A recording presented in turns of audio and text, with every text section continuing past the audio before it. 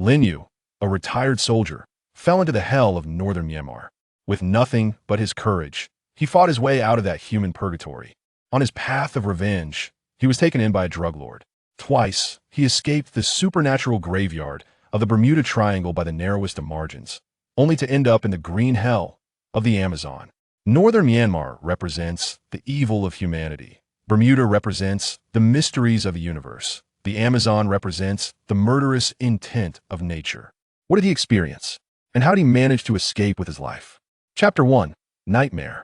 Dark red blood trickled down between his fingers, drop by drop, splattering onto the uneven concrete floor, spreading small patches of nauseating stains. The air was thick with the stench of rust, sweat, and an indescribable odor of decay, pressing down until it was hard to breathe. His lungs were like a worn-out bellows. Each difficult gasp brought searing pain. Behind him came the frenzied barking of dogs, the distinctive hoarse howls of Burmese strays, mixed with the vicious curses of guards in Burmese or broken Chinese. Bullets whizzed past his ears with sharp whistles, clattering against the tin sheds nearby like the death knell of the Grim Reaper. Run. He had to run. Ahead, the rusted wall wrapped in razor wire. The gap he had observed for days and nights, slightly loosened by rain erosion, was his only chance at survival. The hope of life flickered like a faint flame in boundless darkness. He took a deep breath, his leg muscles tensing for the final sprint. Then his ankle. A cold, stiff hand clamped around his ankle like iron pincers reaching from the depths of hell, catching him completely off guard. The tremendous drag made him stumble, nearly sending him crashing down. Lin Yue looked down sharply. He saw a face that could no longer be called a face. Flesh and blood mangled beyond recognition. The features reduced to vague indentations and protrusions. The lips were gone, exposing yellowed, blackened gums like some bizarre insect's mouthparts, opening and closing toward him. The person who no longer resembled a human was a Jie. Unable to endure any longer, he had tried to rush the perimeter and escape. The guards had publicly smashed his mouth with pliers, then tossed him like garbage into the so-called medical room. Lin Yue thought a Jie had died long ago. You, bro, take me with you. The words were forced out between those exposed gums, forming a fragmented, inhuman sound. The voice was soaked with unimaginable despair and pleading, each syllable like an ice pick stabbing deep into Lin Yue's heart. Take me with you. Lin Yue's heart froze instantly. His blood seemed to stop flowing. He tried to break free, to kick him away, but the grip was astonishingly strong, as if bearing the weight of hell itself, dragging him back into that abyss of eternal damnation. The gap in the wall rapidly receded into the distance. Darkness surged from all directions like a living thing, its icy tendrils wrapping around his limbs, covering his mouth and nose, ready to swallow him whole. Huh! Lin Yue's body jolted violently, a short, suppressed roar escaping his throat. He sat up sharply on that narrow, hard bed, eyes wide open. Total darkness. No gunfire, no barking, no curses, no desperate grasp of Jie. Only a low, constant hum, like the steady breathing of some giant steel beast deep beneath the ocean. The bed beneath him rose and fell with an almost imperceptible rhythm. The air carried a mixed odor, cheap disinfectant trying to mask everything, yet ultimately defeated by the stubborn grease stains in the corners, the harsh artificial fragrance of low-quality air freshener, and the omnipresent salty moisture of the sea. Right? He was on a ship, aboard this massive vessel called the Pearl of Europa, cruising through unknown international waters like a moving, isolated island. Cold sweat had soaked through his thin cotton undershirt, chilling against his skin and sending shivers through him. His heart pounded wildly in his chest, heavy and rapid, pounding until his ribs ached. He opened his mouth, gasping greedily for the less than clean air, trying to expel the mixture of blood, decay, and despair he had brought back from the nightmare. In the darkness, he instinctively raised his right hand to his eyes for a closer look. Clean. In the faint light seeping through the gap in the cabin wall, the silhouette of his palm was blurry, but there were no stains. His nails were trimmed short and neat. The knuckles and palms were covered with thick, hard calluses, marks left from years of punching sandbags, wooden dummies, and other, harder, more elastic things. But why? Why did the cold, sticky sensation at his fingertips, that nauseating smell of blood, still seem to linger so stubbornly? He closed his eyes, shaking his head forcefully to dispel the vivid illusion. But Jie's shattered face only emerged more clearly in the darkness of his mind. Not just a Jie, More fragmented images surged like a tide, assaulting his already strained nerves. He hadn't taken him. He had kicked him away with all his strength. Not because he was heartless, but because taking him meant neither would escape. The scam compounds in northern Myanmar were infinitely more terrifying than anything described on social media or in short videos. There was the young boy, barely 16, who had failed to meet his fraud quota for 3 consecutive days. They stripped him naked, tied his limbs, and left him on the concrete ground under the midday sun, temperatures exceeding 50 degrees Celsius, until his skin blistered, turned black, and he slowly died of dehydration. The ha-ha sound that came from his throat in his final moments was like a broken bellows. His parents had sold their house, their car, borrowed from every relative to try to ransom him. But what did that matter here? Humanity? Integrity?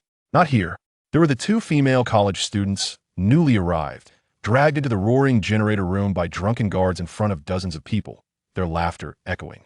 When they were dragged out hours later, barely clothed, their eyes were dead, empty as Ajiez sockets, like soulless puppets. What had they experienced? There was the man who tried to resist, using a hidden piece of plastic to cut a supervisor's arm.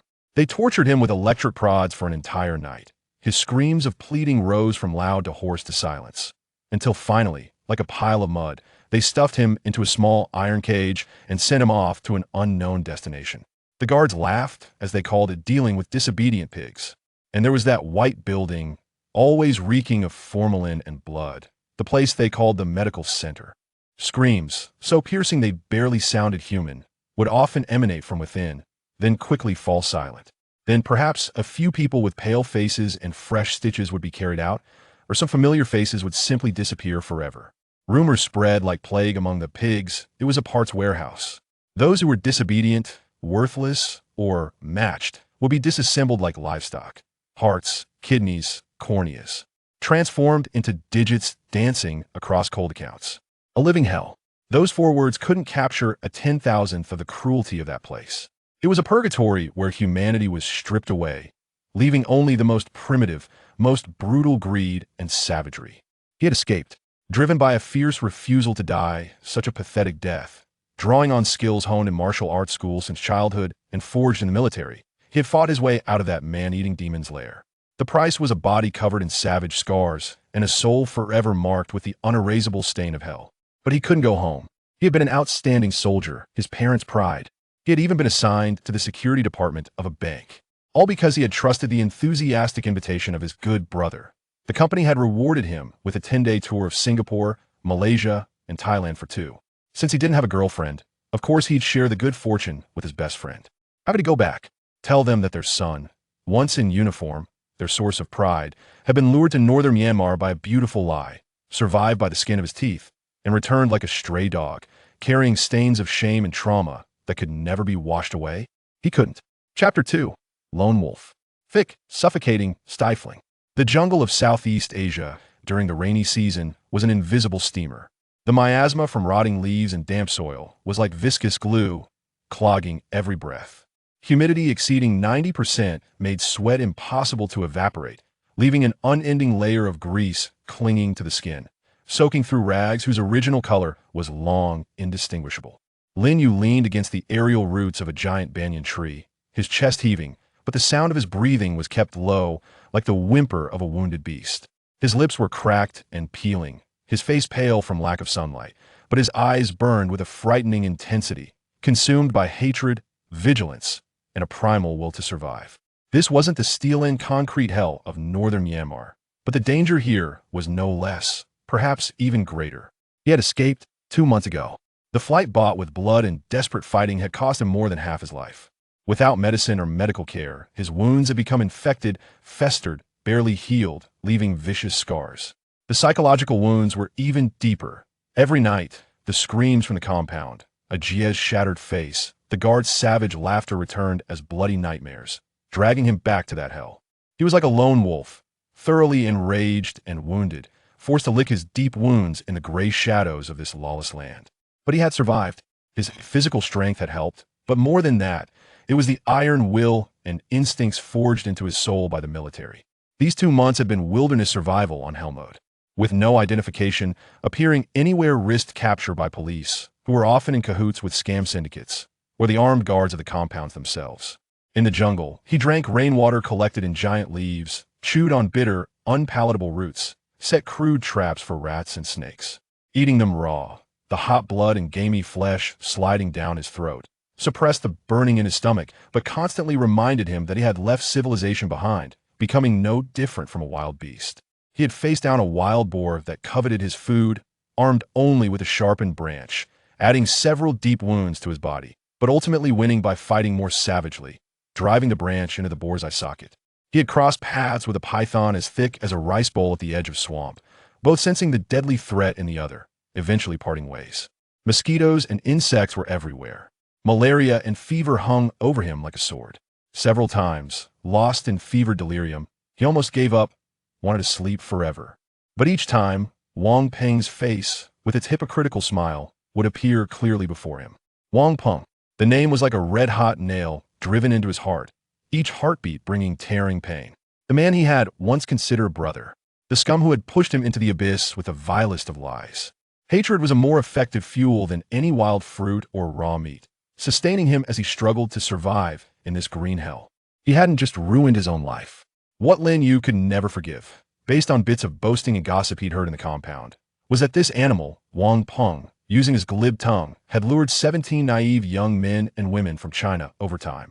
Lin Yue was just one of them. 17, at the prime of their youth, dreaming of the future, sold into hell by the brother Peng they trusted. What would become of them? Would they be forced into telecom fraud, draining the love and conscience of their families? Would they be beaten, sold, even, sent to that slaughterhouse masquerading as a medical center when they failed to meet quotas? Just thinking about it made Lin Yue feel his blood run backward, a destructive impulse nearly bursting through his skull. He had to kill Wang Peng. This thought had become his sole reason for living. Cautiously emerging from the jungle's edge, he looked toward the compound in the distance, surrounded by razor wire and high walls. It was brightly lit, yet emanated a stench of evil more nauseating than the jungle. Wang Peng had risen to become a mid-level manager in one of the scam companies, strutting around with armed guards flanking him. A frontal assault was suicide. He needed an opportunity, needed to get close, to wait for the moment to strike. His wounds had mostly healed. His strength had largely returned. He couldn't wait any longer. The fire of revenge burned so fiercely it suffocated him. He tore off the last few clean strips of cloth from his clothes, tying the tattered pant legs and sleeves tight to look less like a savage. Then, like a ghost, he slipped soundlessly from the jungle, merging into the chaotic, filthy border town on the compound's periphery, a place crawling with all manner of criminals. Using the last damp, moldy bills he had scavenged from a dead backpacker in the jungle, he bought the cheapest local clothes in the black market, a worn hat for shade, and some simple disguise supplies, cheap hair dye, and eyebrow pencil. Bending over the murky reflection of a drainage ditch, he applied them clumsily. The golden hair was rough and fake, but the darkened brow ridge and deliberately drawn wrinkles made him look like a down-on-his-luck Eurasian adventurer. The crude disguise wouldn't withstand close inspection, but under the dim lights of night, it might blur enough to confuse. He prayed it would keep him from attracting the attention of local corrupt police or the scam syndicate's armed guards. His target was the most chaotic night spot in town, Wild Elephant Bar. It was where the compound's successful types came to unwind, a breeding ground for all kinds of gray dealings. The deafening electronic music seemed ready to blow the roof off. Under the dim, flashing colored lights, smoke swirled. Heavily made-up women and shifty-eyed men crowded the small dance floor, gyrating. The air was thick with cheap alcohol, sweat, and a sickly sweet smell of contraband. Lin Yue pulled his hat lower and sat in the most secluded corner, ordering the cheapest beer. His eyes scanned the crowd. His heart suddenly raced beneath the thumping music. There, in a relatively isolated booth on the second floor, Wang Peng sat with his legs crossed, swirling amber liquor in his hand, laughing and chatting with a few others dressed in shirts and trousers who looked like managers. He had gained weight, his face slick with oil, the gold watch on his wrist glinting garishly under the lights. Outside the booth, 2 armed guards in black security uniforms stood like temple guardians, their bulging waists betraying weapons, scanning their surroundings with vigilance. The venomous flames of hatred instantly consumed Lin Yue's reason. He almost lost control, nearly rushed up to smash that nauseating face with his beer bottle. But he dug his nails into his thigh until they pierced the flesh. The pain preserved his last shred of clarity. Not yet. Attacking now wouldn't kill Wang Peng. He'd be riddled with bullets himself. He had to wait. Wait for an opportunity when Wang Peng was alone, or when the guards let their vigilance slip. Chapter 3. Drug Lord. As each moment ticked by, the atmosphere within the bar became increasingly frenzied and chaotic. Suddenly, a dramatic turn of events unfolded. A sharp sound of shattering glass echoed, not from a broken wine glass, but from the entrance of the bar. This was immediately followed by a barrage of coarse curses in the local dialect. The music abruptly ceased. The crowd on the dance floor froze, and soon, panic spread like a plague. Lin Yue's pupils constricted, his body tensed like a leopard sensing danger. He witnessed the bar's entrance being forcefully kicked open, and 7 or 8 men clad in floral shirts, with menacing expressions, stormed in, brandishing sawed-off shotguns and handguns. Almost simultaneously, 5 or 6 individuals burst forth from the direction of the bar's kitchen, led by the bar's enforcer. It was evident that there was a long-standing grudge between the two factions. "Bong, how dare you overstep your bounds?" the enforcer bellowed. "It's time for a change in management." The leader of the intruders, a burly man named Bong, sneered as he raised his firearm. A shootout ensued. It was a clash between two gangs vying for control over the drug trade and territory. Gunfire erupted without any superfluous dialogue. The bar descended into utter chaos. The cacophony of screams, cries, overturned tables, and the dull thud of bullets striking flesh intertwined to create a symphony of death.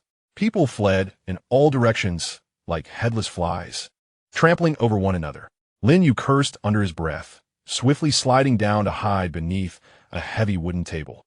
He merely wished to quietly await the opportunity to assassinate Wang Peng, and had no intention of becoming embroiled in this senseless gang warfare. Bullets whizzed overhead, shattering the liquor cabinet behind him, scattering glass shards and alcohol everywhere. Crouching down, he observed the unfolding chaos from the corner of his eye. Wang Peng and his guards had already taken cover behind a booth sofa, temporarily safe. However, fate often has a cruel sense of humor. One of the enforcers, caught in a hail of gunfire, was forced to retreat in a panic, inadvertently backing into the vicinity of Lin Yue's hiding place. With his back turned to Lin Yue, he fired wildly at Basong's men. A gunman among Basong's crew, with a fierce demeanor, clearly noticed this isolated enemy. He turned his gun, aiming at the back of the enforcer. The angle from which the gunman fired also inadvertently placed Lin Yue, who was crouched behind the table, within his line of sight and potential shooting range.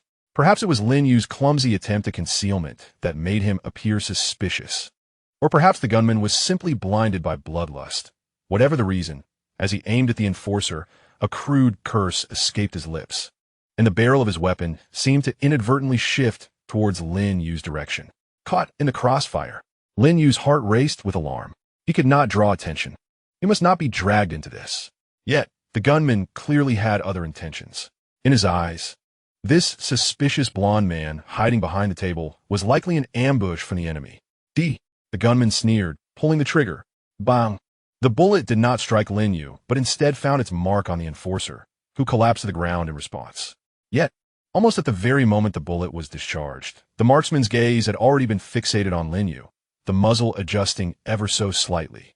In a critical instant, Lin Yue's body moved.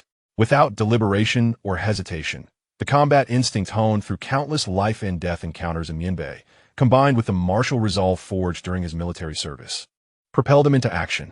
He burst forth like a long-hidden cheetah, springing from beneath the table. Not retreating but advancing, he executed an incredibly swift, low sidestep toward the direction of the gun's muzzle. Bang! The second bullet grazed his scapula, inflicting a searing pain. The distance between the two was already minimal, and Lin Yue's explosive charge closed the gap instantaneously. The marksman, evidently taken aback by the astonishing speed of this hidden adversary, momentarily froze, attempting to reorient his weapon. It was too late. Lin Yue's left hand, akin to an iron vise, seized the wrist of the gunman's shooting hand, yanking it upward with tremendous force. Crack! The sickening sound of bone fracturing accompanied the gunman's agonized scream as the handgun flew from his grasp. Simultaneously, Lin Yue's right elbow, imbued with the momentum of his entire body, descended like a sledgehammer upon the gunman's throat. Ugh! The gunman's wail was abruptly silenced, his eyes bulging as he clutched his neck and crumpled to the ground, convulsing, exhaling with no intake of breath. All of this transpired in the blink of an eye. Lin Yue's strike was vicious, precise, and swift. Every motion was devoid of superfluity, a quintessential execution befitting the battlefield. He had neutralized the immediate threat, yet he had now fully exposed himself at the epicenter of the gunfight. The gunmen on the side of Ba Song immediately took note of this sudden uprising, having witnessed the swift dispatch of one of their comrades. "Damn it, a master! Take it down!" someone shouted. Instantly, at least 4 or 5 firearms unleashed a torrent of bullets in Lin Yue's direction. Lin Yue had already begun to comprehend the Burmese language. Though his heart was heavy with despair, his body reacted swifter than his thoughts. He rolled to the ground, utilizing the overturned tables and chairs as cover, executing movements that appeared almost superhuman as he danced amidst the hail of gunfire. Bullets pursued his every step, splintering wood into a flurry of debris. He could not afford to be complacent. Having been identified as the enemy, he had no choice but to retaliate. His gaze swiftly locked onto the nearest gunman among Ba Song's ranks, who was engrossed in shooting and had his side turned toward him. Like a specter, Lin Yue darted from his cover, executing a low sweeping kick that struck precisely at the rear side of the gunman's knee. The gunman screamed as he collapsed. Lin Yue deftly flicked his foot, sending the fallen handgun soaring into the air, catching it effortlessly without a glance, and retaliated with 2 swift gunshots. Not far away, 2 of Ba Song's henchmen, who were preparing to fire at him, fell to the ground in unison, one shot to the chest and another to the forehead. Terrifyingly accurate, his sudden intervention and the display of formidable combat prowess instantly shifted the previously stagnant balance of firepower within the bar. The group that had been under siege by Ba Song's men suddenly felt a significant alleviation of pressure. The leader of the defenders, a man bearing a scarred visage, his eyes gleaming with renewed vigor, bellowed, "Good brother, lend us a hand. Let us take down this rabble from Ba Song. There will be ample rewards afterward." Lin Yue felt a profound silence within, for he had no desire to be a good brother, nor would he easily trust such notions.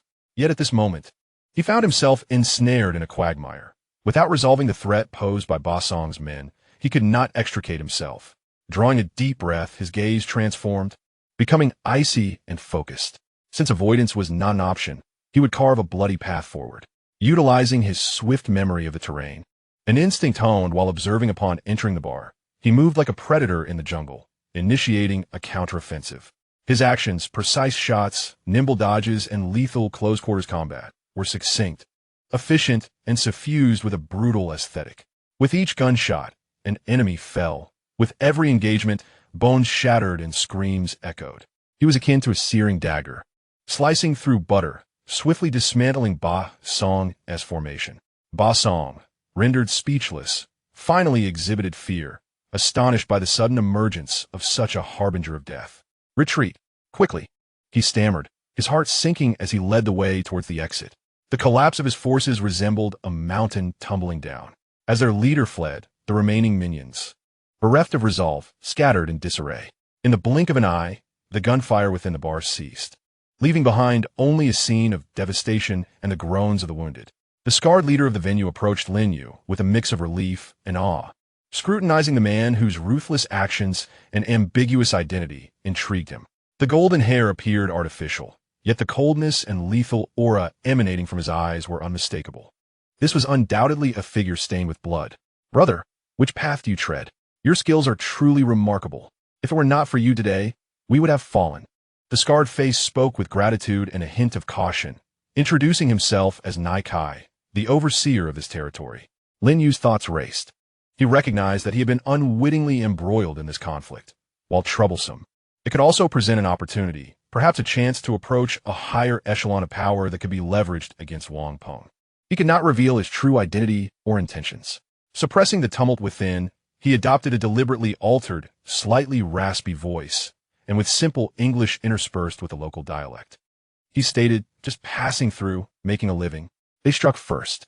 His concise response aligned perfectly with the image of a taciturn expert.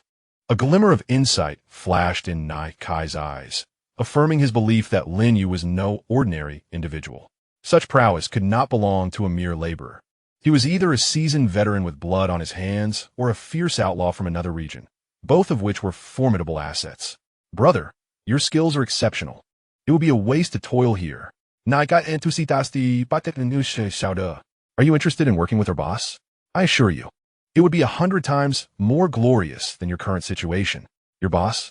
Lin Yue feigned hesitation. Yes, Gos Gwintoi. Nai Kai's face radiated pride and reverence as he mentioned the name. In this territory, invoking Boss Kuentai's name commanded respect. We are engaged in significant business. Kuentai. Lin Yue's interest was piqued. He had heard whispers of this name while hiding in the jungle. He was one of the most powerful drug lords in this border region. Ruthless and formidable. If he could harness his strength, it would be advantageous, but it also meant sleeping with Tiger. Chapter 4. Vengeance as Lin Yue's thoughts raced. A perfectly measured hesitation and a glimmer of interest in a lucrative opportunity flickered across his face. After a brief silence, he slowly nodded. I need a place to stay. Nightside grinned broadly. Excellent. From now on, you're one of us. Come, I'll take you meet the boss. With your skills, being a driver and bodyguard suits you perfectly. The boss is just in need of a trustworthy personal aide. Half an hour later, Lin Yue was led to a heavily guarded villa on the outskirts of town. Within the opulent yet somewhat nouveau riche atmosphere of the living room, he encountered Kuntai, a man in his 40s, short in stature but remarkably robust, clad in a silk shirt with a string of Buddhist beads wrapped around his hand. His eyes were sharp as an eagle's, seeming to pierce through to one's soul.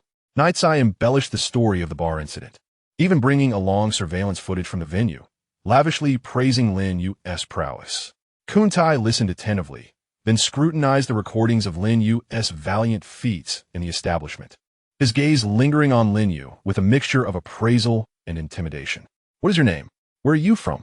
Kuntai's voice was hushed, yet carried an unyielding authority. Call me a Yue. Lin Yue lowered his eyelids to conceal the sharpness in his eyes. I'm from the north. I ran into trouble and came here to lay low. His vague reply was fitting for a fugitive. Kuntai stared at him for a full minute, his gaze as tangible as a physical force, causing the muscles along Lin Yue's spine to tense slightly. It felt as though a venomous serpent had fixed its gaze upon him. Suddenly, Kuntai smiled, though the expression lacked warmth. Good. Skilled and taciturn. I like that. From now on, you'll follow me, drive, and ensure my safety. Your treatment will be nothing short of fair. He casually tossed a set of car keys from the coffee table to Lin Yue. Familiarize yourself with the vehicle. We leave tomorrow. Yes, boss. Lin Yue accepted the keys, bowing his head in respectful submission. Hatred was a slow-burning poison that scorched Lin Yue's insides day and night. Half a month had passed since he became Kuntai's driver and bodyguard. During this time, he was like a stone cast into the abyssal depths of the borderlands, sinking into the most squalid and perilous vortex. Kuntai's enterprises spanned various illicit realms, with the core being the dreaded white powder that struck terror into all who heard of it. Driving the modified armored SUV, Lin Yue ferried Kuntai to clandestine trade venues, encountering a gallery of grotesque and sinister figures. He was as silent as stone, his gaze usually serene and unruffled. Yet in unobserved moments, a consuming fire of vengeance raged deep within. His sole objective remained unwavering. Wang Peng, the brother who had cast him into hell and indirectly dragged 17 innocent youths into the abyss. Each day, as he navigated the chaotic streets of the town, his eyes scanned like radar, sweeping every passerby and every shadowed corner. He knew Wang Peng occasionally left the compound to revel in the blood-soaked fruits of his success in town. That was his sole opportunity. Kuntai regarded him with an unmasked scrutiny in his words. This cunning old fox had danced on the edge of the blade for years, relying on suspicion and ruthlessness to survive. He admired Lin Yue's prowess and taciturn nature, yet he would never readily place his trust in a man of mysterious origins. Lin Yue sensed the ever-watchful eyes lurking in the shadows, Kuentai's probing gaze, omnipresent and unyielding. This sensation of surveillance was like a thorn embedded in his back, compelling him to tread cautiously with every breath he took. He moved as though on a tightrope stretched over a bottomless abyss, suppressing his seething murderous intent while feigning the demeanor of a desperate outlaw driven solely by greed and reliability. This repression threatened to drive him to madness. Until that fateful afternoon, when the sky hung heavy and oppressive, the sultry air thick enough to squeeze water from. Lin Yue was ferrying Kuentai back to town from a warehouse on the outskirts. Kuentai reclined in the back seat, eyes closed in repose. fingers still threading through a lustrous string of prayer beads, as if offering solace to the souls lost by his hand. The vehicle entered the town's most chaotic thoroughfare, flanked by densely packed shops. The clamorous cries of hawkers, the roar of motorcycles, and the piercing cacophony from shoddy sound systems blended into a grotesque tableau of prosperity. At a red light on a crossroads, Lin Yue's gaze habitually swept toward a newly opened entertainment club at the street corner, its garish decor impossible to ignore. In an instant, his blood seemed to congeal. His heart was seized by an invisible, merciless hand, halting its beat before erupting into a frenzied pounding that thundered in his ears. It was him, Wang Peng, the figure etched indelibly in his memory, as if burned to ashes yet unmistakable. Wang Peng stood arrogantly at the club's entrance. Clad in a gaudy white suit, his hair slicked back with oily sheen. Beside him were two henchmen clad in black elastic vests, their bulging muscles coiled, pistols visibly tucked at their waists. His face radiated a smug satisfaction, a brazen display of dominion and power more nauseating than ever before. Even compared to his days in the northern Myanmar compound, it was he, the man who had lured Lin Yue into a living hell under the guise of brotherhood. He who had climbed the infernal ranks on the blood and tears of countless souls, the desperate eyes of 17 boys and girls, the shattered visage of a Jia, the ceaseless screams that haunted the compound. All the suppressed memories and emotions surged forth like a long-dormant volcano finally erupting. The fragile of the world seemed to have been muted, all clamor fading away, leaving only the roar of the engine and the frantic beating of one's own heart. Wang Peng, standing at the street corner, sensed something amiss and instinctively turned his head. The smile on his face froze instantly, transforming into sheer astonishment and dread.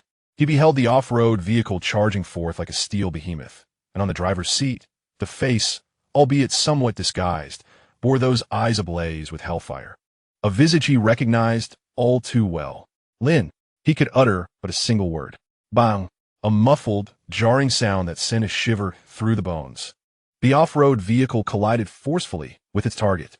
In that critical moment, the two armed subordinates displayed their professional acumen, instinctively attempting to push Wang Peng back while simultaneously trying to evade the impact. But the speed was too great. The three were struck as if by bowling pins. Instantly hurled aside, the figure in the white suit twisted through the air, accompanied by the sickening crack of shattering bones, crashing violently into a fruit stand by the roadside, sending juices splattering in all directions, leaving chaos in its wake. One subordinate smashed into a concrete pillar, sliding down limply. The other rolled a considerable distance, lying motionless in the middle of the road. A moment of eerie silence enveloped the scene. Chapter 5. No turning back then, the piercing scream of a woman, the gasps of onlookers, and the screech of emergency brakes erupted like a boiling pot, thrusting the entire street into chaos.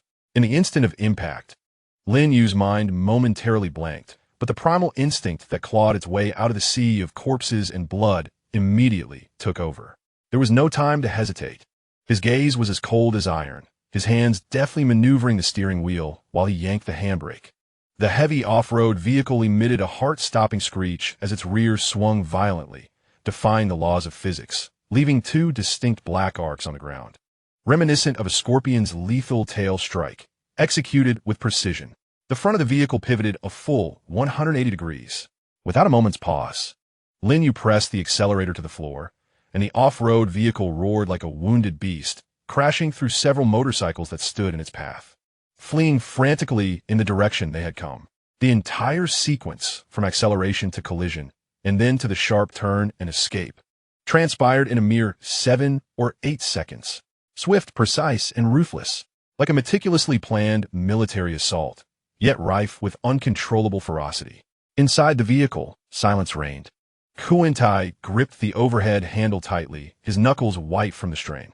He bore no expression, yet within his hawk-like eyes swirled a complex array of emotions: shock, anger, and an inexplicable sense of admiration and relief. Through the rearview mirror, he observed the driver, a pale-faced young man, breathing heavily, yet with eyes that glimmered like ancient ice.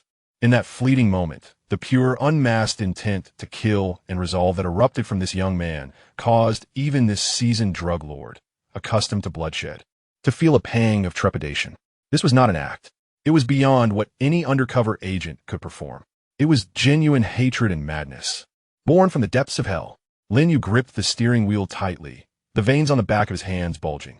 The rapid secretion of adrenaline caused his body to tremble slightly, not from fear, but from an exhilarating sense of vengeance partially fulfilled, accompanied by the inevitable emptiness and tension that followed. He glanced through the rearview mirror at the chaotic scene behind him. Was Wang Peng alive or dead? He did not know. Yet, he was certain that the blow he had delivered was enough to incapacitate him. Even if he survived, it would at least cost him half of his life. A torrent of heat, mingling the thrill of revenge with a bone-deep fatigue, surged to the crown of his head. Half an hour later, the off-road vehicle returned to the heavily guarded villa of Kuan-tai. As the vehicle came to a stop, Lin Yue turned off the engine, plunging the interior into an oppressive silence once more. He could sense Kuan-tai's piercing gaze, sharp as a blade, resting upon the nape of his neck from the back seat. Why? Kuan-tai's voice was devoid of any discernible emotion, eerily calm. Lin Yue took a deep breath, knowing the crucial moment had arrived. He could not utter the true reason, for that would expose everything. He needed a new justification that aligned with his identity as a fugitive. He slowly turned his head to meet Kuan-tai's gaze, the madness in his eyes having faded, leaving only cold embers and a fierce recklessness in its wake. In a hoarse voice, he concocted a half-truth. "Boss, I'm sorry for dragging you into this." He admitted fault, yet his tone bore no trace of remorse. That trio, especially the one clad in white, owed him a life. In northern Myanmar, he had stolen my goods and nearly sold me to the guards of the park. I never expected to encounter them here. He paused, a hint of the distinctive ferocity of a fugitive flickering across his face. I couldn't hold back just now. I've been suppressing this urge for far too long. Kuan-tai listened quietly, his fingers slowly manipulating the prayer beads, remaining silent. His eyes appeared to penetrate Lin Yue's skull, seeking to uncover every thought within his mind. The atmosphere had become suffocating. At that moment, a subordinate dressed in black approached the car briskly and whispered a few words into Kuan-tai's ear, evidently reporting on the situation at the scene. The man in the white suit had suffered severe spinal injuries, his legs shattered, and internal bleeding. Even if he were saved, he would be incapacitated. The other two had one with a fractured skull and another with multiple organ ruptures, both undergoing emergency treatment. The prognosis was grim. Though the subordinate's words were soft, they distinctly reached Lin Yue's ears in the stillness of the environment. Lin Yue's heart sank slightly. Wang Peng was not dead, but it sounded as though his condition was scarcely better than death. Kuan-tai's response would determine Lin Yue's fate moving forward. After hearing the report, Kuan-tai waved his hand, signaling for his subordinate to withdraw. He turned his attention back to Lin Yue, the muscles in his face twitching slightly. Suddenly, he broke into a smile. It was not a disingenuous grin, but one imbued with a blend of cruelty and relief, a genuine expression of delight. "Ha! Well done. You truly couldn't hold back. Coente slapit histici forcipul. You really are a wolf among wolves." He opened the car door and stepped out, circling to the driver's side to personally pull open the door for Lin Yue, giving his shoulder a hearty pat with such force that it nearly caused Lin Yue to sway. "Do you know, Lousy has traversed the world for many years, and the one thing he despises the most is those who hesitate and dither, those weaklings." Kuan-tai's eyes sparkled with excitement, exclaiming, "You are ruthless, direct, to dare to execute such a lethal move in broad daylight. Haha, I like it." He leaned in closer, lowering his voice and speaking with an intimacy that suggested he had finally let down his defenses. "To be honest, for the past half-month, I have had people watching you. I feared you might be a mole sent by the other side. However, now, the smile on Kuan-tai's face turned profound, laced with a hint of cruel mockery. I am completely at ease. In the heart of Huaxia, no matter how formidable or desperate a veteran cop may be, they certainly do not dare to kill openly on the streets. That is a line they cannot cross." He pointed towards the town, as if to affirm an irrefutable truth. "That collision you caused was well executed. It shattered the last remnants of doubt in my heart. From today forth, you, Lin Yue, are truly one of my own." Lin Yue stood rooted to the spot, absorbing Kuan-tai's words, feeling as though a multitude of emotions had been unleashed within him. He had succeeded. Through an uncontrollable and frenzied act of vengeance, He had unexpectedly passed Kuentai's most stringent loyalty test. He had earned the trust of this venomous serpent, gaining access to a broader realm of activities and resources. This had been part of his plan. Yet, why did he feel no joy, only a chilling sense of confusion? Wang Peng was gravely injured, but those 17 children remained trapped in the den of evil. He treaded upon the blood of his enemies, yet found himself ensnared in a far deeper quagmire of sin. He had moved closer to his vengeful objective, yet had distanced himself further from the pure self he once knew.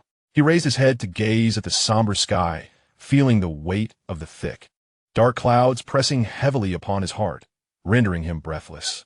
The path beneath his feet was saturated with blood, leaving no possibility of retreat. Chapter 6.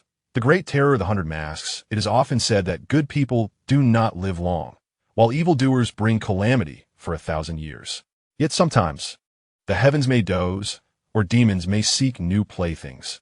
Those who commit heinous acts often find themselves willingly rushing towards danger. Kuentai is a living testament to this. His wealth is so vast that it could never be squandered in several lifetimes. In a kingdom built upon mountains of gold and silver, ordinary thrills can no longer stimulate his numb senses. Power, women, and drugs, each of these ultimate pleasures became akin to repeatedly chewing betel nut, ultimately leaving only a tasteless residue. He began to pursue ever more ethereal and perilous endeavors, attempting to dance on the precipice of death to prove he was still alive, still capable of wielding control over everything, even daring to defy nature and the unknown. This almost pathological inflation of ego ultimately pointed towards the infamous Bermuda Triangle, a place shrouded in taboo.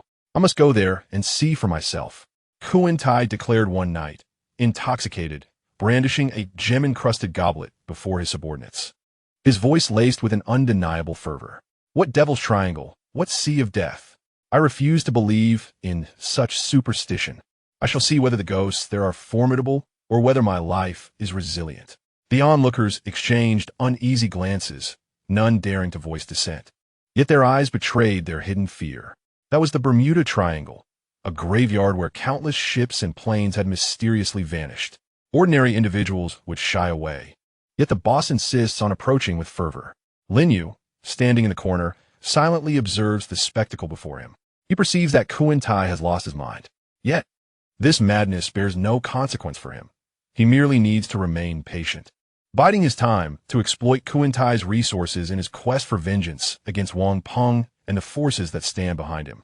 The fate of Kuentai, whether he thrives or perishes, holds no interest for Lin Yue. He even secretly wishes for the drug lord to meet an early demise through his own reckless actions. However, the threads of destiny bind him once more. Kuentai specifically named the individuals to accompany him, alongside 2 seasoned henchmen, Scarface and Vulture, whose hands are stained with blood and whose experience is vast. He also insisted on bringing along his latest acquisition, a woman named Su La. When Su La was presented before the assembly, even Lin Yue, whose heart felt as though it were turned to ashes, displayed a flicker of astonishment in his eyes. She possessed an ethereal beauty, more akin to a spirit ensnared in the depths of the jungle than a mere mortal. Her skin radiated a healthy wheat hue, smooth and taut, her features exquisitely sculpted like the celestial nymphs depicted in the murals of ancient Khmer temples. Her almond-shaped eyes were large and profound, with their outer corners slightly upturned, exuding a natural allure, yet within the depths of her pupils lay 2 wells of chilling tranquility, inscrutable in their depth. Clad in a traditional tube skirt, her figure flowed gracefully, exuding a unique rhythm that intertwined both wildness and femininity. Yet, her gaze remained vacant. Beneath that beautiful facade, her soul seemed to have been extracted, leaving only a numbed acceptance of fate, alongside a hint of a deeply concealed rebellious spirit. Lin Yue sensed in her the essence of a caged beast, yearning for an opportunity to break free from its confines. Kuentai, with a sense of triumph, embraced Su La at the waist, flaunting his prized possession. Do you see? Only such exquisite beauty is worthy of accompanying me to explore the mysteries of the world. Eventually, Kuentai's gaze fell upon Lin Yue.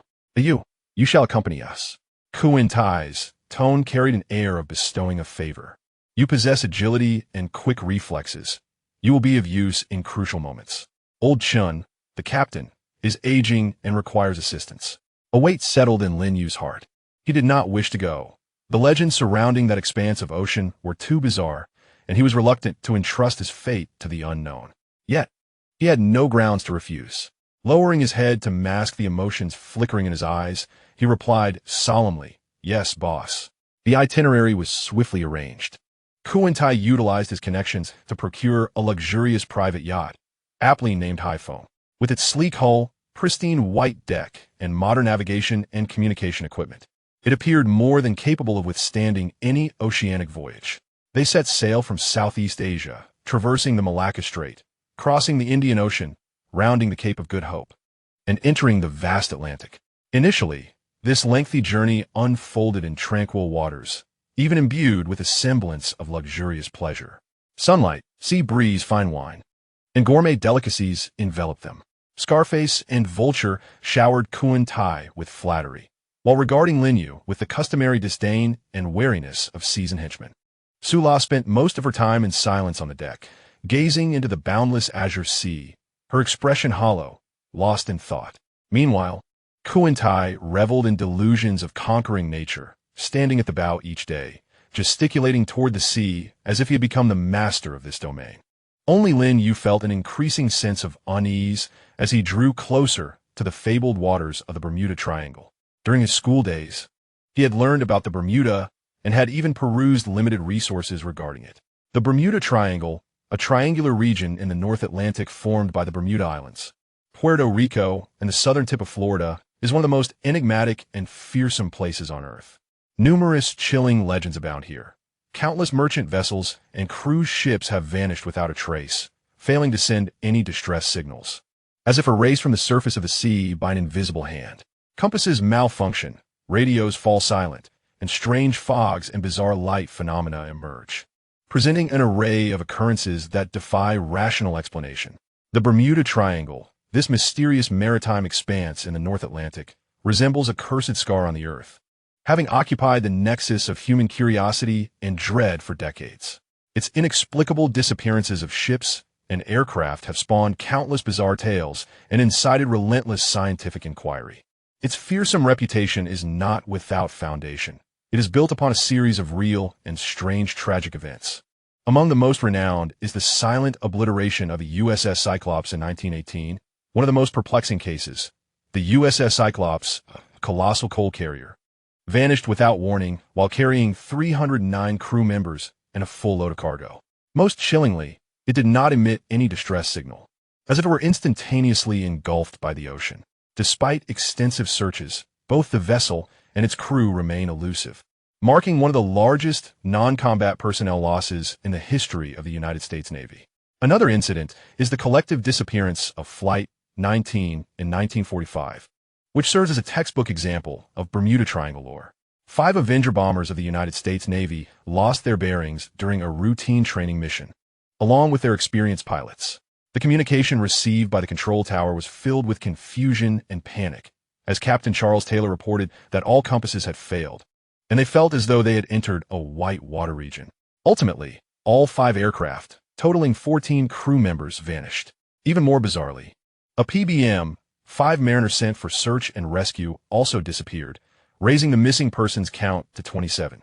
This incident perfectly encapsulates the classic Bermuda Triangle pattern: seasoned pilots, well-functioning equipment, and sudden, inexplicable navigation failures. The mystery of the ghost ship, Carol A. Deering, in 1921 added a significant supernatural dimension to Bermuda's legends. When this large sailing vessel was discovered, its hull was largely intact, the sails still hoisted, and even food was set upon the dining table. However, the entire ship was devoid of crew members, their personal effects, and lifeboats all vanished. It floated silently, like a husk from which the soul had been extracted, becoming the most famous real-life prototype of a ghost ship. Chapter 7. Ominous signs in the face of these inexplicable phenomena, human imagination has spawned various supernatural theories, attempting to unveil answers to the enigma. It is said that this is the gateway to the dimensional tunnel of time and space. The Bermuda Triangle is believed to harbor a portal connecting different temporal realms, where missing ships and aircraft have not sunk, but have been instantaneously transported to another time or dimension. Furthermore, it is posited that this location serves as an extraterrestrial base, with the Bermuda Triangle regarded as a collection point established by aliens on Earth, where the incidents of disappearance are interpreted as acts of advanced extraterrestrial civilizations capturing specimens from our planet. Then there is the theory of Atlantis energy, the legendary ancient civilization of Atlantis, said to have submerged in these waters, is believed to have left behind high-tech energy sources, such as colossal crystals, that continue to operate, with their uncontrolled energy interfering with and even destroying passing modern vessels. Despite the allure of these legends, the scientific community tends to seek answers from natural and statistical perspectives. The prevailing consensus points to the ferocious forces of nature. Theory 1. The hexagonal cloud and micro-explosion theory. Satellite imagery occasionally reveals the presence of regular hexagonal clouds above the Bermuda Triangle. Meteorologists suggest that these may indicate the precursor to air bombs, which can trigger deadly downbursts reaching speeds of up to 270 kilometers per hour, sufficient to capsize ships or bring down aircraft in an instant. Theory 2. The methane hydrate theory. It is believed that vast quantities of methane hydrates lie beneath the seabed in this area. When these stored methane gases are suddenly released on a large scale, the density of the seawater drastically decreases, causing vessels to lose buoyancy and sink like rocks. Moreover, when a methane gas rises into the air, it may result in engine failures or even explosions upon contact with sparks. Theory 3. Abnormal geography and environment. The Bermuda Triangle is one of the regions with the most extreme variations in global magnetic declination, which could lead to significant deviations in navigation systems reliant on magnetic compasses. Coupled with the fierce Gulf Stream, which can rapidly disperse wreckage over vast expanses of ocean, along with the frequent severe storms and rogue waves in the area, this creates an exceedingly perilous natural trap. Thus, it has been dubbed the Devil's Triangle, the Sea of Death, and the terrifying title of the place of disappearances. The scientific community offers various hypotheses, including magnetic field anomalies, methane gas explosions, and underwater black holes. Yet none can completely elucidate all the mysterious occurrences. In the hearts of mariners, it remains a cursed expanse, a graveyard of the ocean. Scared? The scar-faced man observed Lin Yue, who often gazed into the distance, and mockingly inquired, "Kid, if you're afraid, you can still jump into the sea and swim back." Lin Yue cast him a cold glance, offering no reply. Such provocation paled in comparison to the torments endured in the Myanmar northern zone. At length, the yacht's navigational instrument indicated that they had officially entered the periphery of the Bermuda Triangle. Initially, everything seemed normal. The sea was so calm that it bordered on excessive, its blue hue resembling that of a vast, flawless gemstone. The sky was azure, and the sunlight blazed intensely. However, it wasn't long before anomalies began to manifest. First, the electronic devices. The GPS signal started to waver, the needle gently oscillating. From the ship's radio, there occasionally emerged a piercing static, interspersed with indistinct murmurs, as if snippets from a distant time and space, only to vanish in an instant. "What the hell is this place?" The helmsman, Lao Chun, grumbled, slapping the dashboard forcefully. Kuntai, however, was even more exhilarated. "Do you see? This is its extraordinary nature. We have indeed found the right place." Subsequently, the weather began to take on an eerie quality. Just moments ago, the sky was clear and bright, but in an instant, ominous, thick, purple-hued clouds began to gather on the horizon. The sea breeze turned damp and frigid, carrying an indescribable, briny scent. The color of the sea also began to shift. No longer the pure blue it once was, but rather a profound, near-ink black hue, as if concealing an unfathomable abyss beneath its surface. Occasionally, enormous, irregular whirlpools could be seen forming not far off, only to dissipate slowly, creating a disquieting sense of suction. An invisible pressure pervaded the air, weighing heavily on everyone's hearts. Even the once brazen Scarface and Vulture fell silent, their faces paling slightly. Sue tightened her grip on the railing, fear unmistakably etched on her beautiful face for the first time. Lin Yue's muscles tensed, his instinct akin to that of a cheetah, frantically sounding alarms of danger. Extrême danger. We must leave this place immediately. Chapter 8.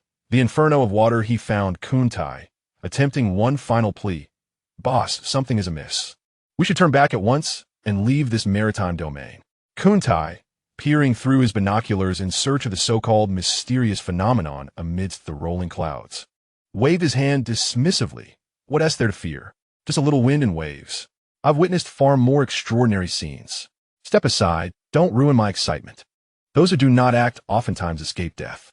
The judgment of fate frequently descends upon those who are most self-satisfied in the most unforeseen manner. Just as Kuntai finished his sentence, a thunderous roar erupted, far from the rumble of thunder. A sound so profoundly deep it seemed to emanate from the very depths of the ocean, or perhaps from the depths of the underworld. The entire vessel shuddered violently, as if struck by an invisible giant fist. Simultaneously, all electronic devices erupted in static before plunging into complete darkness. Navigation, communication, and propulsion systems failed entirely. The yacht resembled an iron coffin, suddenly bereft of its soul, frozen upon the surface of the sea. "What is happening?" Kuntai cried out in terror. The sky darkened at a visibly alarming rate. This was not the darkness of nightfall, but rather a murky, eerie dark purple, as if blended with ink and pus. Surrounding them, a thick, milky sea mist began to envelop the yacht with astonishing swiftness, reducing visibility to less than 10 meters. Even more chillingly, phosphorescent spots appeared upon the sea's surface, glowing a ghostly green, like the eyes of countless vengeful spirits flickering amidst the waves. In the distance, ethereal, haunting melodies drifted through the air, akin to the siren's call or the whispers of the deceased. "Ghosts! There are ghosts!" Vulture quaked in terror, collapsing to the ground. His pants soaked. Scarface managed to maintain some composure, attempting to activate the backup power, but to no avail. Old Chin's face turned ashen as he muttered, "It's over. We have trespassed into the devil's abode." Lin Yue forced himself to remain calm, rushing to the edge of the vessel to gaze at the sea. The water appeared to be boiling, bubbling violently with enormous bubbles, the temperature bizarrely fluctuating between scorching and icy.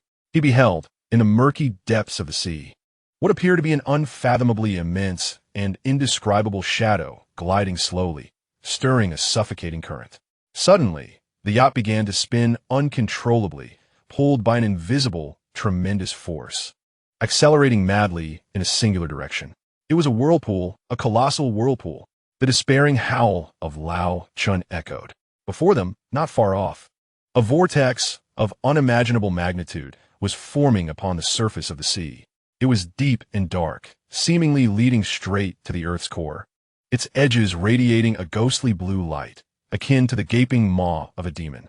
In the face of this overwhelming force, the yacht appeared as insignificant as a fallen leaf, mercilessly dragged towards the center of destruction. "Quick! Lifeboat!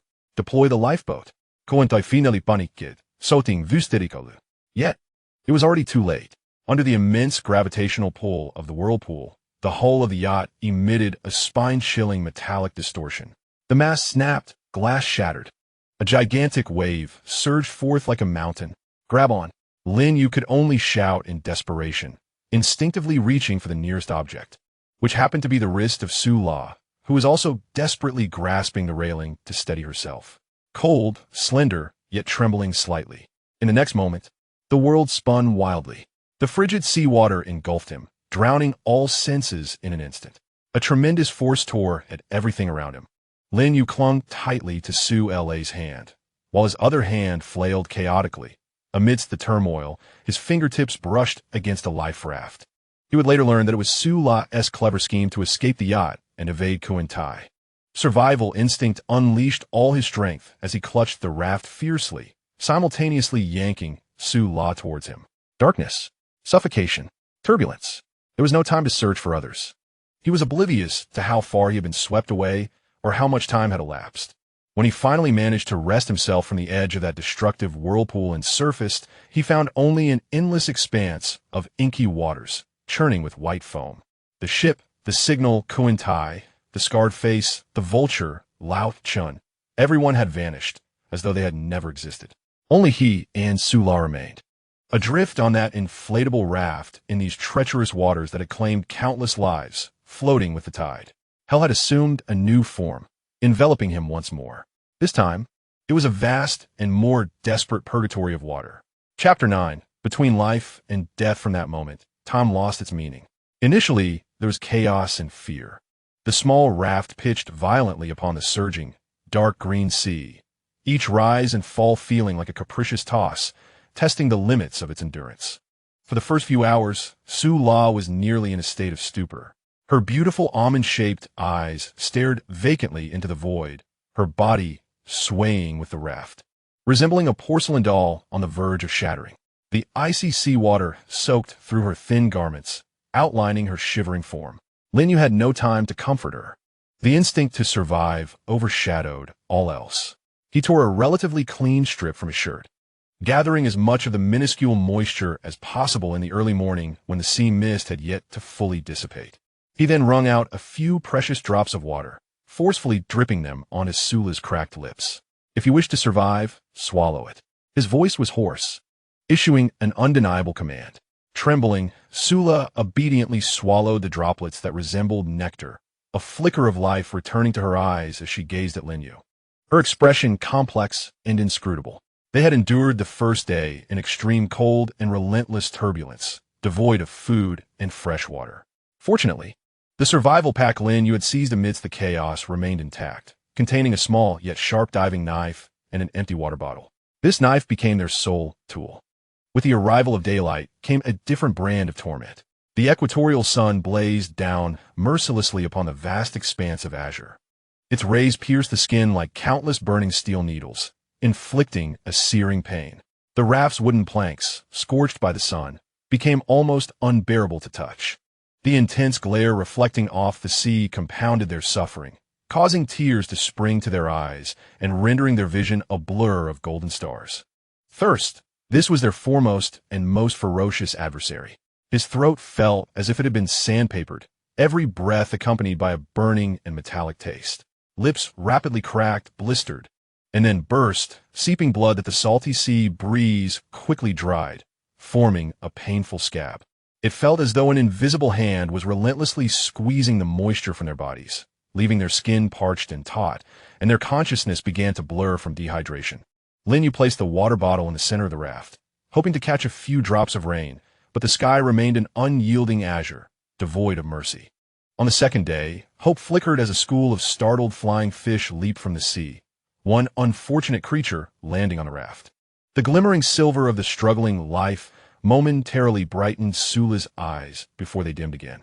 Lin Yue swiftly seized it, unhesitatingly using the diving knife to slice open the fish's belly. The powerful stench assaulted them. He squeezed out a small amount of the fish's transparent bodily fluid and brought it to Sula's lips. Drink! Once more, the command was succinct. Sula gazed at the foul liquid, her stomach roiling, but she knew this was their only chance for survival. She closed her eyes, forcing her mouth open to swallow the intensely fishy liquid. A wave of nausea surged up her throat, yet she managed to suppress it. Lin Yue also squeezed some fish blood into his mouth, the taste causing him to grimace. He then used a knife to cut the flying fish into thin slices. The flesh was slippery, imbued with an unpleasant saltiness, and chewing it felt akin to gnawing on rubber. However, to replenish their strength, they had no choice but to consume it. Sula found it exceedingly difficult to eat, each mouthful accompanied by dry heaves. Yet she persevered, not uttering a single complaint. Lin Yue observed her, this seemingly fragile woman, who possessed an astonishing resilience deep within. Night fell once more, ushering in a bone-chilling cold. The sweltering heat of the day and the frigid night created a hellish temperature disparity. The sea breeze cut through their drenched clothing like a cold blade, robbing them of their scant warmth. The two individuals were compelled to huddle closely together, utilizing each other's body heat to combat the frigid cold. At first, Sula exhibited some resistance, but the instinct for survival overwhelmed any sense of modesty. Lin Yue could feel the chill emanating from her body and the uncontrollable tremors that accompanied it. He extended his arm, drawing her tighter into his embrace, using his relatively broad back to shield her from the biting winds. There were no words exchanged, only two souls on the brink of despair, instinctively seeking solace in one another. On the third day, the rain still did not come. Thirst gnawed at them like a relentless tormentor, fraying their nerves. Lin Yue began to experience hallucinations. as if he could hear the gentle trickle of a stream and see the crystal-clear springs of the jungles in northern Myanmar. He shook his head vigorously, using the pain to keep himself alert. Sula's condition deteriorated further. She developed the low fever, her lips moving as she muttered incoherent words, sometimes in her native tongue and at other times in fearful pleas. Lin Yue could only hold her tighter, continually wiping her forehead and neck with strips of cloth soaked in seawater, attempting to cool her down physically, despite knowing the effect was minimal. On the fourth day, the sky finally darkened. Clouds amassed, and the distant rumble of thunder resonated. Hope ignited within Lin Yue, rekindling the nearly extinguished strength of his heart. He swiftly prepared his water vessel, even tearing off larger pieces of cloth to gather as much rainwater as possible. However, fate unveiled its cruelty once more. The raindrops fell, but they were sparse and fleeting, lasting less than 10 minutes. The rainwater was brackish and barely quenched their thirst. They opened their parched mouths, futilely welcoming the meager droplets, most of which were wasted. Ultimately, they managed to collect only a small portion of murky, salt-tinged freshwater. Lin Yue offered the vessel to Sula. She glanced at the container, then at Lin Yue's similarly cracked and peeling lips, shaking her head. Together, her voice was as faint as a whisper of a mosquito. Lin Yue did not decline. They took turns, carefully sipping a small amount. That meager water, moistening their throats, evaporated instantly, igniting an even stronger thirst. Despair, like the inky waters surrounding them, surged from all directions, threatening to engulf them completely. The 5th and 6th days blurred into an agonizing haze. Hunger was bearable, but thirst was enough to drive anyone mad. Their skin was sunburned and peeling, their eye sockets sunken, resembling skeletal figures. The raft drifted aimlessly with the currents, direction rendered meaningless. Occasionally, seabirds would swoop by, emitting mocking cries, but they remained beyond reach. In the morning, Lin Yue began to carefully scrape the salt-crusted dew from the raft with a diving knife. But the quantity was insubstantial. He even contemplated drinking seawater. Yet reason and common sense warned him that such an act would be tantamount to suicide. Most of the time, Sula remained in a state of lethargy, leaning against Lin Yue, her breath faint. Only when Lin Yue forcefully fed her the minuscule fish or shellfish he occasionally managed to catch would she regain a moment of clarity. Once in a state of half-consciousness, she clutched Lin Yue's arm tightly, her nails nearly piercing his flesh as she murmured, "Do not abandon me." Chapter 10. Ming Zhuanyu. Lin Yue gazed upon this woman, whose fate had been fraught with misfortune. They were beings from two disparate worlds. Yet the relentless whirlpool of destiny had cruelly cast them into this abyss of life and death. In the corner of his heart, once frozen by hatred, there seemed to be a faint stirring. "Never," he replied softly, his voice hoarse yet imbued with a weighty promise. On the 7th day, Lin Yue's consciousness began to disperse. His vision fluctuated between clarity and obscurity. The strength within him was ebbing away, leaving him almost devoid of the energy to grip the diving knife. Sula was nearly entirely unconscious, with only the faint rise and fall of her chest attesting to her survival. He raised his gaze to the unyielding and cloudless blue sky, for the first time truly sensing the imminent approach of death. Perhaps this was the end. Having fled the hell of Myanmar and traversed the perilous threshold of Bermuda, they were ultimately destined to perish silently, either of thirst or exposure, upon this seemingly beautiful yet merciless ocean. Unwilling to succumb, he held onto the woman, a chance acquaintance, yet a companion in this dire situation.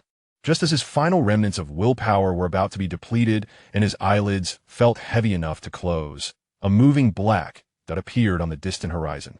At first, he believed it to be a mere illusion, a mirage, another deception from his dying brain. He forcefully blinked his dry, stinging eyes and fixed his gaze on that direction. The black that was enlarging. Its contours were becoming increasingly distinct. It was not an illusion. It was a ship, a colossal, pristine white cruise liner. An inexplicable surge of strength surged into his nearly depleted body.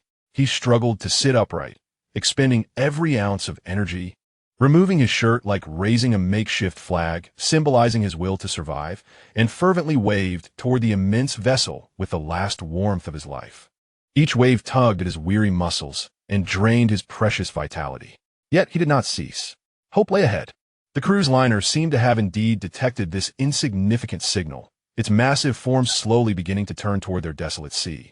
As the shadow of the ship loomed over their diminutive raft like a mountain, as the lifeboat was lowered, and as the uniformed sailors regarded the two almost unrecognizable survivors with astonishment and pity, Lin Yue cast one last glance at the mysterious Bermuda waters that had consumed Kuantai and Haiphong. Then, he tightly held the unconscious Su La, allowing the sailors to lower the ropes and hoist the raft up. At last, they had arduously set foot upon the cold and solid deck of the Europa Mingzhu. Have you heard? The captain has ordered the retrieval of two survivors who claim to have escaped from a shipwreck in the Bermuda Triangle.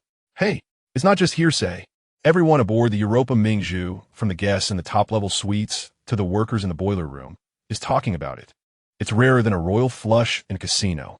A pair of individuals who emerge alive from Bermuda? Is that true? Isn't that merely a legend? Absolutely true.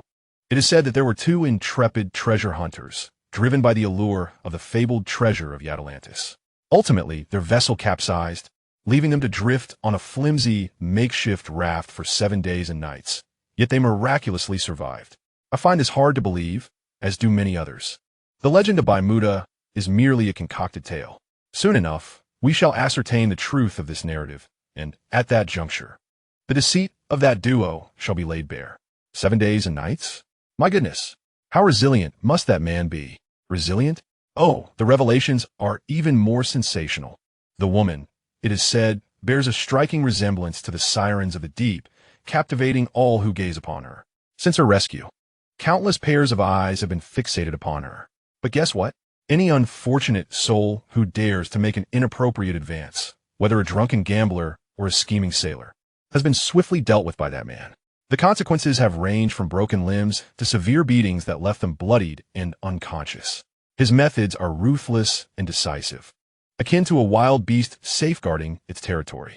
Just yesterday, a notorious enforcer named Crazy Johnny, who thrived on his connections and terrorized others, merely sought to caress the woman's face, only to have his arm brutally twisted and sent flying across the dining area. He remains in the infirmary, groaning in pain. How audacious to act so brazenly on the high seas. Does he not fear being cast overboard as fish bait? Thus, his fearsome reputation is well-deserved. However, as you know, our vessel, the Europa Mingzhu, while resplendent and a symbol of civilization, operates under its own set of rules once it ventures into open waters. The captain and the elite tacitly endorse a certain degree of chaos, provided it does not result in fatalities or infringe upon core interests. They relish the spectacle. That man has become a spiny hedgehog. No one wishes to approach him lightly, yet there are many who covet his thorns and the woman by his side. Whispers akin to jellyfish glide silently through every corner of the grand Europa Mingzhu, expanding with vibrant colors and lethal toxins. Lin Yue and Su La, these unexpected intruders, have become the central topic of conversation aboard this isolated maritime metropolis from the moment they stepped on board. At this moment, in the lower deck of the cruise liner, within a cramped cabin suffused with a mingled sense of disinfectant, machine oil, and sweat, the protagonists of this rumor face a pivotal reality. The cabin is constricted, containing only 4 narrow bunks, one of which Lin Yue occupies. The other 3 bunks are designated for other laborers of the same lowly status, who are currently absent.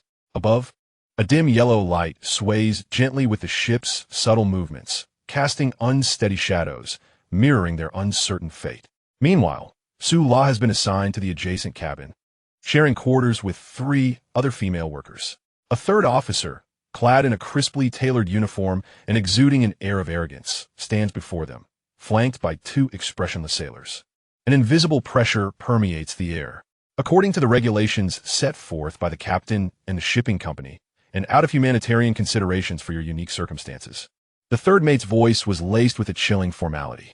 His gaze traversed Lin Yue, momentarily resting on his battered yet upright spine, before shifting to Su La, who bowed her head, her pallid complexion betraying her distress.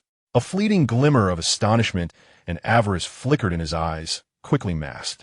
You are permitted to remain aboard until the next resupply port. However, this is contingent upon your willingness to work in order to reimburse the costs incurred during your rescue and your stay on the vessel.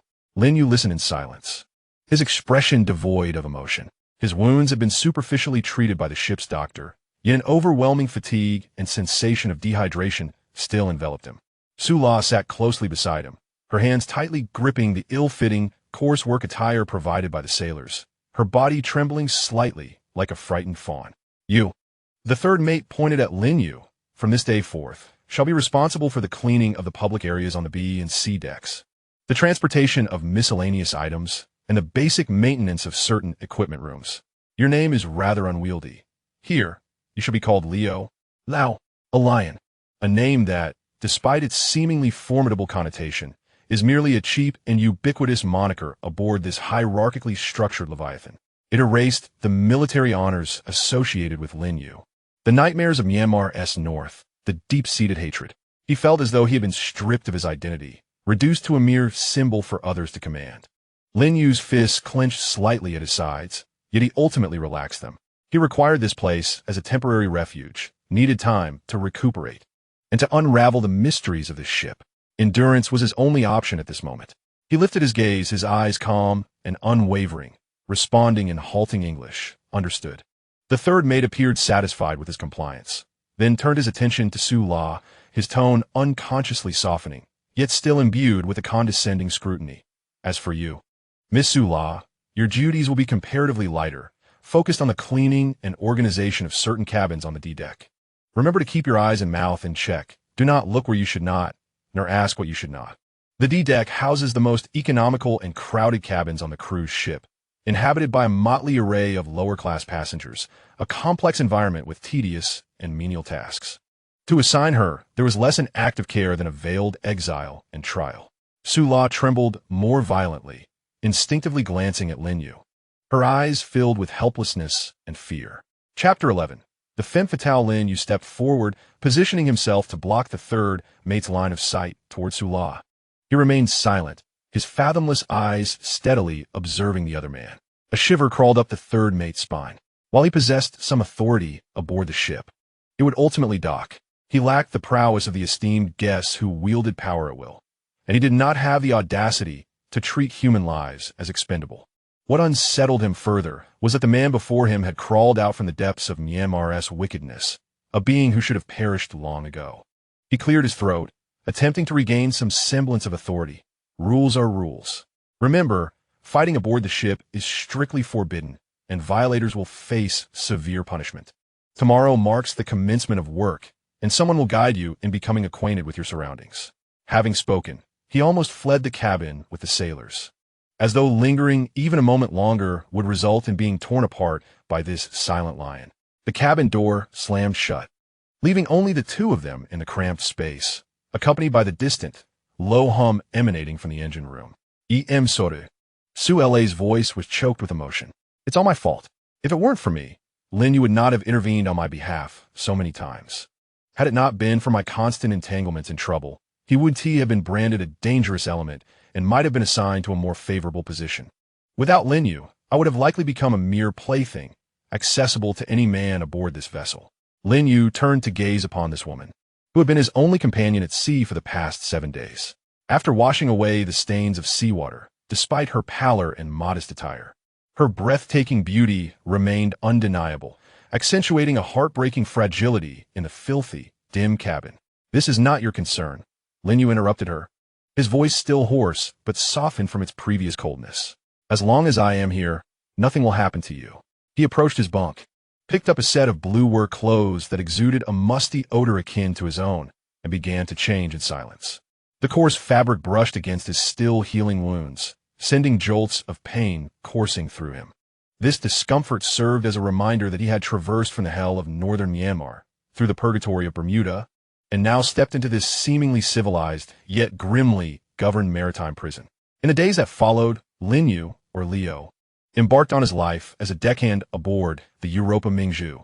His duties were concentrated in the public areas of the lower decks, clearing cigarette butts and alcohol stains outside the casino, wiping down the stair railings, transporting heavy supply crates to the kitchen, and occasionally crawling into the roaring, humid machinery rooms to assist in pipe repairs. He worked silently and efficiently, completing all assigned tasks. Yet, his eyes never ceased their vigilant observation. He witnessed the wealthy patrons in the casino, throwing money around with hollow gazes, glimpsed figures engaged in illicit transactions in the bar's shadowy corners, observed well-dressed gentlemen revealing their lewd intentions towards waitresses in the dark, and witnessed quarrels erupt among the lower-tier crew over meager gains. This ship resembled a miniature world, with greed, desire, and naked class oppression surging beneath its glamorous facade. The salty sea breeze mingled with the engine's roar as it swept through the narrow corridors of the lower deck, far removed from the champagne and revelry of the upper deck. The air was thick with the oppressive scent of rust, mingled with fuel and sweat. Just after completing a round of heavy lifting, Lin Yue, beads of sweat dotting his forehead and his work clothes soaked through, hurried toward the crew's rest area, knowing Su-la would soon finish her shift. According to the schedule, she was responsible for cleaning the D-deck corridor, which served as the main thoroughfare for the night shift crew returning from their drinking escapades. Before he could reach the corner, a cacophony of crude laughter and the stifled gasps of women reached his ears.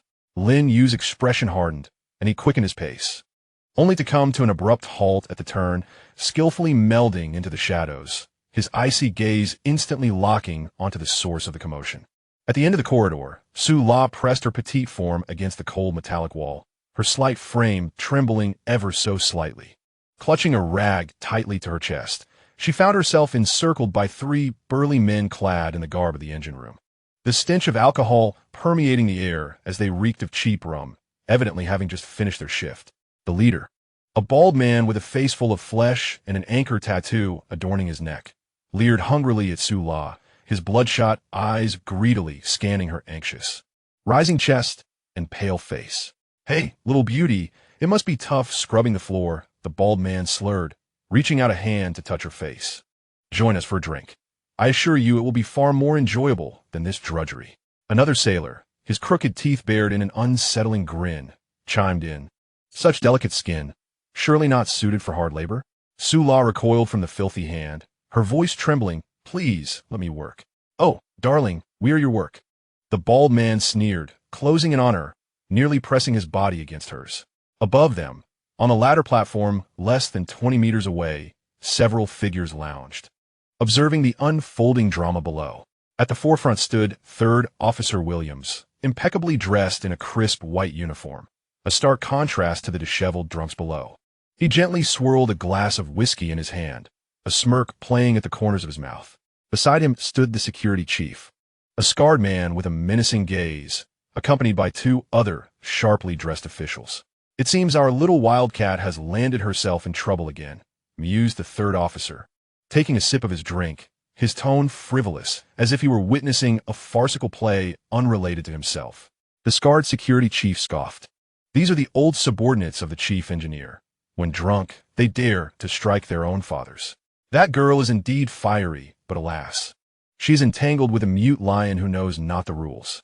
Another chimed in. "Mr. Williams, it appears your previous warning did not resonate with Mr. Leo. For this woman, he has certainly made his fair share of enemies." A flicker of displeasure crossed 3rd Officer Williams' eyes, soon replaced by a more sordid anticipation.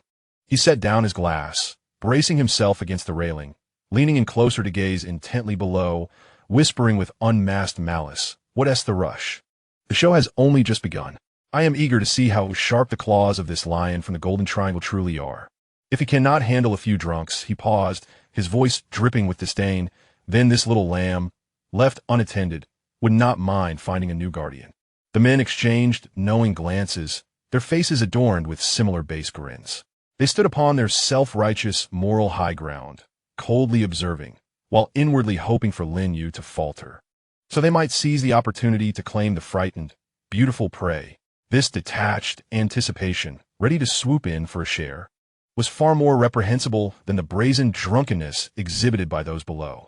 The bald man, having lost his patience, seized Su-la's slender wrist, yanking her towards him with a forceful grip as she continued to evade him. "Let go of me," she cried out, Su-la's desperate struggle and tear-filled eyes eerily intertwined with a pleading voice buried deep within Lin Yue's memory, echoing from a dark, damp warehouse. That voice was not Su-la's, but belonged to another girl, much younger, with larger eyes, who once trembled and begged in the moldy corners of a cyber fraud camp in northern Myanmar. Fragmented images exploded in his mind. The girl being dragged into the supervisor's office, the the grating sound of her fingernails scraping the floor. The relentless cries and agonized screams mingled with the heavy breathing of men. This mentally shattered girl endured 3 days of torment. When Lin Yue was ordered to carry her away, she lay on the cement floor, her gaze hollow as two empty voids, her body battered and soiled. The air was thick with the stench of blood and despair. She kept murmuring "Mama" until she was discarded like refuse. She had resisted the cyber fraud operation, even biting the supervisor's ear and nose. Countless men had violated her, after which she was taken to the infirmary to have her corneas, liver, and kidneys harvested. And then there was nothing more. Those images, sounds, and smells scraped his mind like rusted blades. He had been forced to witness those atrocities, and the suppressed rage and helplessness now ignited fully by Sula's terrified eyes. 2 other drunken men, giggling lecherously, extended their filthy hands. It was now. Lin Yue's blue figure materialized like a phantom, cutting abruptly between them. His movements surpassed normal human reflexes, not a mere collision but precise, efficient, embodying a merciless aesthetic of violence. Instead of grappling with the bald man's hand, Lin Yue's left hand clamped down like an iron pincer on the ulnar side of the wrist gripping Sula's arm. His thumb, piercing into the bone, seemed like a steel nail. A sickening crack of a minor bone fracture rang out. The bald drunkard howled like a slaughtered pig, instantly releasing Sula as his arm went limp as though electrocuted. The flush of alcohol drained from his face, leaving only pallor and contorted agony. But it was not over. Almost simultaneously, Lin Yue's right hand shot out, fingers splayed like an eagle's talons, seizing the bald man's agonized mouth, both upper and lower jaws. Without hesitation, his arm unleashed terrifying force, wrenching the head violently to the side. The guttural howl was strangled into a desperate gurgle deep within the throat. The massive body was yanked by an irresistible force, the skull crashing against a cold metal fire hydrant box with a dull, solid thud. The bald man's eyes rolled back, his body twitched twice, then slid limply down the box, utterly unconscious. Blood welled from his temple, mixing vividly with the anchor tattoo emblazoned on his neck, making a striking contrast. All this transpired in the blink of an eye. The other 2 drunken sailors had yet to react before their comrade collapsed like a heap of rotten flesh. The lewd grins on their faces froze, their alcohol-numbed brains struggling to process the sudden and horrifying scene. Lin Yue slowly turned around, his eyes, deep as abysses, no longer exuded calmness, but were suffused with an almost palpable cold, killing intent. He radiated no fierce aura, yet his extreme indifference to life rendered the surrounding air seemingly solidified. His gaze swept over the remaining 2 sailors. Upon meeting his eyes, the 2 felt as if they had been doused in frigid polar waters from head to toe, their intoxication dissipating in an instant. A chill surging from their spines straight to the crown of their heads. They glanced at their motionless comrade on the ground, and then at Lin Yue's emotionless eyes, perceiving not a man, but a precise and efficient killing machine. "Leave," Lin Yue spoke, his voice low yet akin to an ice pick, piercing sharply into their hearts. The 2 sailors, terrified beyond measure, dared not utter a single harsh word, almost crawling as they hastily dragged their unconscious bald companion, staggering away from the corridor as if fleeing from a plague, not daring to look back. Meanwhile, above the gangway, the 3rd mate Williams and his companions, who had initially watched with a sense of amusement, were now frozen in place.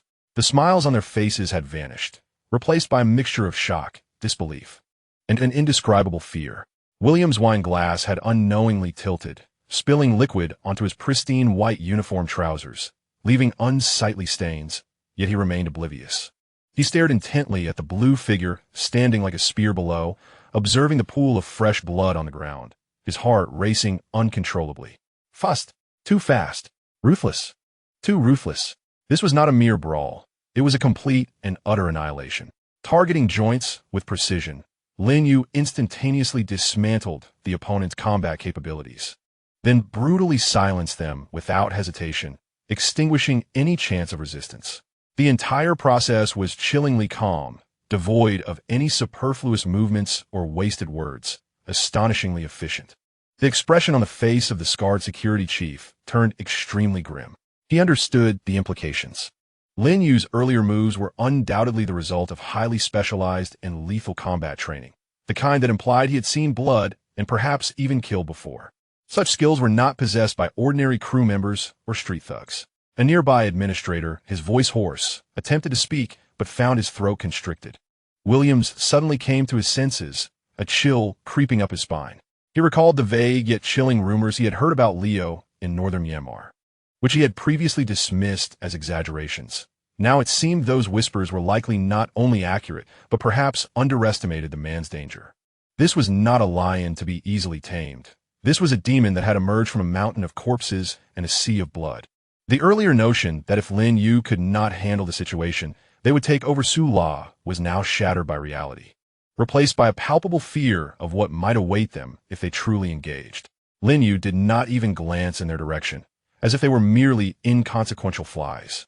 He slowly turned around, gazing at the shaken and pallid Sula. Sula stared at the bloodstain on the ground, her eyes drawn to Lin Yue's gaze, which still bore the remnants of a chilling coldness, her body trembling slightly. It was not fear of Lin Yue that gripped her, but rather the shock from the violent scene that had just unfolded and the terrifying aura that emanated from the man before her. "It's all right now." Lin Yue's voice regained a hint of its previous raspy quality, though the coldness within it had not entirely dissipated. He extended his hand, not to touch Sula, but to retrieve the rag she had dropped, returning it to her. As Sula accepted the rag, her fingertips inadvertently brushed against Lin Yue's hand. Feeling the rough calluses of his palm and the unrelenting strength that was as solid as rock, she lowered her head, her voice faint yet imbued with a complex emotion. "I've troubled you again." Lin Yue offered no response, his silent yet formidable presence insulating them from all external malice. Above on the platform, Third Officer Williams took a deep breath, forcibly suppressing the tremors within his heart. He adjusted his crooked tie, yet could not mask the trepidation lingering in his gaze. Casting a final glance at Lin Yue's silhouette, he turned to depart, his steps markedly more hurried than when he had arrived. The others exchanged silent glances, following suit, their earlier leisure replaced by a newfound urgency. They understood that the man named Leo, along with the woman he protected, warranted a re-evaluation. This was no longer merely a tough nut to crack, but a volatile powder keg ready to explode. In the absence of absolute certainty and necessity, it was best to maintain a respectful distance. On the grand vessel, a microcosm of society, Leo, the taciturn handyman, had effortlessly incapacitated a seasoned sailor under the chief engineer's command, all for the sake of the woman named Sula, exhibiting a ruthless and unyielding demeanor. The details of the incident spread like wildfire, embellishing Lin Yue's image into something mysterious and fearsome in the eyes of the lower-tier crew. Chapter 13.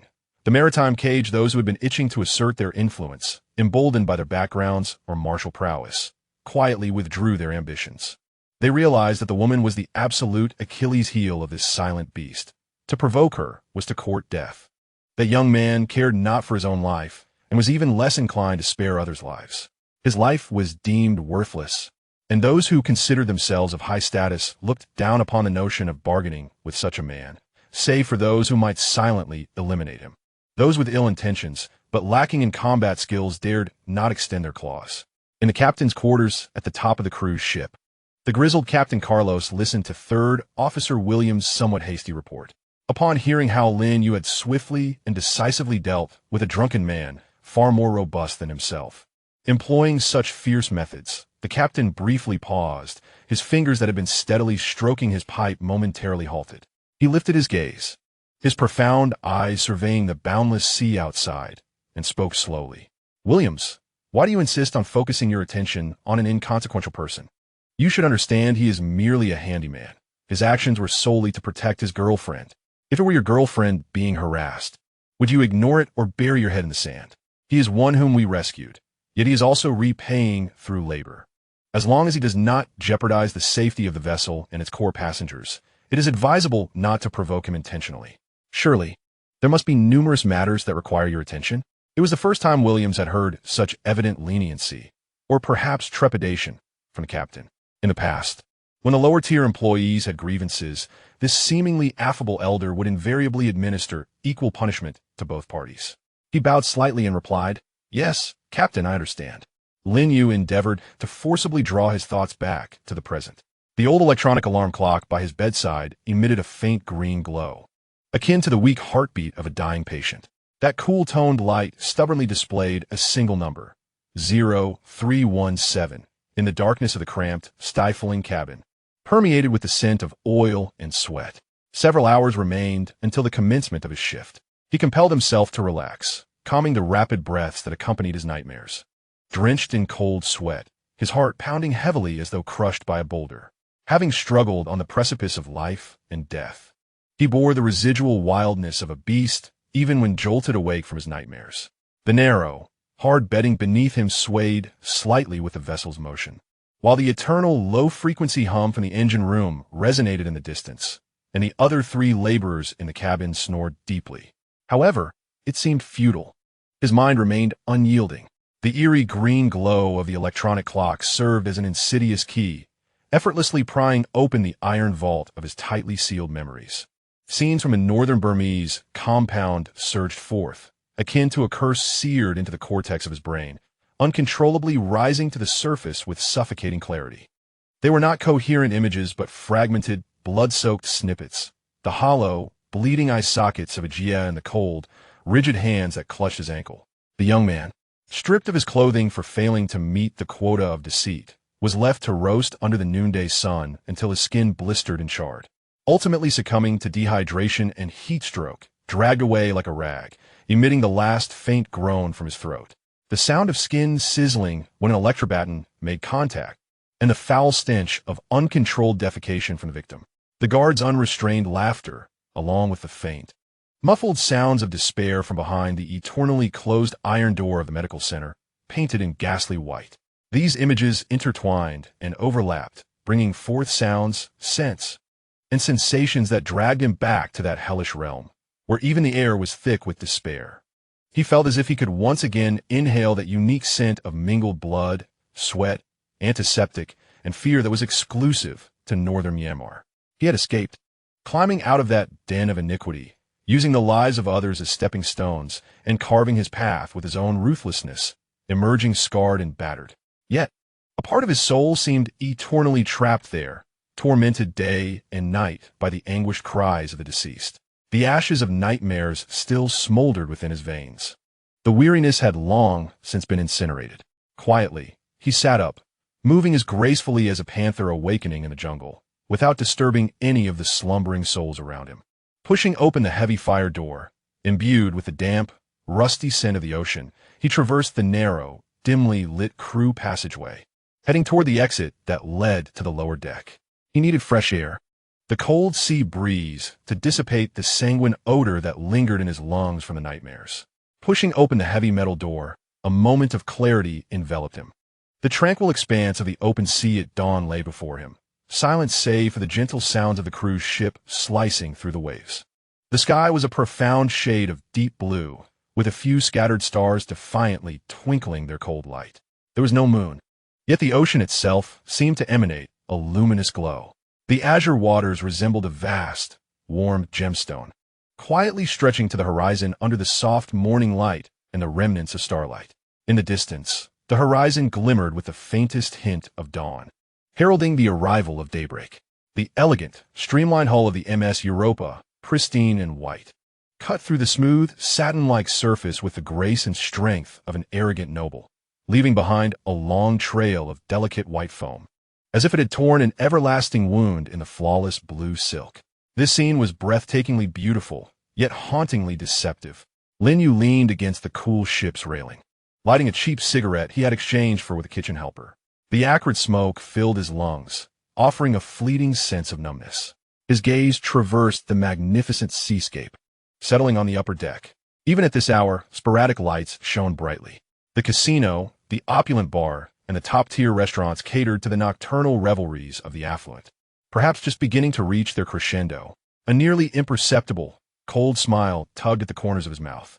To him, the well-dressed magnates and wealthy elites, surrounded by throngs of admirers and awestruck onlookers, were nothing more than a collection of pretentious figures cloaked in the guise of civilization. Whether they wielded influence in the marketplace, enjoyed renown in certain domains, or simply inherited unending wealth, they engaged in grandiloquent discourse, lavishing money freely, masking their intrinsic greed, hypocrisy, and cowardice with restrained smiles and graceful gestures. A chilling, scornful voice echoed within him, suggesting that if these misfits were placed in his battalion, within 3 days, they would be reduced to mere shadows of themselves. He recalled his days in basic training and reconnaissance units, enduring the blazing sun and torrential rain, crawling through mud, pushing his limits in weighted endurance runs, and holding his weapon until his arm lost all sensation. He remembered comrades with sun-kissed skin, booming voices, and a penchant for profanity, yet the kind of individuals with whom he could trust his back without hesitation. He reminisced about the pure strength forged from sweat, blood, and even sacrifice, the ironclad discipline and the bond of life and death shared among them. Such rigorous trials, which pushed the limits of human capacity and spirit, were beyond the comprehension of those who ascended through capital, power, or cunning. Their might rested on wealth and rules, akin to castles built upon sand, seemingly magnificent, but liable to collapse with a single wave. In contrast, Lin Yue and his former comrades possessed a strength ingrained in their very bones, coursing through their veins.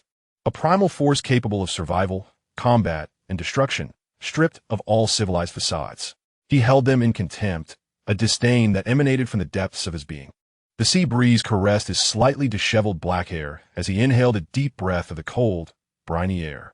The mocking curvature of his lips gradually faded, replaced by a profound, almost numbing tranquility. Yet, despite his disdain at this moment, he found himself regarded as a destitute fool in the eyes of these flawed individuals. Chapter 14. Undercurrents of class. Lin Yue donned rough, inexpensive work attire, engaged in the dirtiest and most laborious tasks, residing in a cabin tainted by polluted air, subsisting on meager work meals. He was compelled to display a humble smile to every passerby, even if they were merely ordinary passengers, though he seldom smiled, to endure the contemptuous glances inadvertently cast by some of the elite, and to heed the commands of those management personnel who might not even be able to steady a weapon. To survive, to seize the opportunity for the ship to dock and depart, he had to securely confine the proud warrior he once was, who fiercely battled in the hell of northern Myanmar, beneath this shell named Leo. This represented a deeper humiliation, far more difficult to bear than physical pain. It gnawed silently at his dignity, consuming him at every moment. He took one last glance at the resplendent sea, gradually adorned with the golden hues of dawn, and the dazzling lights of the upper deck. That was another world, one he perhaps once had the chance to touch, now separated from him by an invisible chasm. Turning around, he pushed open the heavy metal door, once again immersing himself in the dim, oppressive crew corridor. The eerie green glow of the clock read 0345. The shift change was drawing closer. The struggle and endurance of a new day in this maritime prison were inching nearer. He straightened his back and walked steadily towards the endless gray reality that belonged to Leo, awaiting a moment of escape that may never arrive. He longed for home. Mistakes are mistakes. Rectifying them now is still timely. The Europa Mingzhu was akin to a precisely functioning miniature city, clearly imprinting the barriers of human class on each deck and within every area. Lin Yue, or rather Leo, found his movements strictly confined to the public areas of decks B and C, as well as the lower levels saturated with the scents of oil and sweat, where the crew resided. The air here was murky and hurried, the unacknowledged foundation of this floating palace. Yet, on this international cruise ship, familiar dialects could occasionally be heard. Lin Yue did not deliberately seek companionship, but through the daily grind, he inevitably noticed several individuals of Han descent sharing his bloodline. However, what lay between them was far more than just a few decks of distance. Han Li was one of them. Lin Yue first noticed him in the ship's small library and reading area. At that moment, Lin Yue was cleaning the glass of the floor-to-ceiling window, and through the transparent barrier, he observed an elderly man with graying hair and gold-rimmed glasses, deeply engrossed in a massive underwater topographic map. Clad in a crisply ironed linen shirt, the elder exuded a refined demeanor that starkly contrasted with the casual tourists surrounding him. Later, Lin Yue learned from the scattered discussions of other crew members that Professor Han Li was a distinguished geologist in the country, particularly renowned for his expertise in marine geology and natural gas hydrates. His presence was not merely for leisure. It seemed he was utilizing the ship's voyage as a mobile research expedition. Lin Yue had witnessed on numerous occasions Han Li standing alone by the railing of the deck. Unlike other tourists who were preoccupied with taking photographs or engaging in laughter. Instead, he gazed intently and silently at the vast expanse of azure below. His expression was not one of admiration, but rather an almost obsessive inquiry, as if he sought to penetrate the tranquil surface of the sea to uncover the tumult and mysteries concealed beneath. There lay profound oceanic trenches, active underwater volcanoes, enigmatic gas hydrates, and a legendary Bermuda Triangle that had claimed countless vessels and aircraft. Han Li's world was composed of tectonic plates, sedimentary sequences, resource distributions, and the unknown forces of the Earth. What he pursued were the cold, grand geological truths hidden beneath the beautiful scenery.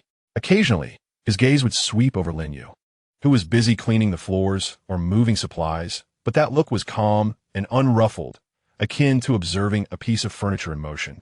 Imbued with the scholar's inherent aloofness from the mundane world, along with a barely perceptible instinctive detachment from the laborers. He might nod at Lin Yue out of courtesy, yet there was no possibility of him discussing his research or his world. Another individual whom Lin Yue could not overlook was a striking American named Lei Lai. If Han Li represented the barriers of knowledge, then Lei Lai epitomized the limits of strength. Lin Yue first encountered Lei Lai in the gym, during one of the limited hours open to crew members. Lin Yue needed to maintain his physical fitness, as it was essential for his livelihood. Lei Lai was also present, clad in a simple, white short-sleeved shirt, camouflage cargo pants, and heavy combat boots. His buzz cut stood erect, much like his character, with broad shoulders and an upright posture. Even while performing heavy bench presses, his core stability and the precision of his movements exuded a textbook-like essence reminiscent of the former United States Marine Corps. His musculature was not the result of deliberate sculpting in a gym, but rather a more practical, explosive, streamlined form, each fiber seemingly tempered by extreme environments. His gaze was sharp as an eagle's, maintaining a professional vigilance even in moments of relaxation, scanning his surroundings and assessing potential threats. Lei Lai was the security chief whom Han Li had met during a polar research project and was said to have protected the research team from peril on several occasions in extreme conditions. This time, he accompanied the group under the guise of a vacation and private security. Lin Yue sensed that Lei Lai had also taken note of him, a subtle resonance between kindred spirits. When Lin Yue engaged in high-intensity interval training, his heart rate soared while his breathing remained well-regulated. When he lifted heavy objects with perfect alignment and precision, even when he inadvertently displayed an extraordinary alertness to certain sounds, Lei Lai's keen gaze would linger on him for a few extra seconds. In that gaze resided scrutiny, evaluation, perhaps even a hint of appreciation, but more significantly, a clear sense of demarcation. Lei Lai, a former Marine, now serves elite scholars like Han Li, navigating the upper echelons of social gatherings where his strength is acknowledged and even highly sought after. In contrast, Lin Yue embodies raw, untamed power, marked by the struggles of the lower class, a dangerous entity in his own right. Though they may share similar physical prowess and combat skills, their social standings create an insurmountable chasm between them.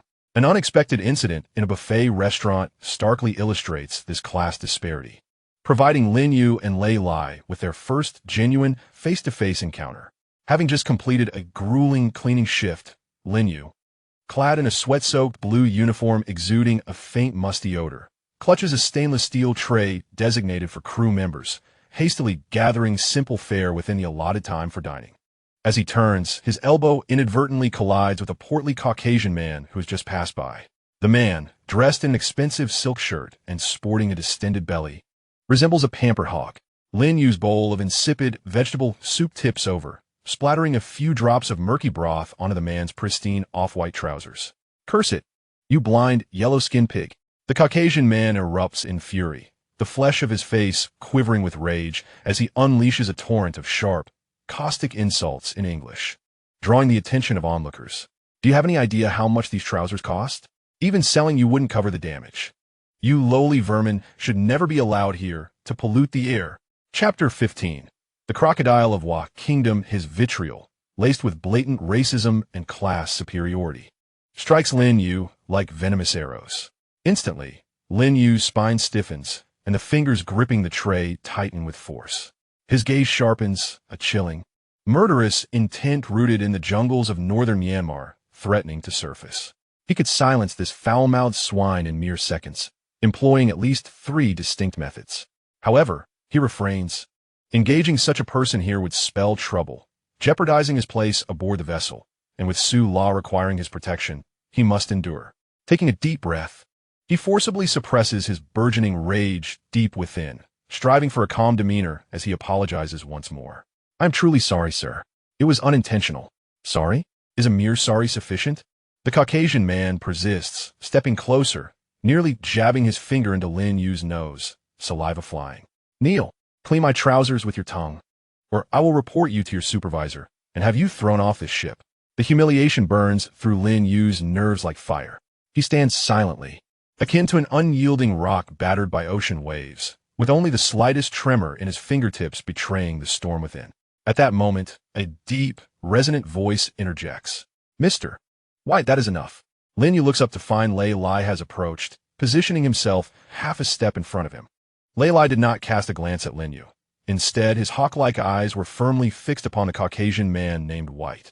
Upon encountering Lei Lai, White's arrogance momentarily faltered. It was evident that he recognized Lei Lai, or rather, understood the elite circle that Lei Lai represented, which was far removed from that of ordinary tourists. "Mr. Lei, this does not concern you." White's tones softened slightly, yet remained tinged with indignation. It was merely an unfortunate incident involving this lowly worker. Lei Lai interrupted him, his voice steady, yet imbued with an intangible pressure. "It is merely a pair of trousers. There is no need for such fury. Why not do me the favor of letting this matter rest?" As he spoke, he subtly inclined his body, creating a clever posture that not only severed White's aggressive gaze, but also shielded Lin Yue within the shadows behind him. White's face displayed a mix of pallor and anger. He glanced towards Professor Han Li at a nearby table, then back at the formidable presence of Lei Lai. Ultimately, he huffed in annoyance, casting a venomous glare at Lin Yue. "Consider yourself fortunate. Do not let me see you again." With that, he adjusted his shirt and departed, grumbling under his breath. Only then did Lei Lai turn his attention to Lin Yue. His gaze remained sharp and scrutinizing, yet the previous air of indifference seemed to have diminished, replaced by a flicker of understanding, perhaps a recognition of Lin Yue's restrained demeanor or an acknowledgement of their shared strength. In such circumstances, sometimes patience proves more effective than brute force. Lei Lai's voice was low, meant solely for Lin Yue's ears. This was not a lesson, but rather a simple truth about survival within the boundaries of their world. Lin Yue met his gaze and nodded, remaining silent. However, this silence was now devoid of defiance, infused instead with an indescribable complexity. He comprehended that Lei Lai's intervention stemmed not from pity, but rather from a desire to uphold a semblance of order, or perhaps to avoid being disturbed by trivial conflicts. Yet, it had undeniably spared him from potential trouble. "Thank you," Lin Yue rasped, uttering 2 words. Lei Lai offered a slight nod in response before turning to approach Professor Han Li's table. In that moment, Lin Yue acutely felt the presence of an invisible wall, solid and frigid.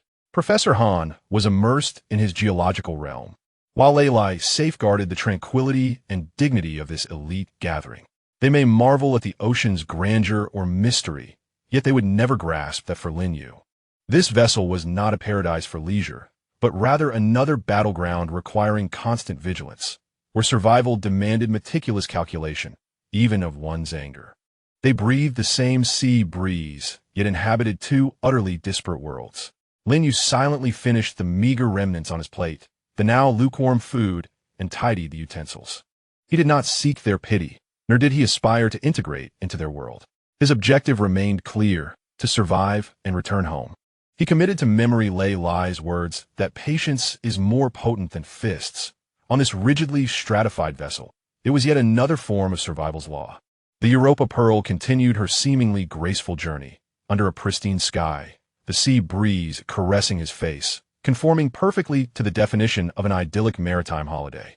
Until that sudden broadcast, akin to a clap of thunder, shattered the tranquil surface of a lake, rippling outward in waves. Lin Yue was diligently polishing the vast viewing glass in the public area of Deck B. Not far away, Su La was tidying up ashtrays and empty wine glasses left by guests, occasionally exchanging knowing glances amid the bustling crowd.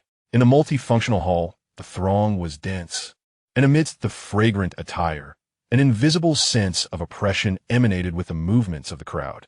At the center, like stars revolving around the moon, a middle-aged man, Yamaguchi Hiroichi, was surrounded, dressed in a bespoke, expensive silk shirt. Its smooth fabric seemed to absorb all surrounding light, yet could not conceal the physique nurtured by a life of luxury and indulgent desires.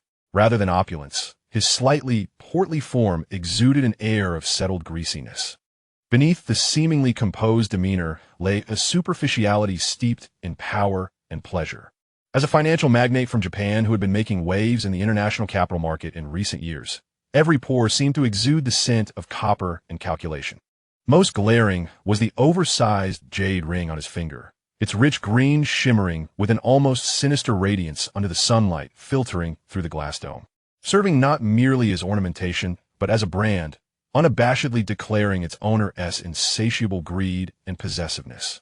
He wore a formulaic smile, perfectly arched yet devoid of warmth, his gaze scanning the crowd with indifferent scrutiny, as if assessing the goods piled in a warehouse or calculating which pawns could be utilized and which dust could be disregarded.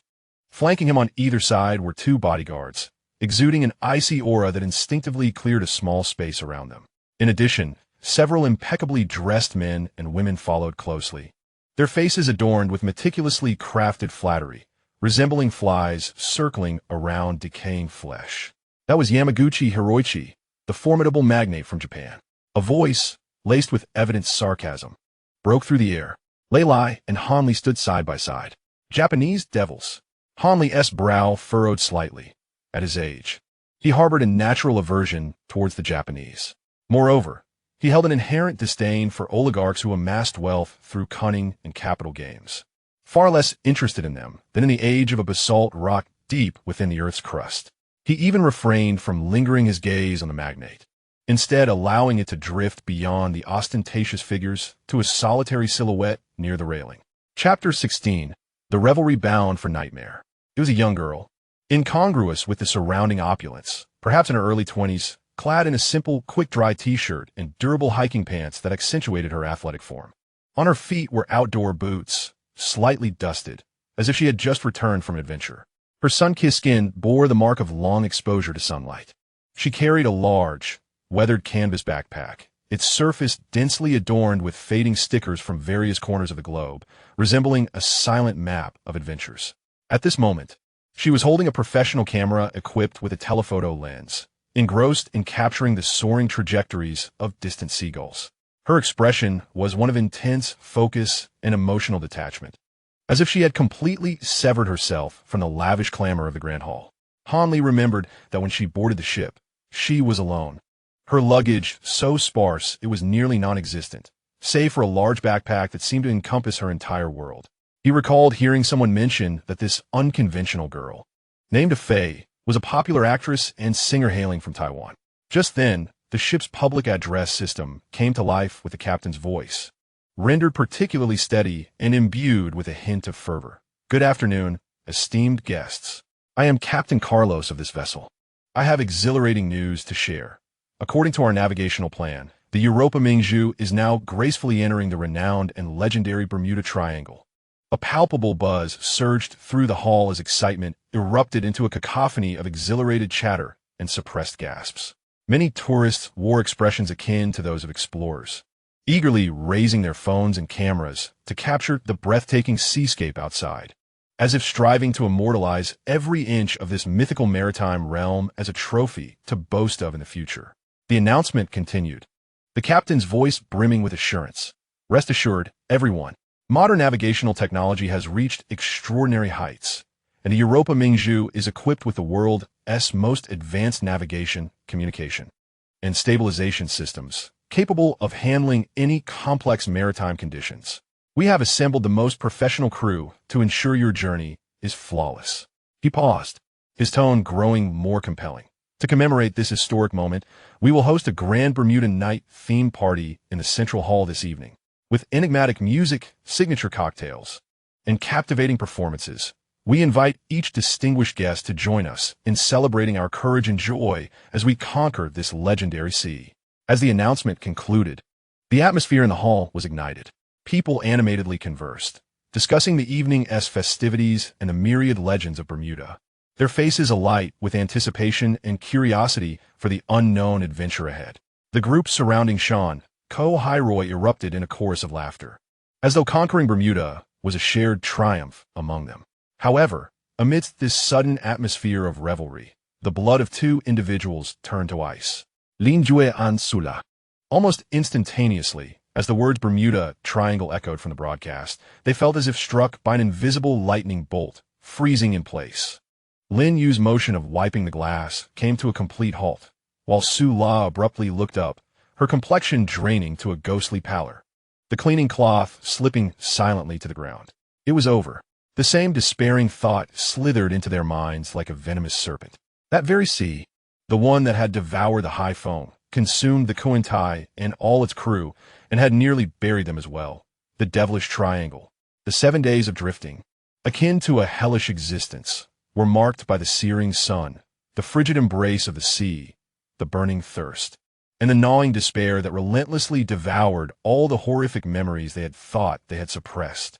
At this moment, it was as if Pandora's box had been flung open, unleashing the most gruesome and vivid slides of their past, surging with an irresistible force that assaulted their minds with fervor. They seemingly re-experienced the eerie, purplish clouds, the deafening silence when all instruments failed, the colossal whirlpool that inspired despair, and the bone-chilling seawater reeking of death. The terror-stricken visage of Kuantai before his demise, the desperate cries of the scar-faced man, and the vulture-like figure swallowed by the waves, and the overwhelming fear of insignificance, like ants at the mercy of nature's colossal power, flooded their consciousness. This ship, a seemingly indomitable vessel, carrying thousands of lives, was against all reason, steering towards that dreadful place? No, they could not go there. Su La's lips quivered as she uttered nearly inaudible protests, her eyes brimming with profound terror, as though she glimpsed the grim reaper awaiting them in the waters ahead. Lin Yue abruptly cast aside the rag in his grasp, seizing the nearly incapacitated Su La, and pushed through the exhilarated crowd, hastening towards the crew's passage. They needed to find a captain. It was imperative to alter the course. Lin Yue's voice was low and urgent, imbued with an unmistakable resolve. However, reality was a cold, unyielding wall. They were merely the lowest of deckhands, lacking even the right to approach the captain's quarters. Within the crew's passage, Lin Yue intercepted the third mate, Williams, clad in his superior uniform. Suppressing his anxiety, Lin Yue implored, "Sir, we must change course. The Bermuda Triangle is not to be entered." Williams regarded him with disdain. "Who do you think you are? A deck scrubber, daring to command the route?" Lin Yue clenched his fists. "Please believe me, I barely escaped from there. That stretch of sea is lethal." Williams scoffed. "Ha, terrified are we? Return to your duties." Su La trembled as she stepped forward to add, "It's true, we witnessed." Williams brusquely interrupted. "Silence. One more word. I'll confine you both." Lin Yue's gaze turned icy as he seized Williams by the collar and slammed him against the wall. With deliberate clarity, he spoke through gritted teeth. "If anything happens to this ship, I will be the first to throw you overboard to feed the fish." Williams, taken aback by Lin Yue's fierce demeanor, stammered, "You're insane." "Security." Lin Yue released his grip, locking eyes with the terrified man, his voice low and resolute. "Inform the captain. Either change course, or prepare to collect the bodies of everyone aboard." With that, he turned and pulled Su La away. They flitted about the lower decks, like headless flies. Ultimately, they leaned helplessly against the cold ship's hull on the lower deck, gazing at the imposing bow of the Europa Mingzhu, which cleaved through the azure waters with an unwavering and almost arrogant demeanor, steadily heading towards the depths of the Bermuda Triangle that appeared tranquil under the sun, yet loomed in their eyes like the gaping maw of a demon. Fear, akin to the frigid seawater, gradually seeped into their hearts. They could only watch in despair, listening to the faint sounds of music testing for the Bermuda night party, drifting from the upper deck, feeling the iron giant beneath them resolutely sailing towards the unknown perils. A profound sense of powerlessness and the mockery of fate enveloped them tightly. They had escaped the jaws of one predator only to step into the den of another. This time, they were not alone in their struggle, but instead were bound to this floating coffin filled with ignorance and revelry. Chapter 17. The fangs of the high seas, the Bermuda night party aboard the Europa Mingzhu unfolded as scheduled in the Grand Central Hall. Crystal chandeliers illuminated the entire space as if it were daylight, while the melodious strains of jazz intertwined with the laughter and conversation of the guests, filling the air with the sense of expensive champagne and perfume. It was a dreamlike world woven from wealth and elegance, at least on the surface. Lin Yue and Su La, assigned as temporary staff, were summoned to assist with the service. Lin Yue was responsible for maintaining the tidiness of a particular dining area, while Su La carefully navigated through the crowd, balancing a tray filled with empty wine glasses. Both of them deliberately kept their heads down, attempting to conceal themselves within the shadows of the glamorous crowd, especially Su La, whose breathtaking beauty stood out in such an environment, like a pearl among mere pebbles. Unfortunately, this pearl caught the gaze of one of the ship's most powerful predators.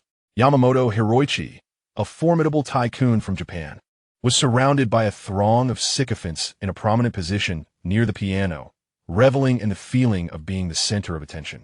He swirled his glass of golden whiskey, his lazy gaze surveying the entire scene, reminiscent of a feudal lord surveying his domain. His eyes fell upon Su La, who was holding the tray with her head bowed. His gaze suddenly froze. It was a look that unabashedly exhibited a potent possessiveness. From her slightly pale yet exquisite visage, to her slender neck, and down to her figure that even her work attire could not entirely conceal, Yamamoto Hiroichi's eyes flickered with astonishment, soon replaced by an insatiable greed. He brushed aside the sycophants at his side and strode directly toward Su La. Though not particularly tall, his long-standing position exuded an irresistible authority. Miss.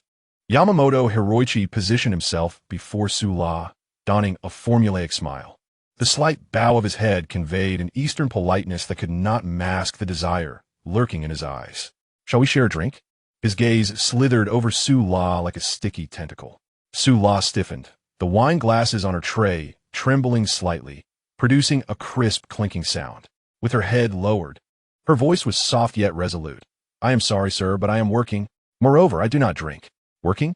A smirk curled at the corner of Yamamoto Hiroichi's mouth. Shall we say, a mere job? Working as a waitress in a place like this? Oomph.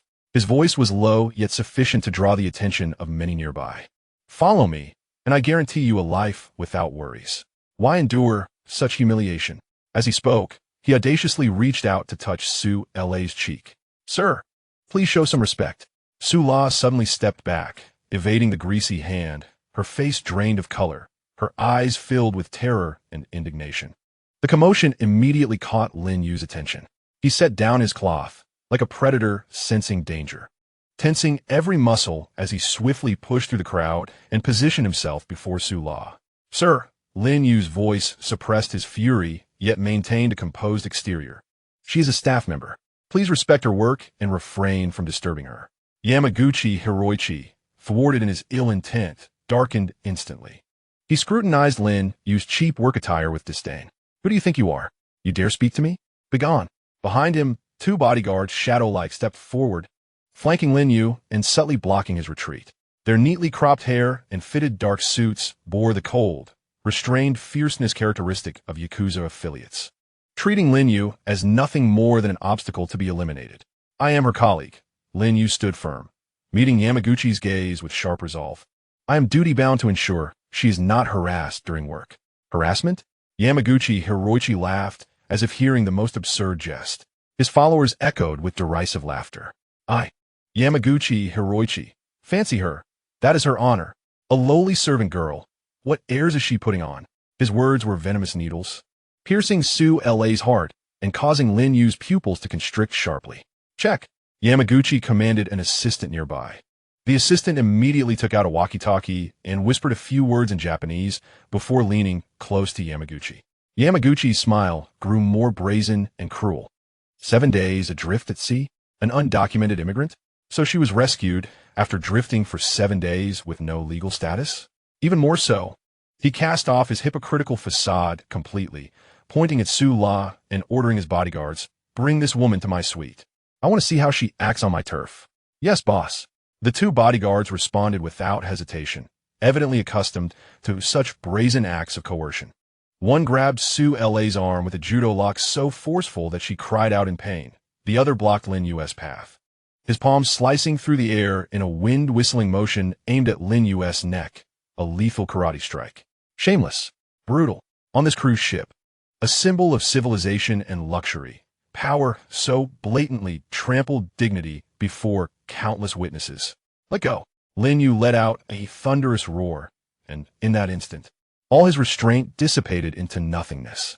He slightly tilted his body to evade the knife-hand strike, and with a lightning-quick motion, his left hand deftly locked onto the opponent's wrist, employing a small grappling technique to counter judo. His fingers tightened like iron pincers, unleashing tremendous force. Crack! A faint sound of bone misalignment echoed, causing the bodyguard to grunt in pain, involuntarily releasing Su La. Almost simultaneously, another bodyguard's fist, propelled by a fierce wind, was aimed at Lin Yue's temple. Lin Yue's gaze turned icy. Instead of retreating, he advanced with astonishing speed, executing a close-range strike. His shoulder and elbow struck with the force of a sledgehammer, landing squarely on the opponent's chest, targeting the vital point. The bodyguard felt a sudden blockage in his breath, his vision dimmed, and he staggered backward several steps, nearly toppling to the ground.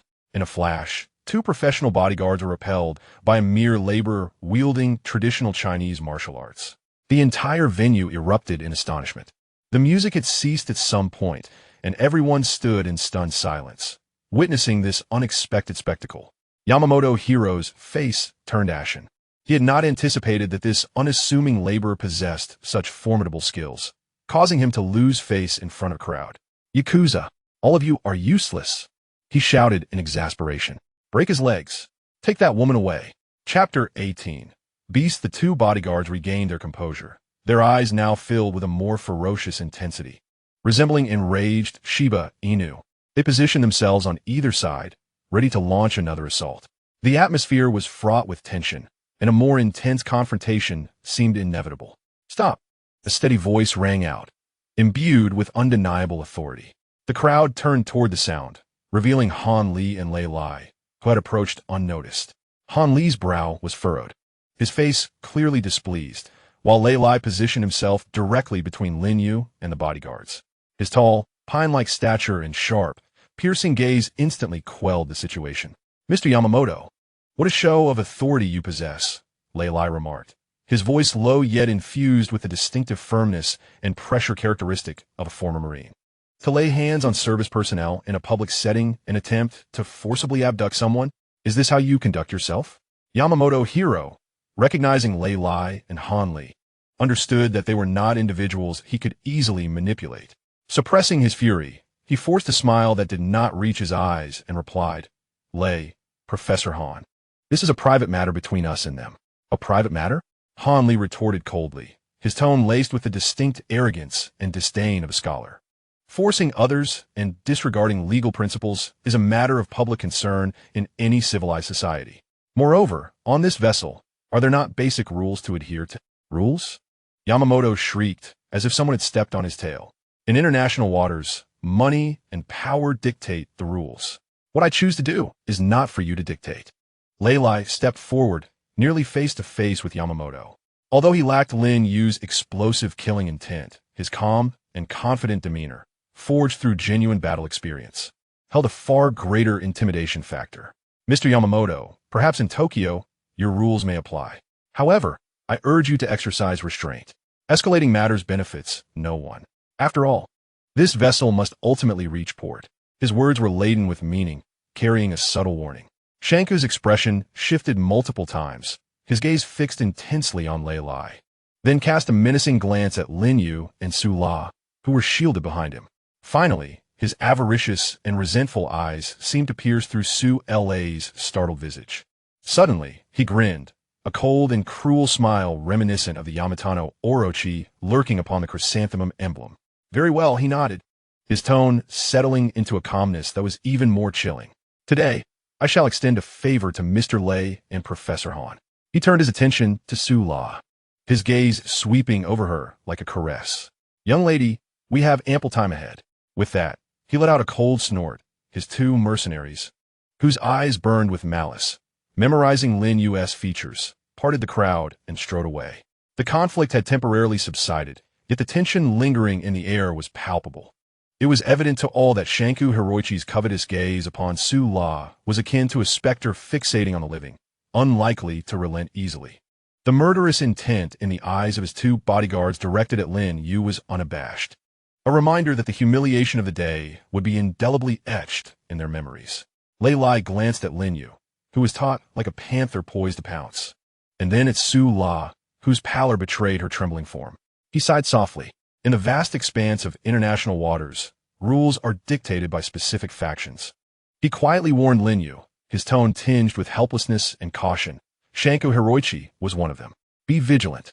Han Li also nodded slightly, his eyes reflecting a mix of sympathy and deep concern for this lawless realm.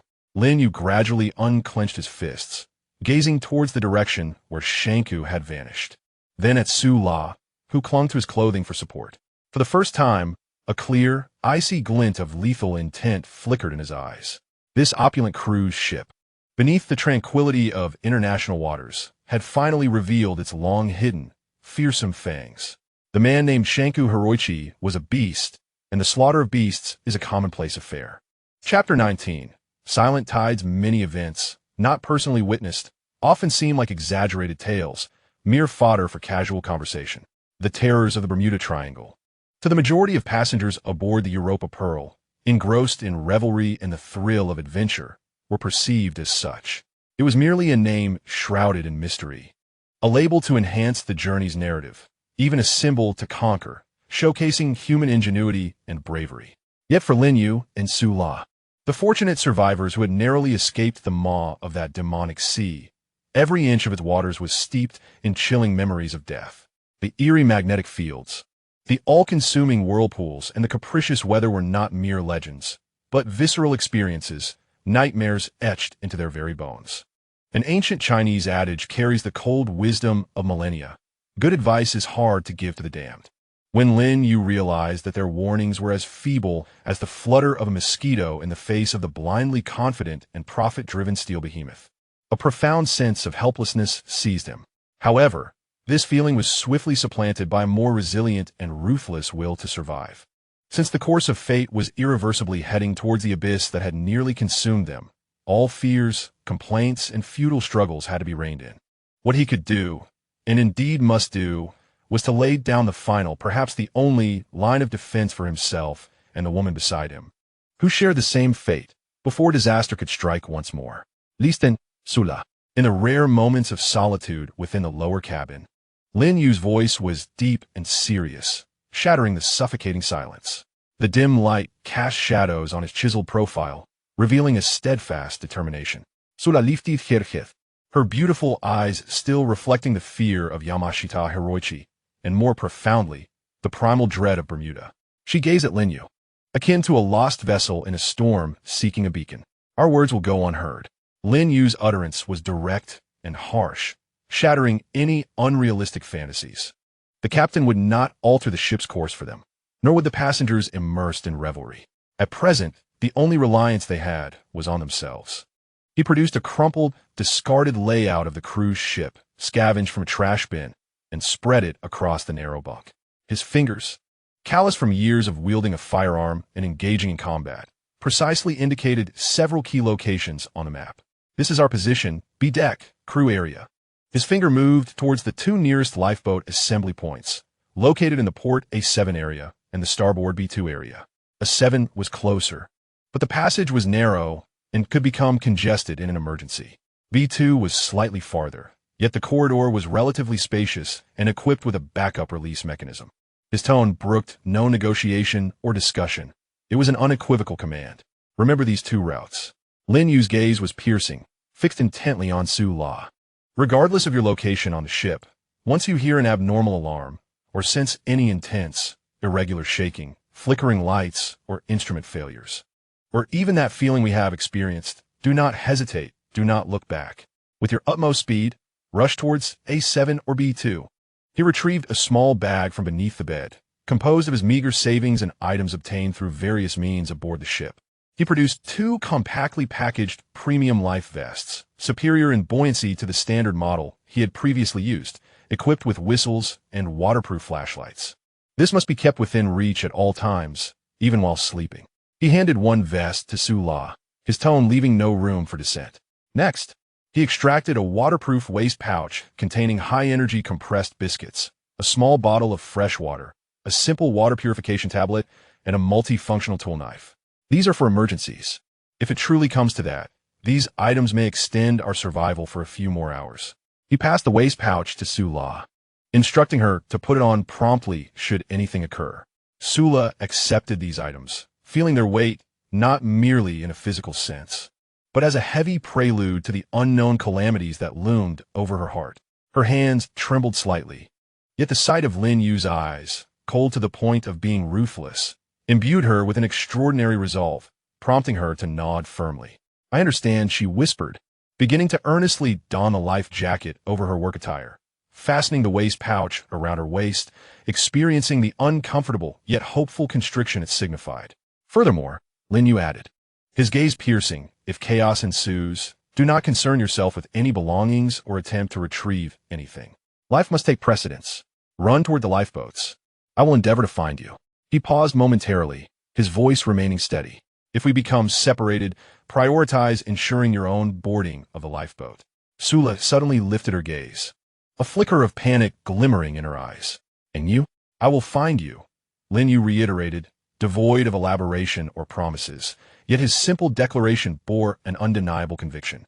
What remained unspoken was the grim reality that, should the worst occur, he would carve a bloody path to survival for both her and himself, regardless of the obstacles that lay ahead, be they a chaotic throng or otherwise. In the ensuing hours, Lin Yue seized every opportunity amidst his tasks to meticulously confirm the escape routes, scrutinizing the condition and release mechanisms of the lifeboats, and even surreptitiously checking the emergency lighting and fire doors of several crucial passages for accessibility. He resembled a solitary wolf returning to familiar hunting grounds, remarking every detail that could mean the difference between life and death.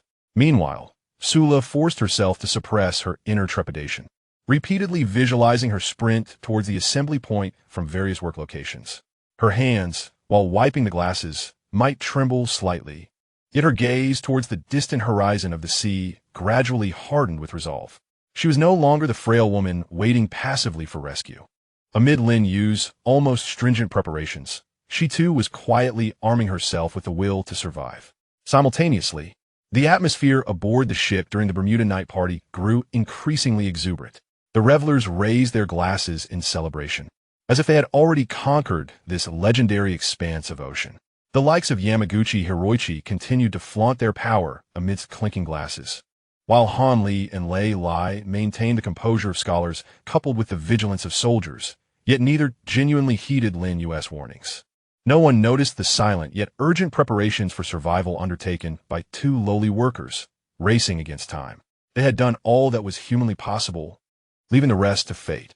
Lin Yue performed a final inspection of the life jacket straps, placing it within easy reach. Then he lifted his gaze towards the porthole, beholding the magnificent roseate hues cast by the setting sun upon the ocean, which, to him, appeared unfathomable and fraught with peril.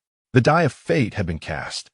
All they could do was tense every nerve, awaiting the potentially judgmental final moment that might arrive. Bermuda, that silent hunting ground, continued to serenely unfurl its azure form, as if mocking the futile struggles of the ants aboard the ship, or perhaps merely patiently awaiting the commencement of its next hunt. Chapter 20. The calm before the storm. Another day passed with tranquil seas.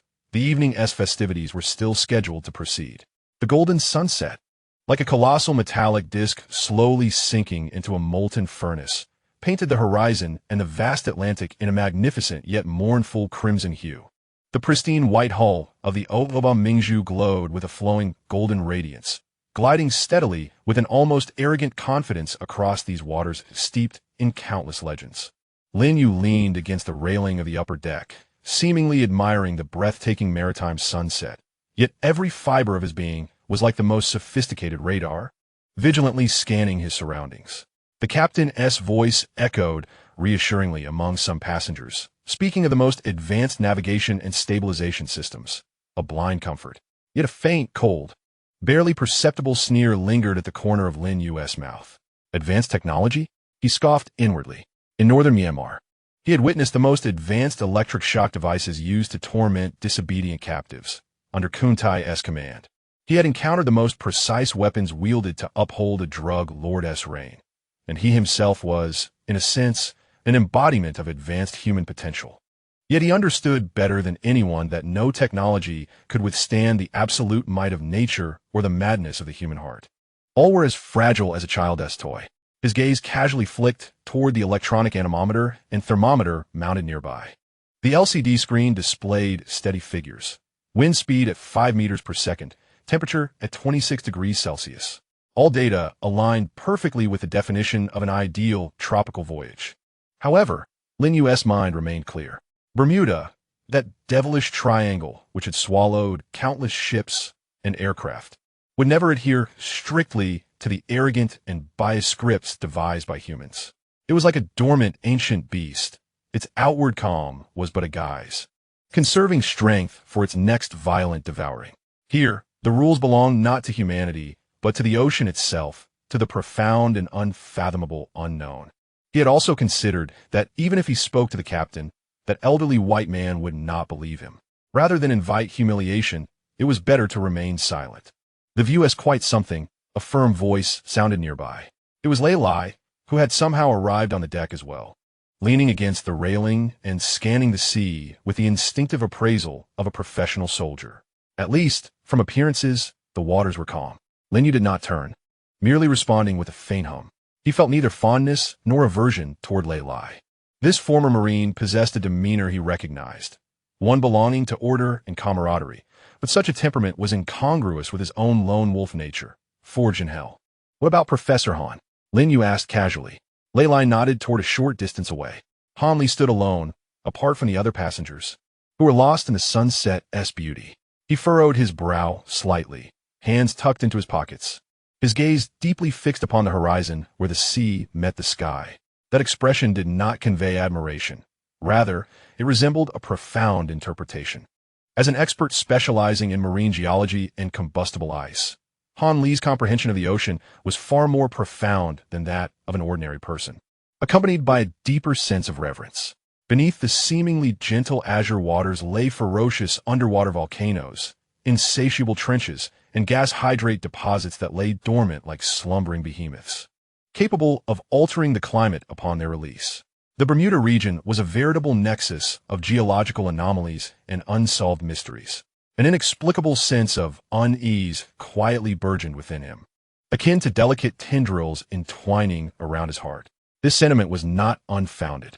He instinctively reached into his pocket to touch an object, a weathered brass mechanical compass. This was a gift from his esteemed mentor, an old professor dedicated to marine exploration throughout his life, bestowed upon him upon retirement. The shell had become smooth and warm from continual handling, yet the white dial beneath the glass and the dark magnetic needle remained precise. His mentor's words echoed in his ears. Shaoli, electronic devices can deceive, fail, and be interfered with. But this needle, as long as the Earth continues to turn, will always point to magnetic north, unless it encounters a force strong enough to distort the magnetic field.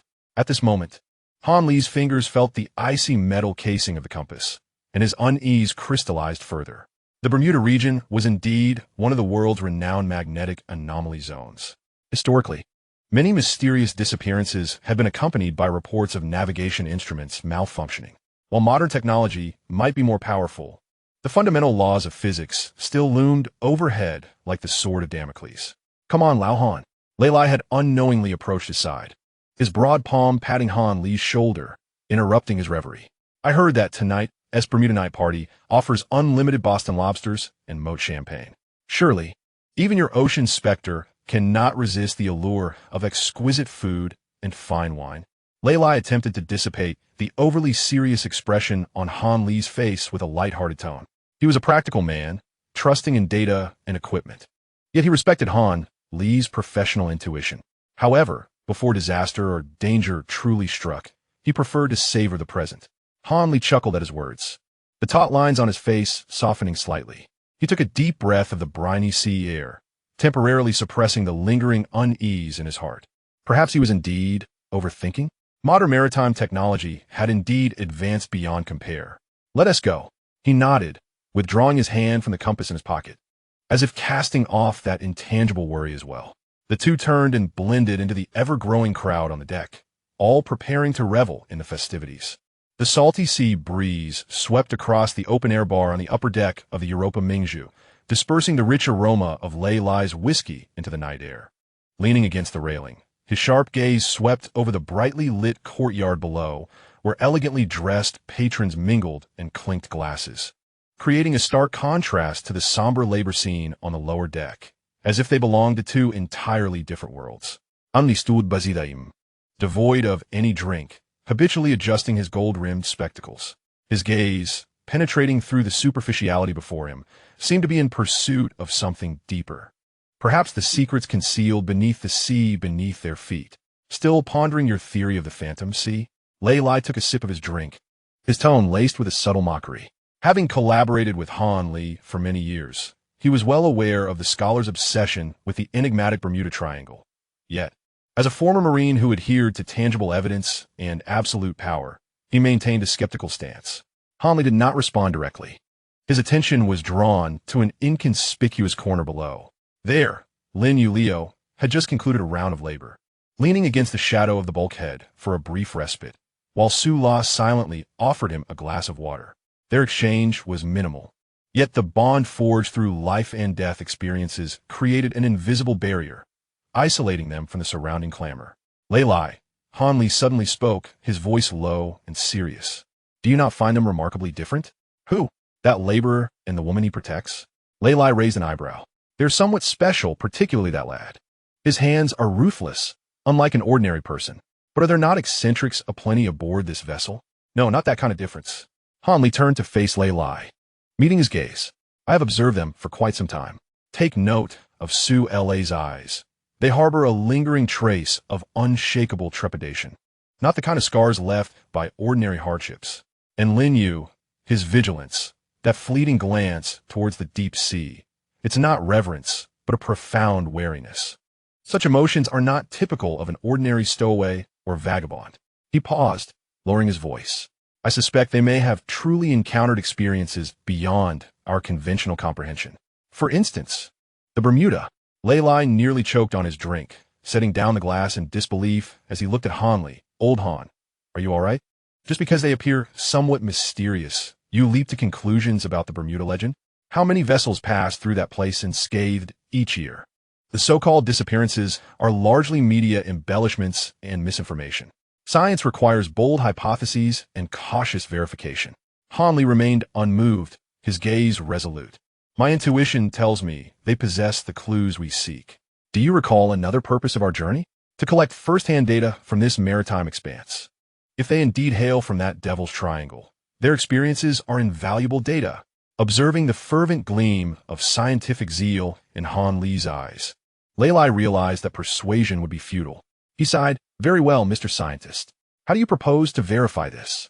Simply ask them, Hey, did you emerge from the Bermuda? Certainly not. Han Li adjusted his glasses. We require an opportune moment and sufficient sincerity. Chapter 21. A delayed confirmation. The opportunity presented itself days later. While assisting in the maintenance of the ventilation system, Lin Yue, with remarkable reflexes and skill, averted a potential small fire incident. Although the matter was handled discreetly by the ship's management, it nonetheless stirred ripples among the few in the know within the upper echelons. That evening, within the relatively spacious and private cabin where Han Li and Lei Lai were situated, Lin Yue was invited over. Su La had initially intended to accompany him, but Lin Yue's subtle glance restrained her, leaving her in the lower cabin. The atmosphere within the cabin was somewhat delicate. Lei Lai, with his arms crossed, leaned against the writing desk, his scrutinizing gaze unabashedly fixed on Lin Yue. Han Li, on the other hand, exhibited a greater degree of politeness. He gestured for Lin Yue to take a seat and handed him a cup of hot water. Lin Yue accepted the cup, refraining from drinking, merely holding it in his hands and nodding slightly in acknowledgement. His posture, though seemingly relaxed, was upright, akin to a bowstring poised for release, awaiting Han Li's forthcoming discourse. Han Li exchanged a glance with Lei Lai, resolving to dispense with the preamble. Mr. Liu, we have summoned you here with a question that may seem somewhat presumptuous. Han Li articulated with careful consideration. We have observed that you and Miss Su La appear to possess an extraordinary sensitivity to this maritime region. We wish to inquire whether you experienced any extraordinary incidents prior to boarding the Europa Pearl. For instance, did you encounter any unforeseen extreme conditions during your voyage? Lin Yue lifted his gaze, his deep-set eyes sweeping over Han Li and Lei Lai's faces, yet he did not respond immediately. The cabin was enveloped in the low hum of the air conditioning system. Lei Lai, unable to contain his impatience, broke the silence. As he was never fond of cryptic exchanges. To speak plainly, kid, we want to know if you truly emerged from that cursed place called Bermuda. To be frank, I am skeptical of those supernatural tales, but Professor Han is convinced that you may possess some knowledge.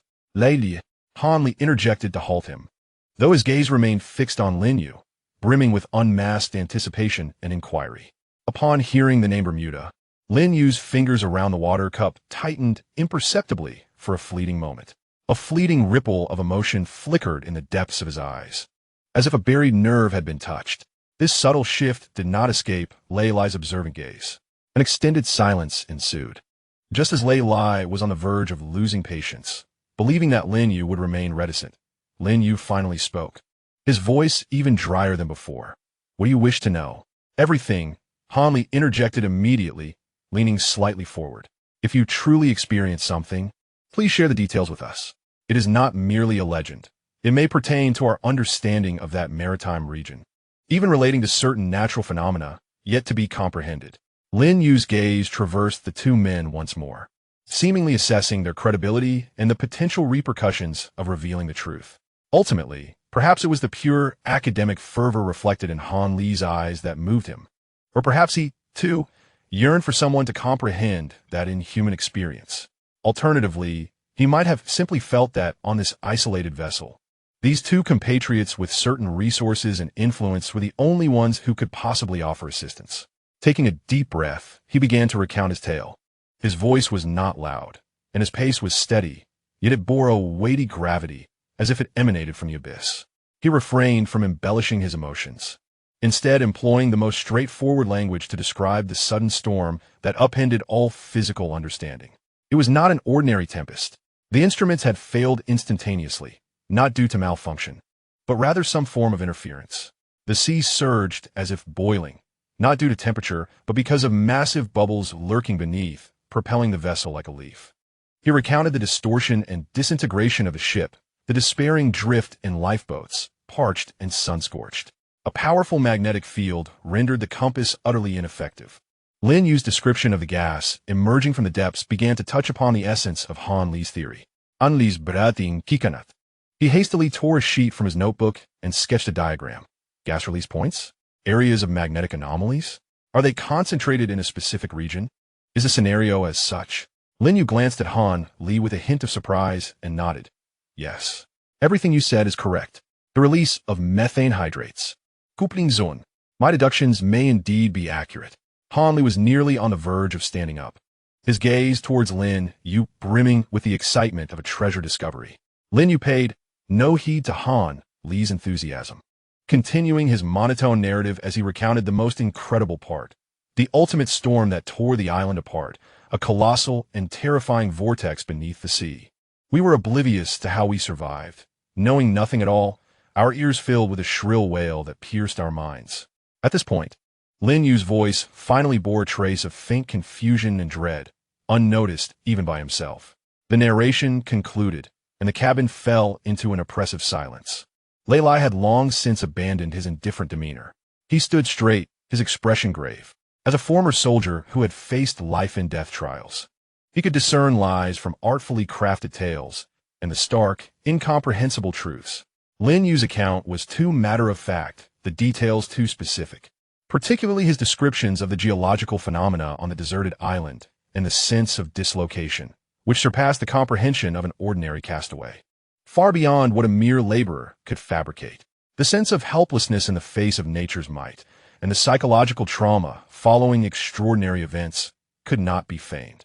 He gazed into Lin Yue's calm eyes, which seemed to harbor an inexhaustible storm, and for the first time truly felt a chill. This was no ordinary menace. This was a survivor who had clawed their way out of a hell where even the laws of physics might falter. My God, Lei Lai murmured, his voice laden with astonishment. If this is true, I believe it is true. Han Li suddenly stood up, his face flushed with excitement. Magnetic anomalies, large-scale methane release. Energy bursts under specific meteorological conditions, all aligning perfectly with my conjectures regarding energy disturbances at anomalous points. This is not the work of phantoms. This is science. It is the potential physical phenomena arising from the coupling of extreme geological and meteorological conditions that we have yet to comprehend. Their experiences are living proof. He paced excitedly within the cabin. We must report to the captain immediately. This ship is navigating the periphery of a potentially active anomalous zone. We need to adjust our course, heighten our vigilance, and document all anomalous data.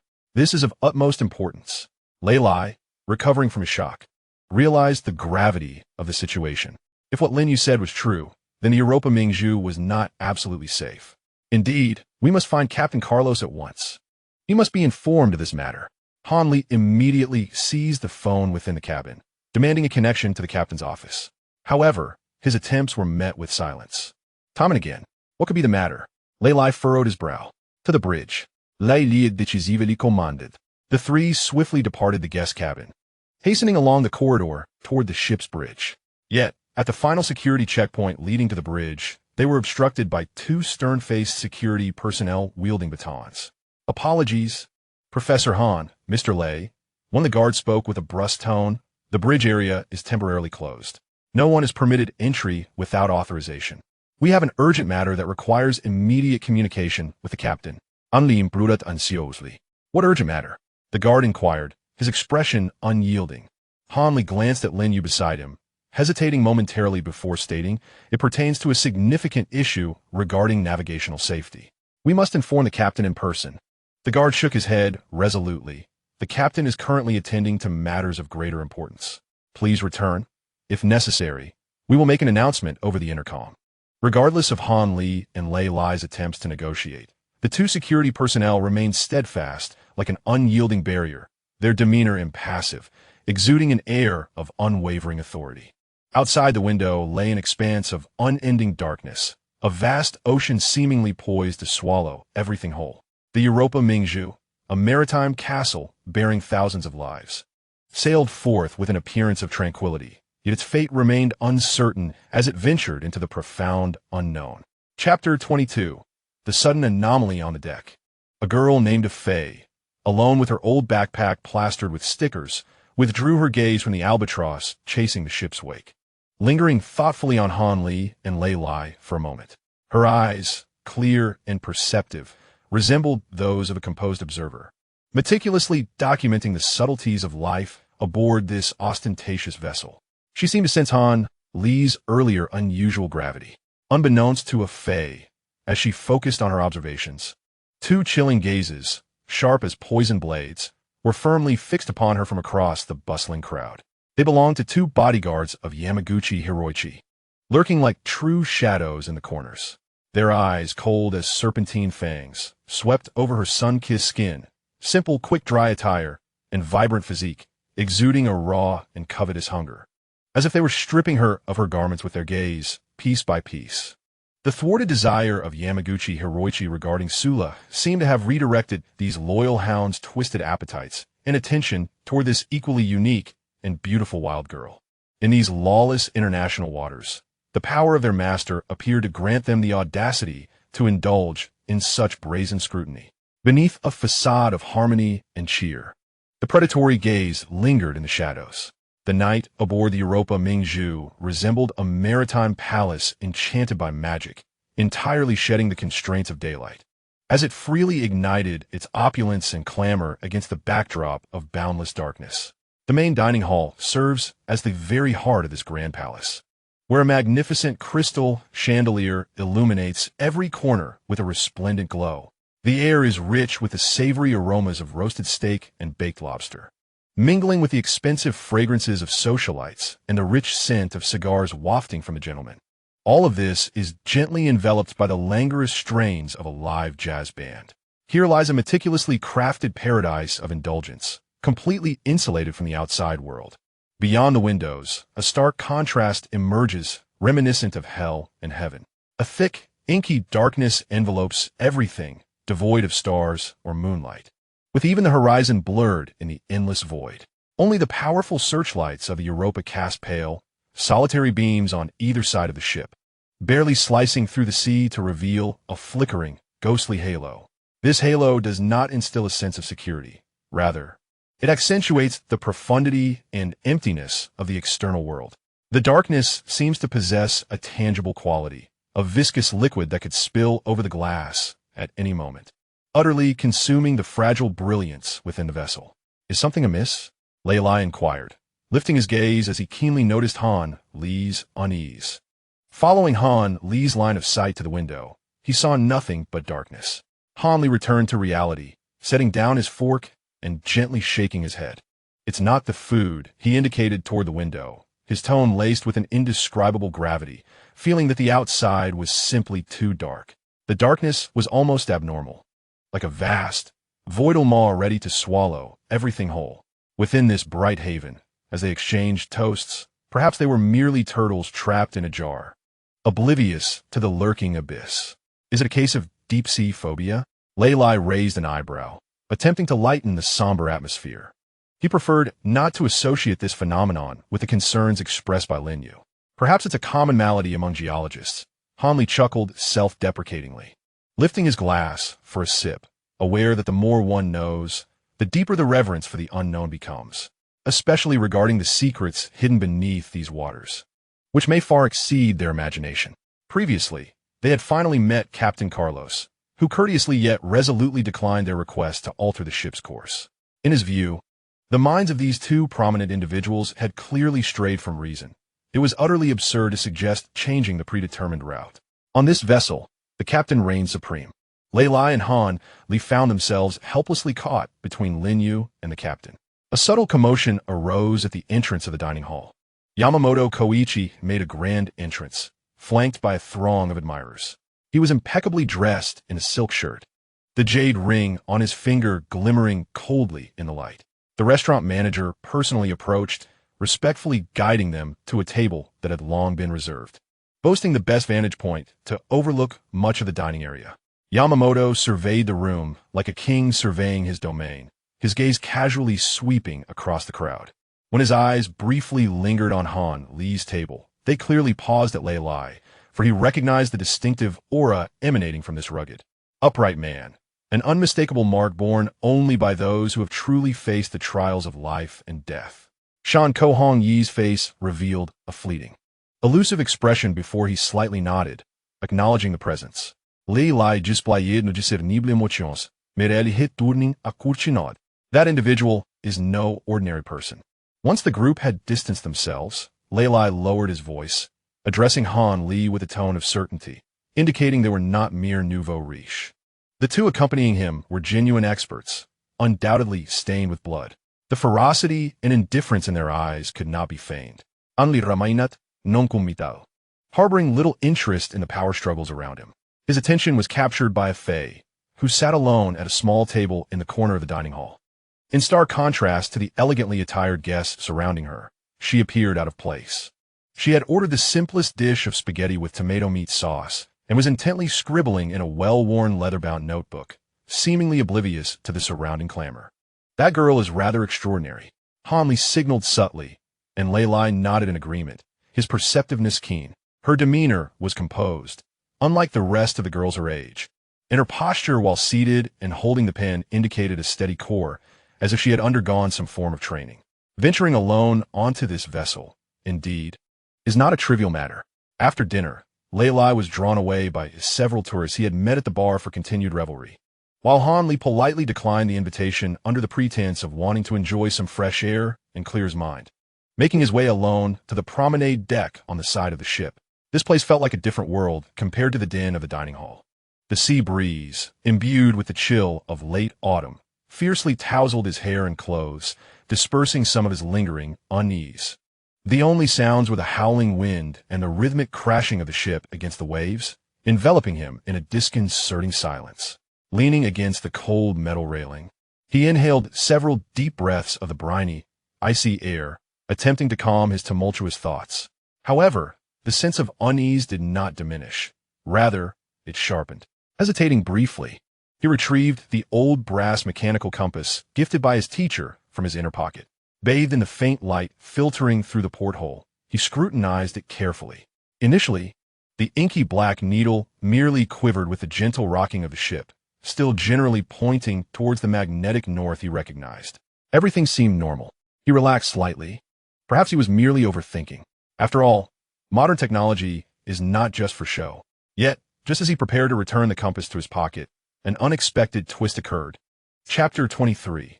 The Grim Reaper approaches the needle, which had previously only quivered gently, was suddenly jostled by an unseen force, beginning to swing violently and erratically. It spun like a headless fly, rapidly whirling across the dial, so swiftly that its shadow was nearly indistinguishable.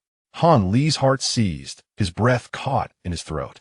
After several seconds, the needle's wild dance finally subsided, yet the direction it indicated diverged markedly from his memory and from its earlier stable pointing, revealing an unmistakable and unacceptable anomaly.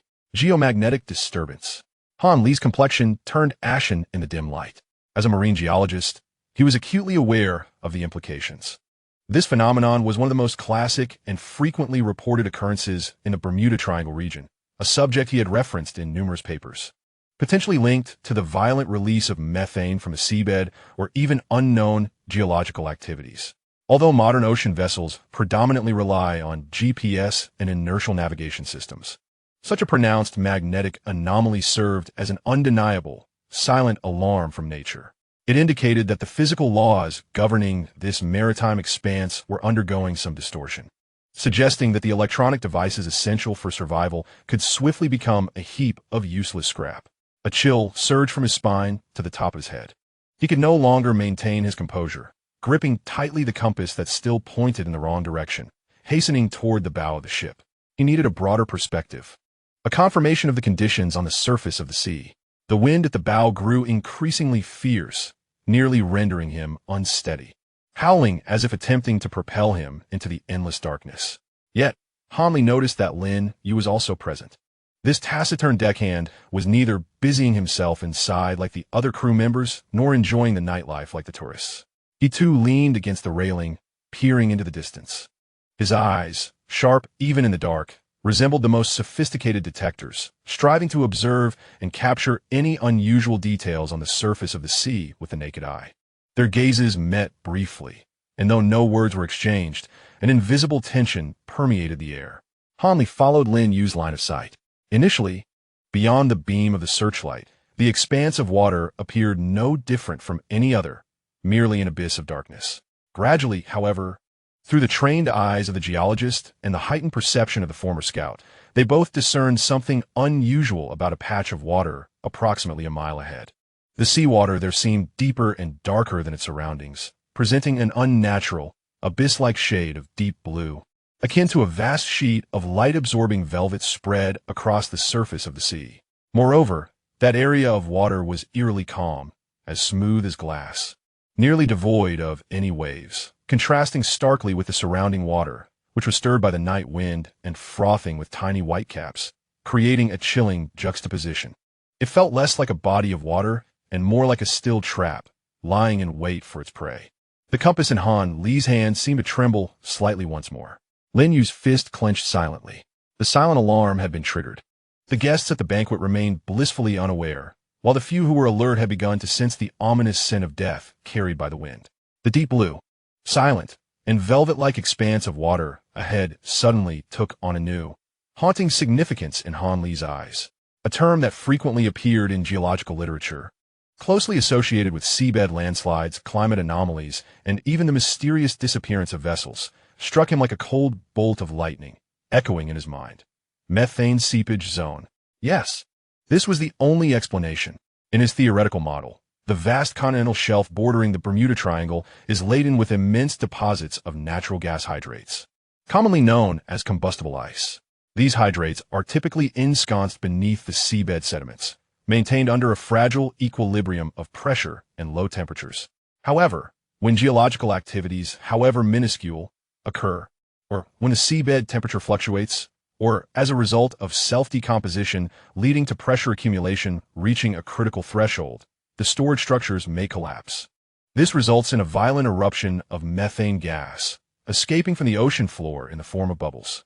The intense ascent of these methane bubbles instantaneously alters the physical properties of the seawater, significantly reducing its density and thereby diminishing its buoyancy. This phenomenon elucidates why the waters in this region exhibit an unusually deep and dark hue. The reflection and scattering of light have been fundamentally altered. Moreover, the surface of the sea, covered with an incessant outpouring of bubbles, acts as a colossal cushion, effectively suppressing, if not entirely quelling, the formation of waves. This gives rise to the eerily calm and mirror-like deathly waters that starkly contrast with the surrounding turbulent sea.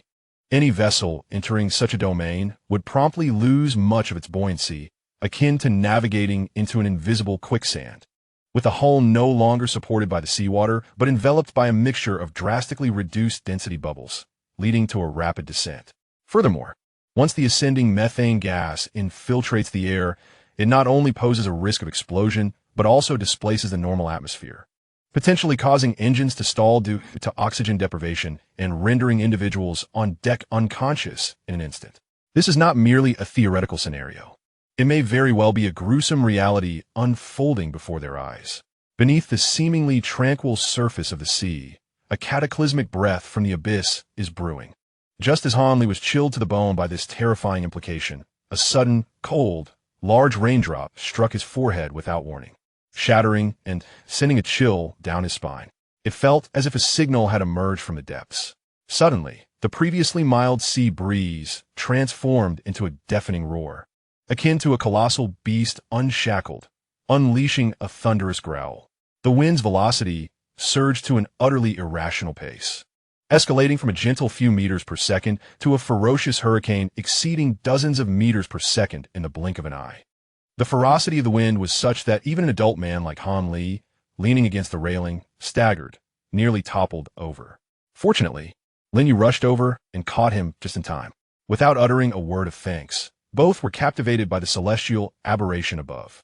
In the sky, the few sparse stars that had been faintly visible were consumed at a visible speed by thick, inky clouds rolling in from all directions. The entire firmament seemed to collapse within mere seconds, pressing down upon them with an oppressive weight that was nearly suffocating. A blindingly pale lightning bolt, devoid of any warmth, tore through the heavy darkness like a colossal, twisted centipede, illuminating the world in an eerie brightness. That momentary light revealed the deep blue velvet expanse of the sea below, transforming it into a colossal, slowly rotating eye of the abyss, indifferently observing the audacious steel construct intruding upon its domain. Immediately following the flash of lightning, it was not the rumble of thunder that followed, but rather a deafening crack that seemed capable of tearing the very fabric of the world asunder. The sound was alarmingly close and violently intense, as if it erupted directly above, sending the metallic skeleton of the entire vessel into agonizing groans, while the eardrums felt as though they were pierced by needles. A chilling wail, sharp and penetrating, echoed throughout the ship. The highest level of alarm rang out, akin to the final lament of a dying giant, erupting from every horn with an overpowering force, drowning out the faint remnants of party music, the unprepared laughter of passengers, and the howling wind and thundering storm. This sound heralded the collapse of order, a grim bell tolling the arrival of danger. With a crash and a boom, almost simultaneously with the alarm, the magnificent Europa Mingzhu, a behemoth regarded as a proud testament to human industrial civilization, ceased to glide gracefully through the waves. It was as if a colossal giant had its spine abruptly shattered, the ship trembling violently and erratically. This was not the gentle undulation caused by the waves, but a brutal jolt, as if an invisible hand was furiously shaking the vessel's foundation beneath the sea. The leisure tables and chairs on deck were instantly displaced, scraping against the vessel's side with a jarring noise. Unsecured items clattered and shattered in the distance. The sound of glassware crashing and the startled screams of people filled the air. "Attention, all passengers! Attention, all passengers!" The captain's voice, once calm and confident, now trembled with urgency and a hint of unmasked panic, set against a backdrop of discordant alarms from various instruments. "We are encountering sudden and extreme weather conditions. The sea state is rapidly deteriorating. All passengers must cease all activities immediately, return to your cabins at once, and secure yourselves in safe positions. Or grab hold of sturdy objects nearby. I repeat, this is not a drill. The announcement echoed repeatedly, but was soon drowned out by the rising cacophony of screams, cries, and the chaos of frantic movements. Chapter 24. The abysses devouring Han Li clung tightly to the cold railing, his body swaying with the tilt of the ship, his heart pounding violently in his chest, nearly bursting forth. His gaze pierced through the swirling rain and the relentless gale, fixated on the horizon. Illuminated by the stark flashes of lightning, the dark blue zone of methane overflow, replete with ravenous waves, resembled a living abyssal demon, its mouth agape, drawing closer with an irresistible pull, rapidly approaching the struggling 15,000-ton steel leviathan. Chaos. This was the only word that resonated in Han Li's mind. In one fleeting moment, it was a dreamlike cruise filled with music and dance. In the next, it transformed into a purgatory, wrestling against the tempest. The massive waves loomed like black mountains, crashing repeatedly upon the deck with thunderous roars. The torrential rain lashed horizontally, stinging the faces of all in its path. The ship emitted a disconcerting metallic groan, tilting at a terrifying angle, swaying as if it could disintegrate at any moment. The lights flickered wildly before abruptly extinguishing, leaving only the sickly green glow of the emergency lights, illuminating the panicked crowd that was fleeing in all directions like a scene from a nightmare. The cacophony of screams, cries, the shattering of objects, and the roar of the turbulent waves intertwined to compose a symphony of despair. Han Li was violently thrown to the ground by a sudden jolt, the frigid seawater instantly drenching his clothes. He struggled to grasp something, his fingers futilely skimming across the slick surface. A powerful hand abruptly seized his arm, lifting him as if he were a mere puppet. Hold on to the railing. Lin Yue's voice remained resolute amidst the storm, instilling a sense of comfort through its unwavering determination. Han Li clung desperately to a metal pillar fixed to the ship's hull. Lin Yue stood beside him, soaked to the bone, yet still scanning their surroundings with palpable tension. This was no ordinary tempest. Han Li shouted into Lin Yue's ear, his voice barely audible over the din. It's methane. There may be a massive leak occurring on the seabed. The water density has changed. The ship, before he could finish. The vessel lurched terrifyingly.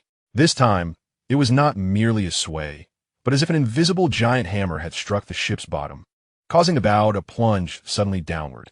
Brace yourself, Lin Yue bellowed. Han Li felt an immense downward force tugging at the entire ship. He witnessed tables, chairs, umbrellas, and even people who had not managed to secure themselves being swept toward the bow by an unseen hand, screaming as they were hurled into the churning, boiling darkness of the sea below. Yet, even more terrifying events unfolded. The engine's roar ceased abruptly, replaced by a deep, ominous, gurgling sound as if it emanated from the very depths of hell. Simultaneously, a pungent odor of sulfur permeated the air, hydrogen sulfide, the toxic gas associated with methane. All electronic devices had failed. Ashiring realisatum gripat fanlis fart. His theories were being validated in the most brutal manner imaginable. To the lifeboat deck, Lei Lai charged forward, noticing Lin Yue safeguarding Han Li, gratitude evident in his eyes. He pulled Han Li along, battling against the chaotic throng as they struggled to ascend.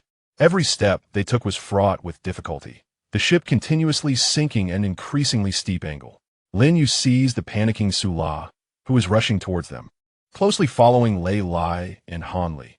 Han Li's theories had transcended cold equations and conjectures. They were manifesting in the roaring inferno before them, intent on consuming everything. The silent methane release zone was no longer an abstract illustration in academic journals, but had transformed into an invisible hand robbing them of buoyancy, a chaotic force distorting the magnetic field, and the final fuse igniting this catastrophic storm. The lament of the steel beast continued to echo. The piercing alarm rang out like a relentless tormentor, burrowing into the eardrums of every individual, tearing at the remnants of their sanity. Yet the sound, in the face of nature's wrath, seemed so feeble, soon drowned out by the more violent symphony of the elements. The wind was no longer mere air. It had materialized into madness. The anemometer had long since exceeded its limits, rendering it entirely inoperative. The current wind was akin to countless invisible fists, mercilessly battering the ship's hull at speeds exceeding 100 kilometers per hour from all directions. The heavy, tempered glass groans, emitting a creaking sound that foretells its imminent shattering. The superstructure trembles in the fierce wind, as if it could be uprooted and cast into the abyss of the inky sea at any moment. The air is rapidly siphoned away, making breaths excruciatingly difficult. Inhaling feels akin to swallowing blades, infused with the brackishness of seawater and a bizarre, sulfurous stench reminiscent of rotten eggs. The rain is no longer mere rain. It is as though the celestial river has been overturned, unleashing billions of icy projectiles in the wrath of the sea god. The downpour no longer falls, but is instead swept horizontally by the howling winds, striking everything in its path with a ferocity akin to that of a relentless barrage. The raindrops collide with the deck, portholes, and any exposed surface, producing a cacophony reminiscent of heavy machine guns firing in unison. Vision is utterly obliterated, leaving only a chaotic, swirling curtain of water. The beams of searchlights are fragmented, resembling fireflies struggling within the belly of an enraged beast. The sea, too, has ceased to be the sea. The once calm methane seep area has transformed into a nightmarish trap. As the vessel enters, the anticipated violent impact is replaced by a more despairing sensation of weightlessness. The colossal ship of 15,000 tons seems to have suddenly plunged into a viscous mire, as though a colossal, soft, and malevolent hand from the abyss has grasped it, then yanked it downward with ferocity. A thunderous roar erupts. The hull emits a bone-chilling, metallic screech, a sound more harrowing than thunder itself. This is not an external collision, but rather the dying groans of the keel, burdened by unimaginable and uneven stresses. All buoyancy appears to be instantaneously siphoned away, as the bow plunges at an angle defying the laws of physics. Help! Oh God! The frantic screams, desperate cries, and incoherent prayers erupt from every corner of the ship, only to be instantly shredded by the storm's fury. In the dining room, exquisite tableware, chairs, and food are tossed together as if by an invisible hand, accompanied by the rolling and colliding of bodies, composing a bloody symphony of chaos. In the bar, the cabinet crashes down, expensive spirits mingling with shards of glass, splattering amidst the taste of blood. The electrical system finally collapses. With a crackle accompanied by sparks of short circuits and explosive booms, the roar of the main engine abruptly ceases. All lights aboard, from the resplendent crystal chandeliers to the faint emergency indicators, flicker desperately a few times before plunging into total darkness. An absolute, suffocating blackness envelopes everything. Only the piercing white lightning that rends the heavens occasionally illuminates this hellish scene. The deck tilted almost vertically, twisted and deformed metal and countless figures, flung like rag dolls by inertia, colliding and then vanishing into the darkness and tumultuous waves. All electronic devices have failed. Navigation is inoperative. Power is lost. We have lost control of the ship. I repeat, we have lost control. But the captain's final words, tinged with unmistakable despair and terror, resonate like a last epitaph, before being irrevocably cut off by the collapse of the electrical system. Chapter 25. A desperate dash in this realm of chaos and darkness. Individuals are ensnared in their own personal hells. At the moment the ship tilted, Lin Yue clung tenaciously to the most robust metallic structure at the bow, resembling a gecko. Cold rain and seawater lashed against his face, yet he opened his eyes wide, seizing the fleeting illumination of lightning to memorize the angle of the ship's incline and the surrounding sea conditions. With his other hand, he grasped the safety rope on the Sula life jacket secured around his waist. He shouted hoarsely at Sula, who was almost consumed by fear, "Hold on. Don't let go. Follow me." His mind raced, calculating any possible route to the lifeboats, despite most of them being either destroyed or rendered inoperable amidst the frenzied tilting and towering waves. Han Li, before the darkness descended, expended his last ounce of strength to shove the malfunctioning mechanical compass back into his inner pocket. He was tightly gripped by Lei Lai, and as he gazed down at the sea below, illuminated by flashes of lightning and churning with eerie white foam, a chill enveloped his heart. His theories had been validated, but the cost could be the lives of all aboard. It was not merely the weather, the geology, or the pitfalls. He shouted hoarsely against the howling wind, though his voice was scarcely audible. Lei Lai exhibited the remarkable qualities of a former Marine. In the fleeting moment before the power failed, he had forced open a storage locker, retrieving several life jackets and a waterproof flashlight. He deftly maneuvered past the tumbling furniture and the panicked crowd, his gaze cold and terrifyingly calm, as if transported back to the most brutal of battlefields. At this moment, Yamaguchi Hiroichi and his bodyguards had lost all semblance of elegance and composure. Their luxurious suite was in utter disarray. Yamaguchi's corpulent body was wedged within the deformed door frame, howling in terror. His two bodyguards attempted to force their way through the obstruction, yet their combat skills seemed laughable in the face of nature's overwhelming violence. One of the attendants, in a bid to protect Yamaguchi, was struck down by a heavy piece of furniture hurled through the air, silenced without a sound. A Fae, the solitary girl, exhibited astonishing agility and composure as chaos erupted. Rather than attempting to return to the cabin, she secured herself to a relatively stable steel structure on the lower deck using her backpack strap. She even retrieved her waterproof camera, capturing the apocalyptic scene at the moment of each flash of lightning, her eyes reflecting not only fear but an indescribable focus. However, this was merely the beginning. Creak! A more colossal and despair-inducing sound of metal fracturing emerged from the midsection of the ship, drowning out all storms and cries. As another titanic bolt of lightning connected heaven and sea, the hearts of all who beheld this scene froze in terror. The magnificent hull of the Europa Pearl, before their very eyes, split apart from the middle. Creak! Boom! The resounding crack from the breaking keel of the Europa Pearl signified the final toll of humanity's creations succumbing to the might of nature. It was no longer merely the lament of metal. It was the dying scream of this maritime fortress, its soul gasping for breath. Under the terrified gaze of all onlookers, despite the shroud of darkness, the cacophony of sound, and the ensuing violent upheaval imprinted an everlasting image of horror in every mind. A colossal steel behemoth, weighing 150,000 tons, was mercilessly torn apart by an invisible force of unfathomable ferocity.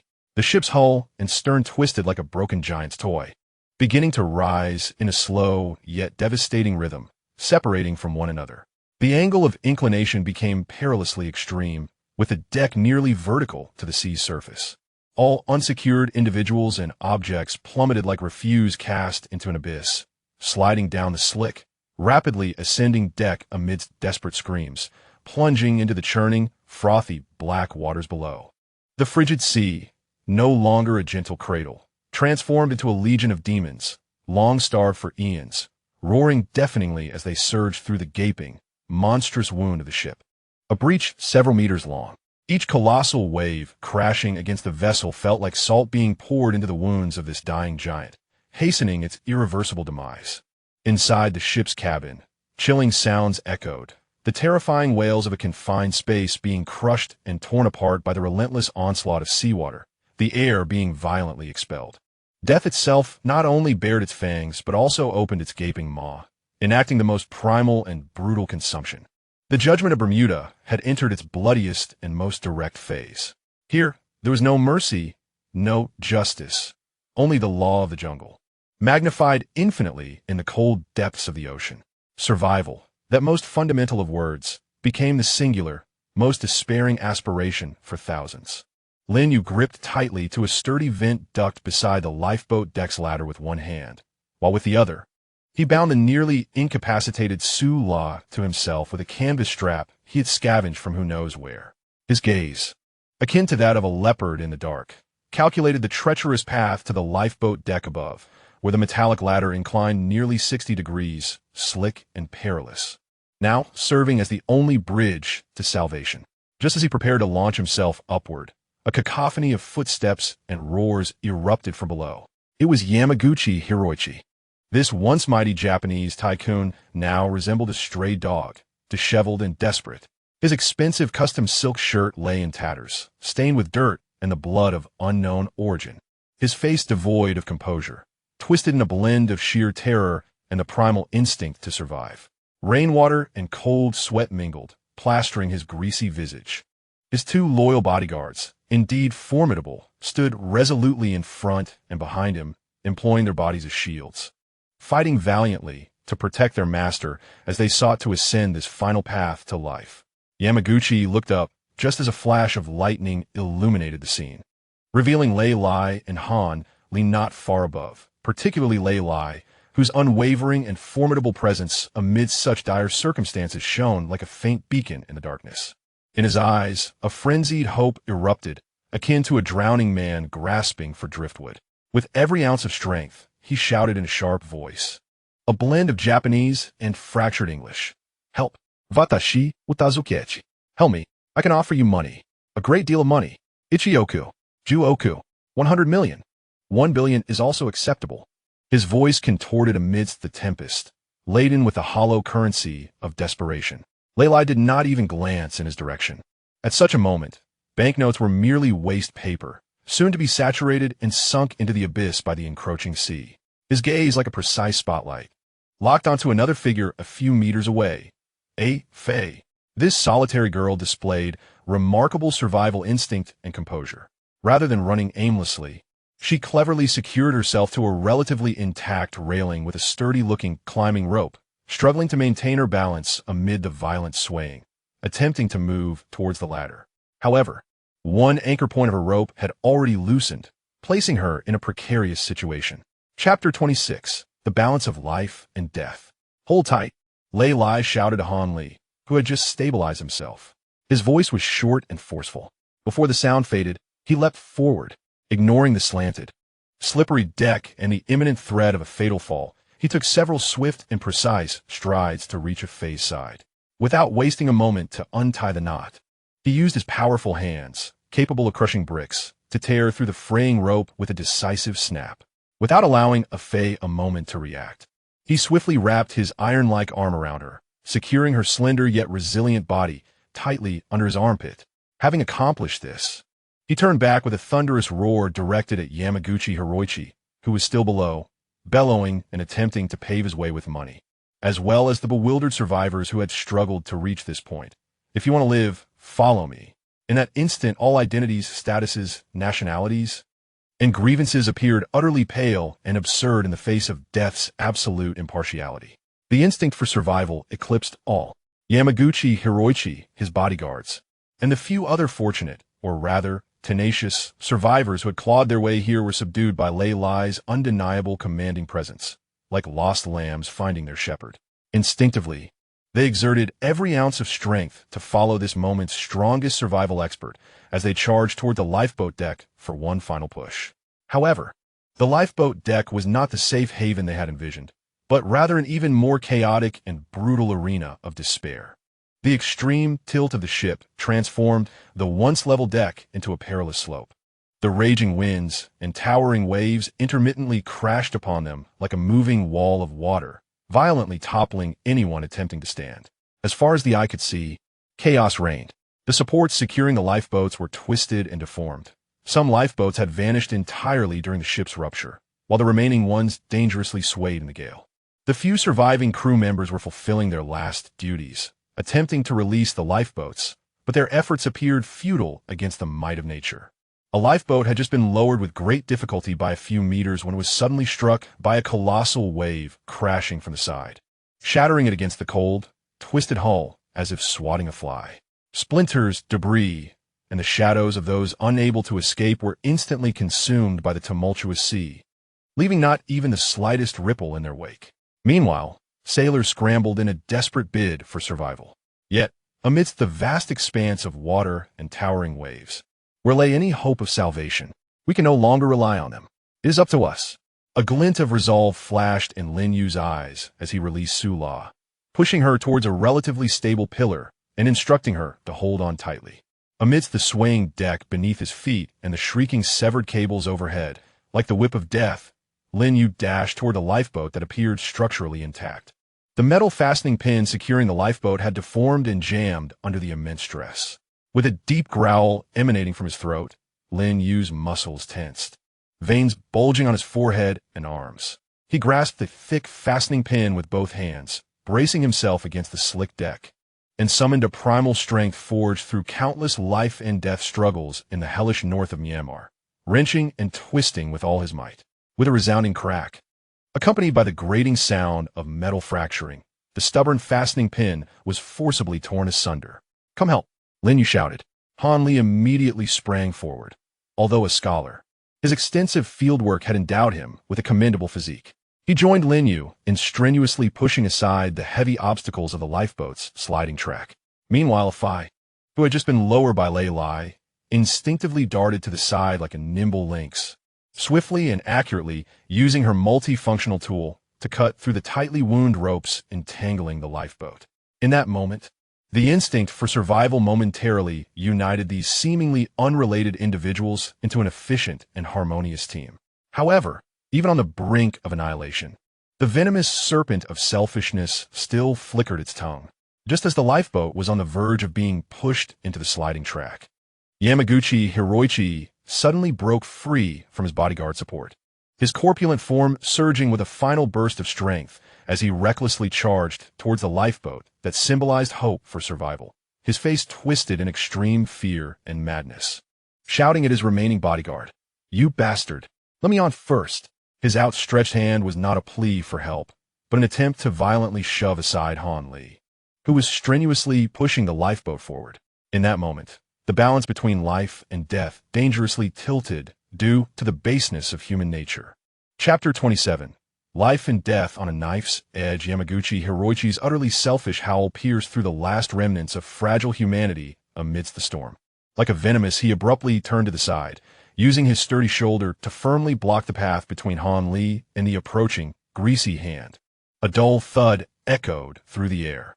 Lin Yue's form swayed slightly, yet his feet remained as immovable as if they were rooted to the ground.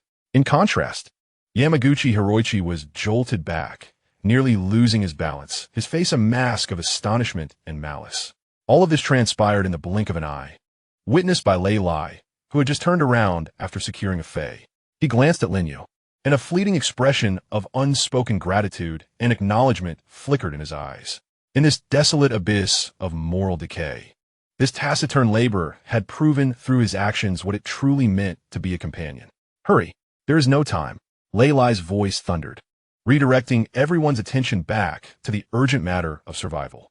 He paid no heed to the ashen-faced Yamaguchi Hiroichi, extending his powerful hand to grasp the arm of Su La, who was nearly paralyzed by fear, and with a half-lift, half-embrace, he swiftly and securely placed her into the lifeboat, which teetered precariously on the edge of the track. "Hold onto the inner handrail. Whatever happens, do not let go," Lei Li shouted at Tisula. At this moment, Yamaguchi Hiroichi's two bodyguards had completely shed their disguises, transforming into vicious hounds solely intent on clearing a path for their master.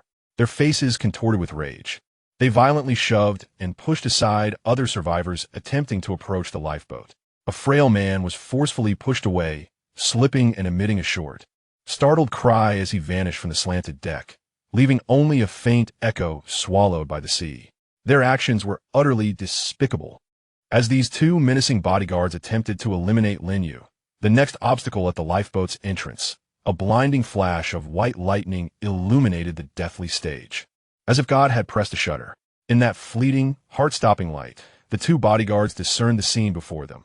Lin Yue stood like a rock at the lifeboat's entrance, soaked to the skin, his dark hair clinging to his forehead, droplets cascading from his resolute jawline. Beside him, Lei Lai, like a mountain standing shoulder to shoulder, had also turned his eyes, hardened by the trials of war, cold, sharp, and brimming with palpable menace, locking onto them with unwavering intensity. The two stood side by side. Though no words were exchanged, their synchronized aura and equally unyielding stances formed an invisible, suffocating pressure. It was not a display of force but a declaration. "Cross this line, and you shall perish." The hands of the two bodyguards froze in midair. They, too, were men who danced on the edge of danger and swiftly realized that these two men were not easily swayed. Forcing a confrontation could lead to mutual destruction, wasting precious time for escape. The instinct for survival overrode their absolute obedience to their master, and they instinctively retreated half a step. "Hurry, everyone get aboard. Seize the moment." Lei Lai seized upon this brief moment of intimidation, shouting once more to direct the survivors onto the boat. Yamaguchi Koichi scrambled desperately, almost using both hands and feet to clamber into the relative sanctuary of the lifeboat cabin. His corpulent frame curled up in a corner as he gasped for breath, his countenance still etched with the harrowing terror of survival. Following him, several other survivors, among them a middle-aged woman, her face ashen and lips trembling uncontrollably with fright, and a young man clutching a bleeding arm, his pallor ghastly. Those strangers to one another supported each other as they staggered inside. Creaking, rumbling, a sound far more immense, muffled, and soul-shaking than any before emanated from the deepest bowels of the colossal vessel beneath their feet. It was as if the very foundation upholding the world had utterly collapsed at that moment. The Europa Mingzhu, a monstrous emblem of humanity's industrial pride, had finally reached its terminus. Severed from its last tether, the fractured hull and stern rose abruptly at a near-vertical, cataclysmic angle. The deck housing the lifeboats instantly transformed from a sloping incline into a sheer precipice. Gravity reversed with terrifying finality. All those still stranded upon the deck, unable to secure themselves, were swept away like dust by an invisible colossal hand, plunging into the dark, turbulent sea below amid ceaseless, heart-wrenching screams. The lifeboat itself groaned with the agonizing sound of metal twisting, its final mooring cable stretched taut to the breaking point, threatening to snap at any instant. "Jump! Get in quickly!" Lin Yue roared with a ferocity unmatched since boarding. Without hesitation, he lunged with his left hand, pushing Han Li, still struggling to maintain balance, into the violently rocking lifeboat. Simultaneously, his right arm encircled Fei's waist, employing a deft strength to usher her safely aboard. "Lady!" Lin Yue bellowed one last time. Exchanging a glance heavy with unspoken understanding, the two men exerted themselves almost simultaneously. Their feet propelled them off the treacherously slick, near-vertical deck like two storm-driven petrels soaring toward the final vestiges of survival, plunging into the precarious lifeboat that bore the fragile weight of humanity's hope and despair. The instant their bodies landed within the vessel, snap. The final cable tethering the lifeboat to the mothership succumbed to the strain and severed with a sharp crack. In that fleeting moment, a sensation of weightlessness, as chilling as a tide of ice, engulfed every soul aboard. The small, orange lifeboat was irrevocably severed from the mountain-like wreckage of the mother ship, which was sinking vertically, like a helpless leaf torn from a treetop by a furious gale. It commenced a free fall from the near-vertical edge dozens of meters above, plunging toward the abyss below, a yawning maw of darkness and turmoil, illuminated intermittently by flashes of lightning. Its surface roiling with white foam and the ink-black waters of death. The wind howled past their ears, transforming into a countdown of doom. Beneath them lay an all-consuming unknown abyss, and between life and death hung precariously upon the slender thread of those fleeting seconds of descent. Han Li, engulfed by the sensation of weightlessness, cast a final glance back. The enormous ship's propeller of the Europa Mingzhu loomed large, clearly visible in the lightning, mercilessly consumed by the deep blue sea, which rolled with eerie, frothy, white bubbles. Further afield, he seemed to perceive an abundance of colossal, bursting bubbles upon the surface, reminiscent of boiling chaos. Suddenly, the lifeboat crashed heavily onto the water, the tremendous impact rendering everyone unconscious in an instant. Chapter 28. The Survivor's Lone Boat Thirst. A searing, relentless thirst akin to having one's throat scorched by the blazing winds of a desert yanked Han Li from the depths of his profound unconsciousness. Following this, a series of agonizing throbs struck his temples as if they had been hammered mercilessly. He felt like a fish cast ashore and sunbaked for 3 days and nights. Every inch of his skin crying out for hydration, each breath laced with the sharp sting of his lungs and the metallic taste of blood in his mouth. With great difficulty, he gradually opened his heavy eyelids.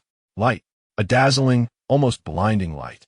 There were no portholes, no overhead cover, only an endless expanse of sky, pure blue and disconcertingly captivating, resembling a vast, flawless sapphire, indifferent in its dominion. The sun poured down without obstruction, scorching his skin and eyes. Below him, a disturbing, rhythmic swaying persisted. It took him a full 10 seconds for his muddled consciousness to recede like a retreating tide, revealing the deafening alarms of horrific memories, the blinding flashes of lightning, The howling winds and monstrous waves, the sickening sounds of the ship's hull fracturing, the near-vertical descent, and the final impact with the sea, which nearly shattered his very insides. The ship had sunk. The Europa Mingzhu, that maritime palace bearing thousands of lives, had succumbed to the abyss of the Devil's Triangle. Yet he remained alive. This realization bore a surreal quality, accompanied by a faint sense of relief that he had survived such a calamity. Struggling, he propped himself up with his agonizing arms and surveyed his surroundings.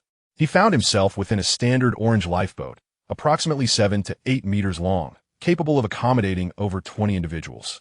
At present, a sparse number of souls sat or lay within, creating an atmosphere of desolation and emptiness.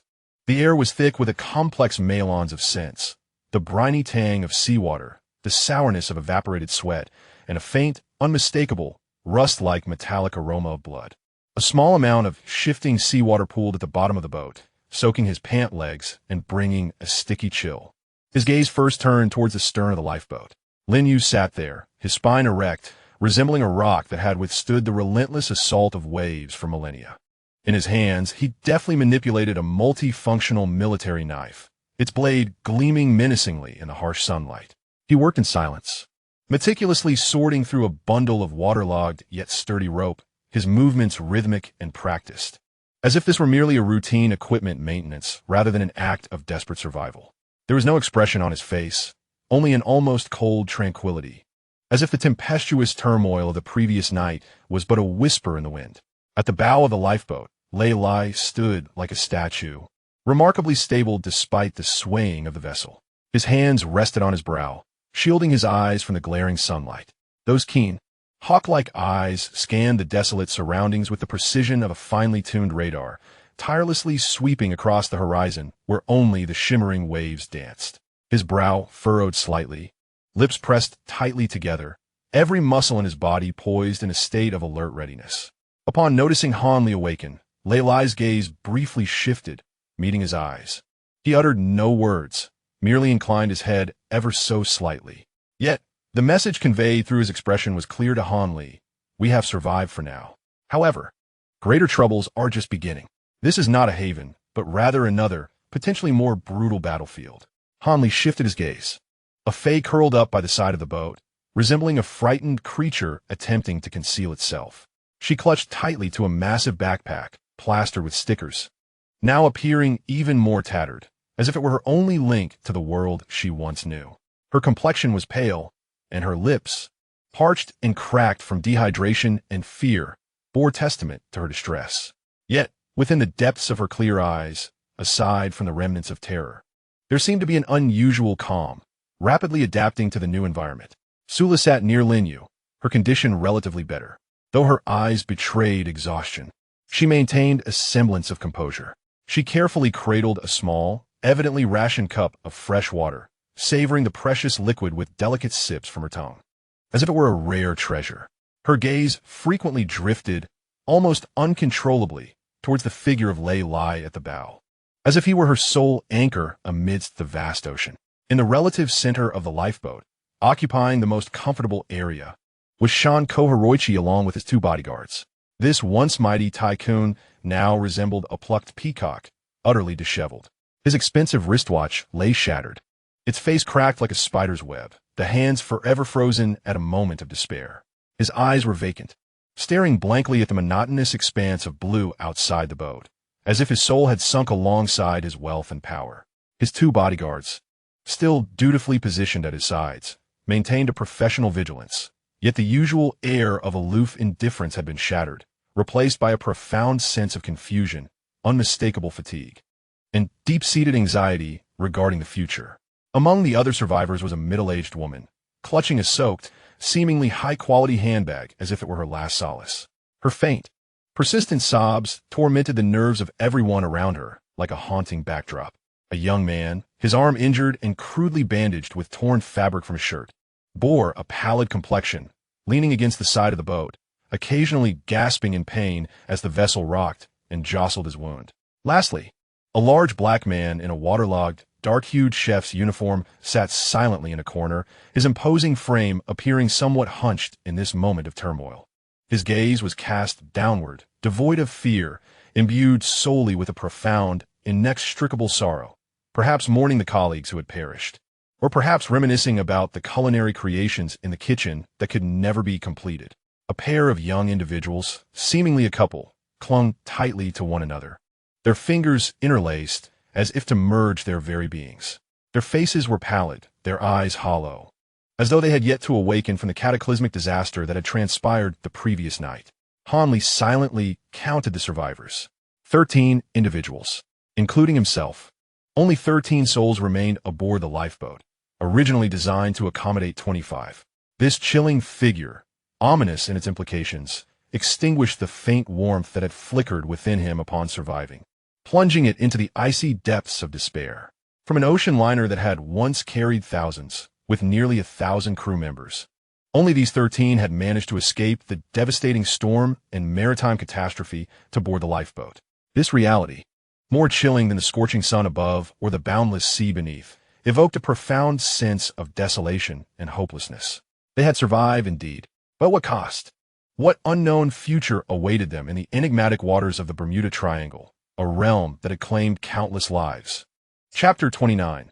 The unknown despair. Where is the fresh water and food? When will rescue arrive? Or will there truly be any rescue? Each question hung above them like the sword of Damocles, rendering their small vessel adrift upon the azure grave, seemingly insignificant and utterly fragile. The trial of survival had laid itself bare before them from the very moment they awoke. And human nature often reveals its most authentic and brutal facets in the face of scarce resources. This diminutive lifeboat was but a microcosm of humanity, sailing towards an abyss of unknown despair. The quivering, tearful inquiry of a middle-aged woman rippled through the numb hearts of the others like a stone cast into stagnant waters, only to be swiftly consumed by an even greater silence. Were we? Where? No one could provide an answer. Or perhaps the answer lay starkly before their eyes, so cruel that they were reluctant to acknowledge it. Hanli, along with all others aboard who still possessed their sight, instinctively surveyed their surroundings anew. Their movements were slow and rigid, as if fearful that this futile action would only reaffirm the despairing truth. All around, there was nothing but the disconcerting expanse of azure where the sea met the sky. Above them loomed a sky devoid of clouds, an unyielding blue akin to solidified enamel, with the sun resembling a colossal, indifferent eye, mercilessly scorching all beneath it. Beneath their feet lay the profound, boundless depths of the dark blue sea, the lifeboat rising and falling like a trifling leaf upon the waves. As far as the eye could see, there were no reference points, no blurred outlines of land, no distant mass of vessels, not even the shadow of a single bird in flight. They appeared to have been utterly forgotten by the world, cast aside in the most desolate corner of this aquatic planet, akin to a trivial speck of dust adrift in the vastness of the cosmos. In the stillness, the only sounds were the gentle lapping of waves against the hull of the lifeboat and the muffled sobs of a middle-aged woman, struggling to contain her emotions. At that moment, Lei Lai and Lin Yue exchanged a fleeting glance across the distance. There was no verbal communication, and even the exchange of looks was remarkably brief. Yet an unspoken understanding, rooted in a shared recognition of their grim reality, had been established. They both comprehended that succumbing to panic and self-pity would only hasten the arrival of death. Lei Lai inhaled deeply, shattering the suffocating silence with a voice that, though not loud, carried an undeniable authority characteristic of a commander. Inventory the supplies. This command served as a lifeline, momentarily pulling some from the mire of despair. Lin Yue was the first to spring into action. He rose silently, his movements steady and efficient, beginning to retrieve items from the various storage compartments and racks of the lifeboat. Hanli, despite battling a headache and parched throat, joined in. Afai hesitated briefly before setting down her backpack to assist quietly. Even the taciturn black chef shifted his body to lend a hand in the inventory. The process was swift, as the supplies were woefully scant. All items were gathered at the center of the boat, exposed to the scorching sun, resembling a brutal exhibition of their survival odds. Food, for boxes of sealed compressed biscuits and energy-rich chocolate bars. The boxes were small, and a rough estimation of the individually wrapped contents indicated that, even under minimal distribution, they would not last long. Fresh water, 15 bottles of 500 milliliters of drinking water. The transparent bottles reflected the azure sky, their precious contents now more valuable than gold. Medical supplies. A standard first aid kit containing antiseptic gauze, bandages, analgesics, and a limited supply of antibiotics. Tools. Several spare orange life jackets. A waterproof emergency light with an unknown battery level. A set of fishing gear, including fishing line, hooks, and a simple reel, though devoid of bait. And most notably, a vivid orange flare gun, accompanied by 3 flares of the same hue. Miscellaneous, a few assorted items, including a whistle, a signaling mirror, and a multilingual survival manual. Once the inventory was complete, all eyes turned to Lin Yue. He crouched down, lifted a bottle of water to weigh it in his hand, and glanced at the meager biscuits, swiftly calculating in his mind. His expression was devoid of any emotion, neither fear nor despair, but rather a near-cold tranquility. Rising, he surveyed the faces before him, each reflecting a mix of hope, fear, or confusion, and in his characteristic, unemotional tone, he clearly stated, "Water will last at most 3 days if we ration it severely." He paused to allow this grim figure to settle in each person's mind before adding a weightier remark. "The food is even less." 3 days, someone murmured, the incredulity evident in their voice. The air of despair enveloped the small lifeboat like a tangible fog of ice, heavier than the silence that preceded it, threatening to crush the resolve of all present. 3 days? What nonsense! A sharp, distorted voice suddenly erupted, belonging to Yamaguchi Hiroichi. As if scorched by the very figure he had just encountered, he abruptly straightened from his slumped position, the pallor of exhaustion on his face replaced by a frenzied panic. He waved his arms, pointing toward the vast expanse of the sea, his voice rising in agitation. 3 days? How is that even conceivable? We must issue a distress signal immediately. Where's the radio? The satellite phone? Surely, the lifeboat is equipped with these essential communication devices. Quickly, contact for rescue.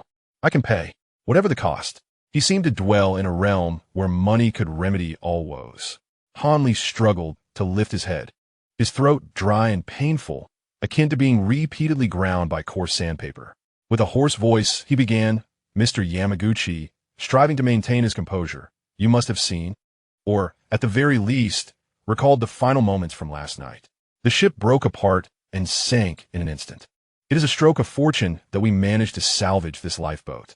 He shook his head helplessly regarding the advanced communication devices Yamaguchi had mentioned, his gaze sweeping across the rudimentary supplies aboard. "We possess none of those. Here, we only have the most basic survival gear. What shall we do then? Are we to await our demise here?" Yamaguchi Hiroichi almost roared, losing all semblance of decorum and pretense, his corpulent form trembling with fear and anger. "No water, no food, no rescue. 3 days. In 3 days, we shall all become desiccated corpses." His panic spread like a contagion, tightening the embrace of the young couple, while the sobs of the middle-aged woman escalated into louder cries. Chapter 30. The primal darkness of humanity conserve your strength, regulate your water intake. Search for land or passing vessels, and await rescue. Lin Yue's voice rang out once more, cold, succinct, and powerful, shattering Yamaguchi Hiroichi's unrestrained outburst like a hammer. He enumerated the options, each word directing toward the most rational yet arduous path to survival. He paused, his gaze sharp as twin ice-cold daggers, piercing directly into the disoriented Yamaguchi Hiroichi, concluding with a final remark. "Alternatively, you could choose to jump overboard and swim. That would save a portion of our rations." The bluntness and cruelty of his words bore the hallmark of a soldier's dark humor. Yamaguchi Hiroichi was momentarily rendered speechless, his face flushed with indignation. Mouth agape, yet unable to utter a single word, only producing a wheezy sound reminiscent of a deflating bellows. He glared at Lin Yue with resentment, his chest heaving violently. Meanwhile, the 2 bodyguards flanking him exhibited a shift in demeanor, no longer merely lost and weary. Their gazes began to uncontrollably dart toward the scant supplies of bottled water and compressed biscuits stacked in the center of the lifeboat. Deep within their eyes, an instinct akin to that of a beast guarding its prey began to awaken, muscles tensing slightly, their postures revealing a dangerous restlessness in the face of survival. The notion of loyalty appeared to be confronting its most formidable trial. Resources were finite. The desire to survive was boundless. The small lifeboat adrift in the endless azure was, for the first time, enveloped by an invisible yet palpable tension, a consequence of Lei Lai's chillingly ruthless mathematics of survival. The darkest facets of human nature began to quietly fester in this bed of despair. Yamamoto Hiroichi abruptly rose to his feet, his voice hoarse from dehydration, yet imbued with an unreasonable authority. Listen, 15 bottles of water for 13 people. 1 bottle each. This is fair. The 2 extra bottles. He inhaled deeply, surveying the crowd, his fingers unconsciously caressing the shattered luxury watch on his wrist. I bought it. Name your price. 10,000? 100,000? $1 million per bottle? Make your offers. I will not haggle. A flicker of madness gleamed in his eyes as his voice escalated. Moreover, if anyone feels they can manage without their share of water and is willing to relinquish it, I will buy it at the same price. Cash, equity, real estate, whatever you desire, I will deliver the moment you are saved. This is the best investment opportunity of your lives. For the price of 1 bottle of water today, you can exchange it for a lifetime of wealth. Quite a bargain, wouldn't you agree? Yamamoto's words, likening money to the purchase of fresh water, fell like a cold drop into a tranquil, or rather, silent, frying pan, instantly stirring up violent, latent ripples of danger. The resonance of his open pricing lingered in the sweltering air, plunging the lifeboat into a brief, eerily strange silence.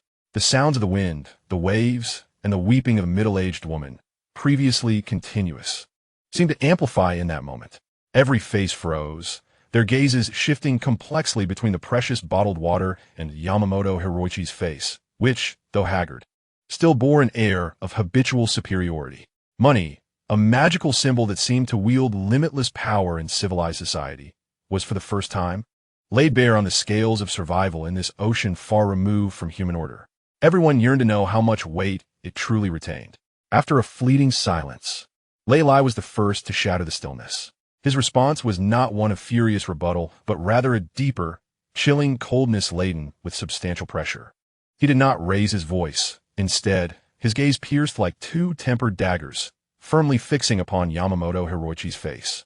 Mr. Yamamoto, he spoke, his voice low, yet causing the surrounding temperature to seemingly drop several degrees. Here, money cannot buy water. It can only purchase an earlier demise. He deliberately paused, allowing the meaning of his words to sink into each heart like a block of ice. Anyone who dares to disrupt the distribution rules, hoarding or trading water, I will personally throw them overboard to feed the fish. I mean what I say. His words bore no exaggerated rhetoric, delivered plainly yet infused with a lethal aura forged in the crucible of bloodshed. The 2 previously flickering-eyed bodyguards instinctively tensed at the moment their eyes met Lei Lai's, their fleeting thoughts crushed under the weight of his resolve. They had no doubt that this former Marine Corps member was entirely capable of carrying out his threat. The complexion of Yamaguchi Hiroichi shifted from pallid to ashen. His lips trembled as he yearned to retort, yet under the unwavering, martial intimidation emanating from Lei Lai's piercing gaze, he ultimately emitted a muffled grunt from his throat, turning his head away in indignation. Nevertheless, the resentment and bitterness in his eyes remained undiminished. At this moment, Lei Lai no longer regarded him, redirecting his attention to the assembly, his voice regaining its prior composure as he commenced the distribution of supplies. Overseen jointly by Lin Yue and myself, Lin Yue had remained silent throughout, approaching the pile of provisions like a taciturn guardian. He cast no glances at anyone, yet all present could sense the latent, explosive potential concealed beneath his seemingly tranquil demeanor. Together, he and Lei Lai formed an invisible barrier, one a silent iceberg, the other a drawn blade, upholding a minimal semblance of order. The distribution commenced, the process straightforward and swift, yet imbued with an unspoken tension. Freshwater, 15 bottles for 13 individuals. Lei Lai exhibited no hesitation, directly seizing 2 bottles and returning them to the emergency storage box, securing it with a small lock. The keys held by both him and Lin Yue.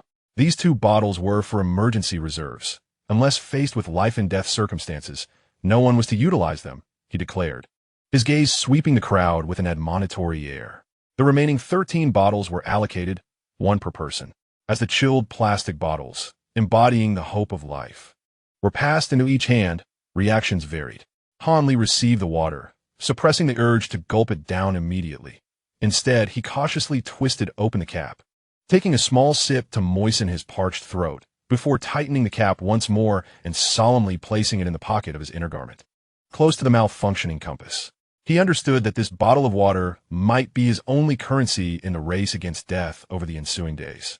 Sula merely moistened her lips before clutching the water bottle to her chest, as if cradling an infant. AFI's actions were even more resolute. She did not even unscrew the cap, instead fastening the bottle securely in the innermost section of her backpack. The young couple exchanged glances, the boy offering his bottle to the girl, who hesitated momentarily but did not refuse, instead holding both bottles tightly against her bosom. The middle-aged woman, upon receiving her water, quieted her sobs slightly, yet she clutched the bottle with a vice-like grip, her nails nearly piercing the plastic, her gaze rife with distrust toward those around her. The young man with an injured arm and the black chef appeared relatively calm, silently accepting their water and stowing it away properly. Yamaguchi Hiroichi nearly snatched the bottle from Lin Yue's grasp, inspecting the ordinary plastic vessel before glancing at a shattered luxury watch worth millions. A wry and bitter expression crossing his face. He did not immediately stow it away. Instead, he held it tightly as if it were the only tangible wealth he could grasp at this moment. His two bodyguards also silently accepted their water. Food. The allocation of compressed biscuits and chocolate bars was similarly stringent, dispensed personally by Lei Lai, who counted each portion meticulously. The shares received by each individual were pitifully scant, barely sufficient to sustain basic metabolic functions. Tools. The signal gun was personally safeguarded by Lei Lai. The fishing tools were entrusted to the seemingly most patient and capable Han, Li, and Fei. The first aid kit was overseen by Su La, who possessed a rudimentary understanding of bandaging. The distribution process unfolded in a stifling silence, almost ritualistic in nature. On the surface, order was maintained. Yet beneath the surface, the undercurrents became increasingly turbulent due to the words spoken by Shan Kohong. The enchantment of money appeared to have lost its potency. Yet the seeds of individual ownership, this water is mine, and I have the right to decide its use, had quietly taken root. Chapter 31. The game between Lips Lei Lai's proposal for limited drinking water with unified supervision was akin to casting a massive stone onto the placid, yet deceptively tumultuous surface of the lake. This was not merely a survival strategy, but a bold declaration of war against the impending chaos of individualism aboard the lifeboat. The first and most vehement opponent was naturally Shan Kohong. Supervise? Who are you to supervise how I drink my own water? Shan Ko scoffed, his laugh dry and harsh, rife with unmasked derision and defiance. He shook the bottle of fresh water that belonged to him, the plastic making a faint sound that, to him, echoed a declaration of the inviolability of private property. What a joke. Since this water has been given to me, it is my private possession. I can drink it whenever I want and as much as I wish. That is my freedom. Why should I heed your commands? His corpulent body leaned slightly forward in agitation, his gaze sweeping over Lei Lai and Lin Yue with an air of superiority that, despite his predicament, remained unblemished. How I dispose of my own belongings is my prerogative. You are infringing upon my private property rights.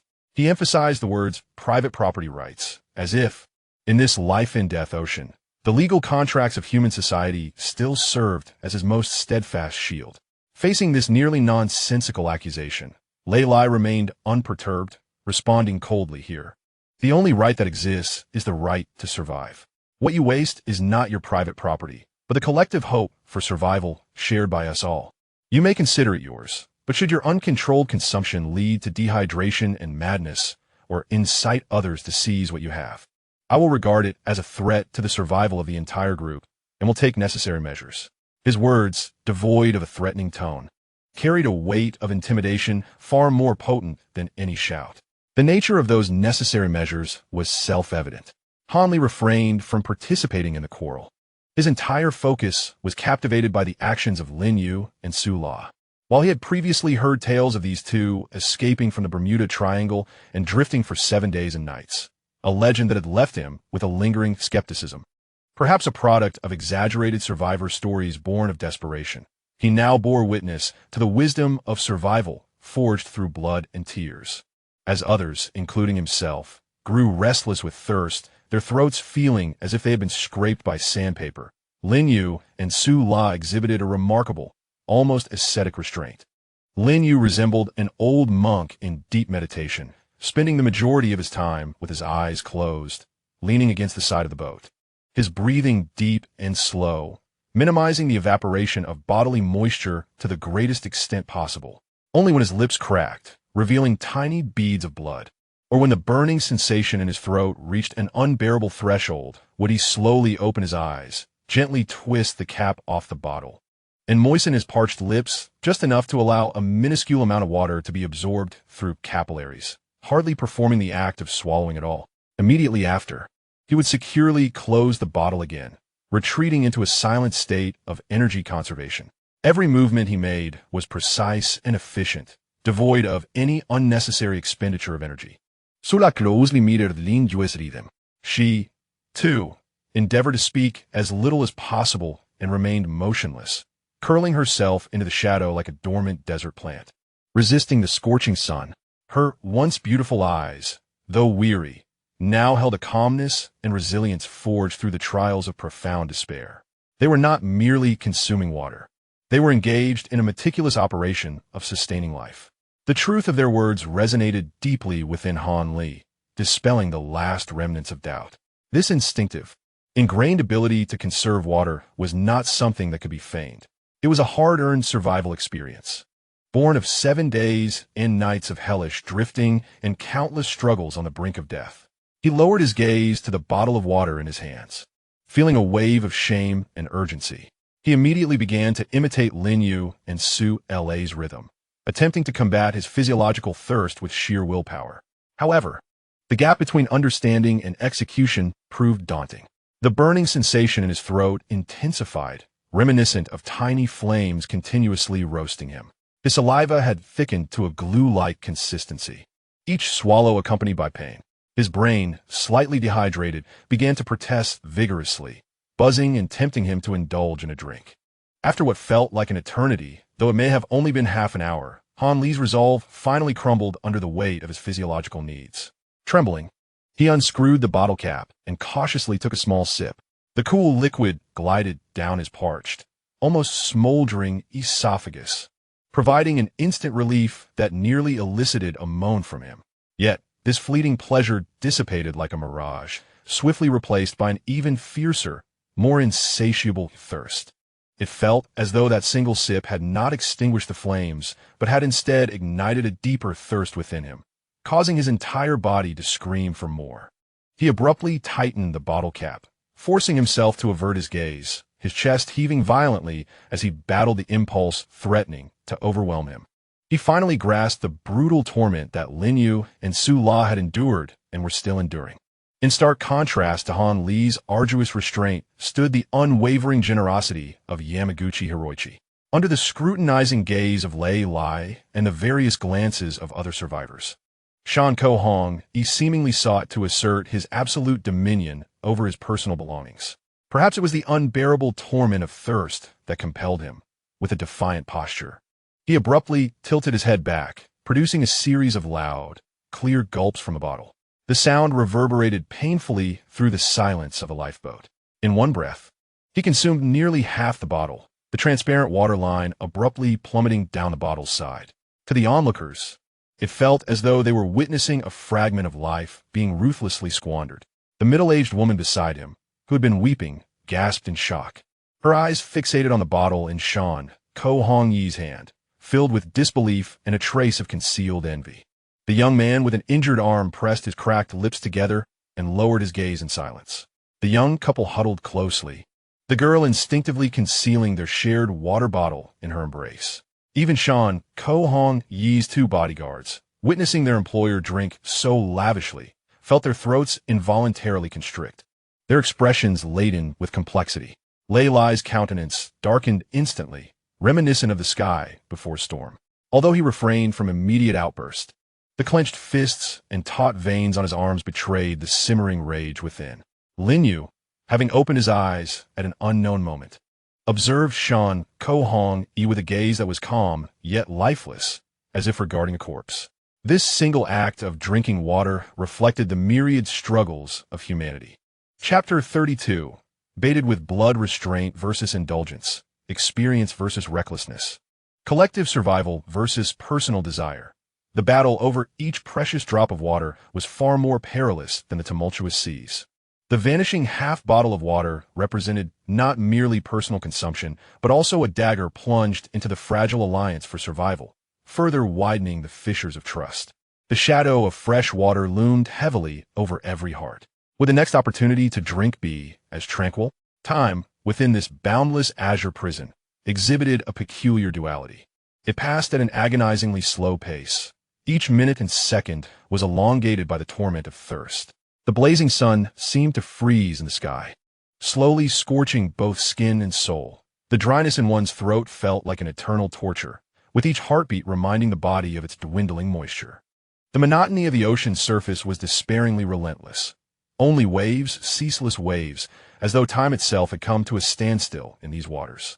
Yet time also flew by swiftly, evidenced by the visibly diminishing source of life in each person's bottle.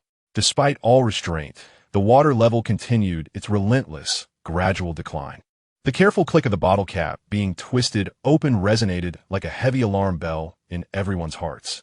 A reminder that the countdown to death quickened with each drop consumed. By the afternoon of the third day, when Leilai announced that the emergency freshwater reserves remained inaccessible and nearly half of the personal rations had been depleted, a silent panic began to permeate the lifeboat. Eyes grew increasingly restless, the cracks on lips multiplied, and even breaths seemed to carry a desperate heat. At that moment, Lin Yue, who had remained as silent as a rock, finally stirred. He did not partake in the anxious discussions regarding the water source, but instead silently picked up a rudimentary set of fishing tools, several rolls of fishing line of different calibers, a few glimmering hooks, and a simple spool. His movements were deliberate and unhurried, imbued with a sense of resolute focus. The first tangible concern was bait. Under the curious and skeptical gazes of the others, Lin Yue's eyes scanned the lifeboat. There were no worms, no shrimp, no conventional bait whatsoever. Ultimately, his gaze settled upon the nearly empty packaging of his compressed biscuits, which bore remnants of crumbs and grease. He tore off a small piece of the inner layer of the packaging, which clung to a hint of the biscuit's grease and flavor. Then, in an unexpected turn of events, he extended his pinky finger and gently scraped the edge of a small scabbed wound on his arm with his nail. A drop of crimson blood immediately oozed forth.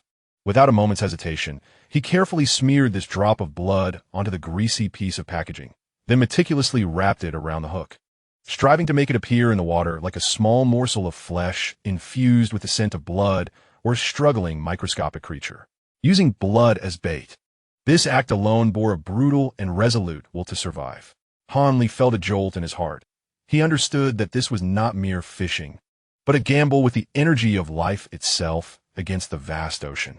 Yamaguchi Hiroichi leaned against the edge of the boat, observing Lin Yue's primitive actions with a smirk that betrayed his disdain.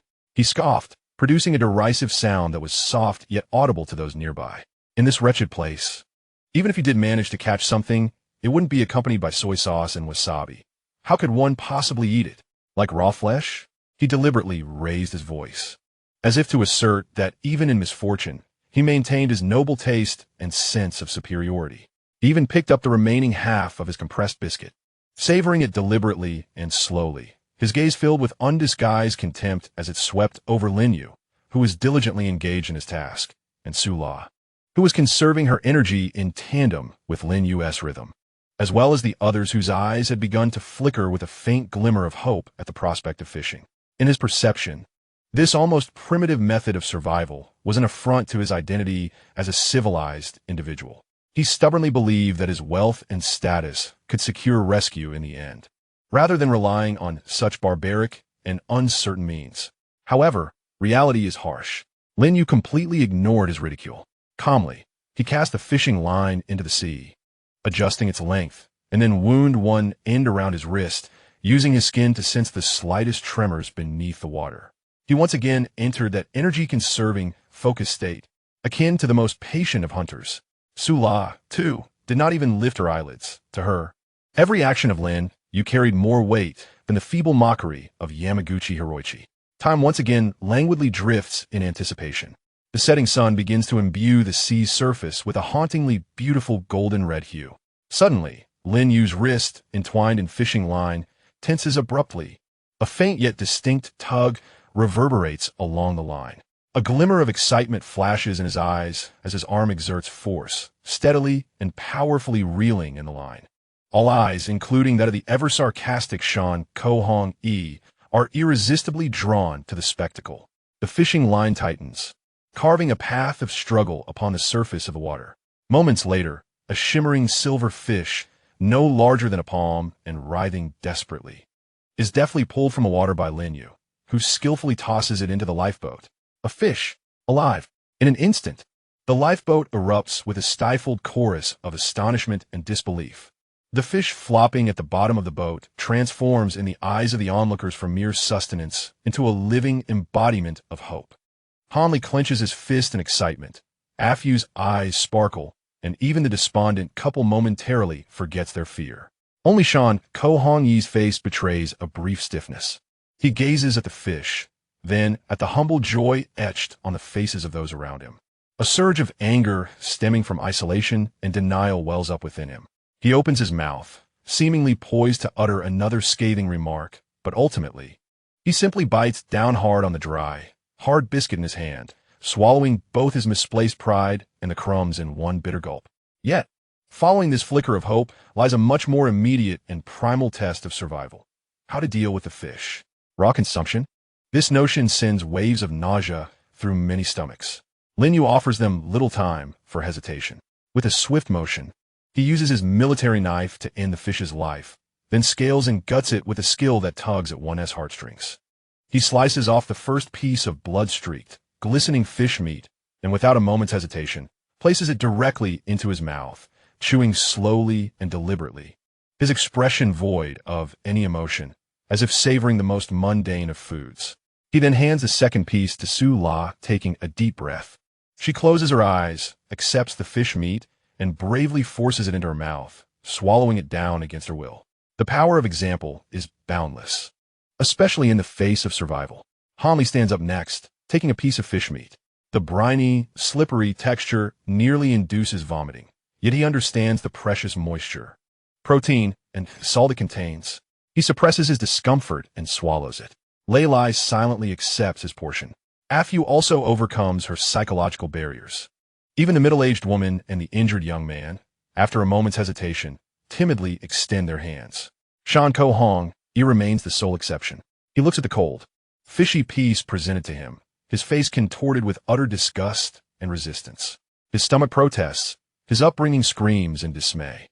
"I don't need it," he exclaims sharply, turning his head away, his voice dry and piercing. "I'll just eat my biscuit." His two bodyguards gazed at their boss, then cast their eyes upon the piece of fish. Their throats tightened, and their expressions reflected an inner turmoil, yet ultimately, they refrained from moving. Lin Yue did not press the matter. Instead, he calmly withdrew his hand and distributed the fish to those in greater need. A single fish, limited in its weight, could not satiate everyone's hunger, but it offered more than mere sustenance and hydration. It represented a shift in mindset. They need not remain passive in the face of death. They still had the agency to seek out the resources necessary for survival from this harsh ocean. As night descended, those who had consumed the raw fish may have felt discomfort in their stomachs, yet they at least alleviated some of their thirst, and a faint glimmer of hope sparked in their eyes. In stark contrast, Yamaguchi Hiroichi, who relied solely on meager rations of compressed biscuits, appeared increasingly lethargic and isolated. Clutching his dwindling supply of fresh water, he gazed at the starry sky, lost in thought. His worldview, founded on monetary value, was collapsing at an unprecedented pace within the confines of this small lifeboat. The fishing hook had not only caught hope, but also deepened the chasm between individuals. However, the lessons of survival proved far more brutal and authentic than anyone could have anticipated. The lifeboat drifted languidly across the boundless azure sea, with time seemingly ensnared by the viscous waters, each second stretching interminably. Thirst, hunger, and uncertainty about the future gnawed at the nerves of everyone aboard like three dull knives, alternating in their torment. As the initial panic subsided, a deeper, Bone-deep anxiety began to permeate the atmosphere. Yamaguchi Hiroichi's agitation was particularly pronounced. His private bottle of fresh water, consumed during his initial indulgence and subsequent uncontrollable intake, was now empty, and he had also depleted much of the water belonging to the two bodyguards. This reality tightened around him like a noose, rendering him restless. The compressed biscuits were exceedingly difficult to swallow. Without sufficient moisture, each mouthful felt akin to ingesting gravel. His worldview, predicated on wealth, appeared desperately inadequate in this unadulterated battleground of survival. His gaze, akin to that of a circling vulture, involuntarily swept over the other survivors time and again, ultimately locking onto a middle-aged woman who had been quietly weeping. She represented a more accessible target. Her mental state was evidently frail, the continuous terror and sorrow having drained her of considerable strength, leaving her eyes often vacant and bewildered. Like a startled ostrich, she huddled in a corner, clutching her drenched handbag and a nearly empty bottle of water, which she clearly regarded as her lifeline. Her fragility and disorientation became, in Yamaguchi's eyes, a chink in her armor. The opportunity arose during the most drowsy hour of the afternoon. The relentless mental strain and physical exhaustion rendered the middle-aged woman unable to hold on any longer. Her head gradually slumped against the cold side of the boat. Slipping into a fitful and unstable slumber, her grip on the water bottle loosening slightly. Yamaguchi Hiroichi's heart raced, quickening its pace. He took a deep breath, forcefully suppressing the tumult of excitement and a barely perceptible sense of shame within him. For to engage in trade with such a person was, in his eyes, a disgrace. Like a seasoned hunter, he stealthily and deliberately maneuvered his corpulent body towards the corner, striving to attract as little attention as possible. He positioned himself to obstruct any potential gaze from Lei Lai and Lin Yue, thereby creating a relatively isolated space. Then, lowering his voice, he spoke in a tone he deemed sufficiently gentle, yet one that could not entirely conceal the underlying condescension, addressing the woman. "Madam, your water supply is dwindling. Is it not? You appear to be in a dire state. You must conserve your strength and refrain from weeping incessantly." He observed her reaction, noting how the middle-aged woman furrowed her brow in her slumber, not yet fully awakened. Yamaguchi licked his cracked lips and cast forth the true bait. "I can't assist you. I offer a generous price for your remaining water and your food. $100,000? Or perhaps $200,000. He articulated these figures distinctly, deliberately emphasizing the latter. He noticed her eyelids flutter slightly. "All you need to provide is a bank account, a name, any information that can connect us." Yamaguchi's voice carried an enticing urgency, a desperate plea for salvation. "I assure you, under the honor of the Yamaguchi family, the transfer will be immediate. Not a single cent will be withheld. This sum is sufficient to secure a life of comfort for you and your family for the remainder of your days." $200,000, a figure that resonated like thunder in the chaotic and despairing mind of the woman. She abruptly, or rather, struggled to awaken from the edge of slumber, lifting her gaze to behold the face before her, so near yet so distant. Though disheveled, the tattered shirt bore a fabric of fine quality, and, even in its ruin, the faint outline of an exquisite watch hinted at a world starkly different from her own. To her, $200,000 was indeed an astronomical sum, a fortune she could never amass even after years of arduous labor. It could settle her mortgage, afford her children a better education, and utterly transform her meager existence. Countless images of nights spent in financial struggle surged through her mind in that instant. In her eyes, a tumult of conflict and wavering resolve emerged. The instinct for survival warned her that water was life, a commodity not to be sold. Yet another, deeper urge, rooted in the vulnerability and greed of ordinary people confronted by immense wealth, coiled around her like a sea serpent. The sheer panic and ignorance of the future rendered her incapable of rationally assessing the likelihood of salvation. If death were ultimately inescapable, this bottle of water would hold no value. Yet, if by some stroke of fortune she were to survive, this $200,000 would serve as a ticket to another world. The desire to improve her life could, in the barren soil of despair, flourish wildly. Her grip on the water bottle inadvertently slackened ever so slightly. The tightly clenched bottle, symbolizing the lifeline, seemed no longer as unshakable. Her breath quickened.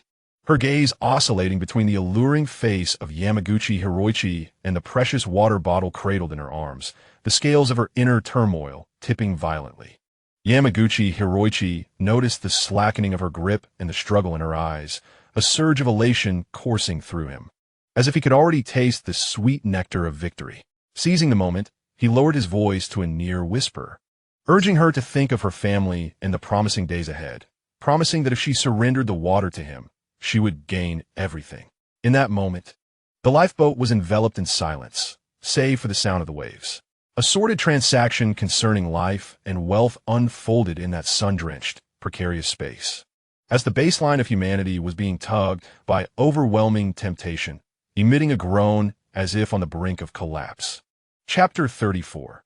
The price of humanity, just as the psychological defenses of the middle-aged woman were on the verge of being overwhelmed by the lure of vast wealth.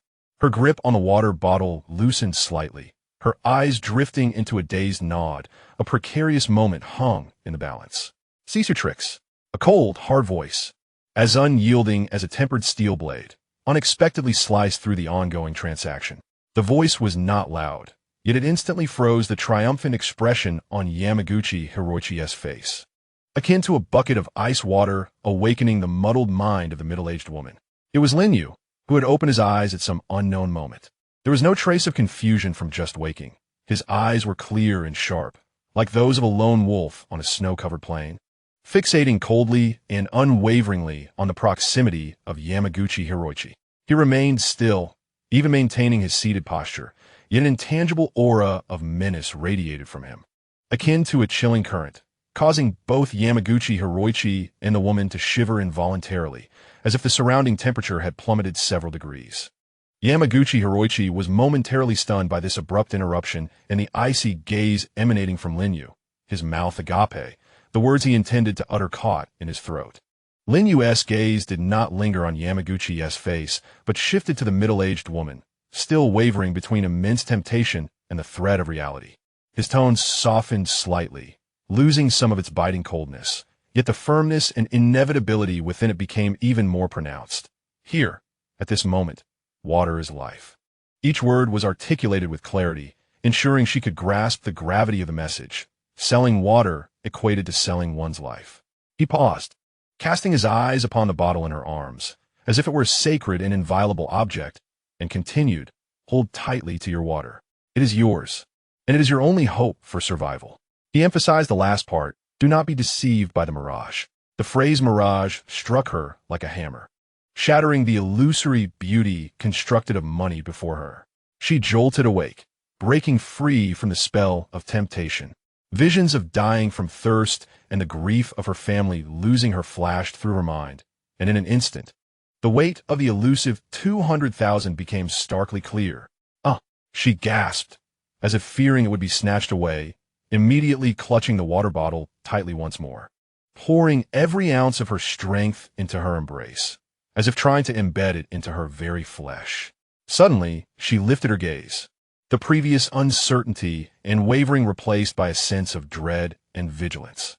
With a fierce glint of anger born from deception, she shot a piercing glare at Yamaguchi Hiroichi, then retreated with all her might, attempting to distance herself from this perilous man, curling herself into a tight ball against the edge of the boat. The transaction was abruptly halted. Yamaguchi Hiroichi's expression shifted from shock to indignation, and then to a pallid rage within mere seconds. He felt as though he had been publicly slapped, the sting burning fiercely upon his face, particularly in front of this lowly laborer whom he had always looked down upon. The feelings of defeat and humiliation were magnified manifold. He glared at Lin Yue with a ferocious intensity, his eyes dark and venomous, his teeth grinding audibly, as he muttered a barely audible, venomous curse that mingled Japanese and English. "Yuru, you damned coolie." However, his tirade was cut short, for he distinctly felt another icy gaze, even more oppressive, akin to a searchlight, locking onto him from the rear of the boat. It was Lei Lai. Though Lei Lai did not utter a word, his imposing stature, arms crossed over his chest, and the emotionless gaze forged through the crucible of battle conveyed an unmistakable message. Lin Yue was justified in his actions, and you are playing with fire. Under the weight of this dual intimidation, Yamaguchi Hiroichi could only stifle his seething rage and resentment deep within. Reluctantly, with a great deal of dissatisfaction, he retreated to his original position, resembling a defeated, plump rooster, feeling the mocking gazes of everyone aboard, which made him squirm in discomfort.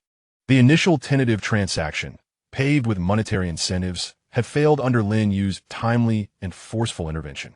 On the surface, order and boundaries appeared momentarily preserved. Yet, all were acutely aware that the fuse of conflict had been ignited, crackling ominously. The expressions of Yamaguchi Hiroichi and his two bodyguards towards Lin Yue and Su La had irrevocably transformed. The prior disdain and contempt had been supplanted by a mixture of wariness, resentment, and increasingly overt hostility.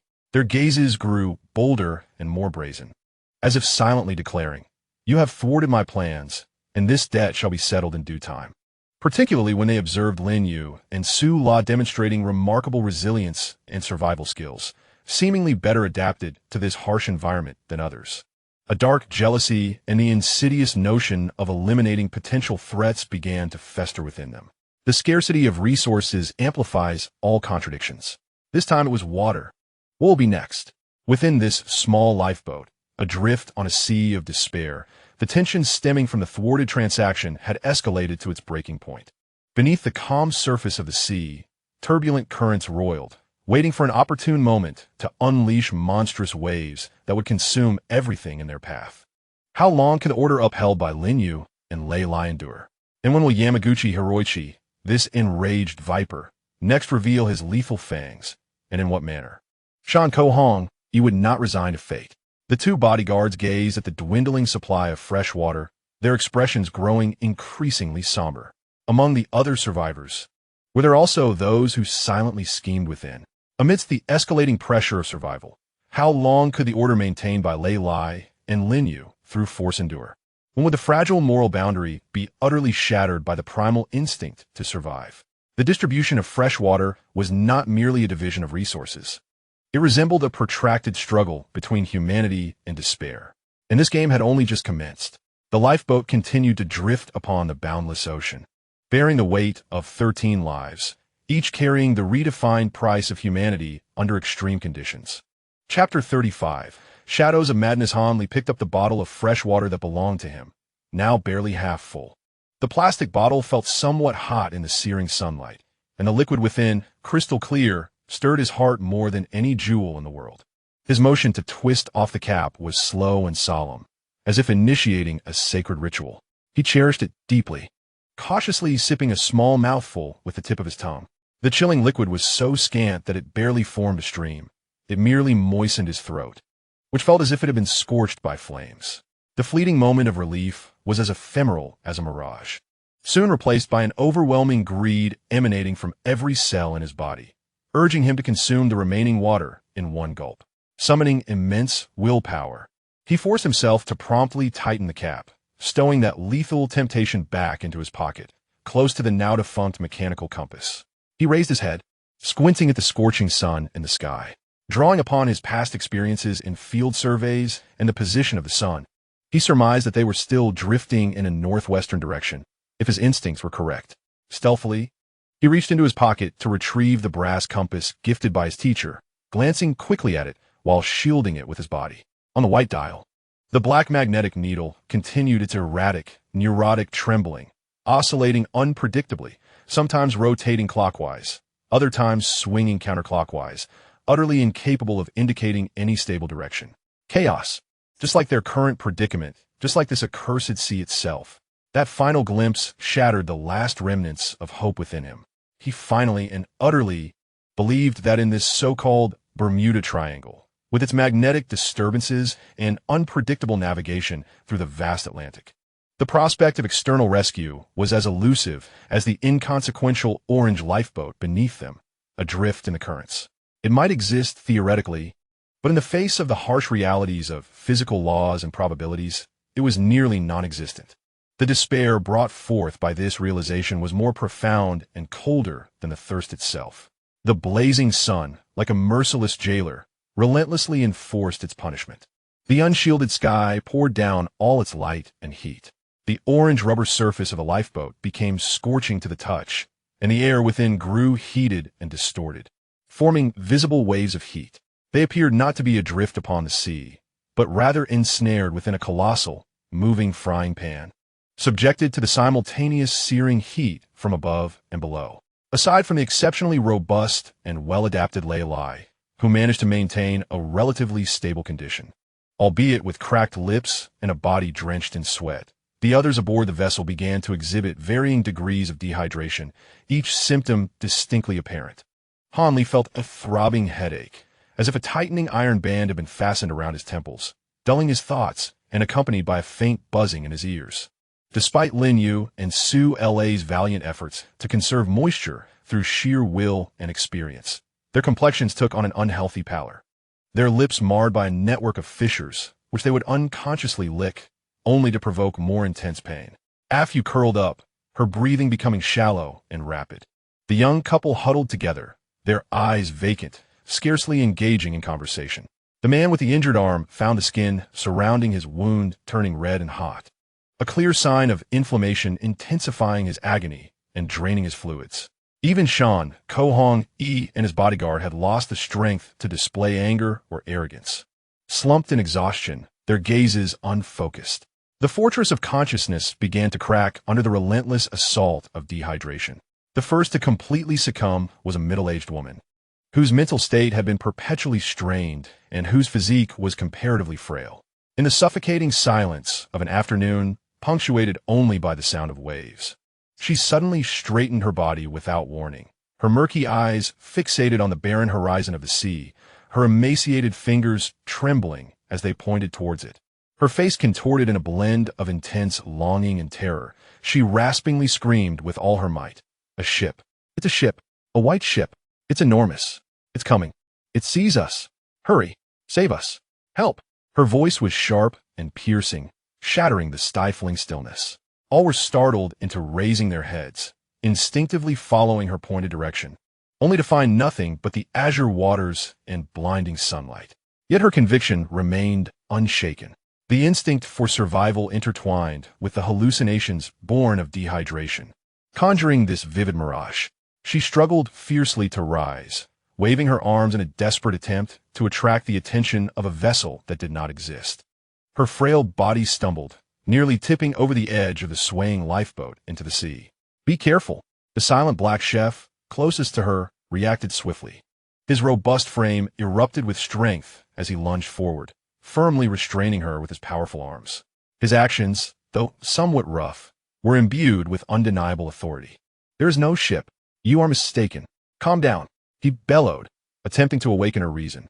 The middle-aged woman writhed violently in his grip, crying out and cursing, her strength astonishing, as if possessed by an invisible demon. After a considerable amount of time, she seemed to be utterly drained of all her strength, collapsing into a state of low sobs, her eyes now hollow. Yet within that emptiness, there lingered an added layer of sheer madness. The silence within the lifeboat returned, but each person's heart felt as though it were burdened by an even heavier stone. This was merely the beginning, a realization clear to all. The breakdown of the middle-aged woman resembled the first domino falling in a sequence. Dehydration and despair were gradually eroding the rational barriers of each individual. Who would be next? What actions would the next person to crumble undertake? Would they, like her, succumb to hallucinations? Or would their instinct for survival manifest as covetousness and aggression towards the resources of their companions? Under the scorching sun, an even more terrifying sensation than thirst permeated the lifeboat, the fear of losing control over oneself and others. The light of reason was gradually extinguishing upon this ruthless expanse of cerulean. Chapter 36. Echoes of the Abyss, the Torment of Daylight. Within a time, flow so viscous it nearly stagnated, was finally endured. The sun, akin to a tyrant exhausted from exertion, sank slowly and heavily beneath the western horizon, casting a magnificent yet brutal spectacle upon the vast canvas of the sky, a blend of molten gold and blood-red hues at twilight. This scene was so breathtaking it bordered on cruelty, as if nature, after displaying its unparalleled might, granted a fleeting solace. Yet it felt more like the crimson curtain drawn for the impending, harsher stage of the cold night. When the last rays of the setting sun were greedily consumed by the inky darkness, the survivors in the lifeboat descended into a true, veritable hell of ice. The sudden change in temperature was not gradual. It plunged nearly vertically off a cliff. The searing energy that had burned the skin and heated the rubber of the lifeboat during the day seemed to be instantaneously siphoned away by the vacuum of the universe, replaced by the bone-chilling cold emanating from the unfathomable depths of the sea and the vastness of space. The damp sea breeze transformed from the daytime's heat wave into countless invisible yet sharp ice needles, infused with a briny spray, easily piercing their already soaked and stiffened garments, relentlessly siphoning away the meager warmth that sustained their lives. All were compelled to curl up uncontrollably, shivering like leaves blown down by a cold wind. Their teeth clacked together involuntarily, producing a dense and fragile sound that resonated sharply in the stillness of the night. The skin, once reddened and scorched by the sun, now erupted into a layer of pale goose flesh, the icy sensation infiltrating every pore, penetrating to the marrow. The soul, and final instinct for survival, urged them to huddle together, stripping away all societal identities of men, women, the wealthy, and the poor, leaving only the most primal, animalistic urge to share warmth. Bodies pressed tightly against one another, devoid of decorum or barriers, reduced to the naked exchange of heat that determined life or death. Even Yamamoto Hiroichi, who has tirelessly endeavored to maintain his last semblance of dignity and distance, now casts aside all restraint. Like a frostbitten shrimp, he curls his corpulent form as closely as possible to his trembling bodyguard, desperately seeking to draw a modicum of warmth from that robust physique. Su tightly nestles within Lin Yue's embrace.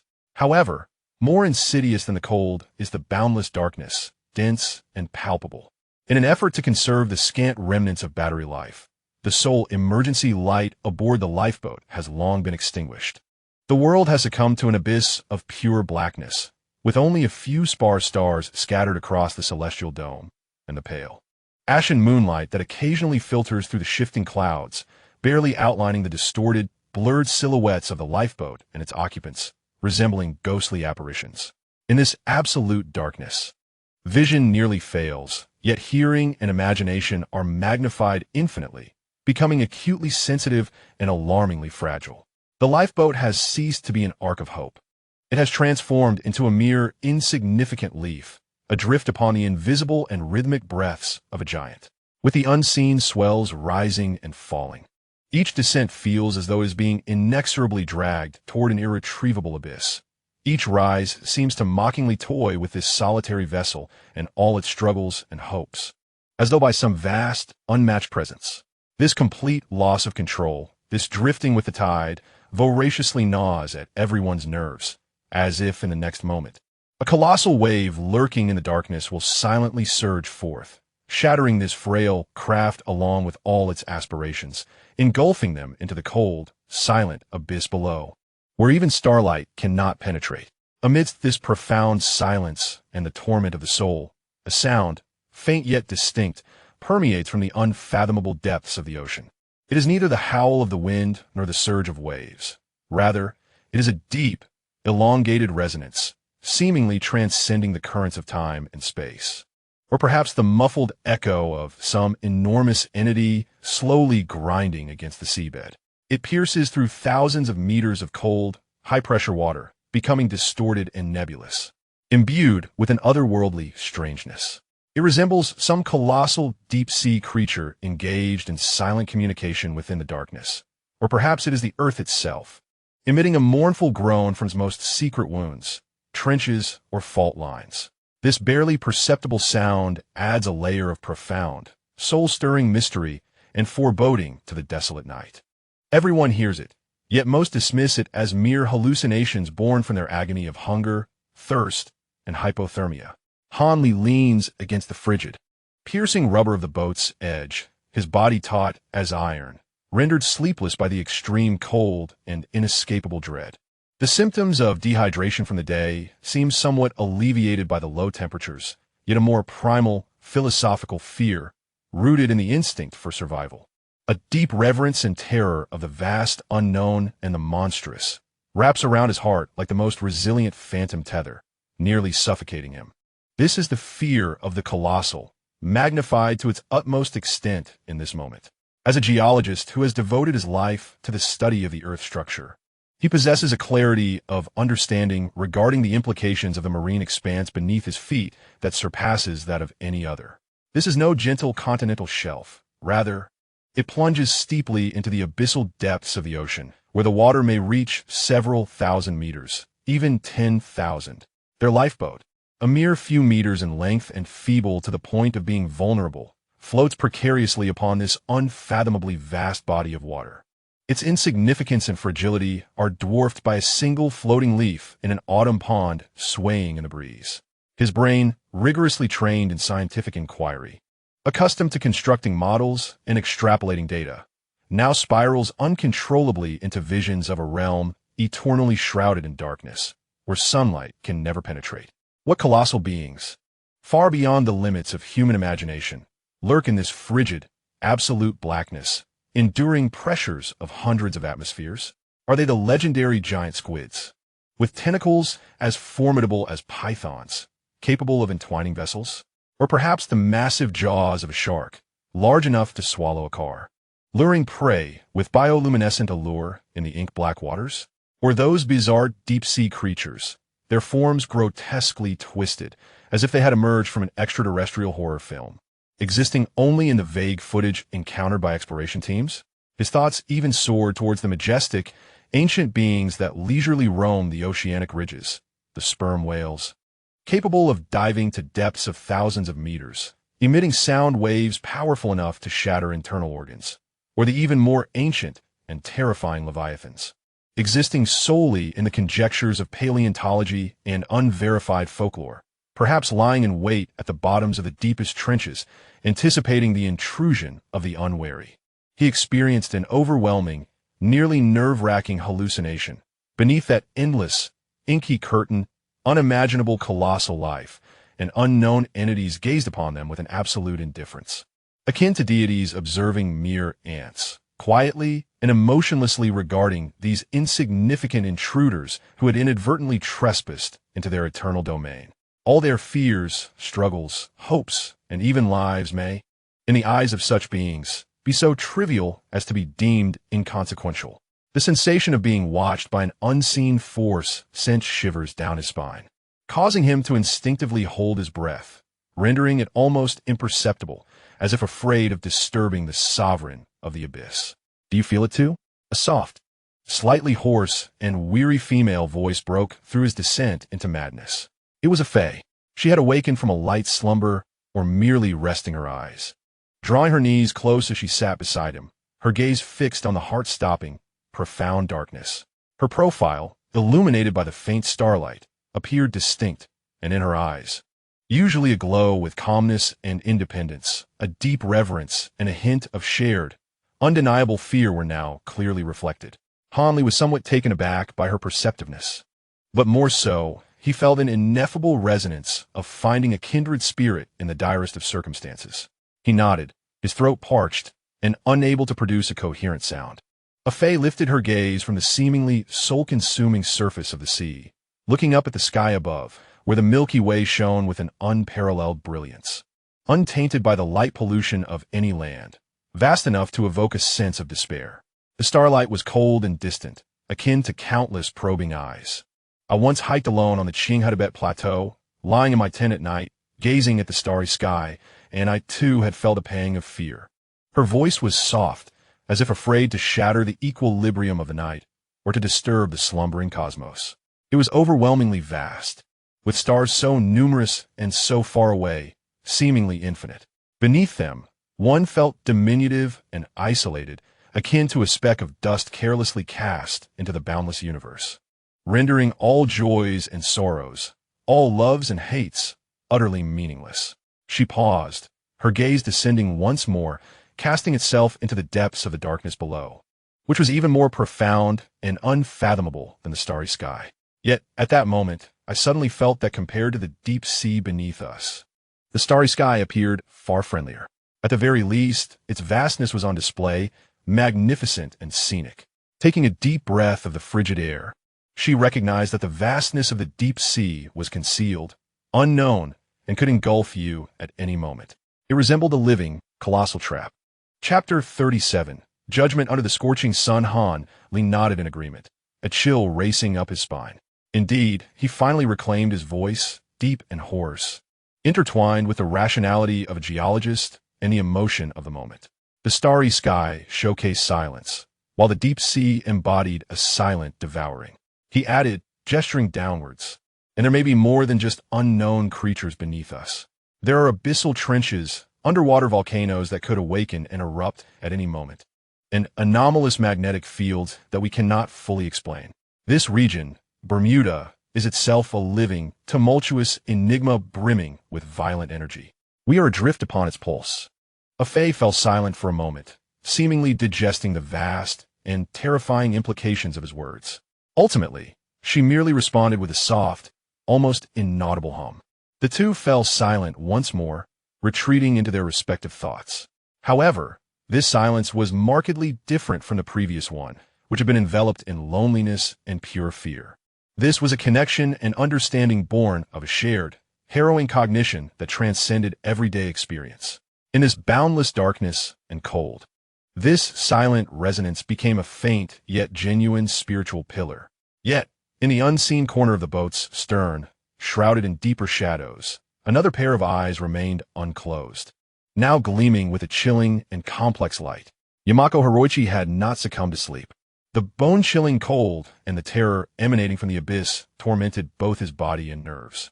Yet more unbearable than these physical agonies was the raging fury kindled by Lin Yue's public humiliation during the day, which had stripped him of his dignity, alongside an increasingly twisted greed for the painfully scarce fresh water and food.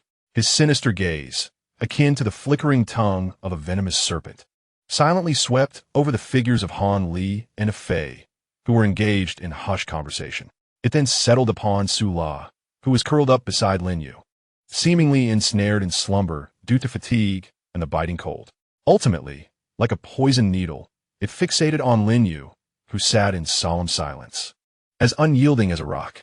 In the enveloping darkness, Lin Yue's silhouette nearly melded into the night, with only the faintest of movements betraying his ever-present, beast-like vigilance. In Yamamoto Hiroichi's eyes, the intertwining glimmers of resentment and cunning intensified. The defeat of the previous day had not tempered his resolve. Rather, in this despairing abyss of darkness, it had nurtured even darker and more perilous thoughts, akin to fungi thriving in shadows. Night not only magnified humanity's insignificance and fear in the face of vast nature, but also became a breeding ground for the most sinister corners of human nature. This fragile vessel, adrift above the dual abysses of physical and psychological turmoil, was increasingly engulfed by the undercurrents of suspicion, greed, and hatred that surged with the deepening midnight, becoming increasingly turbulent and malevolent. Dawn remained firmly imprisoned beneath the distant horizon, seemingly never to arrive. The imminent peril lurking in the darkness was unmistakably discernible, emanating from the unfathomable depths below and from the hearts of those within this confined space, which were gradually spiraling out of control in the face of despair. The trial of survival had entered its most brutal phase. The fleeting numbness brought by darkness and cold dissipated with the first pale rays of dawn slicing through the night. Yet, when the sun, once a symbol of life and warmth, now transformed into a merciless tyrant, once again leaped from the horizon, all realized that the situation was irrevocably deteriorating. The chill of the previous night had yet to be fully expelled from their bones when the tortures of daylight eagerly descended upon them. The blazing sun, akin to an indefatigable executioner, unleashed its relentless light and heat upon this meager lifeboat. It ruthlessly evaporated every trace of moisture that had taken refuge upon their skin, and even more cruelly, it siphoned away the precious water within their bodies, which was already perilously scarce. Thirst had transcended mere physiological need. It had morphed into a tangible torment. Like a rusted, dull blade, it slowly and incessantly sliced and ground against each individual's willpower from their throats to their innards. And upon every inch of parched skin, lips were rendered completely chapped, adorned with blackened, crimson scabs, with each slight parting of the mouth inducing excruciating pain. The tongue swelled, as if stuffed with cotton, adhering to the palate, making movement arduous. The time for drinking became the most sacred, yet cruel ritual of each day. Under the watchful gaze akin to that of a hawk, they adhered to his nearly draconian standards for consuming water. The meager amount of liquid barely constituted a true flow down the esophagus. It merely moistened the throat's mucous membrane, akin to sandpaper, providing a fleeting, deceptive reprieve, soon replaced by an even more ferocious thirst. As they gazed upon the nearly empty bottle, a silent panic began to pervade the air.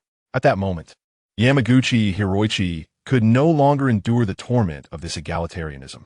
The logic rooted in capital and privilege within him began to react hysterically in the face of survival instincts. "This is unjust," he suddenly rasped, his voice cracking from dehydration, yet infused with a morbid excitement. "This distribution is fundamentally flawed. My contributions are greater. Consider this. If we could return back to the civilized world, I could repay all of you. Wealth, status. You can have whatever you desire. My connections, my resources." The more he spoke, the more agitated he became, his corpulent body leaning slightly forward, his bloodshot eyes fixated not on Lei Lai, but rather on the few remaining bottles of communal drinking water, as if he intended to claim them with his gaze. "Therefore, I should receive more water. This is a reasonable investment. Ensuring my survival guarantees the future for all of you," he nearly roared, attempting to exchange the ethereal promise of the future for the tangible resources necessary for survival. His declarations sounded harsh and absurd on the silent lifeboat. Lei Lai did not even turn to look at him, merely continuing to evenly distribute the last share to the final person before slowly straightening up. His movements exuded a sense of steadfastness akin to rock, standing in stark contrast to Yamaguchi Hiroichi's agitation. He turned, his gaze piercing like two icy daggers directed at Yamaguchi. "Mr. Yamaguchi," his voice was not loud, yet it instantly froze the agitation in the air like frost. "Here, your wealth, your status, your so-called contributions," he gestured toward the boundless, undrinkable sea outside the boat, "are no different from the seawater, neither quenching thirst nor saving lives." His gaze shifted from Yamaguchi's face, contorted with rage and disbelief, sweeping over everyone in the lifeboat, as if reiterating an undeniable iron rule. "There is but one rule here: survive." He articulated each word with precision, each syllable striking the deck like a hammer. "Whoever disrupts the rules is committing murder against all. I do not care who he was before here. It is all the same." The aura of someone who has traversed mountains of corpses and seas of blood, coupled with this chilling declaration, created an invisible shockwave that instantly subdued the entire assembly. Even the middle-aged woman, who had been weeping softly, temporarily ceased her cries. This was a sense of oppression that transcended words, based purely on strength and willpower. Yamaguchi Hiroichi resembled a rooster with its neck grasped, his face turning the color of liver, emitting guttural sounds from his throat, yet he could not muster a single word of rebuttal. Before Lei Lai's absolute power and icy logic, his worldview, which placed money above all, completely lost its footing. He begrudgingly lowered his head, seizing a bodyguard's water and taking a bitter sip. However, Han Li, who had been quietly observing, keenly detected that in the instant Yamaguchi Hiroichi bowed his head, a fleeting glimmer in his murky eyes was not one of submission, but rather a deeper resentment and an almost overflowing unwillingness. That gaze resembled a venomous snake lurking in the shadows, temporarily retracting its fangs, yet never relinquishing its intent to strike. Chapter 38. Despair. The contradiction of resources was momentarily suppressed, yet another crisis erupted in a more direct and brutal manner. The young man with the injured arm experienced a rapid and severe decline. Just yesterday, he was merely weak and in pain. However, this morning, his cheeks bore an abnormal, sickly flush. Hanley reached out to feel his forehead, discovering it to be scorching hot. He was experiencing a high fever. It was highly likely that the wound had become severely infected due to prolonged exposure to seawater and a lack of proper care. The first aid kit. Hanley exclaimed urgently. Sula immediately retrieved the small first aid box. Its supplies were exceedingly limited. They carefully used the last bit of antiseptic to cleanse the already swollen wound, whose edges began to display suspicious white discoloration. They then applied the scant amount of antibiotic powder and rebandaged it with a relatively clean strip of cloth. Yet, all present understood that this was but a drop in the ocean. In an environment devoid of medical resources, where the body was in extreme weakness and persistent dehydration. A severe infection was tantamount to a death sentence. The young man soon fell into a coma, his body occasionally convulsing. In his unconscious murmurs, he intermittently called out a name in various languages, his voice frail and despondent, as if reaching out to the void, yearning to grasp something beyond his reach. Mama Anna, don't go. This voice pierced through everyone's eardrums like icy needles, shattering their already fragile barriers of hope. A living human being was before their eyes, being gradually pulled away by death, while they could do nothing but watch helplessly. Despair and panic no longer required words. They spread silently like poison gas in the deathly stillness, permeating the atmosphere. The blazing sun hung overhead, scorching silently. The feverish young man struggled on the precipice of life and death, while those harboring resentment lurked in the shadows. The limited water supply was depleting steadily, and the hope for rescue was as faint as distant stars. This lifeboat had transformed from merely a floating vessel to a miniature, slowly sinking purgatory. The boundaries of morality blurred under the pressure of survival, and the essence of humanity gradually revealed itself in this most brutal trial. The day of reckoning did not descend from the heavens, but emerged from within their hearts, a consequence of the inescapable reality of survival beneath the relentless sun. The sunset, akin to a callous artist, once more wielded its blood-drenched brush, painting the sky and sea into a magnificent yet heart-rending tableau. Yet within this small lifeboat, no one possessed the heart to appreciate such apocalyptic beauty. The golden light fell upon each face, cracked and haggard, failing to provide warmth. Instead, it ruthlessly showcased the traces of life ebbing away. The mental state of the middle-aged woman, in this blood-red twilight, plummeted into an irretrievable abyss. Her hallucinations transformed from intermittent episodes into a continuous delirium. At times, she would clasp herself tightly, unleashing heart-wrenching sobs, as if mourning all her departed kin. At other moments, she would let forth a chilling, hollow laughter into the void, as though glimpsing some realm of bliss. Her gaze had become utterly vacant, the flickering flame of reason extinguished. "The boat has come to take me, a grand white vessel," she murmured, her emaciated fingers flailing aimlessly in the air. The night watchman was the bodyguard of Yamaguchi Hiroichi. The relentless strain on his body and mind had diminished his vigilance to its nadir. He leaned against the side of the boat, his eyelids heavy, teetering on the brink of slumber. In that moment of laxity, the middle-aged woman, without warning, sprung up with an agility incongruous to her frail form. On her face, fear and pain had dissipated, replaced by an exceedingly peculiar, serene smile that bore a hint of sanctity, akin to liberation. She gazed toward the blood-red horizon. Her voice as soft as the breeze, yet piercingly clear in everyone's ears. "I'm going home. I can finally go home." No sooner had she uttered these words. Under the horrified gaze of all present, she leaned forward, like a withered leaf or a moth recklessly drawn to the flame, leaping into the cold, ink-blue sea, shimmering with crimson waves. Splash! The sound of her plunge was not loud, yet it struck each heart with the weight of a hammer. "No!" shouted Lei Lai and the nearest black chef, almost in unison, rushing to the edge of the boat, hands flailing in a desperate attempt to grasp and retrieve her. Yet, it was too late. She did not even struggle. Her body merely surfaced for a fleeting moment. That flash of an orange life jacket swallowed by the blood-tinged waves, as if dragged by an invisible hand, quickly consumed by the dark waters, leaving behind widening, cold ripples that ultimately faded into silence. It was as if she had never existed. A suffocating silence enveloped the lifeboat, an absolute stillness. Only the sound of the waves continued to tirelessly batter the hull. This was not their first encounter with death. Storms and shipwrecks had claimed countless lives. Yet this time, it was entirely different.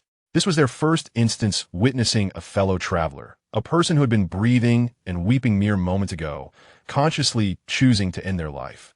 Consumed by sheer despair.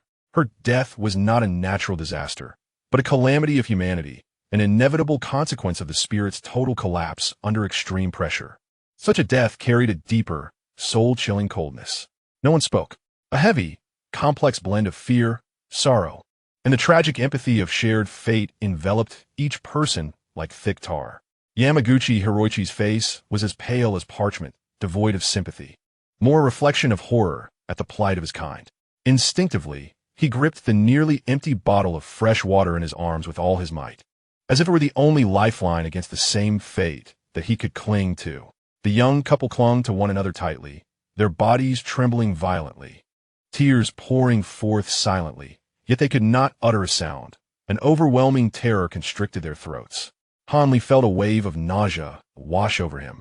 His eyes closed as the middle-aged woman's final, liberating smile flickered repeatedly in his mind, forming a cruel contrast with the frigid seawater.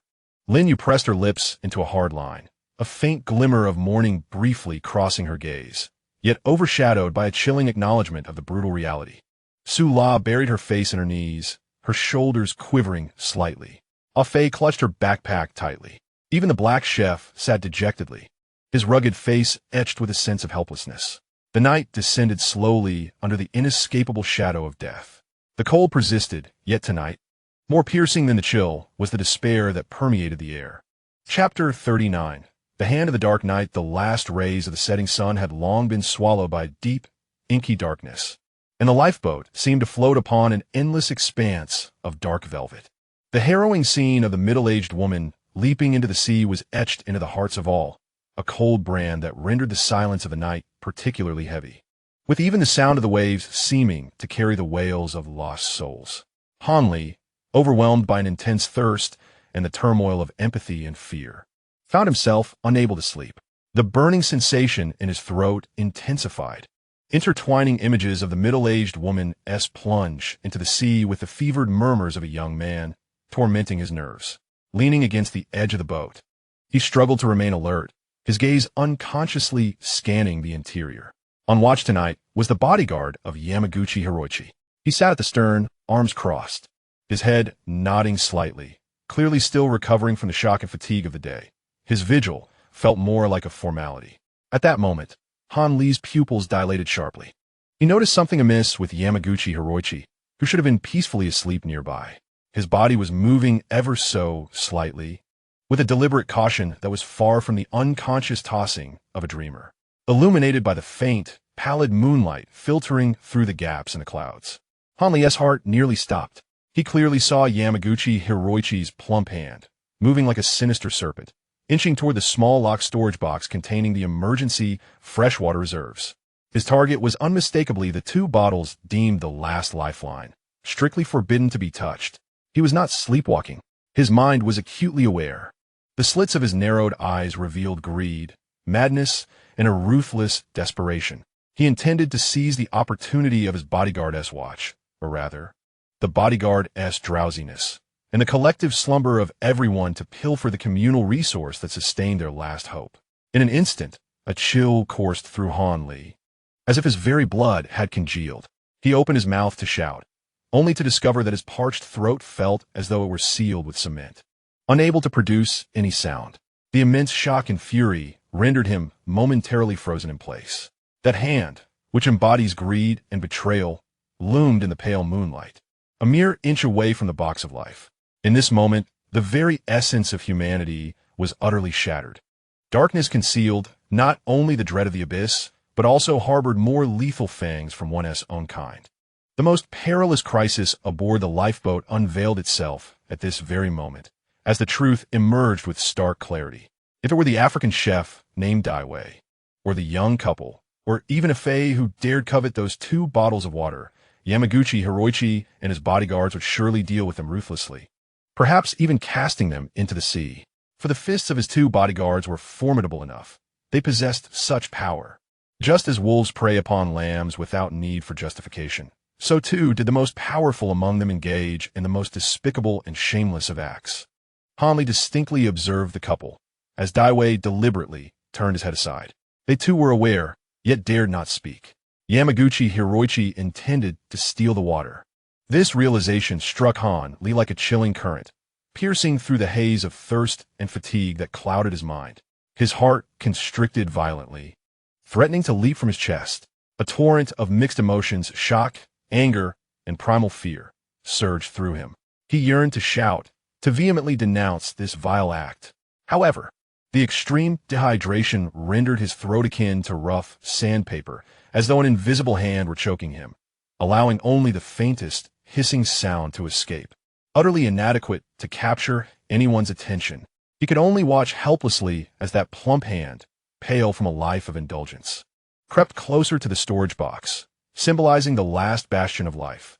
Under the dim moonlight, reminiscent of a filthy slug, inching forward with repugnant caution and determination. The small lock gleamed coldly in the feeble light, yet seemed incapable of restraining the insatiable greed rooted deep within human nature. Just as the fingertips of that hand were about to make contact with the box, another hand struck faster and more viciously, like a venomous serpent lurking in the shadows. It lunged forth with a lethal strike. 5 fingers, like iron hooks, grasped Yamaguchi Hiroichi's wrist with unparalleled precision and force. Yamaguchi Hiroichi, taken by surprise, emitted a stifled cry of pain. It was Lin Yue.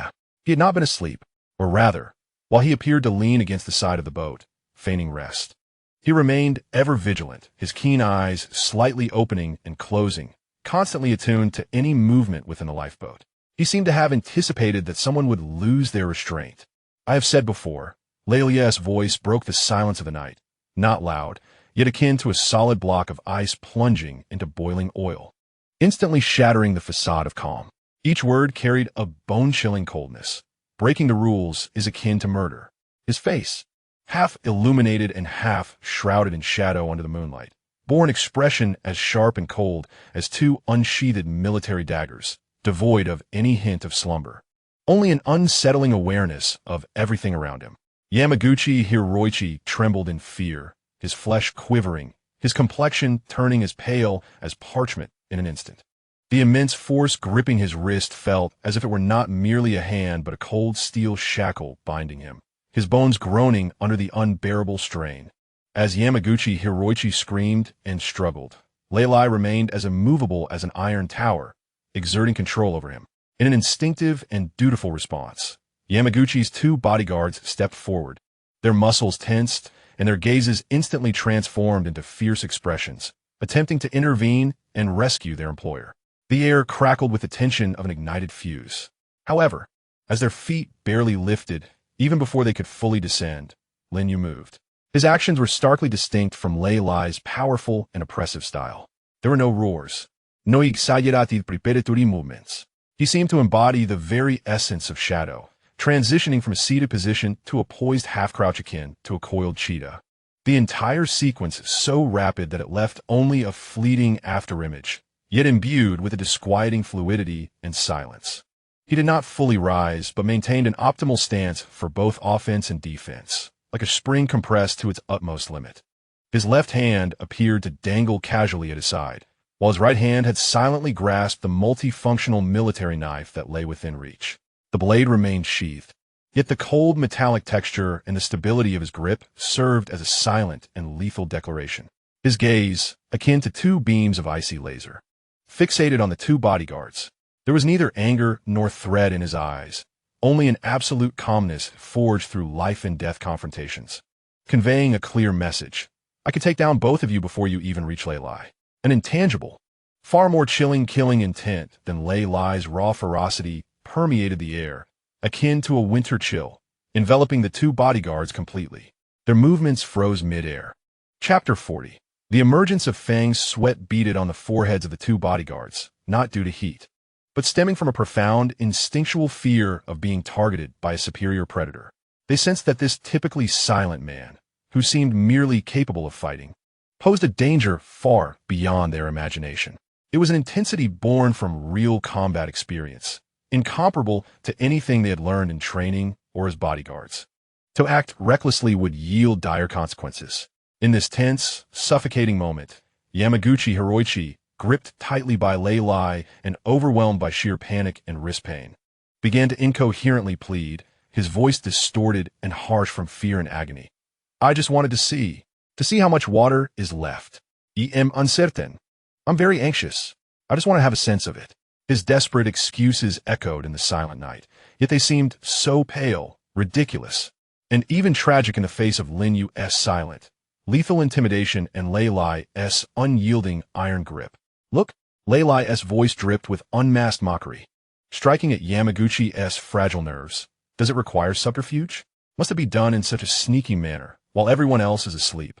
As the words fell, Lei Lai abruptly rose, his arm unleashing an astonishing force, lifting the corpulent body of Shan Ko-hong as effortlessly as one might lift a chick. A startled exclamation escaped Shan Ko-hong-yi's lips, his feet faltering, his weighty form teetering precariously, nearly collapsing to the ground before he awkwardly collided with the side of the boat, barely managing to regain his balance. This sudden commotion was akin to a massive stone cast upon a tranquil, yet tumultuous, surface, instantly rousing all those aboard the vessel from their slumber or half-slumber. Su La and Fei awoke, their faces betraying shock as they beheld the tense tableau before them. The young couple clung tightly to one another, trembling in fear. The burly chef furrowed his brow, his muscular arms taut with tension. Hanli finally caught his breath, sitting upright, his heart still racing. All eyes converged upon Lei Lai and the pallid, disheveled Shan Ko-hong-yi before collectively shifting to the box that nearly fell victim to theft, containing the precious emergency supply of fresh water. A silent, oppressive fury, akin to a volcano on the verge of eruption, swiftly spread among the survivors.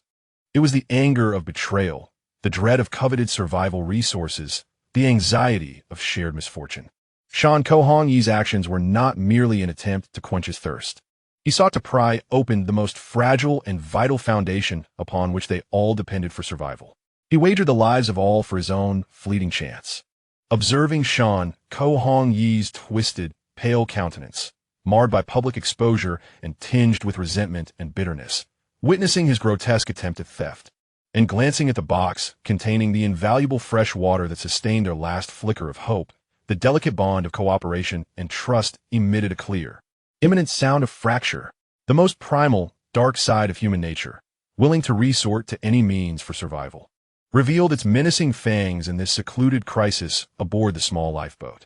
The previously tenuous order, enforced by Lei Lai and Lin Yue, faced its gravest challenge. The conflict escalated beyond mere verbal exchanges, evolving into a stark confrontation over life and death. The balance between cooperation and conflict tilted perilously toward suspicion and animosity at an unprecedented pace. Yet, surrounding them remained the boundless, ink-black, silent ocean. The dawn of hope was nowhere in sight, and the shadow of land remained tantalizingly distant. The internal crisis presented a far deadlier threat than the external environment, and perhaps this was merely the beginning. Although the two bodyguards halted their advance, their eyes were as cold as serpents, ready to unleash a hiss at any moment.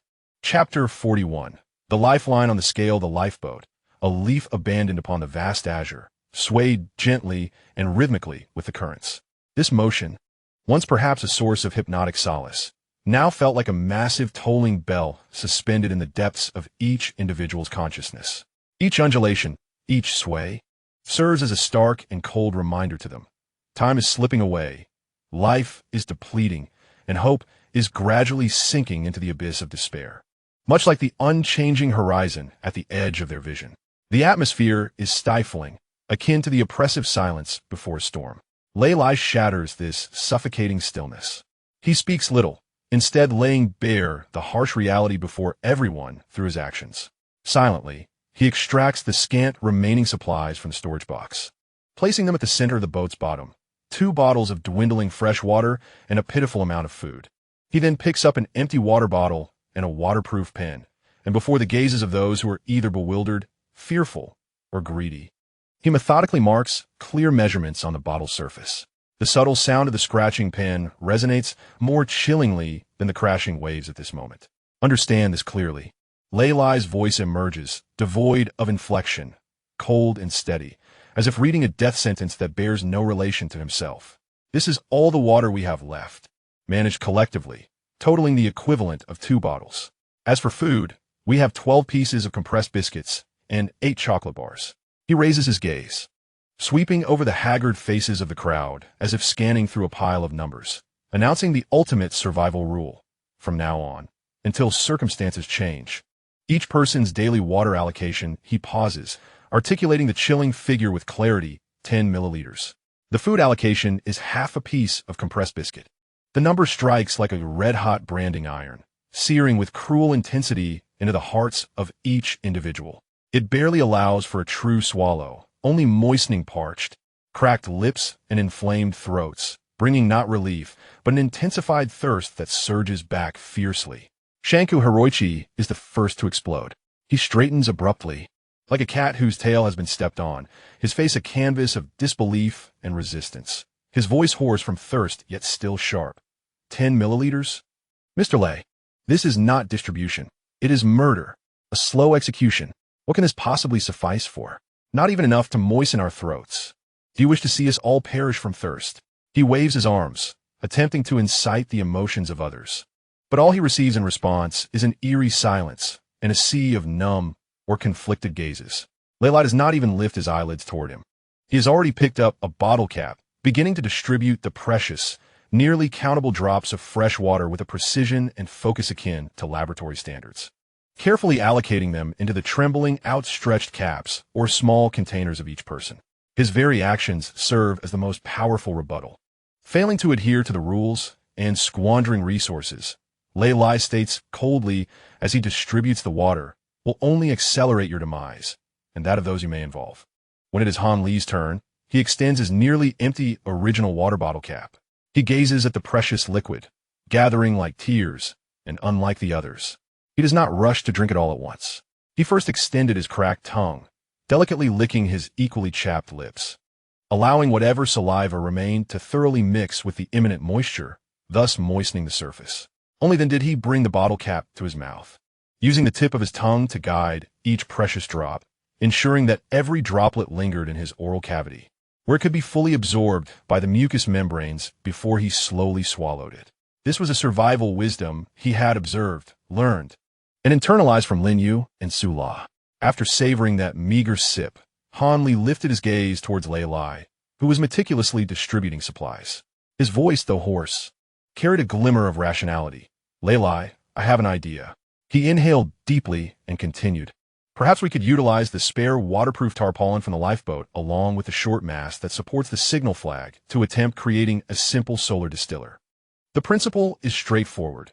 By harnessing sunlight to heat the seawater beneath the tarpaulin, the evaporated water vapor would condense on the inner side of the tarp, allowing us to collect relatively pure fresh water. Though the efficiency may not be high, it might provide us with an exceedingly precious trickle of moisture during the day.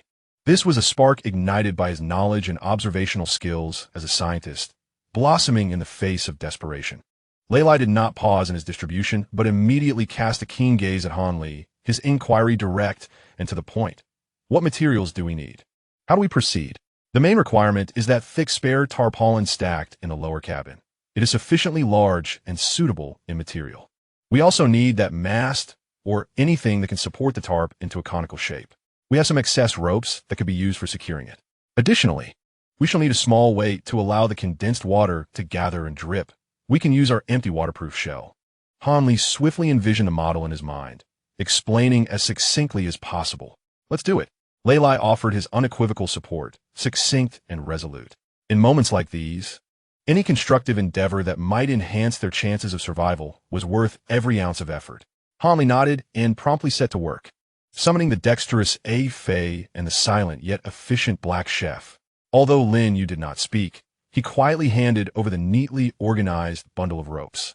Hope, much like the distilled water Han Li envisioned, was fragile and uncertain, yet it cast a slender but vital ray of light in the suffocating depths of despair.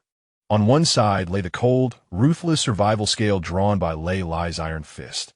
On the other, the flickering yet resilient flame of survival ignited by Han Li's knowledge. Within this small lifeboat, rules and wisdom, despair and hope were engaged in a silent yet fierce tug-of-war upon this precarious lifeline. Meanwhile, the distant horizon remained a single hue of azure, profound and silent, as if coldly observing the struggles of these insignificant humans. Was there still a path to survival? And where might it lie? Chapter 42. The Second Lost Life Solar Distiller. Han Li licked his parched, cracked lips, his fingers scraping forcefully against the rough, salt-stained deck. Above, a thick tarpaulin was draped over the short mast, beneath which containers of seawater evaporated, condensing into fresh water. Beside him, Lei Lai's eyes glimmered momentarily. However, light can illuminate hope as easily as it casts shadows. In a secluded corner, Yamamoto Hiroichi remained oblivious to the intricate whispers laden with technical details. His face was dark, resembling a rock swollen by seawater, exuding an aura of chill. He did not glance at the symbolically significant tarpaulin, nor did he afford even a flicker of attention to Han Li or Lei Lai. His gaze coldly swept over their silhouettes, lingering momentarily on Lei Lai's upright spine. A tumult of jealousy, resentment, and a primal fury at being challenged churned in his eyes. Who were these lowly individuals to still harbor hope? What right did they have to contemplate their fate? Soon, his gaze became uncontrollably fixed, like a physiological hunger, on the seemingly ordinary storage box that held the fate of all. Within it lay the last bottle of emergency fresh water, scarcely a few hundred milliliters, along with a handful of compressed biscuits. In his distorted perception, it rightfully belonged to him. 10 milliliters? 50 milliliters? What could that possibly suffice? It is mine. It must be mine. A voice in his mind screamed in madness. Long accustomed to a position of power, his mindset of control and plunder under the duress of survival had plunged into an abyss. Public rules? Moral boundaries? They were utterly impotent in the face of absolute selfishness. He subtly, almost imperceptibly, twitched the muscles in his cheekbone, casting a cold, unambiguous look at his silent bodyguard, who stood close by like a shadow. The two bodyguards maintained their professional, almost numb demeanor, yet at the instant their gazes met Yamamoto Hiroichi's, the hand hanging at their side, cloaked in shadow, curled ever so slightly. He neither nodded nor spoke. However, the sudden tautness of his jawline and the fleeting glimmer in his eyes, reminiscent of a beast guarding its prey, provided the most eloquent response. In this state of disarray, clinging tightly to the strongest, or perhaps the most ruthless, seemed to be the only law of survival. A dangerous, blood-tinged tacit understanding silently formed among the three. Villains, after all, always have their rationale. If the earlier act of the middle-aged woman casting herself into the sea had carried a chilling resolve born from a mental breakdown, the ensuing scene unfolded as a slow, clear, and excruciating physiological demise. The young man, whose arm was injured and who suffered from a persistent fever, had seen the flame of his life flicker and wane days prior. Devoid of medical care, compounded by dehydration, hunger, and the relentless toll of infection, he had long since been drained of his last vestiges of vitality. His incoherent murmurs, which had persisted for considerable duration, had mysteriously ceased altogether. Breathing had become exceedingly feeble, as fleeting as strands of silk in the wind, at times punctuated by abrupt gasps, and at others, ensnared in a disquieting, protracted stillness, as though each exhalation might herald a final farewell. The once vivid flush of inflammation on his face had long since faded, replaced by a pallor reminiscent of old newspaper. Skin taut against his cheekbones, eyes sunken deep, presenting a quintessential skull-like visage.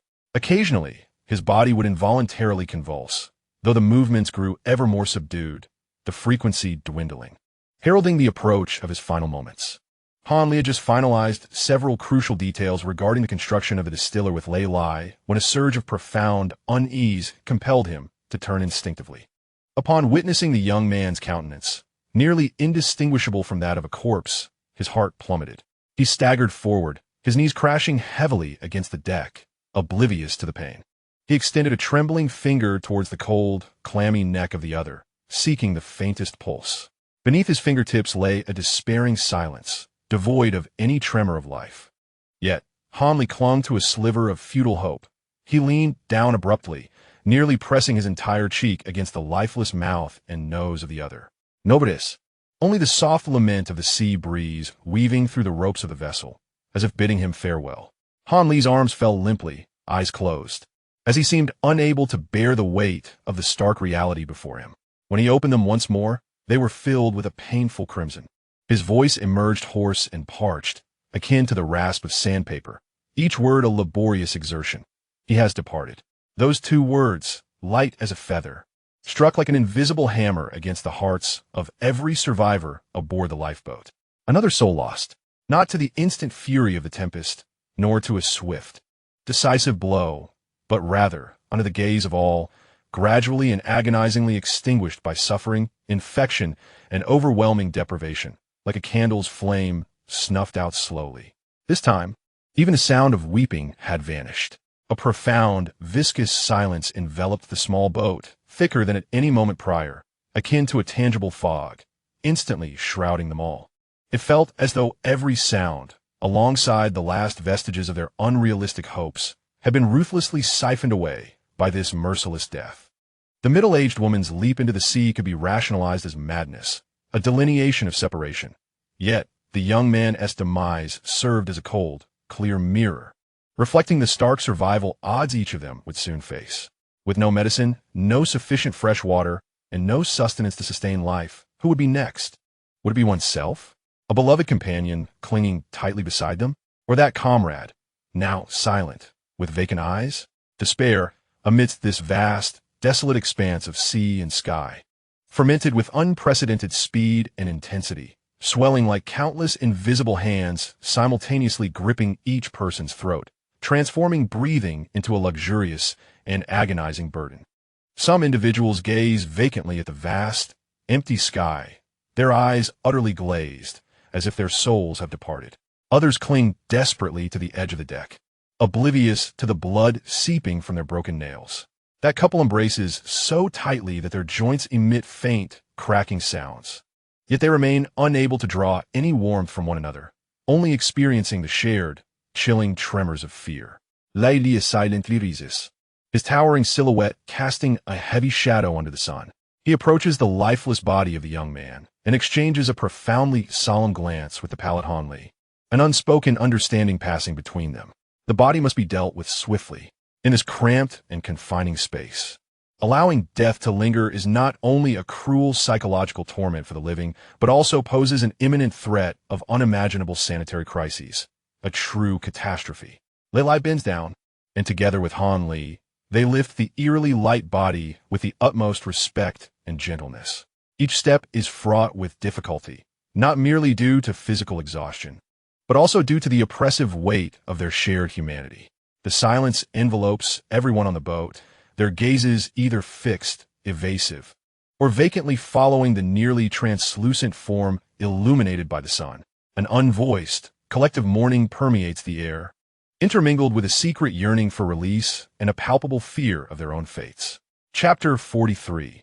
The terrifying shark. They reach the edge of the lifeboat, the deep, hauntingly blue abyss below, sending shivers down their spines. Rest in peace, Lin Yue utters in a low voice.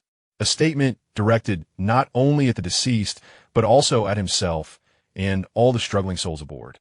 Together, they gently lower the body into the sea. Splash. The sound of the body entering the water is not loud. Yet in this desolate environment, it strikes the hearts of all like a thunderclap. The tattered form stirs a small splash as it meets the surface, only to be tenderly embraced, submerged, and slowly sink a few inches before rising slightly due to its buoyancy, undulating gently with the waves like a leaf adrift. Han Li closes his eyes, unable to bear the sight. Yet, the sea's mercy and cruelty are inextricably linked. Almost simultaneously, a colossal, fluid shadow emerges from the depths. Just a few meters from where the body has entered the water, slicing through the surface with astonishing speed and silence. The iconic crescent-shaped dorsal fin, glinting like a blade forged of ice, freezes the very air upon its emergence. A shark.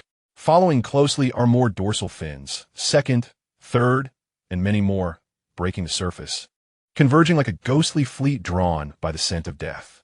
Their massive forms flicker in and out of visibility beneath the water, their gray-blue skin shimmering with the cold. Slick sheen under the sun. The first bite comes from the largest shark, the first to arrive. Without hesitation, its immense body twists, and its rows of triangular teeth snap open with a ferocious precision, resembling a ghastly, pale trap leading to hell. As it accurately seizes one of the legs of the lifeless body, the jarring, agonizing sounds of bones shattering and muscle fibers being violently torn echoed through the ocean, muffled yet piercingly clear to the ears of every survivor. A thick, dark crimson mist unfurled like a blossoming flower of death, swiftly enveloping the surface of the sea, staining a vast expanse of azure. This was merely the harbinger of what was to come. The scent of blood exploded like cold water splashed into a boiling pot of oil, igniting a frenzied feast beneath the waves. The sharks descended into madness. They writhed with powerful bodies, akin to uncontrollable underwater battering rams, crashing and tearing at the wretched remains. The surface of the sea boiled over, no longer gentle waves, but tumultuous froth and scarlet surges stirred by brute force. One shark thrust its head above the water, clutching a large, unrecognizable mass of flesh in its jaws, blood cascading like a waterfall from the corners of its mouth. Another viciously tore off an entire arm, fabric and all, swallowing it whole. Entrails were dragged out and easily severed in the struggle, intestines coiling around the sharks like pale water serpents, only to be shredded in an instant. Fragments of tattered clothing, adipose tissue, and remnants of bones floated upon the surface. The entire ordeal unfolded with astonishing swiftness, yet felt prolonged, as if stretching over a century. On the lifeboat, a deathly silence was shattered. Someone, unable to endure the hellish spectacle and overwhelming stench of blood, leaned over the side, retching violently, their stomach, already empty, could only expel bitter bile. A couple clung to each other tightly, the girl burying her face deep in her boyfriend's chest, emitting muffled, dissonant whimpers, while the boy's complexion turned pallid as parchment, his lower lip clenched between his teeth, his body uncontrollably trembling. Hanley felt his own stomach roiling, forcing himself to watch, biting his lip until it bled, the salty taste spreading in his mouth, yet it paled in comparison to the shock of the scene before him. This was nature's most primal and unadulterated cruelty, the cold, absolute definition of death. Leilai's fists clenched tightly, the knuckles cracking from the pressure, blood draining from his fingertips.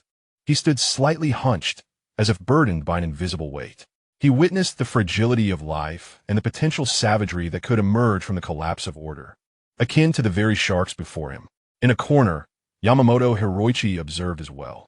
Unlike the others, who were consumed by fear, nausea, and sorrow, a flicker of instinctual dread briefly crossed his cold eyes before being swiftly replaced by a near-manic, twisted gleam. He fixated on the bloodied waters, on those frenzied in their struggle for sustenance, exhibiting absolute power and the ruthlessness of the ocean's dominators, his lips curling into an almost imperceptible, morbid smile. This gruesome spectacle did not instill fear in him.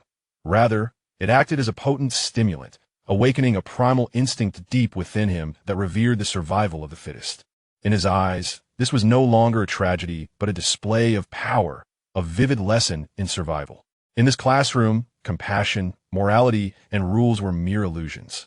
Only the forceful, the merciless, and the most predatory shall endure, akin to these sharks. His gaze gradually shifted from the sea's surface, now calming, littered only with remnants and faint pink foam, to once again sweep over Han Li and Lei Lai with an obscured fervor and resolute determination, finally lingering, like the flicker of a venomous serpent's tongue, upon the storage box containing the last vestiges of survival. The battle in the ocean had concluded, yet upon the lifeboat, a far colder and more brutal contest had already begun, ushered in by this sanguine baptism. In the air, aside from the briny scent of the sea and an almost imperceptible hint of blood, there lingered a palpable, imminent danger. However, at this moment, utterly submerged in profound sorrow and collective despair, as the attention of the remaining core figures aboard the lifeboat, Lei Lai and Lin Yue, was firmly ensnared by this sudden death. A fleeting opportunity glimmered in Yamaguchi Hiroichi's eyes, a flash infused with desperation, madness, and a twisted excitement. An opportunity. He and his bodyguard, like two serpents lying in wait within the shadows, had been coiled with latent power, their muscles tensing to an extreme in an instant. Too greedy, ferocious gazes, stripped of all pretense, locked onto the storage box, perilously close and pivotal to their survival, like the barrels of guns trained on prey. The shadow of death not only brought sorrow and fear, but became the final catalyst for the incubation of evil. The ultimate boundary between survival and morality was being trampled, blurred and shattered within this endless azure sea, aboard this solitary, drifting vessel. The storm no longer originated solely from the external ocean. A far deadlier crisis was erupting from within. Chapter 44. 10 milliliters of life. The air was as thick as congealed grease, each breath laced with scorching sea salt particles, scraping against parched throats. On the lifeboat, 11 figures huddled beneath the blistering sun, akin to fish thrown upon a scorching metal plate, their struggles appearing futile. Lin Yue, with an impassive expression, twisted open the last 500-milliliter plastic water bottle, the faint click echoing like thunder in the now silent environment, instantly capturing the attention of all survivors. Their gazes were a mixture of humble supplication, animalistic hunger, and a touch of fraying insanity. Each person, 10 milliliters. His voice, hoarse yet imbued with a near-cruel calmness, left no room for negotiation or leniency. It was the ironclad rule to sustain the barest needs for survival and maintain the last vestiges of order. The small plastic cap transformed into a measuring cup, as that meager 10 milliliters, unable even to fill the cap's depression, was poured by Lei Lai's eerily steady hand into each trembling, rough, or soiled palm. Time seemed to stretch infinitely, each second laden with unvoiced torment. No one spoke. Only the labored breaths, uncontrollable from extreme thirst, echoed like bellows, alongside the almost imperceptible sounds of instinctual swallowing, despite the absence of any saliva to swallow. The friction between the plastic bottle cap and his rough palm emitted a disconcerting rustling sound. This was not merely about quenching thirst. It was an excruciating and suppressed silent battle against one's own instincts. That insignificant amount of liquid, upon entry, barely stirred any sensation of moisture. Some individuals closed their eyes tightly, furrowing their brows, delicately maneuvering that precious drop of water to every corner of their mouths, striving to extract the last vestige of hydration, as if partaking in some sacred and tragic ritual. Others experienced violent movements of their Adam's apple, veins bulging at their temples. Yet they summoned immense willpower to suppress the urge to swallow in one gulp, attempting to deceive their bodies which yearned with an insatiable fire, consuming them from throat to stomach. When it was Yamaguchi Hiroichi's turn, he observed Lei Lai pour that meager offering of liquid into the silver cap of his personal flask. He refused to use the public cap, his facial muscles twitching uncontrollably. A wave of humiliation intertwined with rage instantly shattered his reason. 10 milliliters? Such a paltry sum, unworthy of making Yamaguchi Hiroichi wait in line alongside these lowly commoners? The Evian water he used for rinsing his mouth on his yacht far exceeded this. The expenditure of a single night at the Ginza Club in Tokyo could procure an entire lake of fresh water. The roar within him threatened to erupt from his throat. His vast fortune and the entourage that typically surrounded him stood in stark contrast to his current humiliating predicament, nearly driving him to madness. Even more tormenting were the compressed biscuits. Lacking sufficient moisture, the already dry crumbs entered his mouth like cement mixed with gravel. Each morsel clung stubbornly to his palate and the base of his tongue, necessitating every ounce of strength to summon the nearly depleted saliva, if it could still be called saliva, to slowly and laboriously soften it.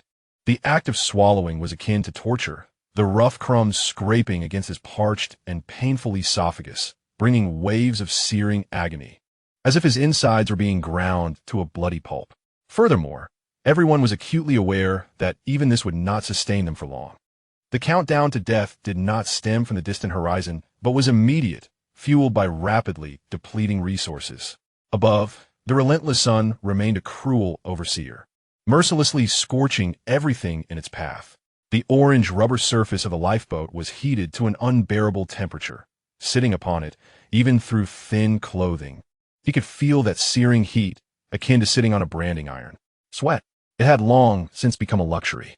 The moisture seeping from his pores evaporated before it could coalesce into droplets, leaving behind layers of glaring white salt on his skin, sticky and rough, like a shroud that continuously siphoned away the last vestiges of his vitality. Action was imperative. He must seize the water and food. This thought surged through Yamaguchi Hiroichi's mind like a venomous vine, growing wildly. Time and again, he cast cold glances at Lei Lai and Lin Yue, mentally rehearsing scenarios in which he would command his bodyguards to suddenly strike, subduing or even eliminating these two foremost obstacles. However, the formidable aura of Lei Lai, forged through countless battles, instilled a sense of trepidation in him, and Lin Yue evoked an icy chill that penetrated to his very core. Curse those Chinese. He recalled the sentiments passed down through his family regarding their compatriots, those judgments that deemed them knowledgeable in trivialities yet devoid of grand principles, cowed by authority yet lacking in virtue. At this moment, These notions grotesquely validated his belief that Lin Yue epitomized the archetype of those who harbored a deep-seated animosity towards the Japanese. He harbored no doubts that Lin Yue, who dared to confront him aboard the Europa Mingzhu, would not hesitate to cast him into the sea to feed the fish in this lawless environment. He could not afford to gamble. The unspoken understanding between Lei Lai and Lin Yue, alongside their extraordinary physical prowess and indomitable will, formed two invisible shackles that stifled his courage to act rashly. Should he falter, the consequences would be dire. Time, in this dual torment of body and spirit, crawled painfully like a rusted gear. It was not until the evening that the relentless fireball, having ravaged the sky all day, finally exhibited signs of fatigue, slowly sinking towards the western horizon, tinting the heavens with a tragic yet beautiful hue of blood red and golden orange. The temperature also dipped slightly, ushering in a faint, long-forgotten coolness. It was precisely at this pivotal moment, as the light softened, that under Han Li's hoarse yet clear guidance, Lin Yue and Lei Lai commenced the practical assembly of their survival device. Hope seemed to quietly cascade once more with the lingering rays of the setting sun. They retrieved the heavy, space-consuming waterproof tarp stacked in the lower cabin, along with an empty, sturdy metal toolbox. Han Li knelt on the deck, dipping his fingers into the almost non-existent water, sketching a rudimentary diagram on the scorching rubber surface. With the geologist's profound understanding of structure, materials, and energy flow, he swiftly and clearly articulated the plan. The center of the tarp needed to suspend a weight to form a stable inverted cone, the condensation surface.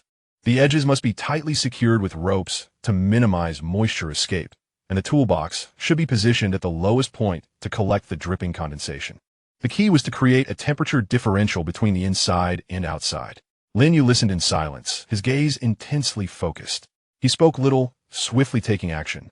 His fingers moved with remarkable dexterity and steadiness, tying knots, securing, and pulling the edges of the tarp. Each motion was precise and efficient, devoid of any excess. As though he were not merely constructing a rudimentary survival device, but rather orchestrating a meticulous trap or weapon that could determine their fate. Chapter 45. The Whale Song and the Soul's Desire. Lei Lai provided unwavering strength. Utilizing the dismantled signal flagpole and the collected ropes, he firmly erected a simple framework, ensuring that the vast tarp would consistently maintain its designated shape to effectively collect moisture amidst the capricious sea winds. Among the three, there was scarcely any superfluous communication. Han Li's commands were concise and clear. Lin Yue's execution was precise and on point, and Lei Lai's support was as steadfast as a mountain.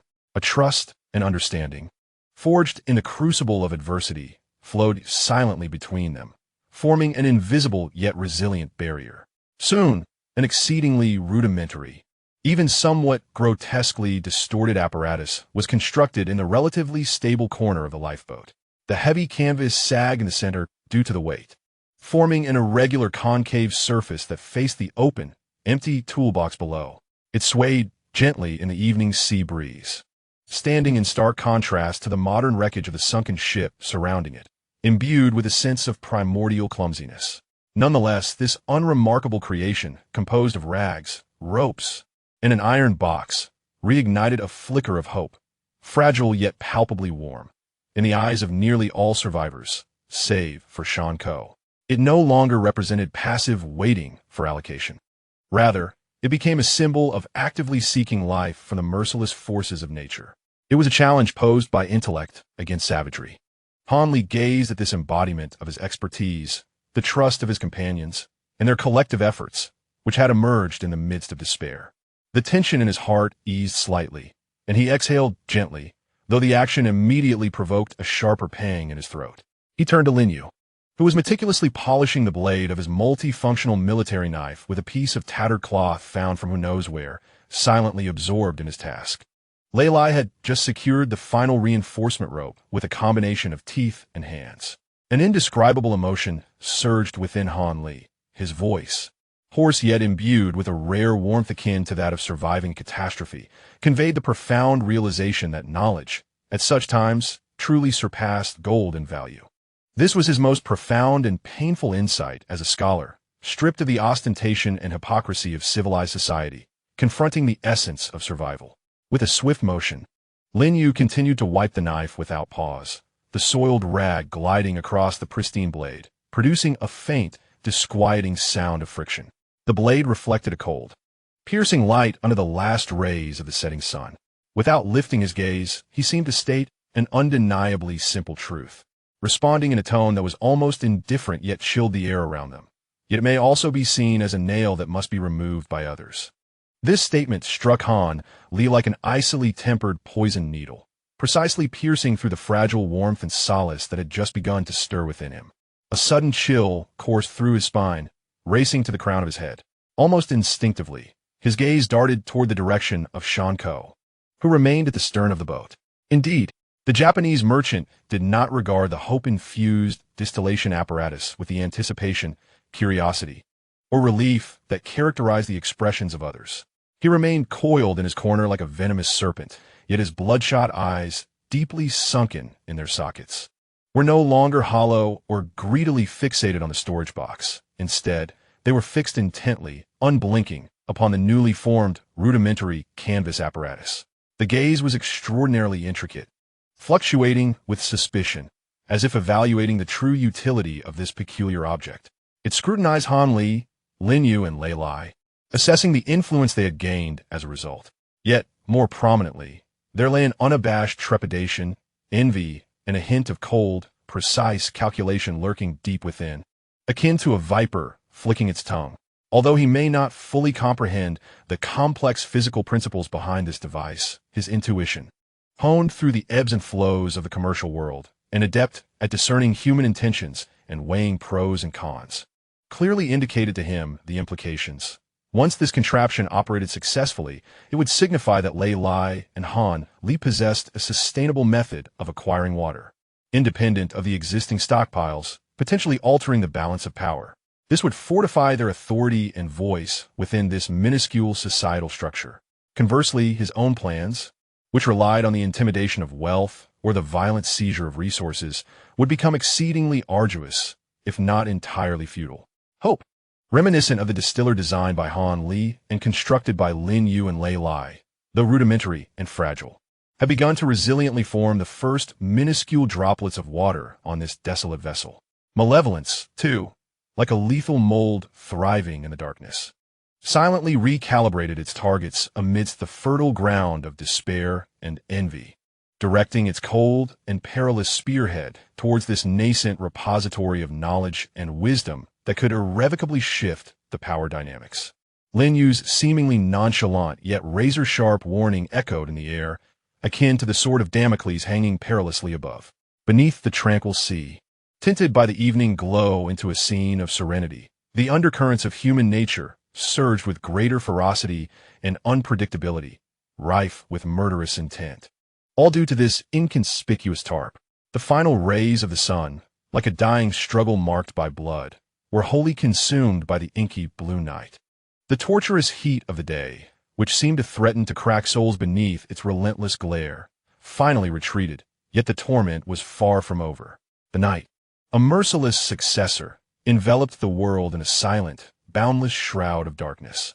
There was no moonlight, only the stars emerged, unprecedentedly brilliant, clear, and dense.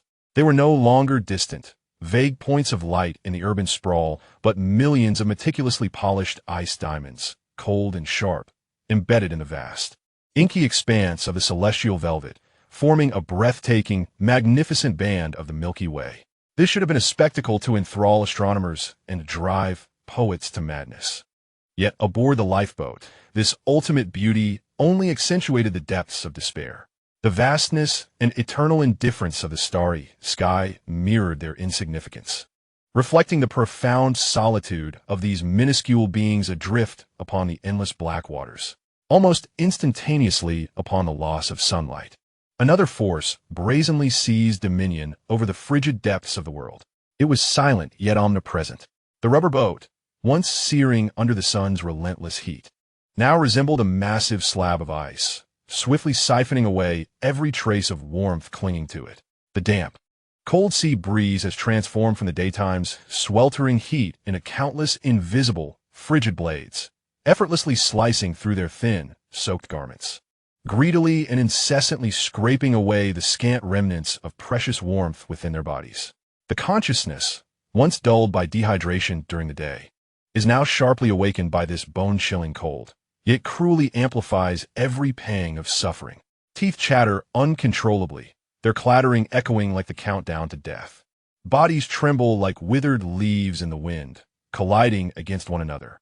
People have long discarded the decorum and distance of civilized society, instinctively huddling together, men, women, and strangers alike, struggling for survival as fragile beings in this relentless chill. They curl up like frightened young beasts, relying on each other's meager, flickering body warmth, as if it could extinguish at any moment in a futile attempt to fend off this deep cold that emanates from the cosmic vacuum. Just as this deathly silence seems poised to freeze the very air, an anomaly arises, not from the surface of the sea, but from below, from the depths of the oceanic abyss, so far and deep that even starlight cannot penetrate. A long, sonorous sound emerges, low and profound, akin to a whale's song traversing time from the primordial era, resonating without warning. Chapter 46. Beneath the abyss. This sound cannot be merely described as loud. It is more akin to a rumble stemming from tectonic movements, a low-frequency vibration that shakes the essence of the soul. It does not solely propagate through the air, but rather seems to resonate directly through the vessel, through the seawater, through the bones and blood of each individual, brutally conducting itself to the very depths of their hearts and eardrums. The hum persists, imbued with an ancient, unfathomable sadness that permeates eons of solitude. It is so grand, transcending the realm of ordinary creatures, that it compels involuntary shivers, provoking thoughts of what magnificent being lies hidden thousands of meters below, in boundless darkness and immense pressure. Is it a blue whale, akin to a moving mountain? Or perhaps a more ancient, colossal entity, yet uncharted by human maps, imbued with mythological significance as the sovereign of the deep sea? In the face of this whale song, seemingly emanating from the depths of a hellish abyss, each person aboard the lifeboat acutely feels their insignificance akin to that of an ant, and their fragility like that of a paper vessel. Beneath them lies not the ordinary sea, merely dozens of meters deep, but an unfathomable abyss, where the pressure could compress a submarine into a mere disk of metal. Their small lifeboat, reliant on fragile buoyancy, stands near the possible domain of this unseen beast, capable of announcing its existence through song, more fragile than a speck of dust adrift in the currents, poised to be crushed and consumed by a mere unintended action. A primal fear of the Titanic, insurmountable by reason, spreads rapidly like a plague in this absolute darkness, and the primordial sound that strikes at the very core of their souls, choking each breath. Hanley feels his heart gripped by a cold, iron hand. He clings desperately to the icy, biting edge of the lifeboat, his knuckles cracking under the strain, as if they might snap at any moment. As a geologist, he possessed a deeper understanding than anyone else of the terrors lurking in the abyssal depths, where the secrets of continental plate tectonics were interred and unimaginable colossal life forms concealed themselves. The haunting whale song was no longer a romantic myth, but a stark, unvarnished testament to his most dreadful imaginings about the unknown, shadowed realm beneath their feet. He could even envision the massive head, encrusted with barnacles like a tiny island, slowly rising from the abyss below, coldly observing their fragile, flickering light. Sula had already buried her face firmly into Lin Yue's not broad, but resolute embrace, her entire body trembling uncontrollably, not from the cold, but from an overwhelming terror inspired by this profound, dark expanse harboring primordial leviathans. She felt her very soul quiver within the resonance of that whale's song, as though the invisible sound waves might shatter her at any moment. The young couple clung to each other so tightly that it seemed they might crush one another's ribs. The boy could distinctly feel the girl's heart pounding wildly against his own chest like an uncontrollable engine, each beat hammering his ribcage with dull pain. They exchanged despairing glances, seeing in each other's eyes the same utter negation of their own existence's meaning. Fei gazed upward at the frigid, dazzling, and utterly emotionless starry sky, then lowered her eyes to the pitch-black sea beneath her feet, a surface that devoured all light. Her gaze brimmed with a primal reverence for the majestic forces of nature and a soul-deep tremor. Unconsciously, she murmured indistinct syllables, whether prayer or despairing lament. It was impossible to tell. Even Lei Lai and Lin Yue, the two with the most unyielding wills, tensed subtly before this most primal weapon of nature's voice. Like poised yet aimless leopards, their eyes sharpened to an extreme intensity, relentlessly scanning the surrounding Black Sea. This was a pure hierarchy of power, transcending dimensions and utterly indifferent to personal courage, skill, or resolve. They could face armed foes, but were powerless against this unknown presence lurking in the abyss, as godlike or demonic as any myth. Kuchi Yamaguchi was utterly petrified, recoiling like a frightened groundhog, curling into a tight ball. His earlier resentment, cunning, and arrogance were supplanted by a more primal, absolute terror of overwhelming power. Instinctively, almost crawling, he sought refuge behind his last remaining bodyguard, as if that fragile flesh could shield him from the abyssal gaze. His amassed wealth and sinister schemes were reduced to a thoroughly laughable and pitiful joke in the face of that whale song. It was an instinctive reverence and dread of the unknown abyss, as if beneath that dense, ink-black curtain of water, one or countless pairs of immense, cold, indifferent eyes, like distant stars, quietly observed them with a trace of curiosity or pure disregard. To these august beings, intruders as insignificant as bacteria, their struggles, loves and hatreds, intrigues, and very survival held no meaning, perhaps less than the bursting of a mere bubble. Yet, at the very moment when the utmost terror seized the hearts of all, rendering them nearly breathless, an extraordinary phenomenon unfolded again. The prolonged, seemingly eternal whale song, after reaching a profound low frequency that almost transcended human auditory limits, abruptly ceased without any forewarning. It did not gradually fade, but was as if severed suddenly by an invisible colossal blade. An absolute, deathly silence instantly returned, even heavier and more suffocating than before the whale song began. This sudden stillness was far more terrifying than the continuous roar, leaving boundless and dreadful space for imagination. What had transpired? Had the colossal beast departed, or had it perceived something? Was it ascending? Then, abruptly, another whale song exploded forth. Yet its tone was entirely different. It was no longer long and mournful, but short, sharp, imbued with an ineffable warning, perhaps even rage. The source of the sound seemed much closer, as if the gargantuan creature lurking beneath the abyss had fully focused its attention on their tiny lifeboat. The girl among the couple could no longer bear the successive mental shocks and emitted a short, piercing scream, only to have her mouth firmly covered by the boy. Yet her despairing sobs remained distinctly audible amidst the silence. Every heart leapt to the throat, the blood seemingly freezing at that instant. Hope! That faint glimmer arduously kindled during the day by the distillation apparatus, flickered like a fragile candle in a violent gale before this song from the deep sea, an emblem of absolute power and unknowable fate, threatening to be extinguished at any moment.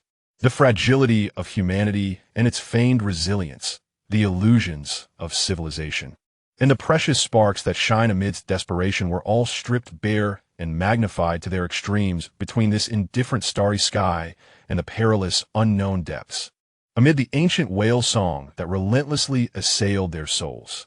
They had to contend not only with scarce resources and the internal fractures and dangers that arose, but also confront the profound existential dread born from the very instinct of life itself.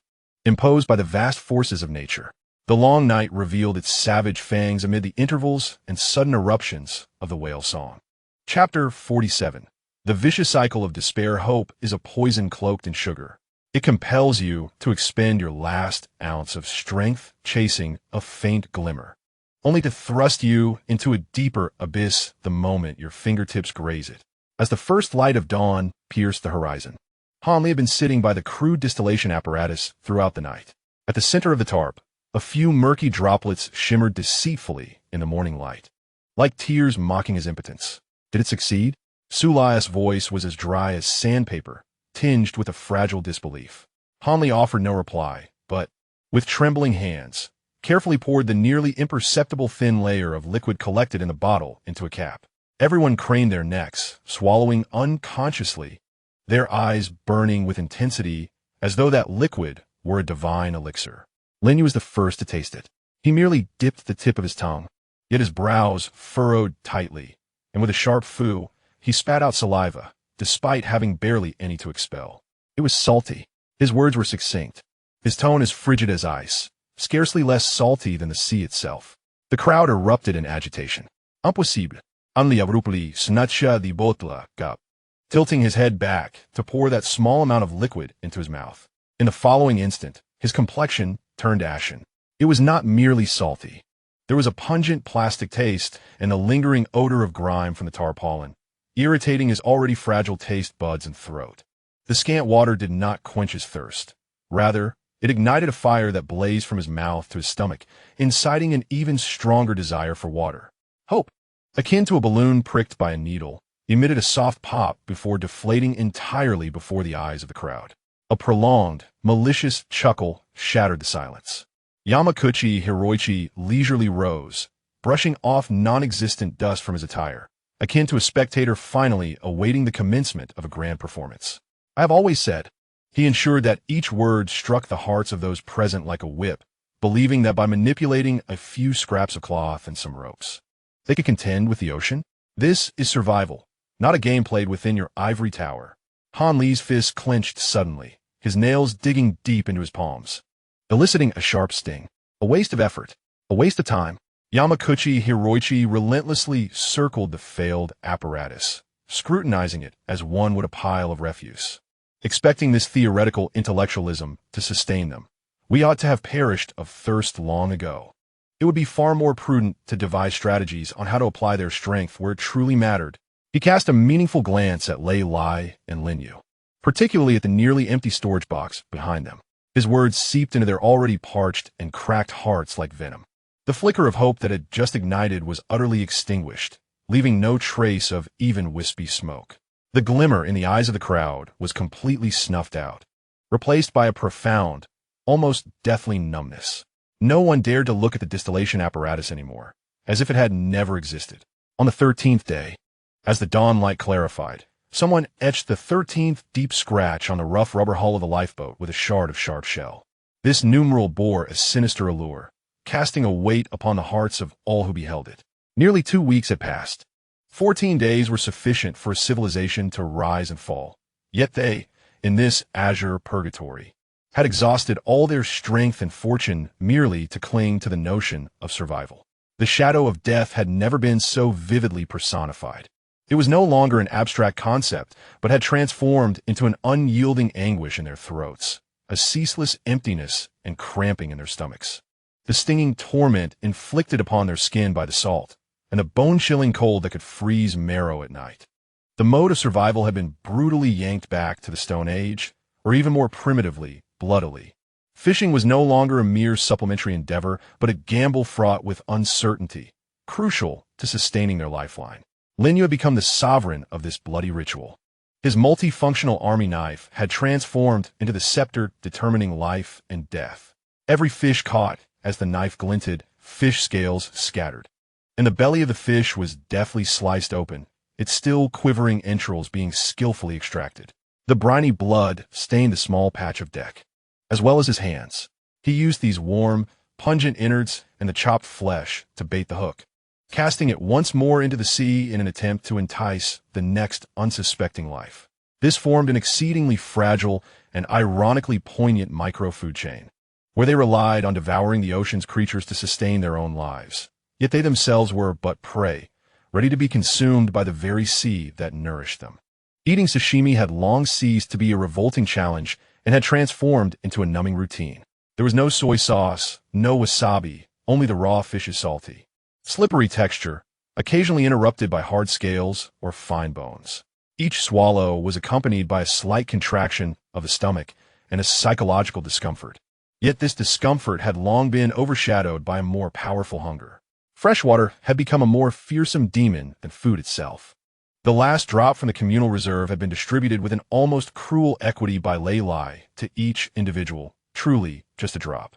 Now, what kept these 11 bodies from fully succumbing to desiccation was Lin Yue's makeshift second-generation evaporation device, crafted from every empty mineral water bottle he could find, even repurposed larger plastic containers. The principle remained simple, harnessing the sun's heat to evaporate seawater within the bottles, with the vapor condensing on the relatively cooler inner walls into droplets that slowly slid down to collect at the bottom.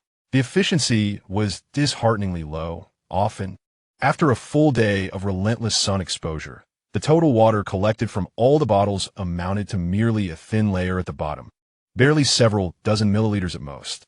The water was murky, tainted with a nauseating plastic taste and an odd flavor imparted by the sun's relentless rays. Each day's distribution felt like a silent war. Lin Yue was responsible for measuring with the same bottle cap, while Lin Yue stood nearby, his sharp gaze sweeping over everyone, particularly focusing on Yamaguchi Hiroichi and his bodyguard. That meager, cloudy liquid had to be held in the mouth for a long time, savored repeatedly with the tip of the tongue, if that flavor could even be termed as savoring, before it could be reluctantly swallowed. An arduous attempt to deceive the body's volcanic thirst. Yamaguchi Hiroichi had grown increasingly sinister and restless. His gaze towards Lin Yue and Han Li was almost incendiary, as if they were not mere companions in hardship, but the very culprits responsible for his dire plight. He no longer shouted openly, but the malice simmering beneath the silence was far more chilling than his previous taunts. He lurked like a venomous snake in the shadows, tongue flicking, calculating the moment to strike. His bodyguard resembled a bowstring pulled to its utmost tension, muscles perpetually taut, occasionally exchanging glances with Yamaguchi, conveying messages only they could comprehend. The atmosphere on the lifeboat had become unbearably taut, akin to a grenade with its pin pulled, poised to explode with the slightest external force. Trust? That had long been a myth of a bygone era. Now, the only thing maintaining this fragile facade of balance was Lin Yue's undeniable show of force, coupled with the cold, deathly threat posed by Lin Yue's military knife. Chapter 48. The Wrath of Thunder. On the 13th day, they continued to breathe, their hearts still beating, yet their souls seemed to have been ground into dust by the relentless cycle of hope and despair, scattered by the wind over the merciless sea. The land remained nothing more than a mirage, a mere illusion. How much longer could the final veil of humanity withstand the stark, naked instinct for survival? The next collapse might be triggered by a single drop of water or a fish that failed to be caught. Hope had long since lost its flavor, discarded like the residue of something repeatedly chewed and spat out. The 13th day crawled by in extreme thirst and numb hunger. As the dawn of the 14th day was completely swallowed by heavy, leaden gray clouds, a new kind of panic, distinct from the usual despair, began to spread across the sea. The air grew thick and oppressive, like a massive sponge saturated with water, pressing heavily upon their chests. The wind had vanished, and the sea's surface took on a strange, oily stillness, smooth as a mirror, yet deathly lifeless. The lifeboat seemed encased within a vast, slowly solidifying amber, silencing even the faintest sound of waves lapping against its hull.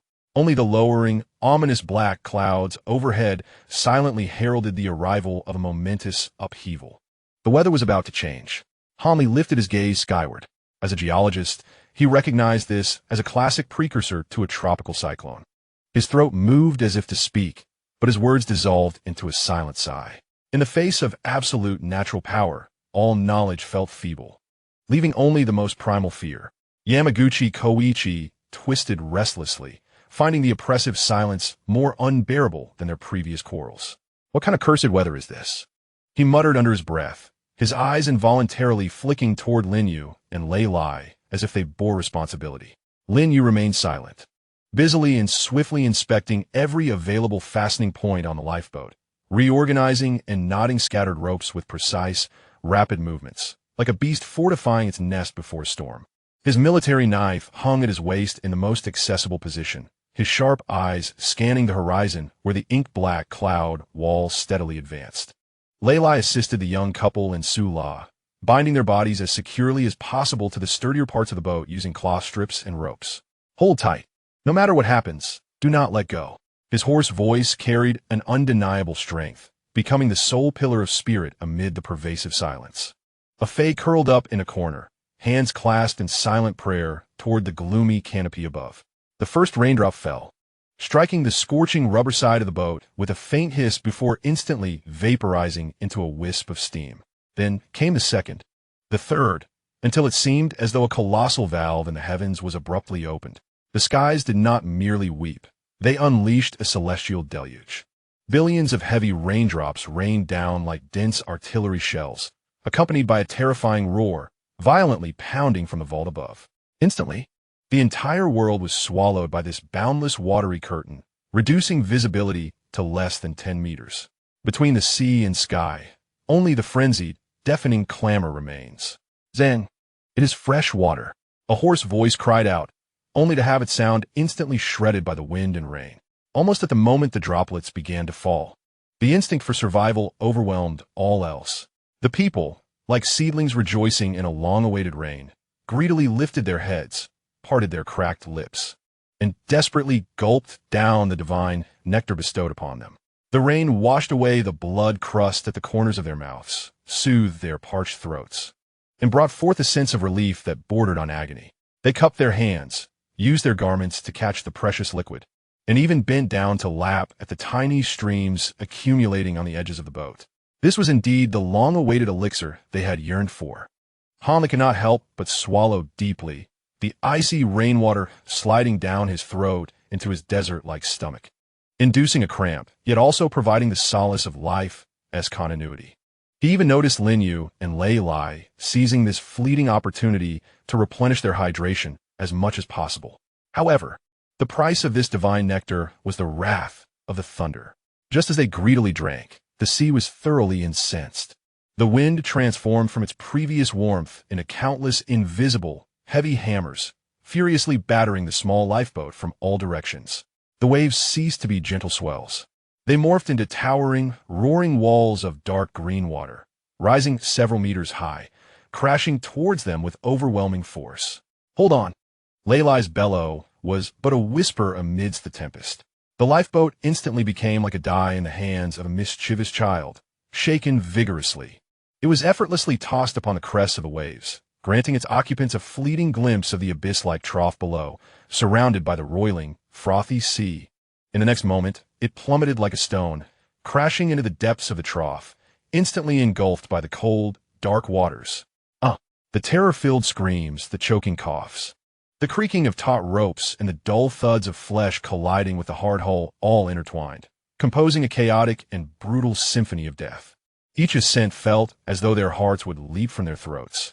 Each descent bore the weight of 1,000 pounds crushing them, eardrums aching, air forcibly expelled from their lungs, icy seawater lashing against their faces and bodies, drenching the rationality of science has vanished in this moment, leaving only a profound awe and terror towards the ferocious forces of nature.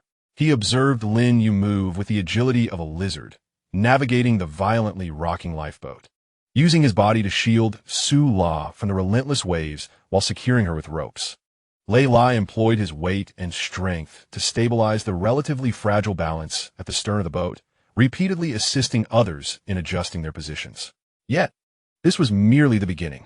A resounding crack echoed through the air, a blinding, twisted bolt of lightning, akin to a judgment spear cast by the divine, tore through the dim sky, illuminating the world in a ghastly white. Following closely was a thunderclap, so powerful it threatened to shatter their very souls. The sound did not merely reverberate in the air, it detonated above them, exploding within the cranial cavities of each individual. Chapter 49. The whale pod. The immense sound waves caused the lifeboat to tremble, leaving only a high-pitched ringing in their ears. In the flash of lightning, one could see the extreme distortion of fear etched upon each face, devoid of color. This was not a fear of death. Rather, it was a quaking recognition of the might of heaven and earth, an awareness of their own insignificance, akin to dust in the grand scheme of existence. The tarpaulin. The ropes securing the tarpaulin have snapped. Han shouted hoarsely against the wind and rain, witnessing the heavy canopy that once bore hope, now rendered useless. Being swept up by a gust, like a demon breaking free from its chains, lunging towards the heart of the boat. It resembled a flag of death, ensnaring the black chef, who was straining to secure himself. The immense wind resistance instantly pulled him off the deck. Help!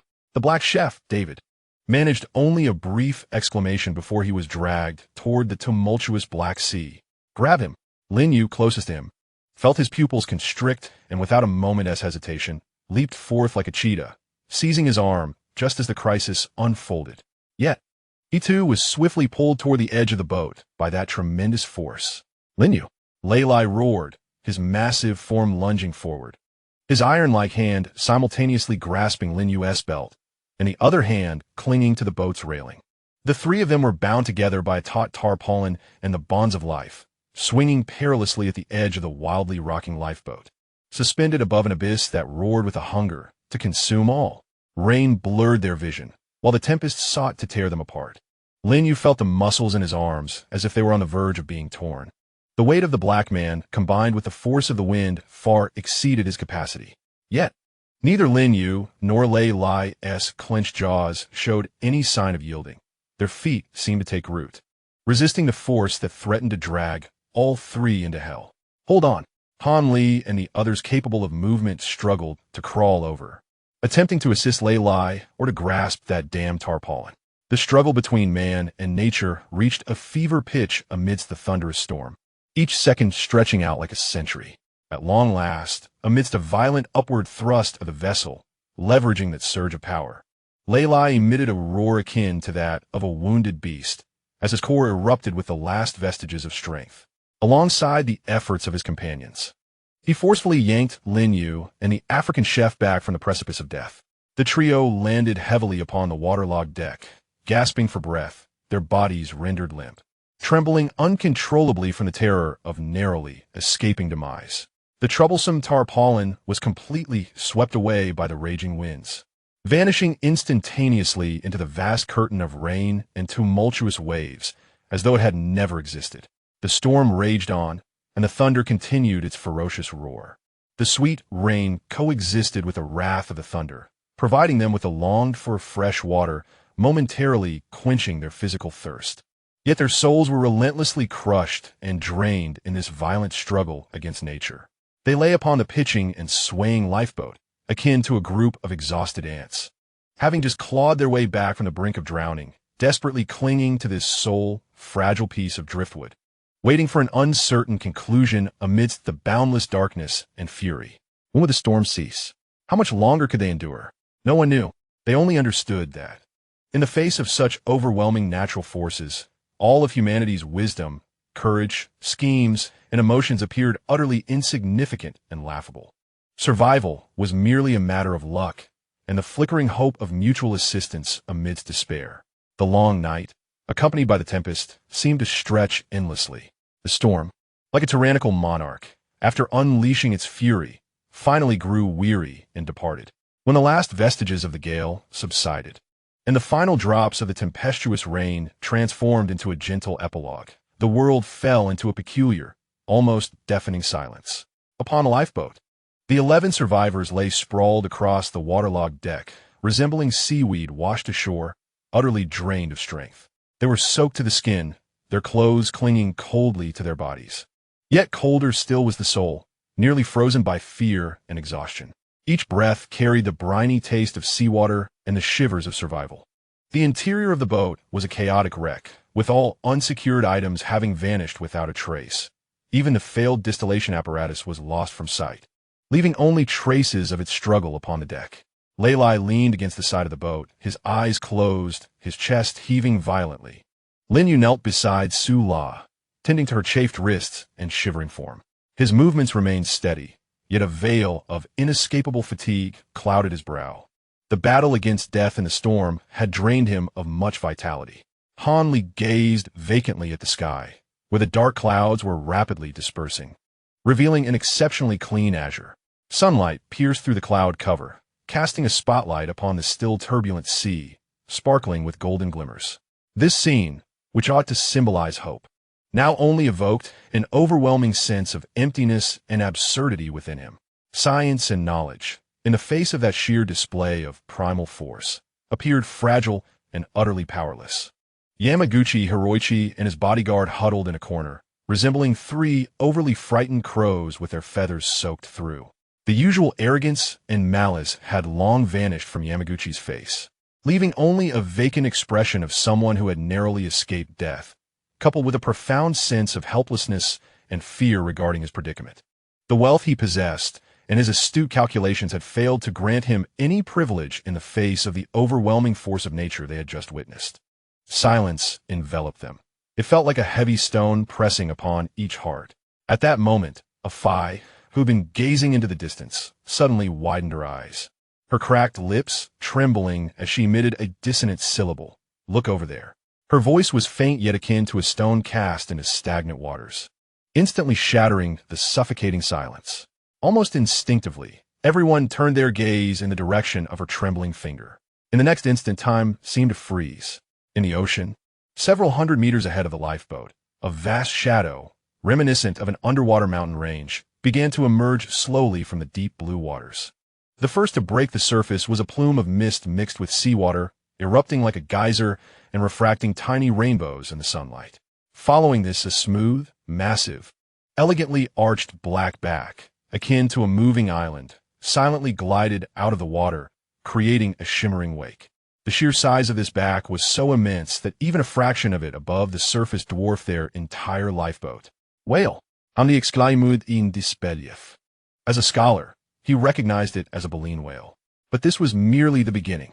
As if responding to some unspoken command, around the first whale, second, third, and even more colossal shadows began to surface. Some spouted towering, characteristic V-shaped columns of water, while others floated quietly at the surface, revealing parts of their backs, resembling a sudden emergence of a black reef. This was a pod of whales, a family of true leviathans from the ocean, either migrating or foraging. The group, having just survived the wrath of the storm, was instantly seized by a different yet equally suffocating terror. Chapter 50. The gaze of giants. Unlike the violent and indiscriminate destruction wrought by the storm, the presence of these behemoths offered a slow, serene, yet far more visceral interpretation of their own insignificance. In the face of this majestic pod of marine giants, their lifeboat seemed as minuscule as a leaf adrift on a pond. No, even less than a leaf. It resembled a trivial speck of dust. Thump, thump, thump. Their hearts thundered wildly in their chests, the sound so loud it felt as if it could be heard by all. No one dared to breathe loudly, fearing that even the slightest sound would disturb these deities of the deep, now so close. The young couple pressed their mouths together tightly, stifling even their whimpers, their bodies trembling like leaves caught in an autumn breeze. Afai ceased her prayers, staring blankly, her eyes filled with ultimate awe and fear of the magnificent forms of life before her. Chef David sagged limply, murmuring incessantly, "Poseidon is the lord of the seas." Yamaguchi Hiroichi was utterly terrified, clutching the bodyguard's arm so tightly that his nails nearly pierced the flesh, his body trembling like a sieve. All previous ambitions and schemes dissolved into nothingness under the indifferent gaze of these colossal beasts.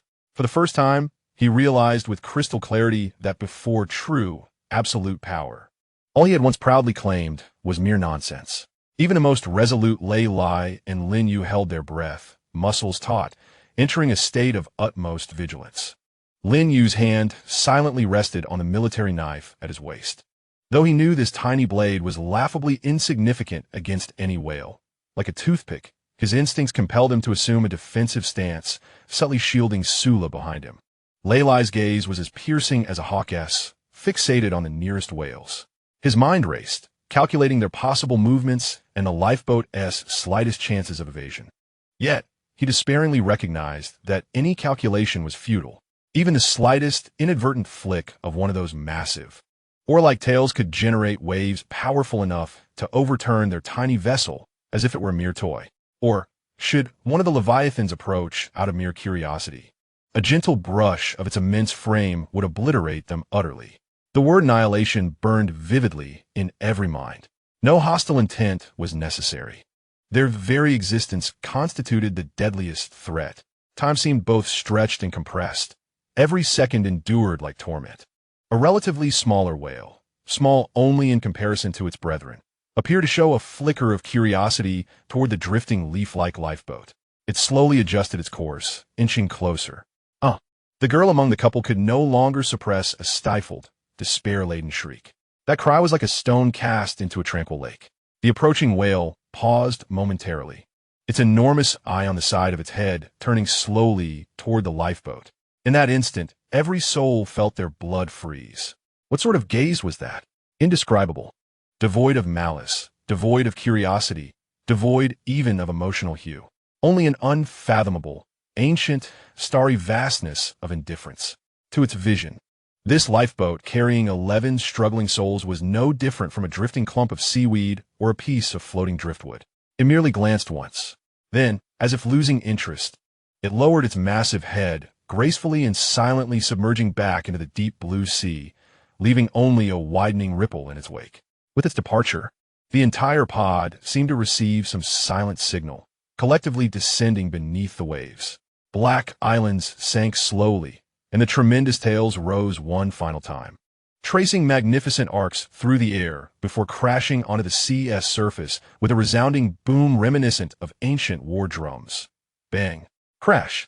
A tremendous surge followed, and the lifeboat was tossed about like a feather amidst the tumultuous waves, soaring high before plummeting down again.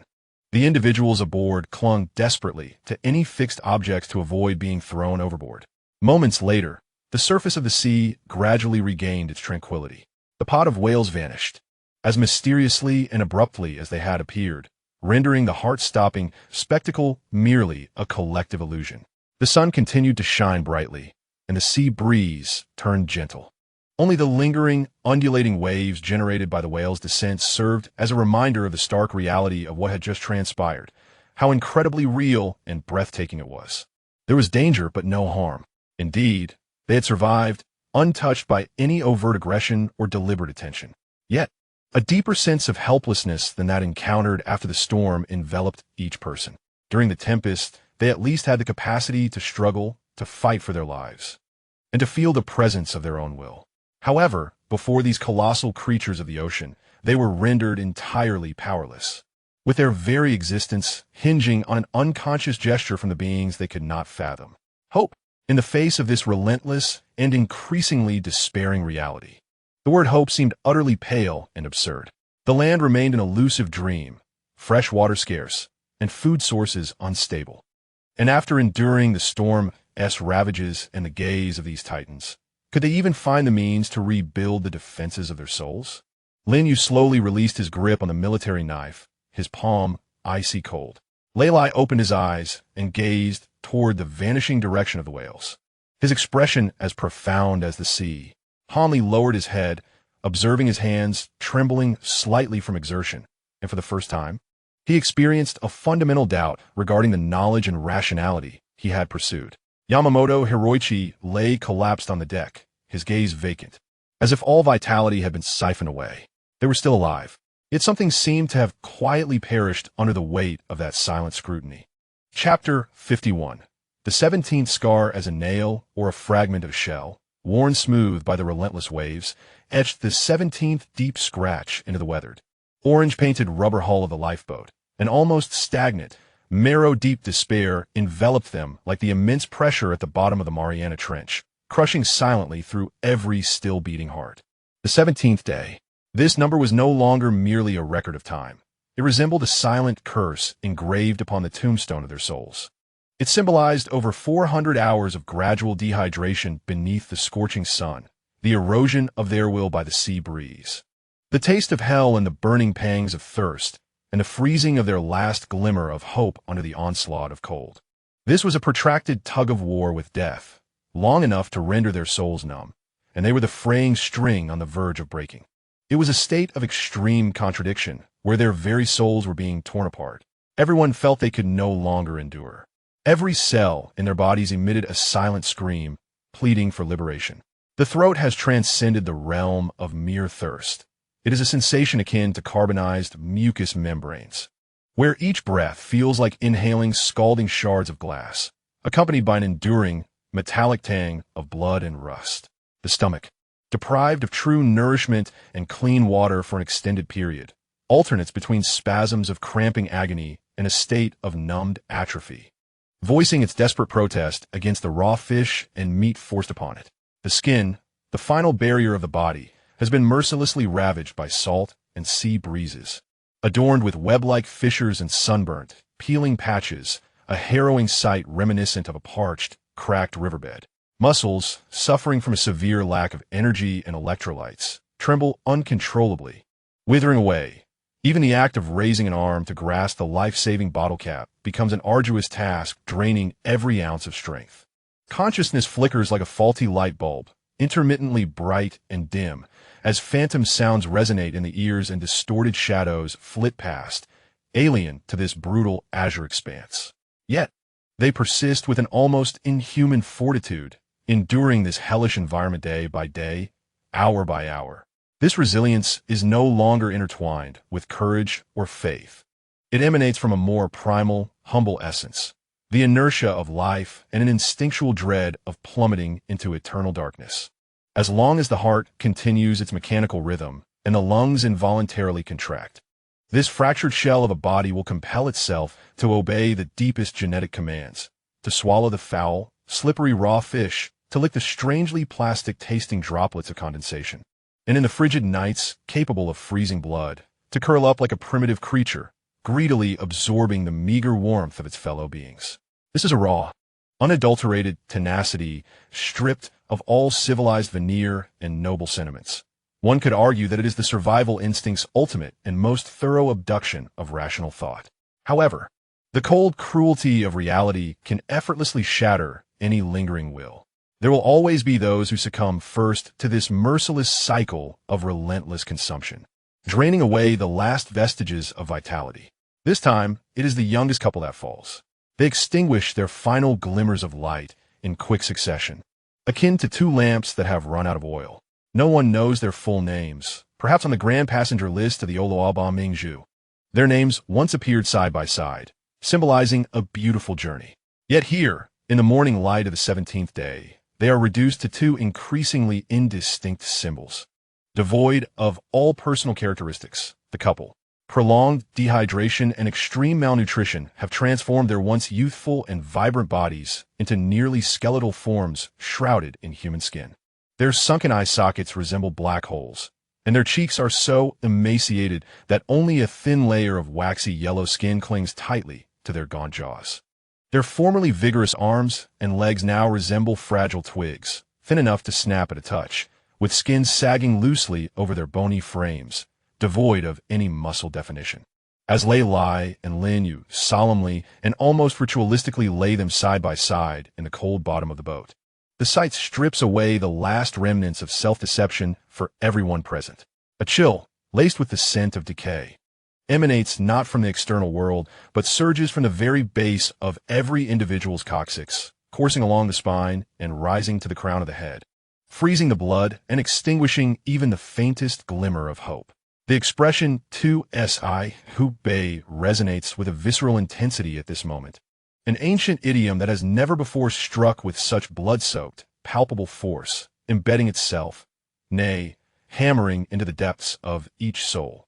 They gaze upon the two lifeless forms that once breathed as they did, that struggled for a mere sip of water, that harbored hopes so faint they bordered on the absurd beneath the vast expanse of the starry sky, now irrevocably transformed into cold, rigid objects destined for the sea's embrace. What churns within them is not merely sorrow. That extravagant emotion has long been depleted through the relentless grind of day-to-day suffering.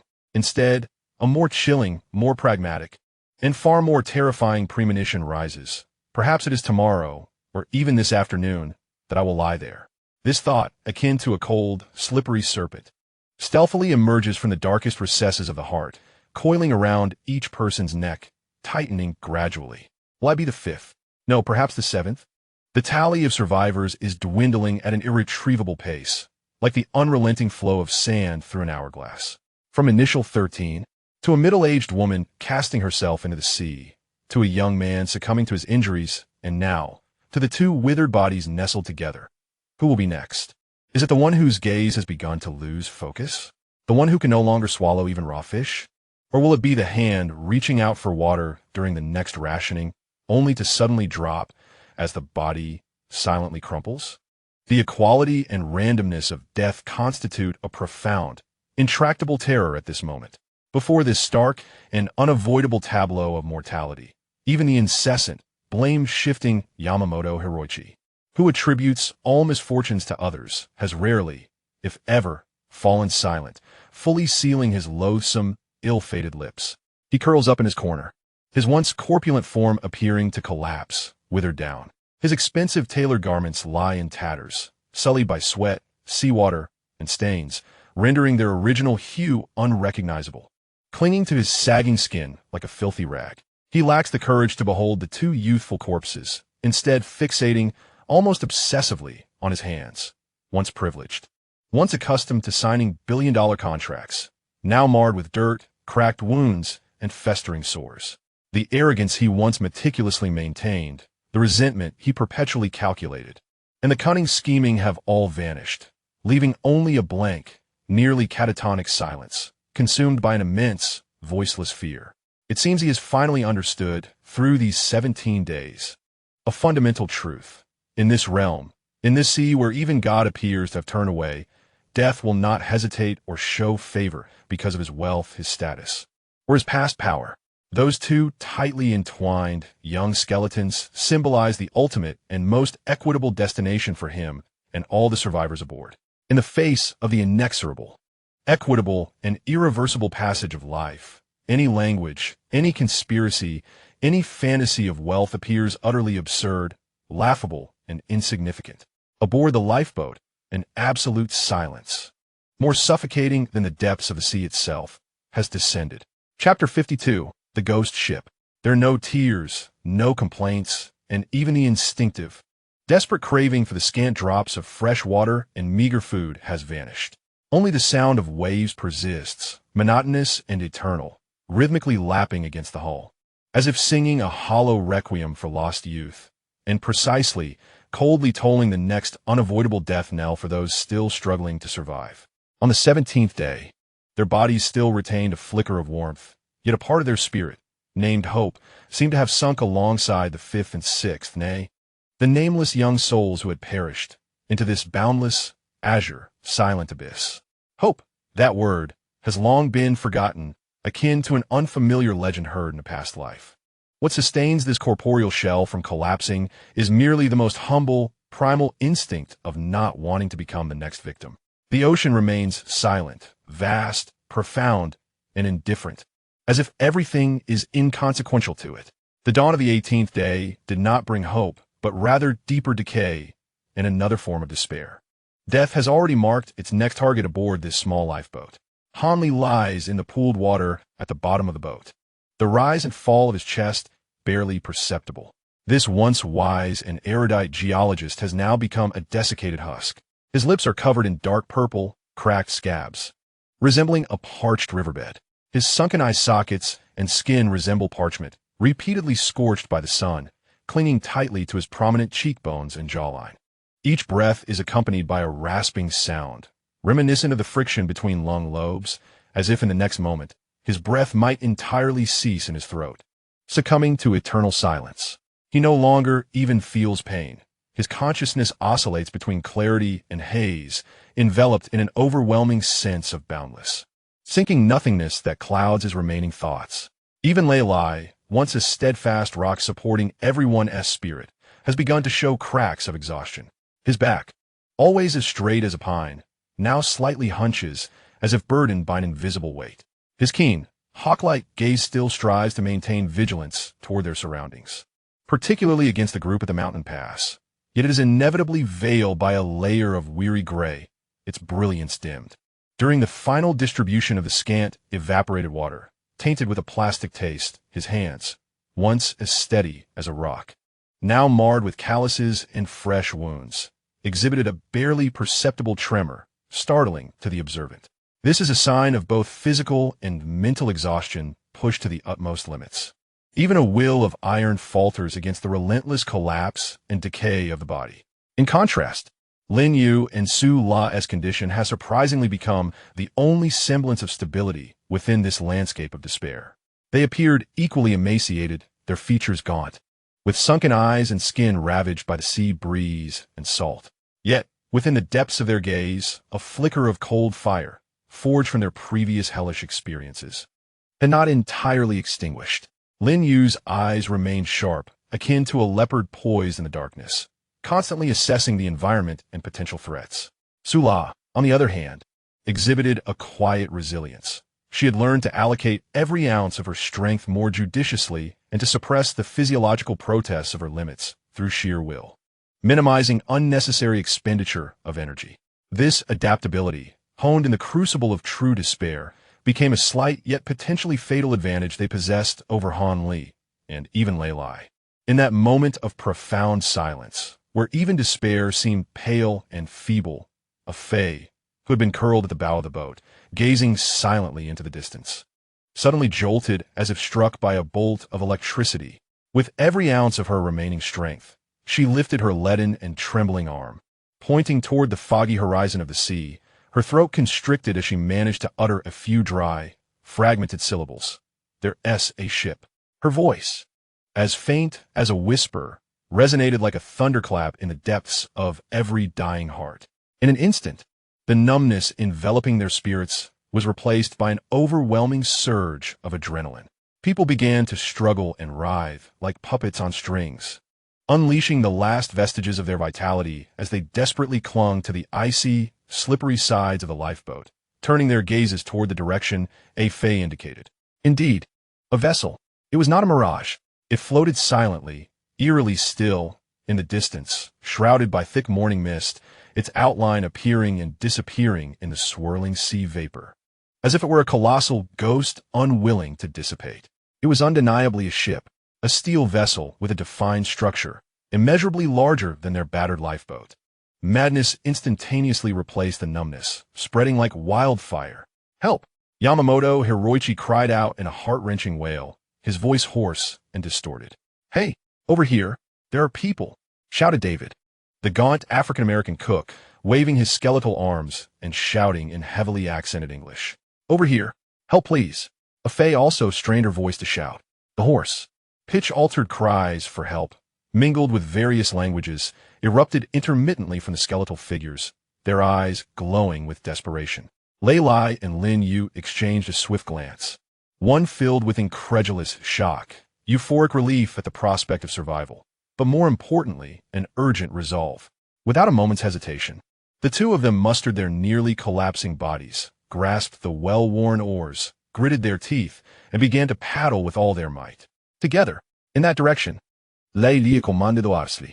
Everyone became frenzied, pouring every ounce of strength into propelling the dilapidated lifeboat towards the ship that symbolized their hope for survival, inch by inch, laboriously yet resolutely drawing closer. The distance slowly diminished amidst the tumultuous struggle of hope and suffering. 300 meters, 200 meters, 100 meters. However, as the distance diminished, a strange and ominous premonition began to silently take root and spread like a venomous vine in the minds of Han Li, who was clinging to the last vestiges of rationality, and Lin Yue. The vessel was eerily silent, unnaturally so. The familiar low rumble of the engine was absent, as was the sound of the propellers churning the water.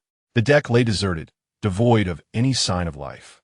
The ship exhibited an unsettling tilt, as if frozen in time, with large patches of white paint flaking away to reveal rusted steel plates beneath, resembling desiccated blood.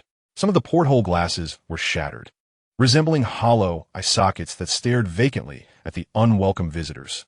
The entire ship exuded an air of desolation and foreboding, as if it had been utterly forsaken by the relentless flow of time and some unspeakable calamity. Upon finally approaching close enough to discern the vague, peculiar markings on the hull that did not belong to any known shipping company, alongside incomprehensible engravings resembling frenzied ramblings or sacrificial symbols, a chilling conclusion pierced the minds of all who could still think. This was a ghost ship, a steel shell adrift, aimlessly wandering under the sway of ocean currents and gales, abandoned by its crew for reasons unknown or perhaps met with disaster leading to their demise. Hope, akin to a balloon punctured by a needle, deflated in an instant, leaving only a cold, suffocating despair. Yet concurrently, a more primal and bare desire ignited explosively in the eyes of Yamaguchi Hiroichi. Chapter 53. The Trial of Humanity. The process of boarding the ship proved to be exceptionally arduous.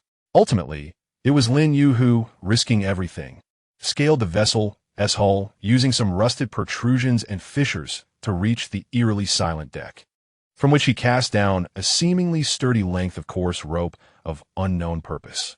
The moment their feet touched the deck of the enormous ship, a pungent amalgamation of rust, decayed wood, a heavy mustiness, and a faintly nauseating, cloying odor of rot assailed their senses. The ship was enveloped in a profound silence, broken only by the sound of the sea breeze whistling through the frayed ropes, empty compartments, and broken pipes, producing a mournful wail akin to a ghostly lament. Each step upon the rust and unknown stains echoed loudly in the oppressive silence, striking at the taut nerves of everyone present. However, as they ventured forth under the leadership of Lin Yue and Lei Lai, daringly pushing open a slightly ajar, rust-covered watertight door to enter the crew's living quarters and adjacent storage rooms, the sight that greeted them was nearly suffocating. Supplies, an abundance of unimaginable provisions. Although most were shrouded in thick dust, some wooden furniture and canvas had rotted, and certain food bags piled in the corners had swelled and distorted, emitting a foul stench. Nevertheless, they discovered sealed bottles of drinking water, perfectly labeled, entire crates stacked in dry corners, a vast array of canned goods, meats, fruits, vegetables, though the brand are unfamiliar. The cans remained intact. Even within a medicine cabinet adorned with the Red Cross, they stumbled upon unopened medical alcohol, antiseptic gauze, bandages, and a selection of essential pharmaceuticals. For those who had battled the elements at sea for 18 days, teetering on the brink of starvation and dehydration, this discovery was nothing short of a celestial blessing. After a fleeting moment of astonishment and exultation, a feral glimmer of unrestrained greed ignited in Yamamoto Hiroichi's eyes. "Quick!" he barked, pivoting sharply to his two equally ravenous bodyguards, their breaths heavy with anticipation. "Gather the water. Seize every morsel of intact food. And those pharmaceuticals. Move swiftly." No longer was he a hapless victim of misfortune. The instant he boarded this forsaken vessel and confronted the bounty it harbored, he transformed back into the commanding figure of authority he once was.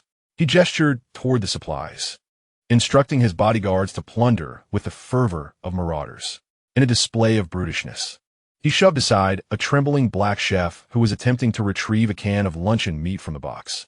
"Get away. These provisions belong to me." Yamamoto turned sharply, positioning himself before a pile of supplies hastily amassed by his bodyguards. His corpulent form quivered with excitement and the thrill of regaining control.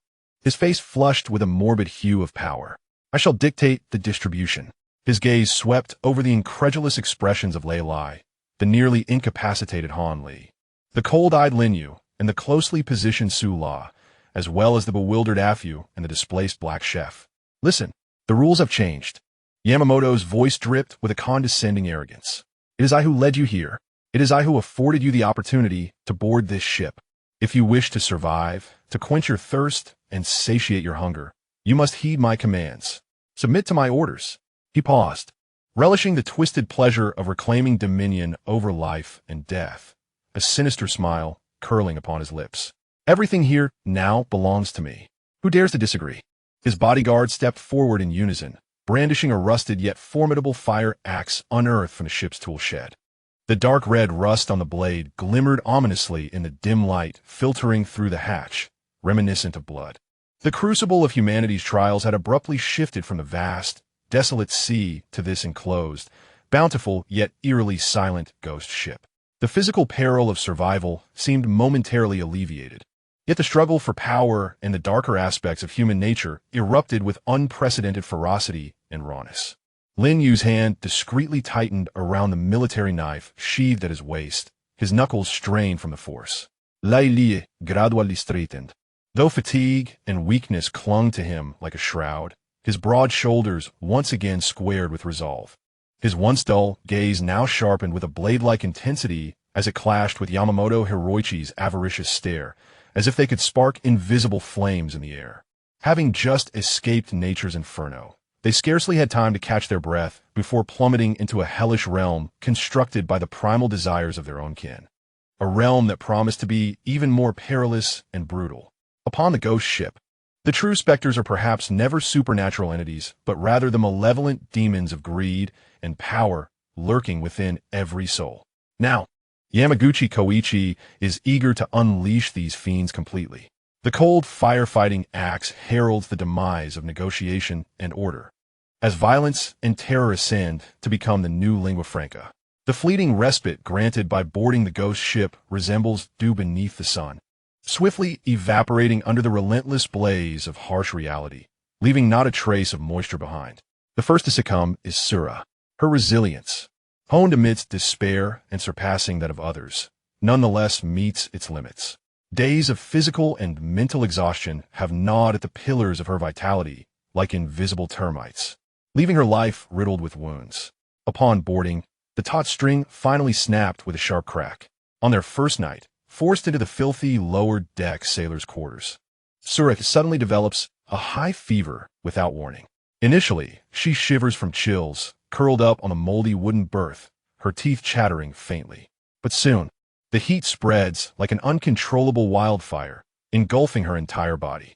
Her forehead burns fiercely as if branded by a searing iron. Her once pale cheeks flush with an eerie, pathological crimson. She slips into a delirium, drifting between unconsciousness and fleeting lucidity. Her cracked, chapped lips move involuntarily, uttering fragmented and indistinct syllables. Sometimes, she murmurs fragments of Kuntai Villa in northern Myanmar, broken names, and desperate pleas. Other times, the endless azure sea and all-consuming dread of drifting at sea. Occasionally, she suddenly grasps Lin Yue's arm, her nails digging in deep, her eyes vacant and terrified as she cries, the black water is coming." Even more harrowing are the intermittent, uncontrollable convulsions that seize her slight frame. Her slender body arches like a bow forcibly bent by invisible hands, twisting and writhing on the narrow berth as if a fish stranded on a scorching shore, struggling in its final, desperate throes. Lin Yue lies prone beside her. The usual frost that veils his face is replaced by a profound, helpless anxiety. Utilizing the scarce fresh water he wrested from Yamaguchi Koichi, the ghost ship's dwindling reserves now monopolized by Koichi, he dampens a relatively clean cloth and tirelessly wipes Sura's forehead, neck, and armpits, employing the most primitive means to quell the dreadful heat. In this moment, he sets aside all discord with the wretched Yamato boar to fight desperately for her survival. Chapter 54. Comfort breeds desire. Lin Yue clenches Sura's hand, the same hand once as steady as a rock, capable of crushing an enemy's neck, now trembling slightly, moving with the delicate care of handling a priceless yet fragile piece of glass art. Sura's collapse pierces the hidden softness beneath the impenetrable armor of his exterior like a sharp needle. Protecting her transcends mere obligation born of shared infernal trials. It becomes the sole spiritual pillar preventing him from being utterly lost amid this new abyss. Yet, fate's cruelty never arrives in isolation. It appeared as though a chain reaction had been set in motion, leading to the downfall of Lei Lai. This former Marine, once the indomitable spiritual totem and protective barrier of this small team, had finally reached his limits. The relentless physical exhaustion, untreated inflammation of his wounds, and the desperate struggles exerted before and after boarding had accumulated like weights, ultimately overwhelming his steel-like physique. Unlike Su La, whose consciousness was clouded, Lei Lai remained acutely aware, perhaps even excessively so. His keen, hawk-like eyes could still discern the tumult around him, the brazen chaos of the mountains, the control of resources, and the harshness of the environment. Yet, terrifyingly, his body had utterly betrayed his indomitable will. Every muscle ached as if pierced by countless fine needles, drained of all strength and vitality, rendering him as pliable as clay. He attempted to rise unaided, yet even this simple act proved extraordinarily arduous, cold beads of sweat forming on his forehead. Combat? Intimidation? At this moment, both had become distant aspirations. Lei Lai's collapse signified the conclusion of an era sustained by absolute power and order. The heaviest weight maintaining balance had failed. In this instant, Lin Yue found himself ensnared in a predicament of utter helplessness, stretched thin. He resembled a rubber band pulled to its breaking point, frantically darting between two patients. On one side was Su La, whose incessant need for attention to prevent her from injuring herself due to high fevers or convulsions. On the other was Lei Lai, conscious yet barely able to care for himself, requiring assistance to turn over and be fed. The coldness in his gaze had been supplanted by an unfathomable worry and a fatigue that threatened to engulf him, rendering even a brief respite a luxury. The vacuum of power, akin to a blood-scented prey, swiftly drew forth the lurking predators. Yamamoto Hiyooichi, an ambitious man, almost instinctively sensed the alluring aroma of the power thrown the moment lie exhibited his undeniable weakness. The long-suppressed desires burst forth like a beast freed from its cage. He and his two loyal bodyguards, having experienced a brief respite and regained considerable strength, moved swiftly and efficiently, like seasoned hyenas delineating their territory. They brazenly and unambiguously seized the majority of critical supplies found on the vessel, cases of bottled water, towering piles of canned goods, and the limited medications discovered, including antipyretics and antibiotics crucial for Sula. They even commandeered a few relatively thick, clean blankets and warm clothing. These items were gathered as if spoils of war and transported to the captain's quarters, the most advantageous location on the ship, characterized by its sturdy structure and expansive view. Well, they assigned a bodyguard to vigilantly guard it day and night with a rusted fire axe, transforming it into their exclusive royal warehouse. Following this, they naturally occupied the ship's most spacious and well-appointed luxury cabin, once belonging to the captain.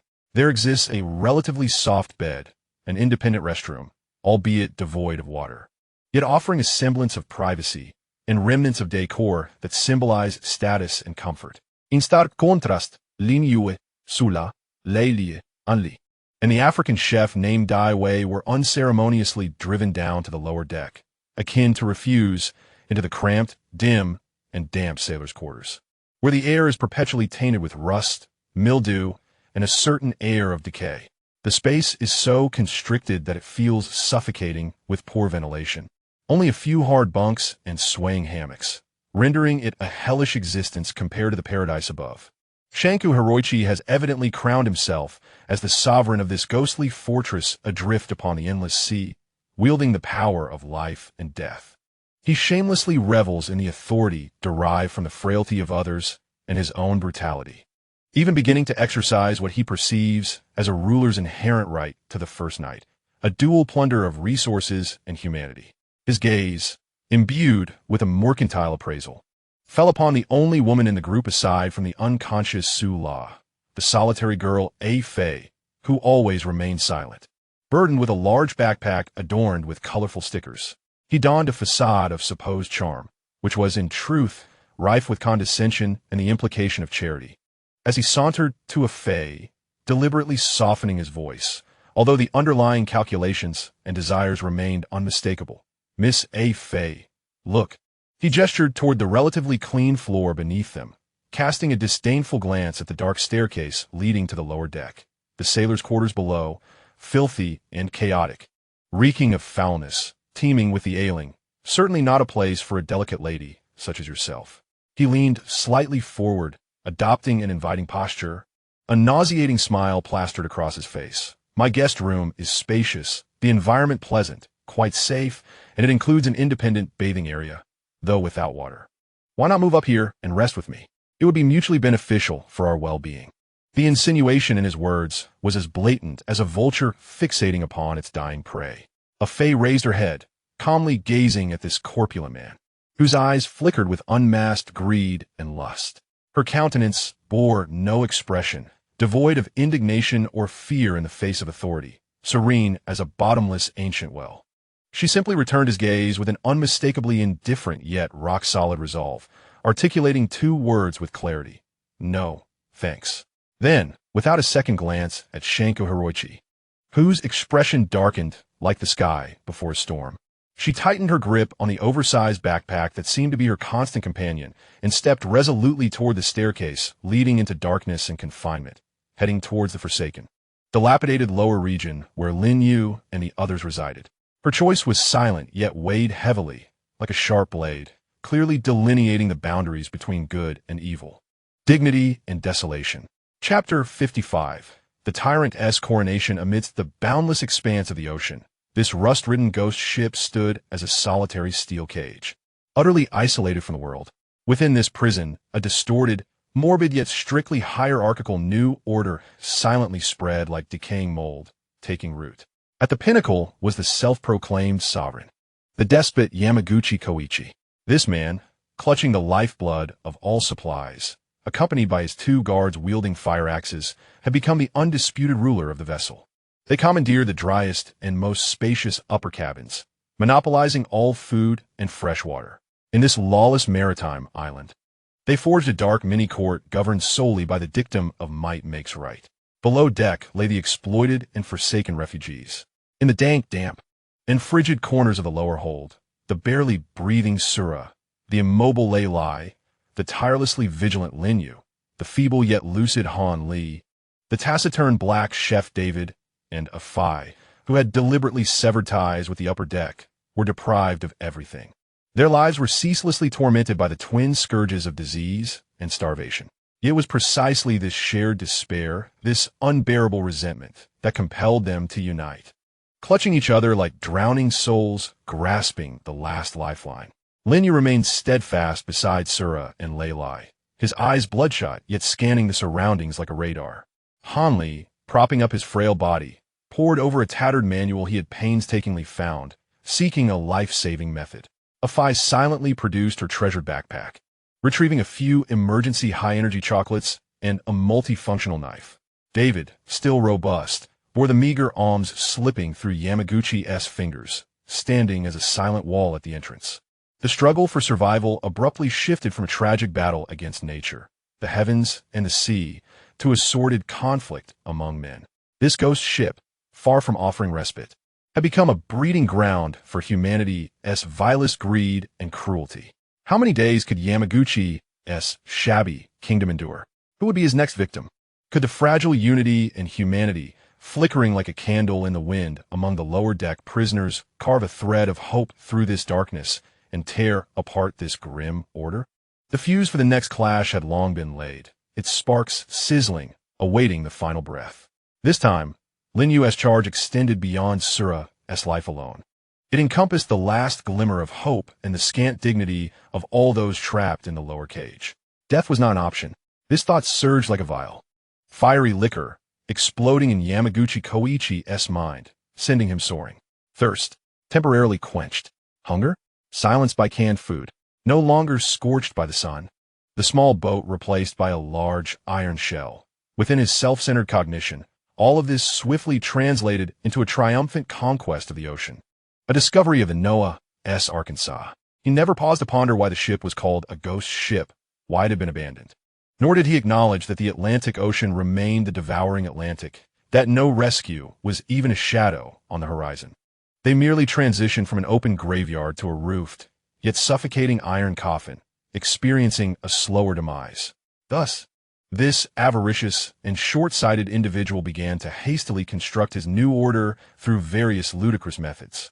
His confidence stemmed from the 2 axes. During a search of the hold, his 2 bodyguards unearthed 2 heavy, rust-covered yet fearsome fire axes. At this moment, the axes were gripped in the hands of the bodyguards, glinting ominously under the dim emergency lights. This primitive and brutal implement became the most direct symbol of his power, revealing the emptiness within him. His coronation ceremony was filled with numerous disgraceful antics, monopolizing resources while subjecting others to humiliation.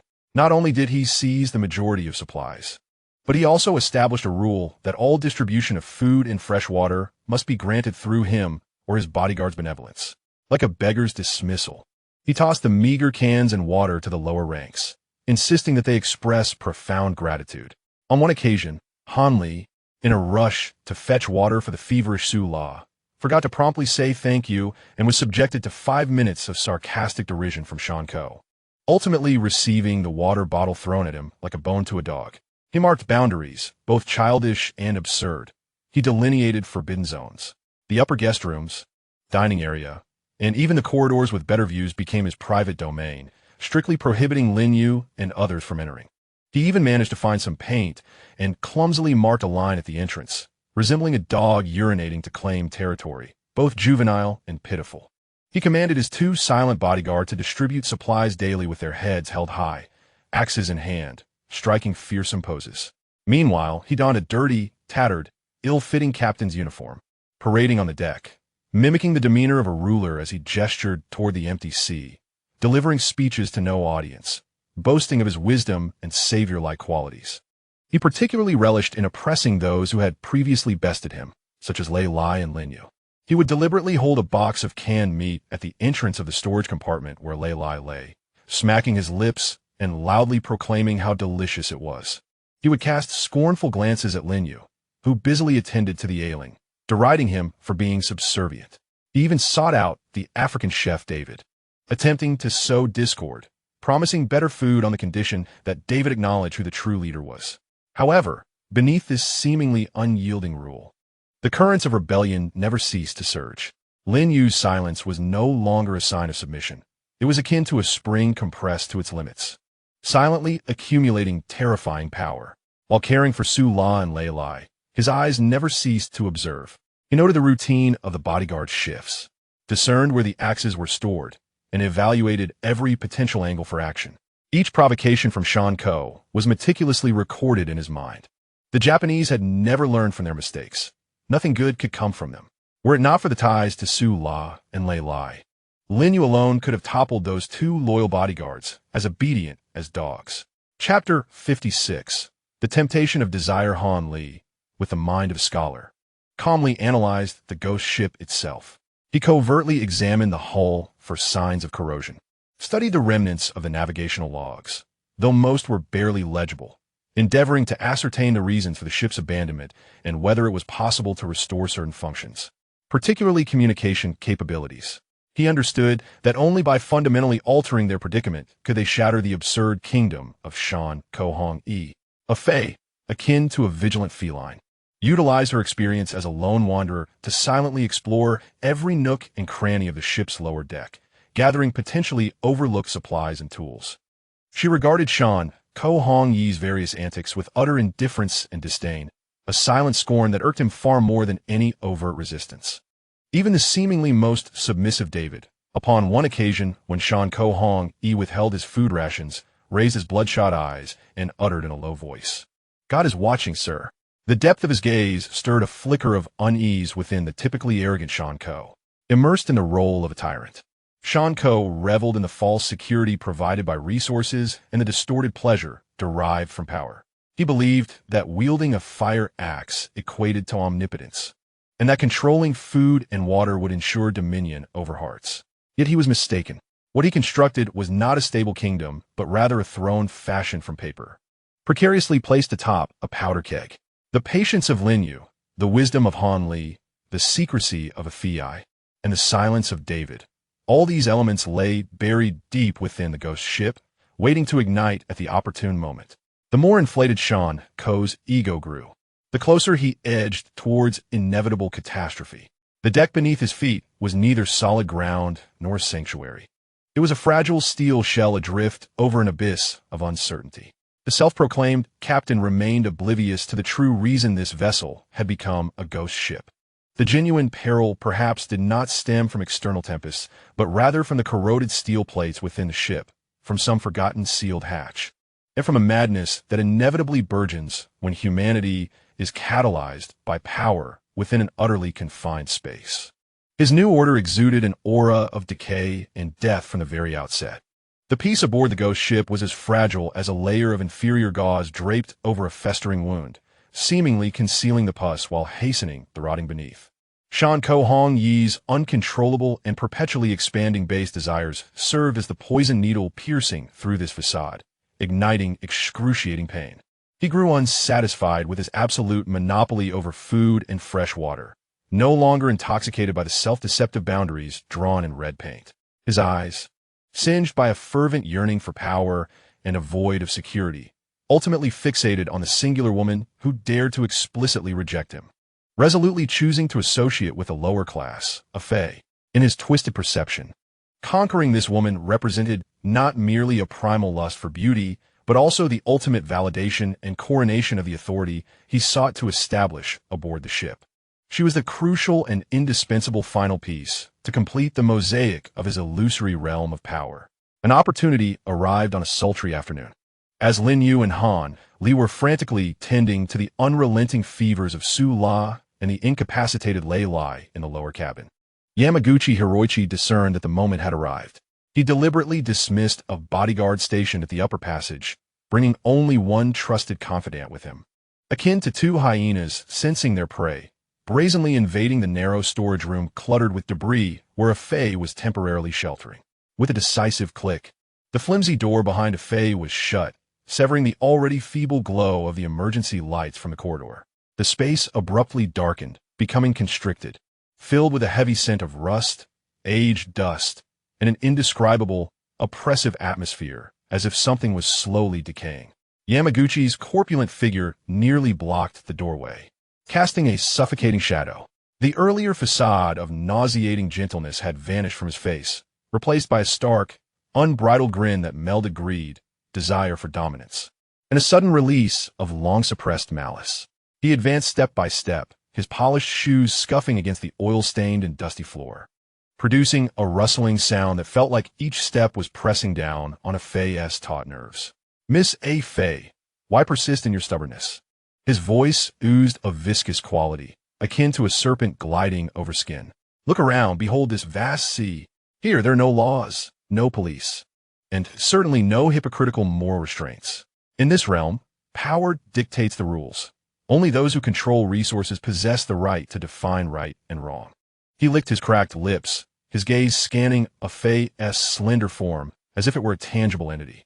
"Submit to me, and you shall have access to better sustenance, clean water, and even a safe haven. Why cling to those wretched souls below, wallowing in filth and despair?" A Fae's back pressed firmly against the cold, rough metal wall, leaving her with no retreat. Clutching tightly to the oversized backpack plastered with stickers, she resembled a drowning person grasping their last piece of driftwood, much like a warrior steadfastly holding their shield. Her eyes were as cold as the frozen earth of Siberia, fixed on Yamaguchi, yet her barely perceptible quickened breaths betrayed the tumultuous anxiety pounding within her heart like a war drum. "Get away from me," she repeated, her voice sharp and taut, akin to a blade scraping glass. "Unappreciative wretch." Yamaguchi Hiroichi tore off the last vestiges of his pretense, his patience exhausted, primal instincts overwhelming reason. With a guttural roar, he lunged forward like a frenzied wild boar, his plump yet powerful arms encircling a Fae's slender waist and shoulders with a ferocious grip. He intended to subdue this woman who dared to challenge his authority through sheer force. A Fae reacted swiftly, attempting to evade as he charged. But the cramped confines of the storage room were unforgiving. His hefty hand clutched her left shoulder with a vice-like grip, exerting an overwhelming force that yanked her from the wall and hurled her towards his repugnant embrace, reeking of sweat and desire. "Let go of me." A Fae emitted a sharp cry, filled with terror and fury, struggling desperately as her nails clawed fiercely at the arm of her assailant, while her knees relentlessly thrust upward. Yet, the innate disparity of strength between the sexes, coupled with Shanko Hongi's raw, primal force unleashed by his baser instincts, rendered her resistance futile and despairing, akin to a moth ensnared in a spider's web. Let us see where you can flee." Shanko Hongi panted heavily, his face flushed to a deep purplish hue from exertion and excitement. One hand, like an iron vice, gripped a Fae's slender yet resilient waist, while the other, clammy and glistening, rudely and impatiently sought to explore upwards, targeting her delicate, warm bosom beneath her thin attire. Chapter 57. A clash of arms. His fingertips were nearly grazing the contours and warmth of her skin beneath that sheer fabric. A Fae could distinctly smell the rancid odor emanating from his breath, reminiscent of spoiled canned meat, and felt the chilling, damp sensation poised to envelop her through a layer of cotton. Despair crashed over her heart like icy seawater, nearly suffocating her. In this moment of impending doom, Shanko Hongi's face twisted into an ugly, contorted grin, believing he was on the verge of breaching the defenses of this thorny rose, ready to fulfill the final step of his conquest. Suddenly, a thunderous explosion reverberated through the air. The already flimsy door of the chamber was violently kicked open from the outside with an unimaginable force. The doorboard slammed against the metallic wall within, producing a deafening roar that seemed to shake the very foundations of the cramped space. Lin Yue, like a vengeful spirit returning from the depths of hell, appeared abruptly at the doorway. He stood against the wavering, dim light filtering through the corridor, his tall silhouette sculpted like a chilling statue, rendering his expression indistinguishable. Save for his eyes, which burned with an icy flame capable of freezing souls, radiating an overwhelming fury poised to erupt. Shanku Hong-Ye's greedy hand, mere moments away from crossing into forbidden territory, suddenly froze mid-air. The triumphant sneer on his face shattered like a cheap mask, transforming into sheer astonishment, furious rage, and a deep-rooted shame ignited by this abrupt and brutal interruption. Just a fraction more, just a hair's breadth, he could have utterly crushed this woman's pride, completing his final ascension to power. This monumental sense of failure gnawed at his insides like a venomous serpent, awakening within him an unprecedented, cold-blooded desire to kill upon seeing the unexpectedly arrived Lin Yue. Meanwhile, as Lin Yue burst through the door, standing like a mountain between her and danger, a Fei's body, which had been strung taut to its limits, suddenly relaxed. The overwhelming sense of survival washed over her like a tidal wave, nearly causing her to collapse on the spot. Yet she bit down hard on her lower lip, leaning against the cold cabin wall for support. In her eyes, as they gazed at Lin Yue's retreating figure, there was an overwhelming sense of gratitude that was almost uncontainable, intertwined with a lingering, deep-seated dread that had yet to dissipate. In that fleeting moment, she truly believed she was on the brink of being dragged into an abyss of eternal darkness. Lin Yue stood at the doorway like a frigid harbinger of death. He had originally sought to request fresh water and medical supplies from Yamaguchi Hiroichi for the treatment of Su La and Lei Lai, but unexpectedly stumbled upon a scene that sent his blood nearly into reverse. His face bore no trace of undue astonishment.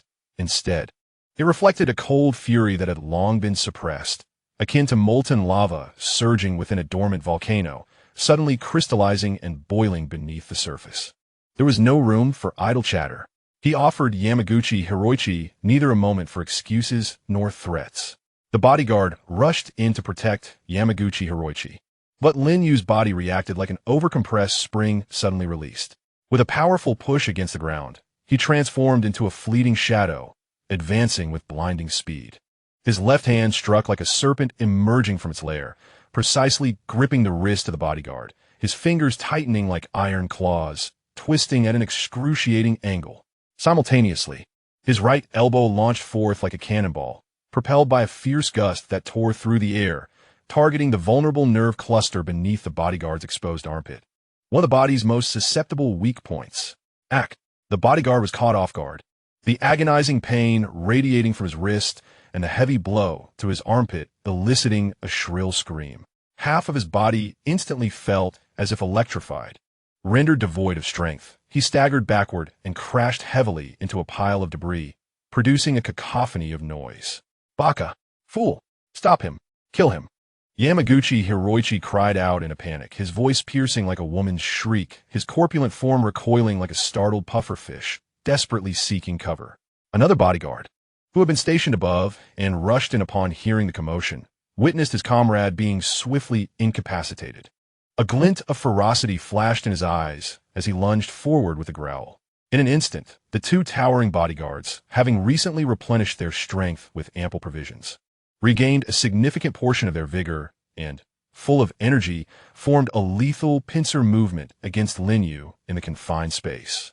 The fierce hand-to-hand combat erupted within the narrow confines, filled with dust and the scent of rust, like ignited explosives.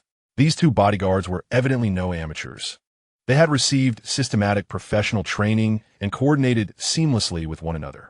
Their punches and kicks were heavy and swift, targeting Lin Yue's joints, throat, and temples, clearly intent on swiftly subduing or even incapacitating him. With their restored strength and speed, they posed a tremendous challenge to Lin Yue. Leveraging their brutal tactics, abundant stamina, and the undeniable advantage of 2 against 1, they managed to gain the upper hand against Lin Yue in the initial phase of the battle. Heavy fists rained down like a deluge, and fierce kicks, accompanied by the sound of rushing wind, relentlessly struck Lin Yue's arms, shoulders, and side, producing thunderous, terrifying thuds. Each impact sent a jolt through the air, leaving a bitter taste in the mouth.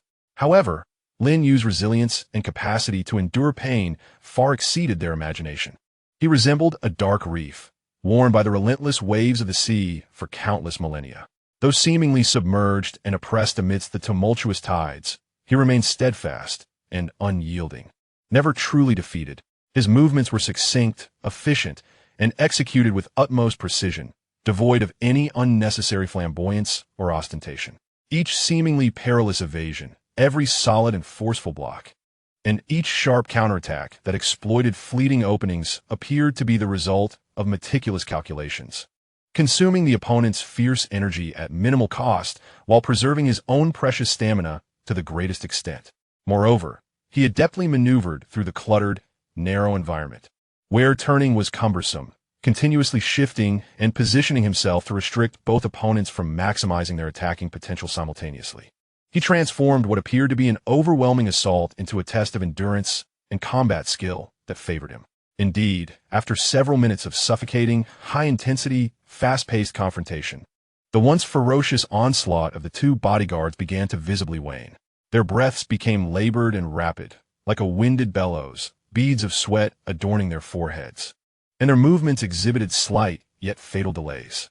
Accustomed to relying on sheer strength and numerical superiority for swift resolutions, they had never anticipated that this seemingly taciturn opponent, who spent most of his time caring for patients, harbored within him a terrifying endurance and fighting spirit, honed through countless brushes with death, comparable to the unfathomable depths of the ocean. Chapter 58. The Snake That Strikes at the Opportune Moment. Damn it. Seeking death. One of the bodyguards, previously injured by Lin Yue, who had just regained his composure, felt a surge of ruthless determination and irritation upon seeing their inability to gain the upper hand. He abruptly abandoned hand-to-hand combat, recklessly lunging towards the corner of the room, seizing a heavy fire axe with a blade that gleamed coldly. The weighty axe was gripped firmly in both hands, its blade raised, aimed directly at Lin Yue. A chilling malevolence instantly permeated the confined space, seemingly lowering the temperature to freezing. Armed now, in that fleeting moment, Lin Yue's gaze transformed into that of ancient, unyielding ice, devoid of any trace of humanity. Without a hint of hesitation or fear, his sharp eyes swept over a pile of discarded metal parts nearby, and in a flash he seized a rusted, yet substantial, steel pipe roughly half his height. He gripped the midsection of the pipe with both hands, adopting a commanding stance that exuded an oppressive aura, ready for both offense and defense. One end of the pipe tilted towards the ground, gathering momentum, while the other end rose slightly, resembling the head of a venomous serpent, precisely aimed at the vital chest and abdomen of the axe-wielding bodyguard. The posture, that gaze, unmistakably conveyed a message. He had abandoned all notions of luck and was prepared to fight with his life on the line, intent on shattering both the adversary and the axe within this confined space. In the cramped storeroom, the steel pipe faced the fire axe, a far more brutal and primal cold weapon duel, destined to be a fight to the death, was about to erupt. The palpable, chilling aura of murderous intent enveloped the air, akin to thick, congealed blood, rendering it nearly suffocating. The bodyguard wielding the axe became utterly paralyzed, his gaze ensnared by the unyielding chill emanating from Lin Yue's eyes, which bore an unsettling indifference, as if he had completely resigned himself to the prospect of death. Such a gaze could only be found in one who has long considered mortality a mere commonplace occurrence. His hands gripped the axe handle tightly, knuckles whitening from the strain, as cold sweat involuntarily seeped from his palms. These two ruffians, who usually wielded the influence of Shan Ko Hong to mercilessly oppress the weak, now found themselves hesitant in the face of life and death stakes. They exchanged fleeting glances, each recognizing the unmistakable signs of doubt, deliberation, and an unmasked fear of mutual destruction reflected in the other's eyes. Though they would dare to surround the unarmed Lin Yue, relying on their numerical and physical advantages, the sight of an adversary brandishing a long weapon, adopting a resolute stance of a desperate fighter, laid bare their innate cowardice towards the strong. Stop! The voice of Shan Ko Hong pierced through the tension, laced with a palpable sense of unyielding rage and suppressed fury. His face was ashen, his gaze piercing like that of venomous serpents, methodically scrutinizing Lin Yue's visage as if intent on devouring him whole. So Lin Yue, is it? I've taken note of you. Your appearance today will be remembered. He inhaled deeply, forcibly suppressing the tumultuous waves of fury, frustration, and a hint of fear he was loath to acknowledge, and through clenched teeth, he spat a venomous threat. "We have ample time ahead. Just wait and see." With that, he cast a fierce glare at Fei, as if he intended to consume her alive, then, with palpable trepidation, glanced at the unyielding steel pipe in Lin Yue's grasp, which exuded a lethal threat. The two bodyguards, though begrudgingly, felt a sense of relief for avoiding immediate fatal confrontation, retreated like defeated curs from this narrow battlefield that had stripped them of their dignity. The conflict concluded in a temporary standoff, thick with tension and hostility. Yet, the enmity had irrevocably solidified, transcending mere verbal disputes or simple resource skirmishes, evolving into a fundamental clash of personal dignity and survival, a life-or-death opposition. Upon returning to his opulent captain's quarters, Shan Kohong's pent-up fury erupted like a volcanic explosion. He violently swept a seemingly exquisite ceramic cup from the table, shattering it into countless fragments. He gasped for breath, his corpulent chest heaving like a bellows, his facial muscles contorted in rage. The icy gaze Lin Yue had directed at him, reminiscent of one surveying the deceased, alongside the poised threat of his steel pipe, suggesting an imminent eruption of violence, etched itself into his mind like a haunting nightmare, impossible to erase. An unprecedented, coldly pure intent to kill, devoid of any other emotions, began to proliferate within his heart, which was already filled with desire and fear, entwining like a venomous vine, spreading and constricting. Shan Kohong, for the first time, felt an unmistakably clear, resolute, and unwavering thought emerge. Lin Yue must die. Of course, it was not the foolish notion of a reckless confrontation in a confined space that could lead to mutual destruction. He was Shan Kohong, a shrewd businessman accustomed to gaining the greatest profit at the least expense, adept at removing obstacles that obstructed his path. What he desired was for Lin Yue to vanish without a trace, to eliminate this greatest and sole threat to his power without spilling blood, rather than risking his own precious life in an uncontrollable and savage conflict. He slowly settled back into the spacious chair that belonged to the original captain, his gaze dark and calculating as his mind began to devise a plan with a chilling calmness. On this ghost ship, isolated from the world, where law and morality had ceased to function, causing an accidental death seemed far from an insurmountable challenge. The tempestuous sea outside, the corroded and fragile railings on the deck, the perilous chambers leading to the abyss that lay forgotten in darkness, and even the potential hidden dangers within the ship itself could serve as perfect tools for his lethal intentions. The air aboard the ghost ship had grown thick and heavy, infused with the palpable tension of a bloodied struggle, seemingly enveloped in an invisible haze of death, tinged with the scent of rust and blood. Lin Yue's guardianship extended beyond merely tending to Sue La's ailing bed. It encompassed the precarious right to survival that this small group of oppressed individuals clung to within this steel tomb floating above an endless abyss. A survival earned through dignity and courage. Meanwhile, the hidden serpent had revealed its venomous fangs, coiled in the shadows, its icy gaze fixated on Lin Yue, patiently and lethally seeking the opportune moment to strike. A storm was brewing within the cabin. The next collision would no longer serve as a warning, but rather as a fight to the death. Chapter 59. Iron Coffin Hope serves as the last bastion preventing humanity from succumbing entirely to despair in dire circumstances. However, when this pillar begins to rot and corrode, the resulting collapse often proves more devastating than despair itself. Shan Kohong reclined in the captain's quarters, in a large but filthy leather chair, his gaze penetrating through the salt-stained porthole towards the unchanging, disquieting azure outside. The ecstasy of salvation had long since cooled, replaced by a deeper, more insidious anxiety, gnawing at his fragile nerves like a relentless affliction. This ship, once regarded by him as Noah's Ark, was gradually revealing its monstrous true nature after the initial euphoria of supplies. It was not a vessel of redemption, but a floating, rusted steel tomb. The tilt of the ship seemed more pronounced than when he first boarded. Walking on the deck, he could always hear the unsettling, faint creaking beneath his feet, a silent testament to the fatigue and corrosion of the metal. In certain areas, the rust had transformed from superficial reddish-brown to a foreboding, deep crimson hue, revealing dark holes akin to wounds where the rust had corroded through. In the air, Amidst the inherent scent of mildew and rust, there are occasionally wafts of faint, almost imperceptible odor reminiscent of rotten eggs, its origin shrouded in mystery, casting a pall over one's heart. More dire still is the sense that hope is gradually ebbing away.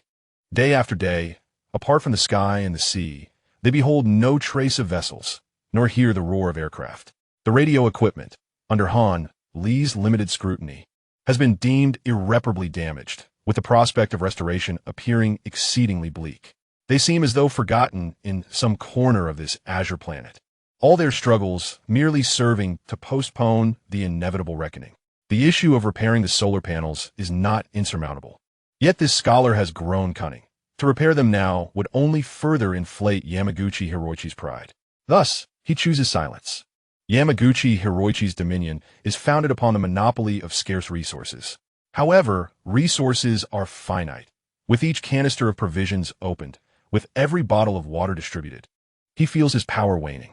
He perceives clearly the gazes of those beneath him, shifting from initial numbness and restraint to a flickering light of defiance he cannot fully control. This glimmer signifies calculations for the future, a silent questioning of the very foundation of his rule, especially that Lin Yue. The previous confrontation in the storeroom lingers in Yamaguchi's mind like a venomous thorn, deeply embedded in his psyche. Lin Yue, wielding a steel pipe, his gaze as cold as that directed at lifeless objects, often haunts his nightmares. This is not merely rebellion. It is a profound contempt and challenge to his authority. With Lin Yue present, Yamaguchi Hiroichi can never truly rest easy. Beneath the throne he has seized lies a bomb that could detonate at any moment. He can wait no longer. Lin Yue must be eliminated. He must erase this greatest threat, silently and unobtrusively, before he completely loses control of the situation. A sinister plan begins to take shape in his mind, filled with fear and a lust for power. He finds the perfect pretext, one so compelling that no one could openly oppose it, perhaps even harboring a sliver of unrealistic hope, repairing the vessel. This ship is their sole hope of escaping this cursed sea, is it not? Therefore, attempting to restore it is not only reasonable, but imperative. Who could argue against it? Who would dare challenge it? And the only one with relevant experience is Lin Yue, who once assisted in the engine room of the Europa Pearl. This is truly a divine gift, an impeccable excuse.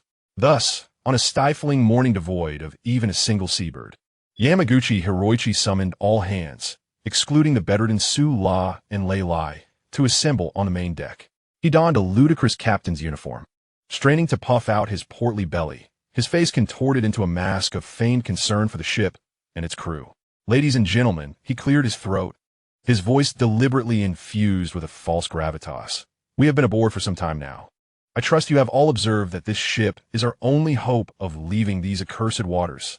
He paused, scanning the faces below, some numb, others doubtful, and still others wary. However, its current condition is quite dire, extremely dire. He emphasized, waving his arms dramatically, it is leaking, it is corroding. It resembled a steel behemoth, slowly succumbing to demise. Should we remain passive and merely consume what little we have, ultimately, we shall all descend into the abyss alongside this heap of rust, becoming sustenance for the fish and shrimp. His words struck like a colossal stone cast into still waters, rippling outward with intensity. Han Li furrowed his brow, Fei clutched her backpack tightly, and David lowered his gaze. No one could dispute this chilling reality. Thus, Yamamoto Hiroichi raised his voice sharply, his finger abruptly pointing towards Lin Yue, who had remained silent at the edge. We must take action.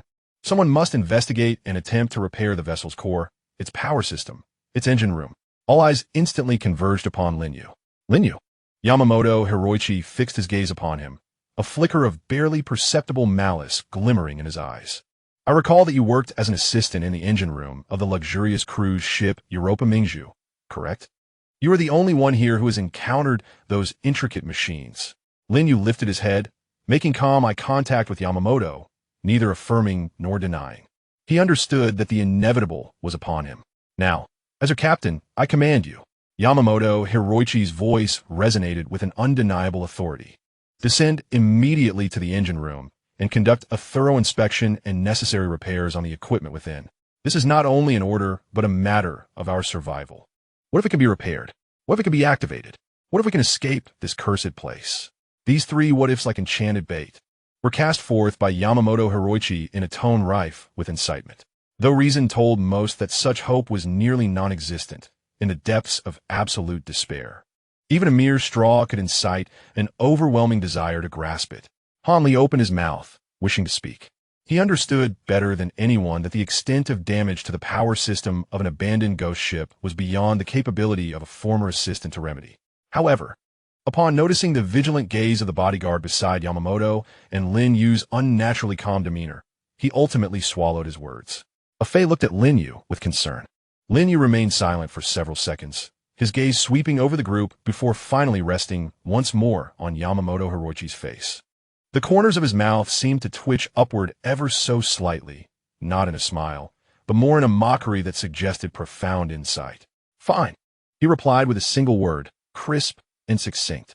This decisive response momentarily caught Yamamoto Hiroichi off guard, only to be swiftly replaced by a sense of triumph at the successful manipulation of his plan. He waved his hand with grandiosity. "Excellent. Let's not delay. Descend at once. If you require any tools, please compile a list, and I shall provide them at my discretion." He deliberately emphasized the phrase, "at my discretion." Lin Yue spoke no further, turning to make his way toward the shadowy entrance of the engine room, resembling the gaping throat of a beast. His silhouette stood tall and resolute, as if he were not embarking on a task that might yield hope, but rather walking toward a fate long since sealed. As Lin Yue's figure vanished into the darkness of the hatch, the mask of feigned concern on Yamamoto Hiroichi's face fell away, replaced by a grimace that mingled coldness with satisfaction. He beckoned two bodyguards over, lowering his voice to a tone only audible to the three of them, and issued the final directive. "Once he descends, lock the heavy watertight door at the main entrance of the engine room from the outside." Chapter 60, Devils Beneath the Ocean. A flicker of hesitation crossed the lead bodyguard's eyes. "Boss, there is no food or water down there." "What if? No what ifs." Yamamoto Hiroichi brusquely interrupted him, his gaze fierce. He intended for there to be no food, no water. "Listen, what I desire is not for him to repair this wretched vessel, but for him to silently perish below." He nearly spat out these words, each laced with a chilling intensity. "That door is one of the thickest aboard the ship, providing excellent soundproofing. From within, it can undoubtedly not be opened. Below lies a vast, intricate labyrinth of steel, shrouded in darkness, with tainted air, and who knows what else lurks within." A cruel smile crept across his face. "Days, perhaps longer, from now, when we think of him and descend to investigate, we will merely discover he met an unfortunate end. Perhaps due to asphyxiation, a misstep, or perhaps fright from some lurking terror." He patted the bodyguard's shoulder, his tone eerily comforting. "Rest assured, no one will suspect. This is for the safety of us all, to eliminate this unstable element. In the future, you shall not be without your rewards." The two bodyguards exchanged glances and ultimately nodded. In the face of survival and profit, conscience is a luxury. Lin Yue descended the steep, slippery, and heavily corroded iron ladder. Step by step, the further he went down, the dimmer the light became, and the air was increasingly saturated with a nauseating blend of heavy oil, rust, mildew, and an indescribable stench, as if something had rotted away. The temperature also gradually rose, infused with a stifling warmth left behind by machinery that had ceased to function. When he finally set foot on the floor of the engine room's lowest level, the surroundings were almost pitch black. Only a few feeble beams of light, filtering through several damaged ventilation shafts high above, pierced the endless dust, tracing futile paths and barely illuminating a corner of the colossal machinery ahead. The massive steam turbine, intricately entwined like the lair of a giant serpent, with pipes, valves, and control panels, lay silently in the profound darkness, cloaked in thick grease and rust, resembling the slumbering carcass of a prehistoric giant, lifeless and devoid of vitality. This was a steel tomb forgotten by time and disaster. Lin Yue did not immediately commence the so-called repairs. He stood quietly in the darkness, acclimating to the light and odor, his ears attuned to any subtle sounds. Only the occasional drip of water and the faint, almost plaintive creaking of metal under stress could be heard. The heavy watertight door at the main entrance, adorned with a massive locking mechanism, was tightly shut. Not even the mightiest of men could force it open. Yamamoto Hiroichi's repair command was, from beginning to end, a trap. Those three what-ifs were merely a lure, a poison bait wrapped in honey, enticing him to step into this deadly snare. Lin Yue had anticipated the possibility of an unexpected turn of events, yet he had not foreseen the extent of Hiroichi Yamaguchi's ruthlessness. He remained calm, devoid of panic or anger. From a moment he boarded this ghostly vessel and found himself in complete opposition to Yamaguchi, he had sensed that such a day might come. However, he had not imagined that his adversary would resort to such a treacherous method. He was ensnared, deprived of sustenance and clean drinking water, surrounded only by the boundless darkness and the remnants of long-dead steel behemoths. Time lost its significance in this abyss. It was unclear how long he had been there, perhaps an hour, perhaps half a day. The overwhelming silence and darkness began to exert psychological pressure upon him. A wave of loneliness surged forth, threatening to engulf his resolve. Leaning against the frigid machinery, he conserved his strength. Memories of Su La's pale visage, Lei Lai's resolute gaze, Han Li's concern, a phased silence, and even David's endearing simplicity flashed through his mind. They were still up there, clinging to their meager supplies while confronting that madman. Hiroichi Yamaguchi. He could not perish in this forsaken place. This thought struck him like a bolt of lightning, dispelling the gloom that had clouded his heart. He suddenly rose to his feet, his gaze regaining its sharpness. The primal instinct for survival, coupled with a sense of responsibility towards his companions, eclipsed all else. Repair? No. Survival was the priority. He commenced his actions, not for the elusive hope of mending the ship, but for himself and for those he yearned to see again. Seeking a path to safety, guided by the faint glimmers of light, he began to meticulously navigate the vast labyrinth of steel. He required water, potential sources of nourishment, even under dire circumstances, tools, and a comprehensive understanding of this enclosed environment, searching for any possible exits or ventilation. His fingers brushed against the cold, rough pipes, their texture unpleasantly sticky. He carefully avoided areas that were evidently damaged, which could leak harmful gases or liquids. In a corner, he discovered a rusted toolbox partially submerged in a pool of water. After some effort, he pried it open, revealing a collection of wrenches and screwdrivers, most of which were corroded, yet perhaps one or two might still be functional. He attempted to turn some valves. Some refused to budge, while others emitted a grating sound, barely shifting. He was unsure of the significance of these actions, but they kept him moving, maintaining the vitality of his thoughts. Beneath a massive condenser, he stumbled upon a small puddle of stagnant water. The liquid was murky, imbued with a strong metallic odor and oil slicks. He hesitated. Using a relatively clean rag, he had found a dab a bit of water, bringing it to his nose for a cautious sniff, the scent nauseating. This water was unfit for direct consumption. The risks were too great. However, if he could devise a way to filter or distill it, his gaze shifted towards the colossal boilers and the intricate network of pipes. A wild idea began to take root in his mind. Hunger surged in waves, his stomach ablaze. He forced himself to disregard this sensation, directing his focus back to exploration. Just as he probed the depths of the engine room, near a relatively independent auxiliary power unit, his foot seemed to kick something. A resounding clatter echoed as the object rolled into a slightly illuminated area. Lin Yue bent down to retrieve it. It was a notebook encased in plastic, seemingly belonging to a crew member.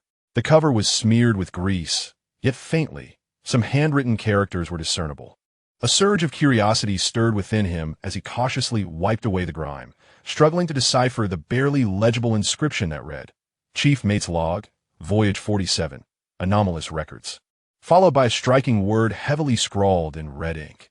Devils lurk beneath this ocean. Lin Yue's heart raced. Chapter 61. In the wake of bad news, Lin Yue eagerly flipped open the logbook. Despite the dim light and the hasty, unclear handwriting, he swiftly perused the fragmented entries. The contents of a log seemed to document the eerie and terrifying occurrences that transpired aboard the vessel during its final days before abandonment. Far beyond mere mechanical failures or storms, these accounts mirrored the harrowing scenes he had encountered during his 2 experiences at Bermuda. One particular page, repeatedly folded, was clearly well thumbed. Inscribed with an unsteady hand, emergency passageway ventilation duct connects to the storage room. Accompanying this was a rudimentary hand-drawn diagram. Lin Yue's breath quickened. He raised his gaze, his eyes sharp as lightning, directed towards the intricate, vast main ventilation duct above him, resembling a convoluted intestinal structure. An unexpected glimmer of hope seemed to materialize amidst the overwhelming darkness and despair. On the upper deck, Yamamoto Hiroichi savored a cup of pure water, delighting in the thought of Lin Yue suffering in agony and exhaustion in the shadows. He believed that his meticulously devised death trap had set Lin Yue's life on a countdown. The opulence of the upper deck starkly contrasted with the dank, chilly quarters below, creating two distinct worlds aboard this ghost ship, one of luxury and the other of despair. Yamamoto Hiroichi reveled in the illusion of power he had constructed through lies and violence, while those in the lower levels endured the torments of illness, scarcity, and silent fury. However, this fragile equilibrium was poised to be shattered by a meticulously woven, toxic message. Yamamoto Hiroichi sensed the time was ripe. Lin Yue had been trapped in the engine room's depths for over 24 hours. The heavy watertight door loomed like a gravestone, sealing off all vitality. It was time to conclude this troublesome affair and seize the opportunity to utterly crush the remnants of resistance among the lower ranks. Sula and Afai, whether willing or not, would soon have to submit to him. He had prepared meticulously. Without the two brutish bodyguards, he descended alone, striding like a sovereign surveying his domain, down the rusted and worn staircase leading to the lower quarters. A complex expression of mingled sorrow and authority was deliberately crafted upon his face, as if he were about to announce a momentous decision affecting the fates of all. In the lower quarters, the atmosphere was stifling. Sula lay upon the hard cot, her fever fluctuating but never truly receding, occasionally accompanied by slight convulsions, her consciousness wavering between clarity and fog. Leilai leaned against the corner, closing his eyes in a semblance of rest. Yet the slight tremor of his eyelids and the clenched fists betrayed his inner turmoil and helplessness. Han Li was diligently using a relatively clean cloth, dampened with the scant remaining fresh water, in an attempt to provide physical cooling for Sula. His brow furrowed in concentration. Afei, meanwhile, curled up in another corner, clutching her bag adorned with an array of stickers, her vacant gaze fixed upon the cabin wall. Lost in her thoughts, David, the African chef, quietly organized the meager remnants of food packaging that had trickled through the mountain pass. The arrival of Shanko Hiroichi was akin to an ice cube dropped into stagnant water, instantly drawing the attention of all present. Their gazes were laced with vigilance, disdain, suppressed fury, and a subtle, almost imperceptible fear stemming from their absolute vulnerability. Clearing his throat, he stood in the center of the cabin, his eyes sweeping over each individual, particularly lingering on Sula, who lay bedridden, and the frail Leilai, as if assessing their weakness to withstand the weight of his forthcoming words. Ladies and gentlemen, he began, his voice deliberately lowered, imbued with a gravelly tone that seemed to carry immense sorrow. I bear an exceedingly unfortunate and profoundly distressing message to convey. In the cabin, the sound of a pin dropping would have been audible, save for Sula's occasional, involuntary groans and the ceaseless whisper of the waves outside. Han Li halted his actions, lifting his head with a piercing gaze directed at Shanko. Leilai gradually opened his eyes. The once keen gaze, now bloodshot, still emanated an undeniable aura of intimidation directed at Shanko Hiroichi. Seemingly pleased with the effect he had conjured, Shanko took a deep breath and, in an even more sorrowful tone, unleashed the carefully prepared bombshell capable of shattering the hopes of all present. Our valiant Mr. Lin Yue, he paused. Observing the reactions of the crowd, yesterday, while alone in the engine room conducting maintenance due to his sudden jolt of the vessel, compounded by the dim lighting and slippery oil on the floor, he tragically slipped and fell into the unfathomable depths of the engine room's maintenance passage. We searched for a considerable time, even daring to descend to the lower levels, yet we found nothing. He spread his hands. A mask of profound grief mingled with helplessness etched upon his face. I fear he is already missing. The likelihood of his fate being dire is high. The words missing struck like two thunderclaps, laden with destructive energy, resounding deep within the hearts of everyone in the cabin. What? Han Li sprang to his feet, his complexion draining to a ghostly pallor, his body swaying as if on the brink of collapse. He could scarcely believe his ears. Lin Yue? The man whose agility was unmatched, whose will was as unyielding as steel, who had never flinched before storms or colossal whales, would be missing due to a mere slip? This was utterly absurd. Lei Lai's pupils constricted abruptly, his chest heaving violently, which tugged at his wounds, prompting a muffled groan, yet he gritted his teeth, refusing to emit a louder sound. Instead, he fixed his blazing, furious eyes upon Shan Kohiroichi, as if he intended to peel away his skin and dismantle his bones with his gaze. He understood far better than Han Li what this entailed. David emitted a low, mournful whimper akin to that of a wounded beast, cradling his head in his hands as his massive frame quivered slightly. Though he might be taciturn, he was far from foolish. He understood that Lin Yue was the only one among them capable of confronting Yamaguchi and his bodyguards with force. With Lin Yue gone, Fei tightened her grip around her backpack. She lifted her gaze towards Yamaguchi Hiroichi, her eyes now devoid of emptiness, instead brimming with a chilling mockery and murderous intent. Yet she uttered not a word, burying her profound hatred deep within her heart. However, the most intense reaction came from an unexpected source, Su-la, who had been lying on her cot, her consciousness hazy and body racked with fever. Upon hearing the words Lin Yue, missing, and grave danger, she felt as though a powerful electric current surged through her body. Her fever flushed, unfocused eyes suddenly sharpened in the blink of an eye. Deep within her pupils, it was as if two clusters of ghostly flames were ignited in an instant. A suppressed, soul-wrenching cry escaped her throat, as if born from the depths of her very being. Her body arched upward violently, striving to break free from some invisible restraint. This sudden movement caused her to dislodge the damp cloth that Han Li had pressed against her forehead. In the astonished gaze of everyone present, this girl, nearly consumed by illness and weakness, somehow managed to grip the edge of her hard cot with both hands, her veins bulging with an inexplicable, primal will to live. Trembling yet resolute, she stood up with unwavering determination. Su-la's legs quaked violently like reeds in the wind, her face pale as if made of glass, her lips devoid of color. Yet her eyes shone with a terrifying brightness, ablaze with a mixture of excruciating pain, disbelief, and a chilling resolve. Impossible, her voice, hoarse and dry, carried a definitive negation. He will not. Her gaze, akin to two icy blades, pierced through Yamaguchi Hiroichi, who stood there, equally astonished by her resurrection-like defiance. In the enigmatic and all-consuming Bermuda Triangle, they had once relied on each other, sharing their last morsel of food during 7 desperate days and nights, healing one another's wounds, both physical and psychological, amidst thunder and tumultuous waves. She had witnessed his prowess, honed through the crucible of real combat, an instinctual art of war. She had seen how he remained calm in the face of dire circumstances, how he concealed himself like the most cunning of leopards, and how he struck with the ferocity of a raging storm.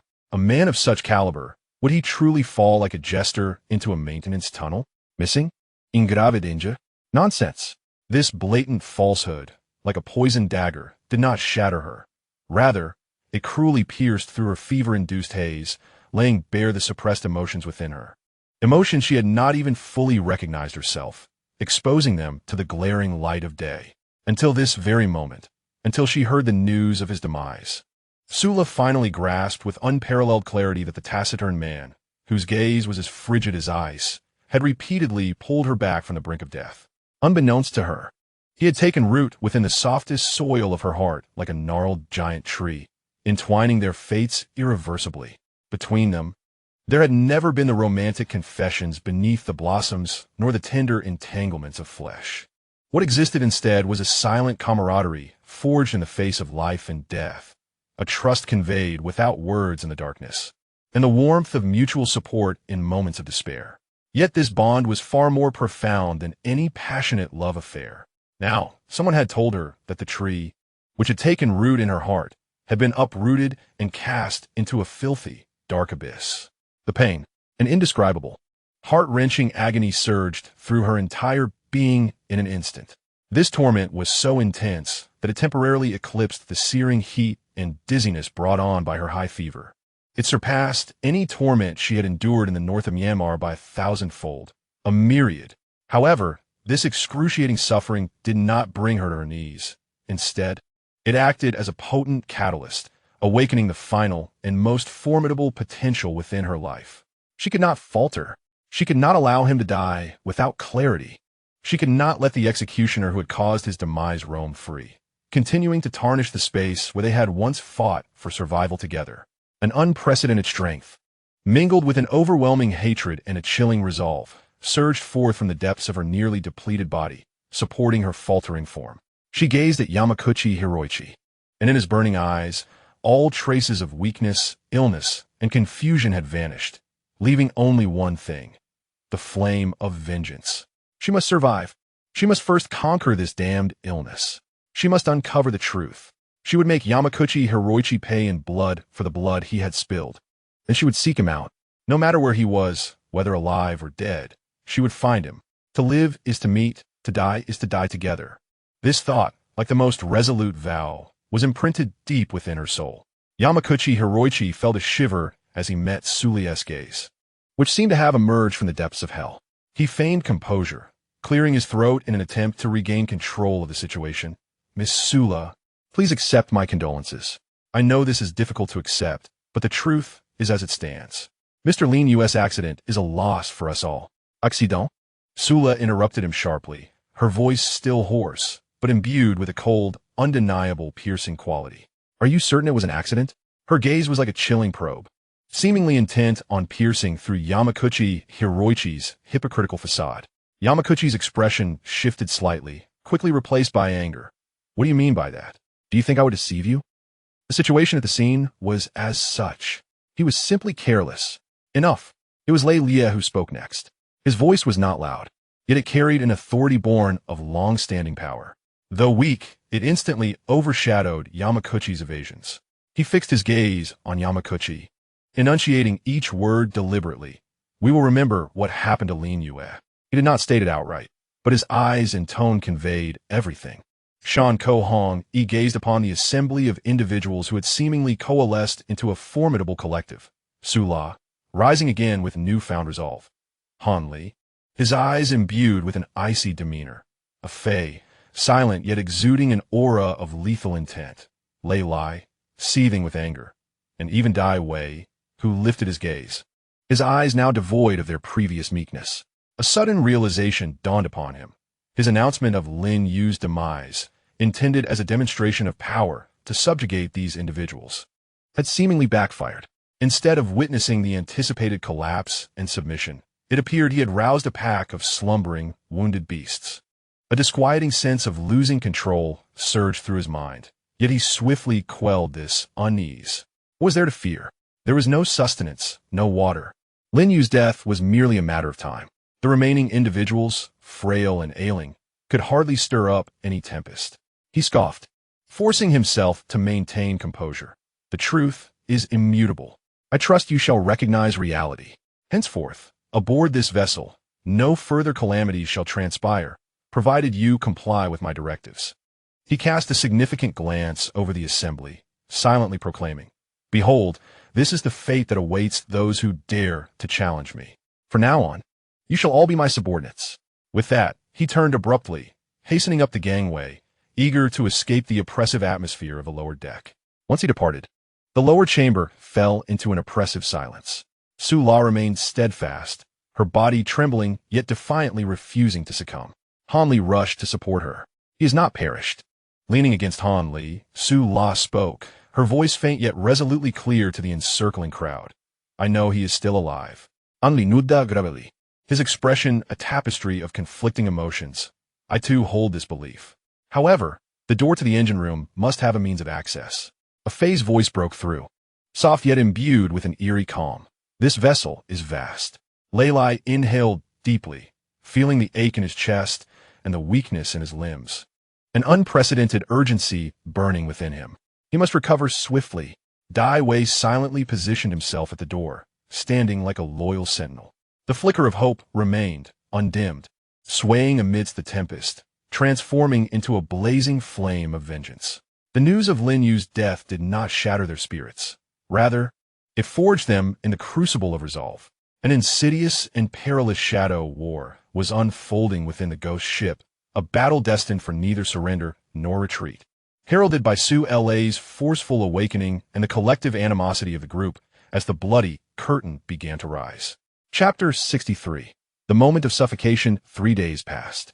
72 hours for 1,320 minutes aboard this isolated steel island, adrift beyond the confines of time. Each minute, each second, felt as though a dull blade was slicing through their nerves, slow and tormenting. Hope fluttered like the occasional seabird beyond the porthole, elusive and transient. In contrast, despair pervaded the cabin like insidious rust, silently yet tenaciously spreading and deepening. Lei Lai's condition showed no signs of improvement. Rather, it seemed to have been tainted by the vessel's morbid atmosphere, becoming increasingly worrisome. He remained unable to act independently, often ensnared in a state of semi-slumber. When he occasionally awakened, the once keen eyes, sharp as a hawk's, had lost their former brilliance, leaving only an unfathomable weariness and a near-void tranquility. His robust physique seemed to be hollowed out from within by some invisible force, as his vitality ebbed away at a visibly alarming rate beneath his bronze skin.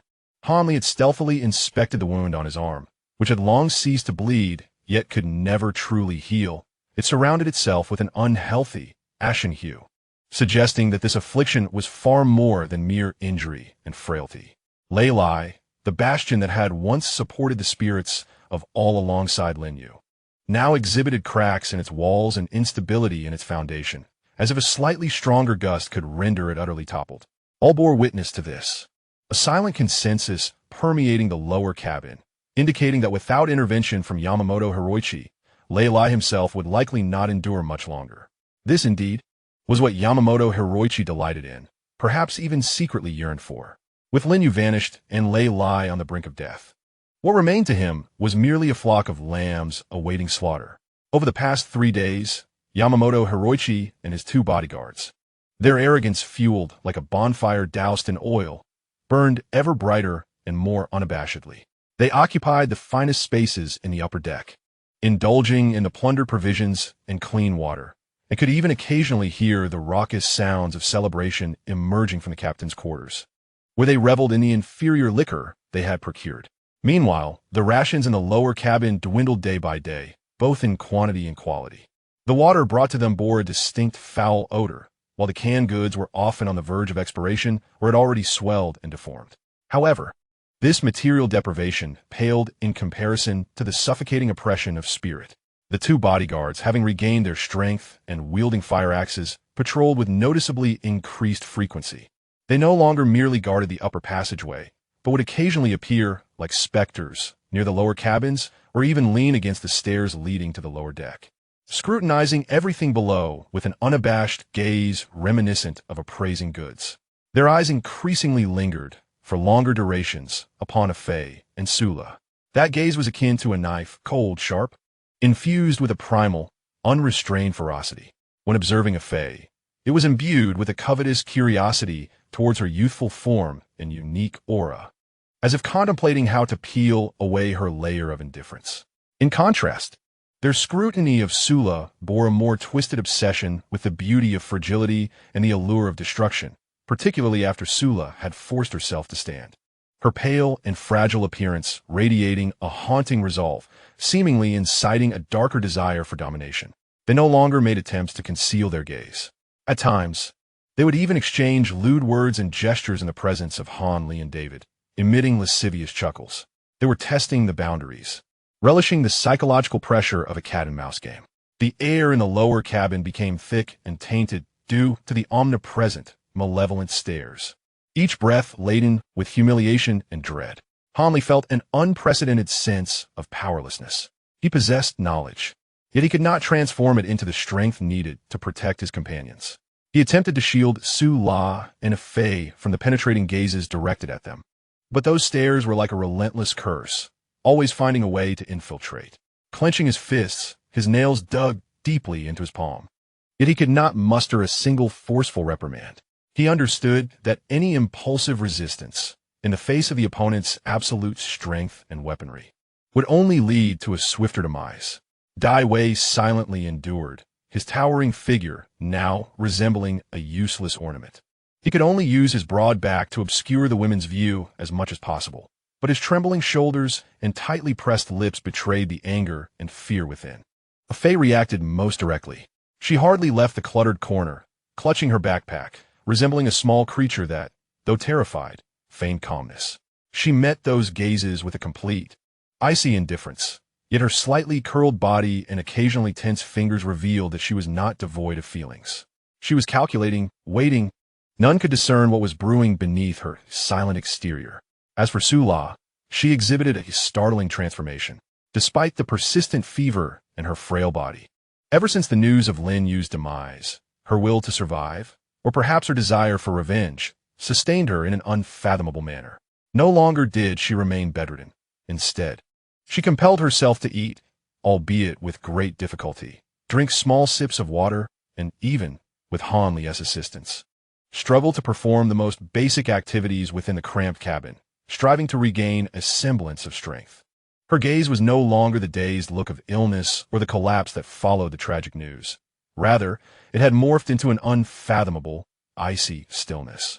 Like the oppressive sea before a storm, it appeared tranquil, yet beneath the surface surged dark currents capable of swallowing everything. When the nauseating stares of Shang Ko or the bodyguards swept over her, she met them head-on, without flinching. Her eyes held no fear, no pleading, only a chilling hatred akin to a curse, which sometimes compelled the onlookers to instinctively avert their gaze. Yet, this silent defiance seemed so feeble in the face of overwhelming force, potentially provoking the aggressors even further. Everyone knew that the fragile barrier known as restraint could be shattered at any moment. It would not be long before, perhaps during the next meal delivery, perhaps in the dead of night, or perhaps at the moment the sun rose the next day, those three men, driven nearly mad by desire and a sense of power, might completely shed their facade and resort to sheer brutality. The oppressive fear, akin to an ever-rising tide, had already submerged their throats. Above, in the captain's quarters, Shang Ko Hiroichi leisurely sipped a glass of clear water, a luxury reserved solely for him, as if savoring an elixir of the gods. His corpulent body sank into the leather chair, his fingers drumming idly against the armrest, his mind swirling not with thoughts of survival, but with more sordid and despicable notions. Lin Yue is certainly finished, he murmured to himself, a cruel smile curling at the corners of his lips.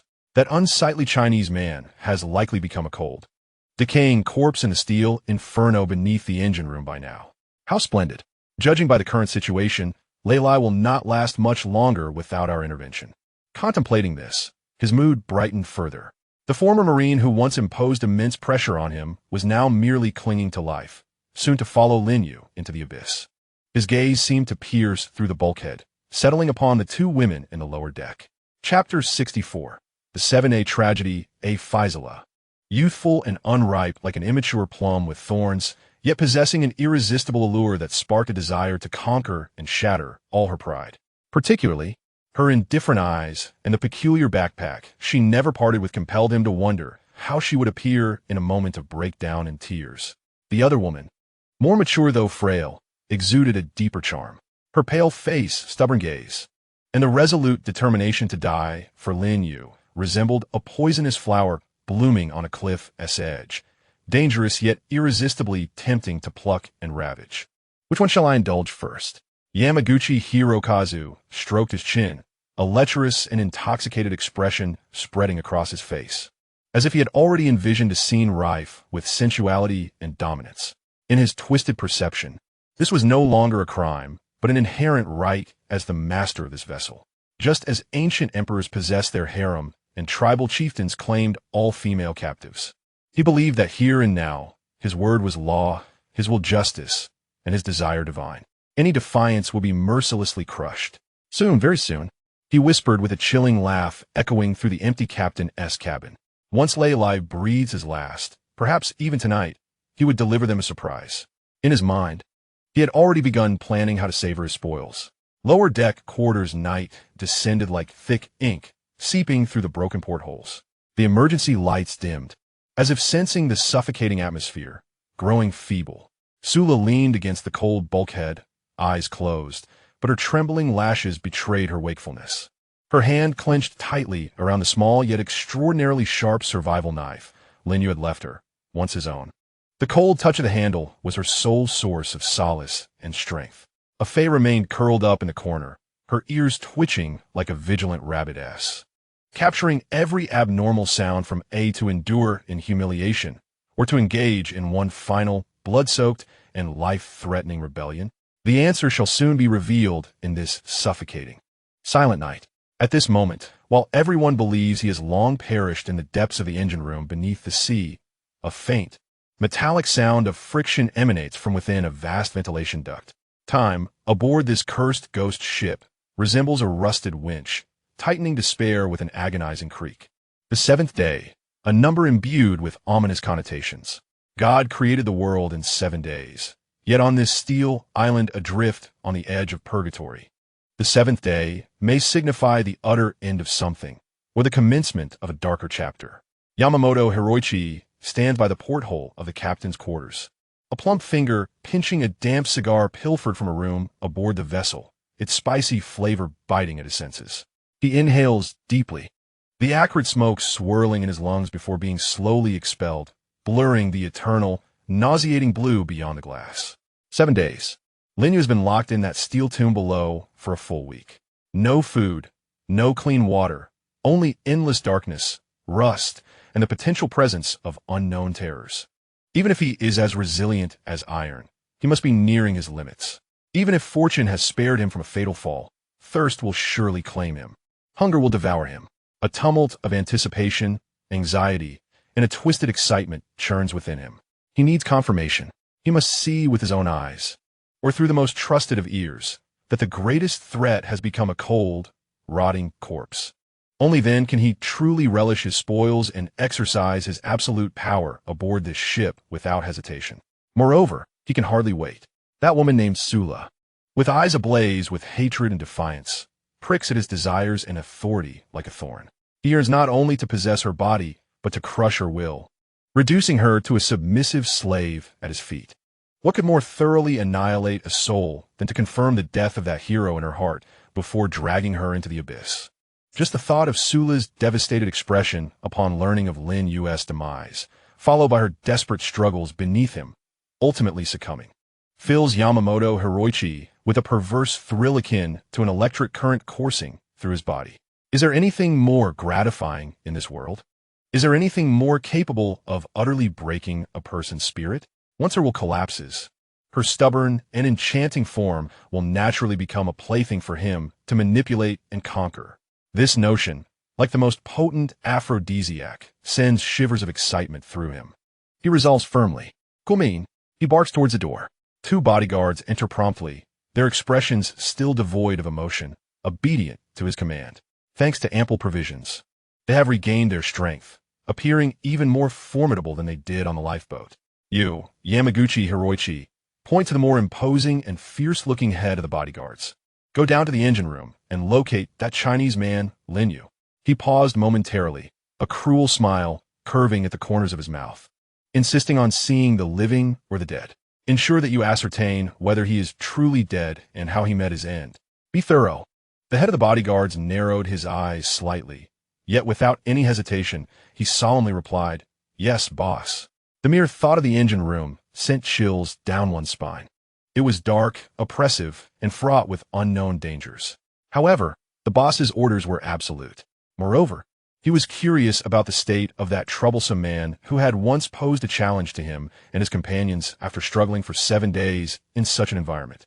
As for you, Yamaguchi Hiroichi turned to another bodyguard, a mocking smile akin to a cat toying with its prey gracing his face. Go to that wretched den below and invite Miss Sula to my cabin.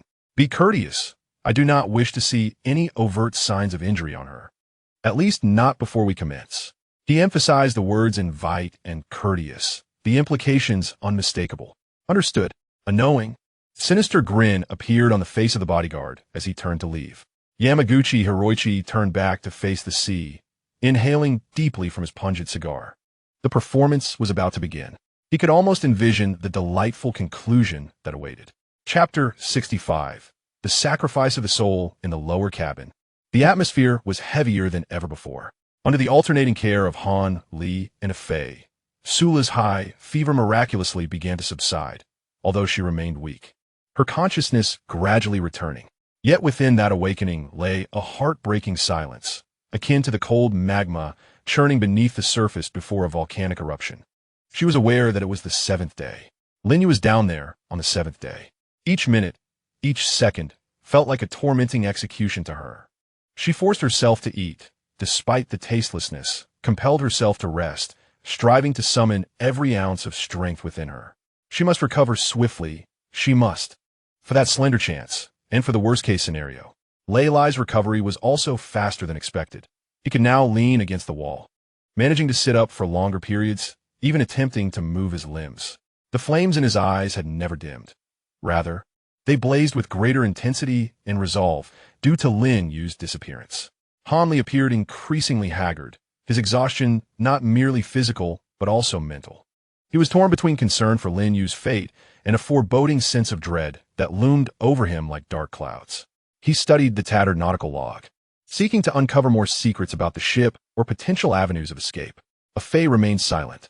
Yet she began to more actively share the seemingly inconspicuous items from her backpack that might prove useful in critical moments. A small roll of high-strength fishing line, a few flint stones, and even a well-sealed small bottle of potent liquor for disinfection. Her actions were, in themselves, a silent alliance. David resembled a silent guardian, spending most of his time stationed near the cabin entrance, vigilantly attuned to every sound beyond. When the silhouette of the bodyguard appeared at the stairwell leading to the lower deck, a heavy weight descended upon everyone's hearts. What was destined to arrive had ultimately come. The bodyguard's gaze fixed unerringly on Sula, who sat pale and wan on the edge of her berth. In a rigid, emotionless tone, he addressed her. "Miss Sula, Mr. Yamaguchi requests your presence." The atmosphere within the cabin froze instantaneously. Han Li sprang to his feet, positioning himself protectively before Sula. "What are you intending to do?" Lei Lai struggled to straighten his posture, his eyes blazing with fierce indignation. Fei's hand silently reached into his backpack for a concealed object of hardness. David clenched his fists, muscles taut with tension. Yet, Sula herself was the calmest among them. Slowly, she lifted her head and met the bodyguard's gaze with eyes that once blazed with the fire of vengeance, but now resembled ancient wells, profound, placid, and shrouded in a chilling, deathly darkness. She understood the gravity of the moment. Yamaguchi Koichi's impatience was palpable. Having confirmed Lin Yue's demise, or at least convinced himself of it, he was prepared to strike at her. Very well, gently. She pushed aside Han Li, who stood before her, and to him, and all others anxiously observing, she offered a faint, sorrowful smile tinged with the finality of farewell. "I am fine," she whispered, her voice soft yet piercingly clear. She then tidied her tattered yet as orderly as possible garments, smoothed her disheveled hair, and with measured steps, approached the bodyguard. Though her gait remained unsteady and her frame fragile, her spine stood erect, like a slender bamboo stalk bracing against an impending storm, refusing to bow. She offered no resistance, nor uttered unnecessary words. This unusual serenity unsettled the bodyguard, imposing a subtle, inexplicable pressure upon him. Under the mournful, helpless gazes resembling a funeral procession, Sula ascended the stairway to the tribunal alongside the bodyguard. Each step felt as if she trod upon a blade's edge. Each step drew her nearer to the man she had sworn to avenge. Each step also carried her further, or perhaps closer, to the abyss where the man she held dear might reside. She did not know whether Lin Yue lived or died. Yet she knew this. Regardless of his fate, she would never allow Yamaguchi Koichi to find peace. Either she would seize the chance to kill him, avenging Lin Yue before ending her own life to reunite with him in another realm, or she would choose to end her own suffering before enduring further humiliation, preserving her final shred of purity and dignity, and await him in the underworld. In her hand, she quietly clenched a knife, her last weapon and final boundary. Meanwhile, at the entrance to the engine room, the head bodyguard drew a deep breath and turned the enormous, rusted locking wheel on the heavy watertight door. The grating sound of metal scraping echoed through the cavernous upper cabin, sending chills down the spine. He pushed open a narrow gap, and an indescribable wave of scent, mingled with the heavy aroma of rust, aged grease, a certain decaying organic matter, and a faintly sweet, metallic odor as if something had spoiled, rushed towards him, nearly suffocating him. Inside, an abyss of darkness enveloped him, silent as the grave. Only from the depths came an exceedingly faint sound, reminiscent of water droplets or some other liquid falling. He switched on the powerful flashlight he had brought, the beam piercing through the darkness as if probing the gullet of a colossal beast. Below him lay a complex web of severely corroded steel structures, and the ground was slick with accumulated grease, reflecting the light. He hesitated for a moment, then gritted his teeth, sidled in, and cautiously secured the watertight door ajar. He certainly did not wish to be inadvertently locked inside. The beam of the flashlight swept across the vast, death-laden steel labyrinth. He descended the steep iron ladder step by step, his heart racing uncontrollably. The ground beneath his feet was sticky and slippery, while the railing he grasped was cold and biting, covered in rough rust. He called out loudly, "Lin Yue, are you still alive? The boss sent me to check on you." His voice echoed in the cavernous chamber, bouncing off the icy machinery, producing a hollow reverberation that was swiftly consumed by a deeper silence. No response came, only the sound of his own breath and heartbeat amplified in his ears. He continued his descent, the beam illuminating the massive steam turbine, the intricate network of pipes and valves and gauges resembling the entrails of a monstrous creature. Everything lay in a state of lethargy, cloaked in a thick layer of grime. He began to scrutinize the corners where a person or a corpse might be concealed. Beneath some pipes, behind the condenser, in the shadows piled with discarded parts and oil barrels, the light revealed only rust, grease, and silence. Had he truly descended to the lowest level, or had something dragged it away? Chapter 66. Bipedal beast. The mere thought of the maritime log possibly documenting certain anomalies concerning this vessel caused a cold sweat to bead on the back of the bodyguard chief. He forced himself to dismiss such thoughts and concentrate on the task at hand. He ventured deeper into the obscured recesses. The flashlight beam flickered violently in the darkness, betraying his inner turmoil. Unbeknownst to him, high above, in the labyrinthine depths of the ventilation ducts resembling a colossal spider's web, a pair of cold, sharp eyes observed him intently through a narrow slit, unwaveringly tracking his every movement. Those eyes harbored no fear, no panic, only an extreme patience akin to a lurking leopard, combined with a chilling intent to kill. In the captain's quarters, Shanko Hiroichi was prepared. In fact, he was in quite a good mood as he leisurely opened a can of fruit, savoring the sweet syrup. The door swung open, and Sula entered, accompanied by the bodyguard. Shanko waved for the bodyguard to step outside and guard the door. The hatch closed, leaving only him and her in the room. Yamaguchi Hiroichi set down the can, wiping his mouth with a grimy handkerchief, leisurely surveying Miss Sula, who stood rigidly in the center of the room, her complexion pale. "Miss Sula, please take a seat." He indicated toward the lone chair in the room that appeared somewhat comfortable, a nauseating, hypocritical smile adorning his face. "We need to have a serious conversation." Sula remained motionless, her cold gaze fixed upon him, reminiscent of one observing a pile of repulsive refuse. Regarding the unfortunate incident involving Mr. Lin Yue, Yamaguchi Hiroichi deliberately elongated his tone, scrutinizing Sula's reaction. "I believe it is time for you to come to terms with this reality. I have dispatched someone to confirm, and soon there will be definitive news." He rose and approached Sula slowly. "You see, this world operates on survival of the fittest. The strong endure while the weak are eliminated. Lin Yue is not strong enough, or perhaps merely unfortunate." His gaze shifted, growing covetous and aggressive as it roamed over Sula's slender form. "You are beautiful and unique, but your current predicament renders you vulnerable. You need a protector." He extended his hand, yearning to caress Sula's cheek. "Submit to me, and I can provide you with sustenance, water, and security. I can even help you forget the pain of your past." Just as his fingers were about to brush against her skin, Sula abruptly recoiled, evading his touch. She regarded Yamaguchi Hiroichi, her lips curling into an icy, almost sinister smile. "Is he truly dead?" she inquired softly, her voice echoing as though it emerged from the depths of the underworld. Yamaguchi Hiroichi was momentarily taken aback by her sudden smile and question, quickly succumbing to anger. "What fantasies are you entertaining? He is doomed. No one survives down there for 7 days. He is likely already, darling. As long as you obey and heed my words, you will have whatever you desire. You know what I want. Look at your clothes. They're filthy. I have prepared new ones for you. May I witness the transformation?" In the captain's quarters, an amalgam of cheap perfume, reeking of some crew member's cabin, aged tobacco, and a sickeningly sweet scent of Power's fermentation pervaded the air. The emergency light was dimmed to a suggestive yellow, attempting to mask the impending brutality with a veneer of false tenderness.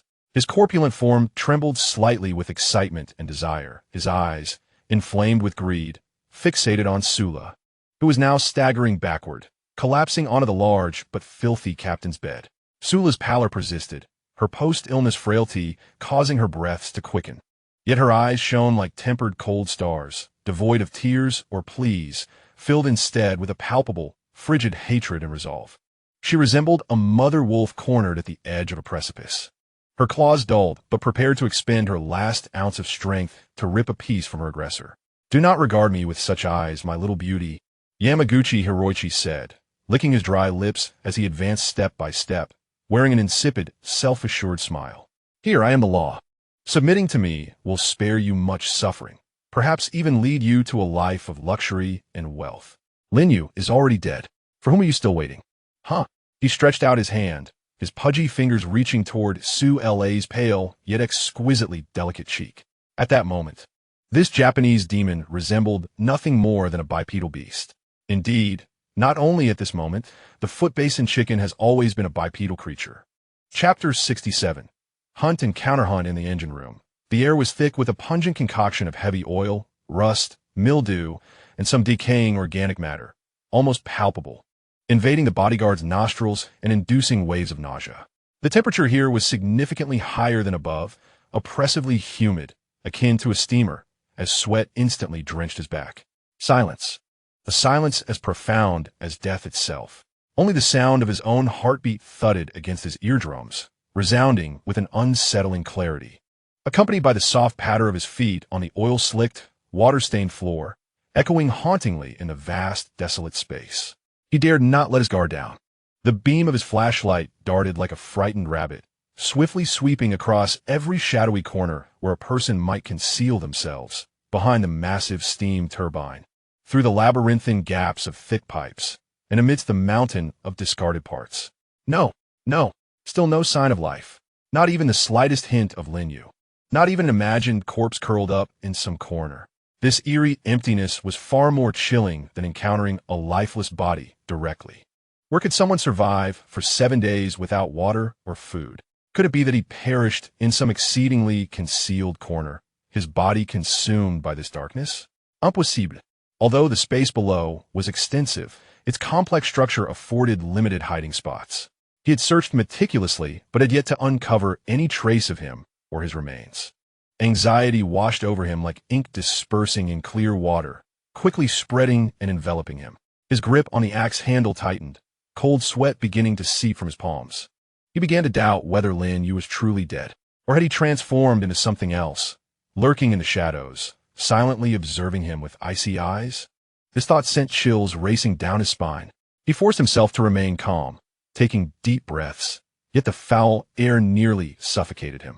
He slowly maneuvered, leaning against a massive, cold condenser, seeking a semblance of safety while scanning the convoluted network of pipes ahead with heightened vigilance.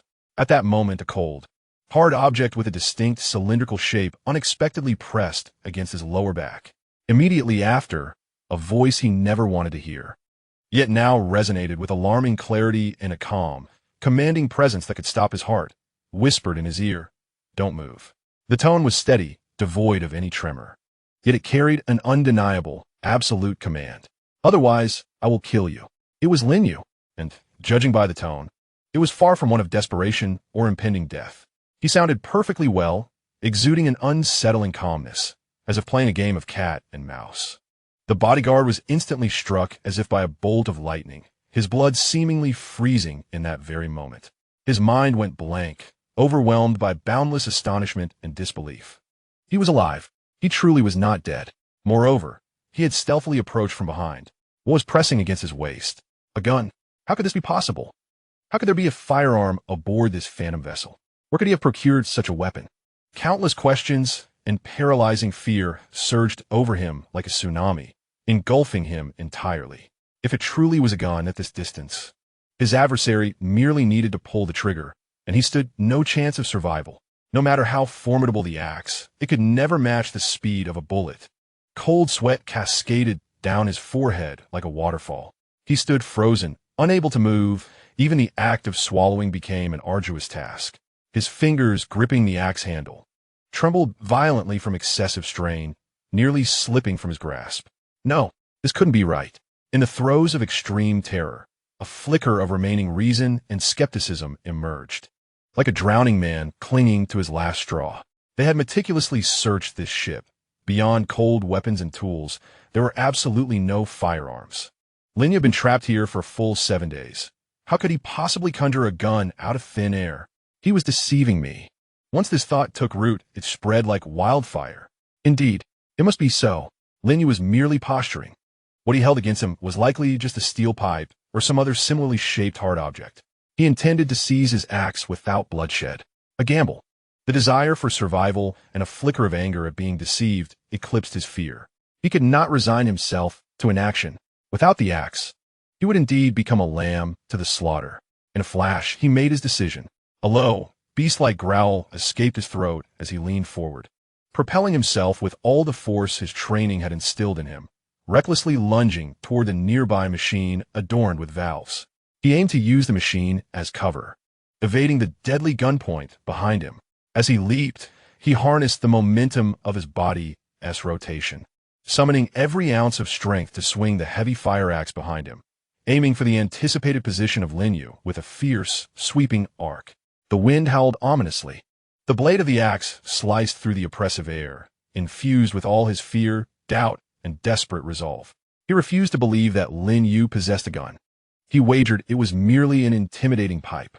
He sought to counterattack, yet at the very moment he moved and swung the axe, his peripheral vision caught a fleeting glimpse of mockery flitting across Lin Yue's face. Furthermore, Lin Yue's actions, swift and spectral, were not to fire a shot, but to sidestep, advance and close the distance.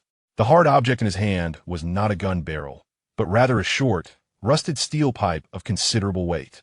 With a swift, menacing gust, the steel pipe surged forth, not to block the axe, but to strike with pinpoint accuracy, akin to a viper emerging from its lair, directly targeting the unprotected gap beneath his ribs exposed by the axe's swing.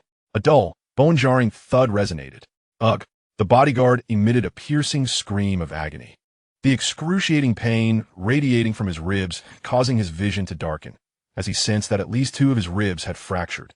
The axe he had swung lost both its precision and most of its force, gliding weakly past Lin Yue's clothing and clattering onto the greasy floor. He collapsed as if his bones had been extracted, clutching his ribs, curling up in torment, groaning with a visage filled with despair and disbelief. He had lost the bet, utterly and completely. Lin Yue, wielding merely a steel pipe, had dismantled his resistance in an instant, approaching with an air of indifference. Lin Yue kicked the fallen fire axe aside, sending it sliding into the darkness. He then crouched down, observing the writhing bodyguard on the ground, his gaze devoid of triumph, replaced instead by a chilling stillness. Lin Yue's voice remained steady, yet carried an oppressive weight reminiscent of a death sentence, declaring, "We can have a serious discussion now. About Shan Kohong E, about this vessel, and about how you intend to meet your end. In the captain's cabin, do not touch me." Sula abruptly turned her head away, her voice hoarse yet resolute. Her hand stealthily reached behind her, where Lin Yue's multifunctional military knife was concealed. She understood that her strength was negligible, yet she would rather perish than allow this beast to prevail. Just as Shan Kohong, he was about to pounce, and Sula prepared for a desperate fight, there came a sudden series of loud knocks on the cabin door. The sound shattered the eerie atmosphere within, akin to the tolling of a death knell. Shan Kohong froze mid-motion, fury surging through him as if a good deed had been interrupted. He whipped around, bellowing towards the door, "Who is it?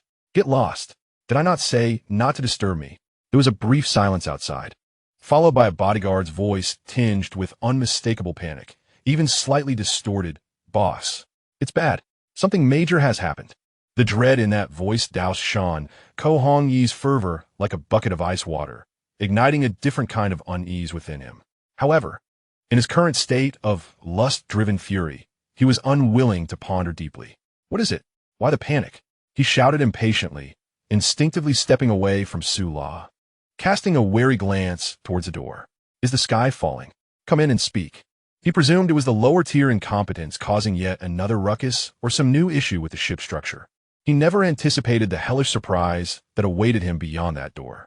The bodyguard outside seemed to hesitate for a moment, but ultimately obeyed the command, reaching for the doorknob. At that instant, chaos erupted. With a thunderous crash, a terrifying sound of metal twisting and breaking erupted from beyond the door. It was not the typical sound of a door opening. Rather, it was as if some force of unimaginable fury had violently breached the lock or obliterated the door along with its frame. The heavy cabin door, as if struck by a battering ram, burst open with a mournful wail. A shadow, akin to a pocket violently thrust away by an invisible force, accompanied by a piercing, inhuman wail reminiscent of a slaughtered pig, crashed into the room, landing heavily upon the carpet in the center, rolling twice before collapsing motionless. It was the bodyguard who had just spoken outside the door. His right shoulder was grotesquely twisted at an unnatural angle, evidently having suffered a catastrophic blow. The white fragments of bone protruded through his clothing, mingling with blood and exposed to the air, a sight most harrowing. His face was smeared with blood. His eyes rolled back, leaving only his body to convulse involuntarily, emitting agonizing gasps. The sudden and gruesome turn of events left the two individuals in the room utterly stunned. Su-la abruptly covered her mouth, her heart nearly leaping from her chest, yet her eyes erupted with a mix of disbelief, ecstasy, and hope. On the other hand, Shan Ko-hong appeared as if paralyzed by an incantation, his corpulent form frozen in place. The rage and desire on his face instantly replaced by sheer horror and bewilderment. He gaped at the bodyguard sprawled on the floor like a lifeless dog, his mind a blank slate, utterly incapable of comprehending the unfolding events. At the doorway, the dust stirred by the violent entry slowly settled. A figure emerged, like a vengeful demon clawing its way from a pool of blood in hell, stepping forward with a deliberate yet thundering cadence. Crossing the threshold into the dim halo of light, Shankuong Yes mouvement abruptly altered, his arrogance and desire crystallizing into shock and a flicker of rage at the interruption of his schemes. In that instant, Su-la's heart skipped a beat. What was happening? Chapter 68. The vengeful demon, his entire being was smeared with black grime and dark brown stains of unknown blood. His clothing was in tatters, and his face was filthy, save for a pair of eyes that sparkled like the pupils of a ravenous wolf in the snow, cold, sharp, and ablaze with an overwhelming murderous intent ready to incinerate everything in its path. In his hand, he wielded a rusted steel pipe that exuded a chilling aura. The surface bore fresh blood and bits of flesh. It was Lin Yue. Shan Ko-hong, he let out a shriek so piercing it shattered the air. Filled with abject terror, his corpulent body trembled uncontrollably, pointing a finger at Lin Yue, his eyes nearly bulging from their sockets. The immense shock and incomprehensible fear crashed upon his sanity like a tsunami. He stammered incoherently, instinctively howling the most profound and absurd questions swirling in his mind. Why you? How are you still alive? How could you possibly not be dead? You should have perished down there. His voice, distorted by sheer terror, resonated with an air of hysteria. He could not fathom it. How had he escaped the depths of the engine room, that locked door, after 160 hours? How could he stand here alive, exuding such terrifying intent to kill? Lin Yue did not respond immediately. His gaze swiftly scanned the room, landing on Su-la, though weak, was seated on the bed with a glimmer of light in her eyes. Upon witnessing her survival, though her circumstances were dire, he felt a slight thawing of the icy malevolence that had enveloped his gaze. However, when his attention shifted to Shan Ko-hiroichi, the chill returned with a vengeance. He lifted his foot, advancing step by step towards the prostrate figure of Shan Ko-hiroichi, who lay on the ground like a broken puppet. The coarse end of the steel pipe dragged across the carpet, producing a rustling sound that resonated like a cruel scrape against Hiroichi's heart. How could I possibly die? Lin Yue finally spoke, his voice hoarse yet resonating with a metallic edge, calm enough to induce a shiver. Before you receive the retribution you so richly deserve. How could I succumb to death so easily? He halted within 3 meters of Shan Ko-hiroichi, a distance sufficient for the steel pipe in his grasp to unleash a fatal blow at any moment. It seems you have taken quite a liking to this captain's cabin, Lin Yue remarked, his gaze sweeping over the assorted trinkets collected by Hiroichi, symbols of power and indulgence. A cold, humorless curve gracing his lips. And you enjoy playing the role of captain as well?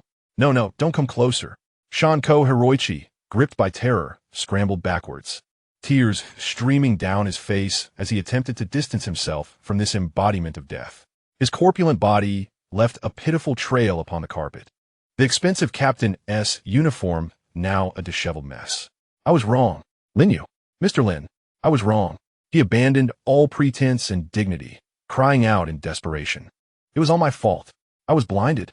I should not have targeted you. I will return the ship to you. I will return everything to you. Spare me. Please spare my wretched life. In that moment, he bore no resemblance to the tyrant who had once wielded life and death with an iron fist. He was merely a wretched creature trembling at the edge of the butcher's knife, a mangy dog begging for mercy. The disdain and coldness in Lin Yue's eyes remained undiminished. He looked upon the grotesque figure on the floor and recalled the suffocating darkness and despair of the engine room, the near humiliation of Su La, Lei Lai's injuries, and the collective fear and oppression endured by all during this harrowing time. Gradually, he raised the steel pipe, its rust and bloodstains glistening dully under the dim light. Some mistakes, Lin Yue's voice sliced through the room like a Siberian wind, cannot be overlooked with mere apologies, especially those errors that come at the expense of another's life and dignity. The steel pipe, infused with a long-suppressed fury and a resolute quest for justice on behalf of all the oppressed, cleaved through the air and struck with devastating force at Shanko Hiroichi's grotesquely contorted face, twisted by sheer terror. No! Shanko Hiroichi emitted a final, despairing scream, filled with ultimate fear and bitterness. The shriek of vengeance erupted, echoing through the ghostly ship adrift on the endless sea. Meanwhile, hearing the commotion from above, Han Li, Lei Lai, Fei, and David, armed with various tools and weapons, hastily rushed upwards. Chapter 69. A glimmer of life in the darkness. So, how did Lin Yue endure in the pitch-black engine room? The heavy, watertight door slammed shut behind him with a resounding clang, the dull echo reverberating like the sound of earth sealing a grave, completely severing the last faint glimmer of light and hope from the outside world. Lin Yue found himself ensnared in the depths of this rust-laden steel tomb, adrift upon the abyssal sea. An absolute darkness enveloped him, thick as viscous ink, wrapping around him from all directions, oppressive to the point of suffocation. The air was tainted and foul, mingled with the acrid scent of rust, the stench of aged oil in decay, and an indescribable, cloying odor reminiscent of organic matter slowly rotting away. The temperature was stiflingly humid, beads of sweat instantly seeping from his pores, clinging to his skin and exacerbating his agitation. Silence reigned supreme, interrupted only by the occasional faint creak of metal under stress from some unseen corner, or the rhythmic drip of condensation, like the cold ticking of death's metronome. Counting away in the darkness, thirst gnawed at him like two venomous serpents, consuming his stomach and throat. He understood that Yamaguchi Hiroichi had imprisoned him here with the intent of watching him silently wither away, to rot in this forgotten corner of the world. Yet Lin Yue was never one to succumb without a fight. He forced himself to regain composure, leaning against the cold, rough wall of the compartment, gradually lowering himself to conserve precious energy. His eyes strained to adjust to the profound darkness, though with little success. However, his ears became acutely sensitive, capturing even the slightest hint of unusual sounds. Finding water was the clearest thought in his mind. Without food, a person might survive for several days, but without water, especially in such a sweltering environment, he could not last 3 days. He began to move. His actions were slow and deliberate, akin to a leopard prowling stealthily through the night. He extended his hands, feeling before him like a blind man, his fingertips brushing against the cold, slippery metal surface, dotted with rust. Each step was taken with utmost caution, fearful of misstepping or encountering something perilous. In the darkness, time lost all meaning. Perhaps hours passed, or maybe longer. His throat felt as if it were aflame, and his lips had cracked and blistered. His range of exploration widened, skillfully avoiding areas that clearly belonged to massive machinery, focusing instead on the edges and corners, searching for any potential pipes, valves, or containers. As he advanced along a narrow passage that seemed to isolate him from the main chamber, his foot inadvertently kicked against something unusual. It was not hard metal, but rather an object that was slightly elastic yet somewhat brittle. He crouched down, carefully feeling around. It appeared to be a low, simple metal door unlike the conventional watertight ones, devoid of intricate locking mechanisms, possessing only a standard latch, which was not entirely secured.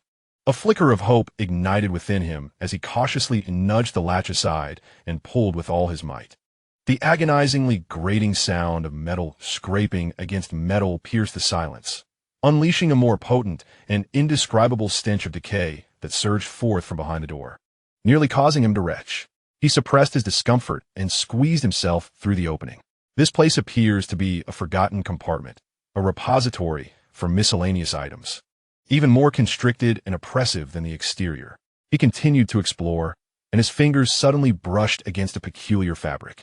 Following the sensation, he encountered a hard, icy texture reminiscent of bone. A chill ran down his spine as he traced the skeletal form upward, discovering a smooth cranium adhered to remnants of decaying tissue. It was a corpse, one that had undergone significant decomposition, leaving little more than a skeleton and a few shriveled bits of flesh. The nauseating stench emanated from this very source. Even Lin Yue, confronted with such a sight in absolute darkness, felt a shiver race up his back. How long had this body been here? Who was he? Why did he perish in this concealed storeroom? Suppressing his unease, he continued to investigate the area surrounding the corpse. At that moment, his fingers brushed against the cold, hard metal object beneath the curled form of the body, a lengthy gun barrel with a wooden stock. It was a double-barrel shotgun. Chapter 70. Countermeasure, he carefully extracted the firearm, feeling its weight and intact structure. As he examined the gun, his fingers encountered a peculiar, rigid obstruction near the trigger guard. He discerned that sensation to be akin to a bare foot wedged firmly in place, with the toes pressing against the trigger. A chilling image instantly formed in Lin Yue's mind. This nameless seaman, in his final moments of life, had succumbed to some extreme despair or terror.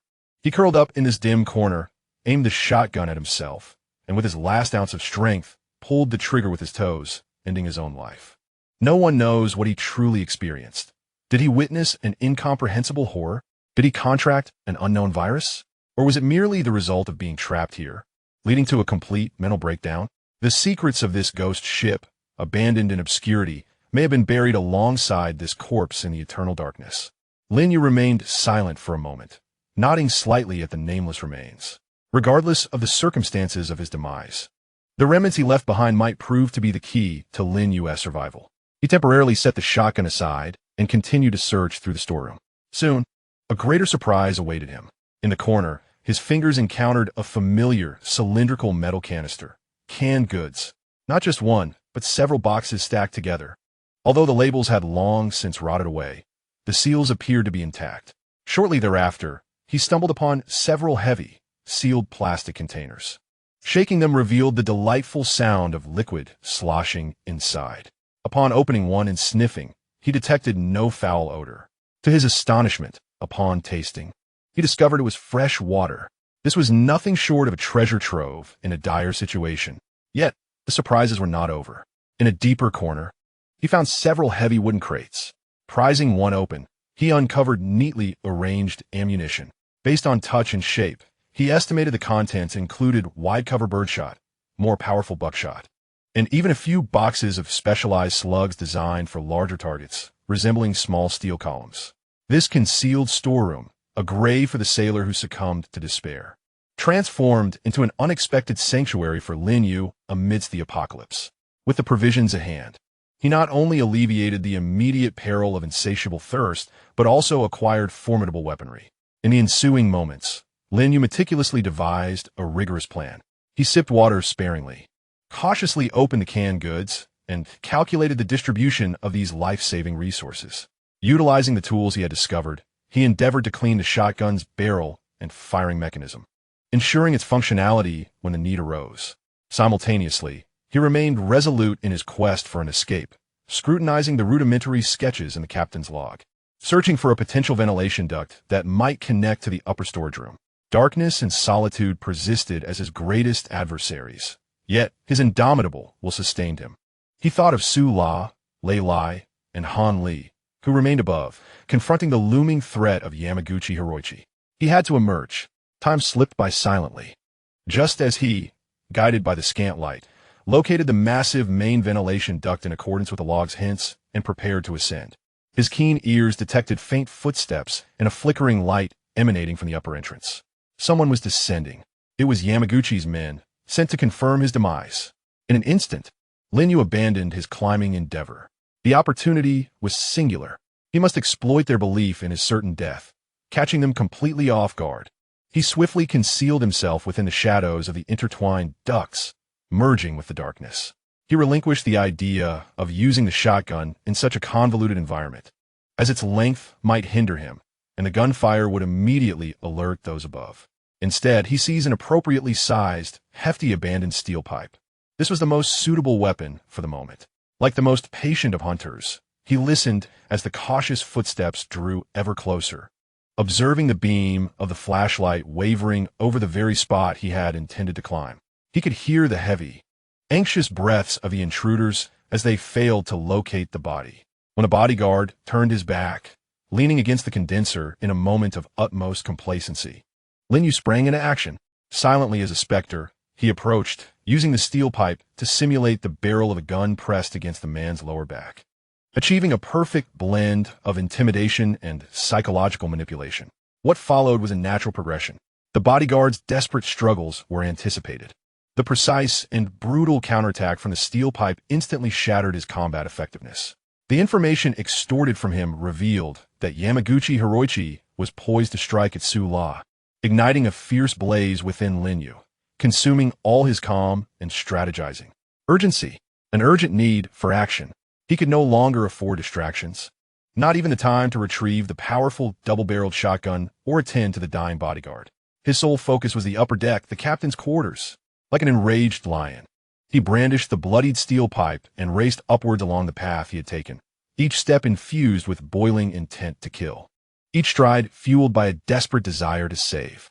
The steel steps beneath his feet echoed with a hurried roar, as if resonating with the fervent drums of war in anticipation of a long-awaited vengeance and rescue. Sula, hold on. I am coming. The dark engine room failed to consume him. Instead, it tempered him.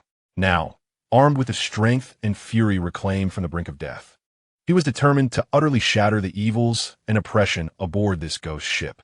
Chapter 71.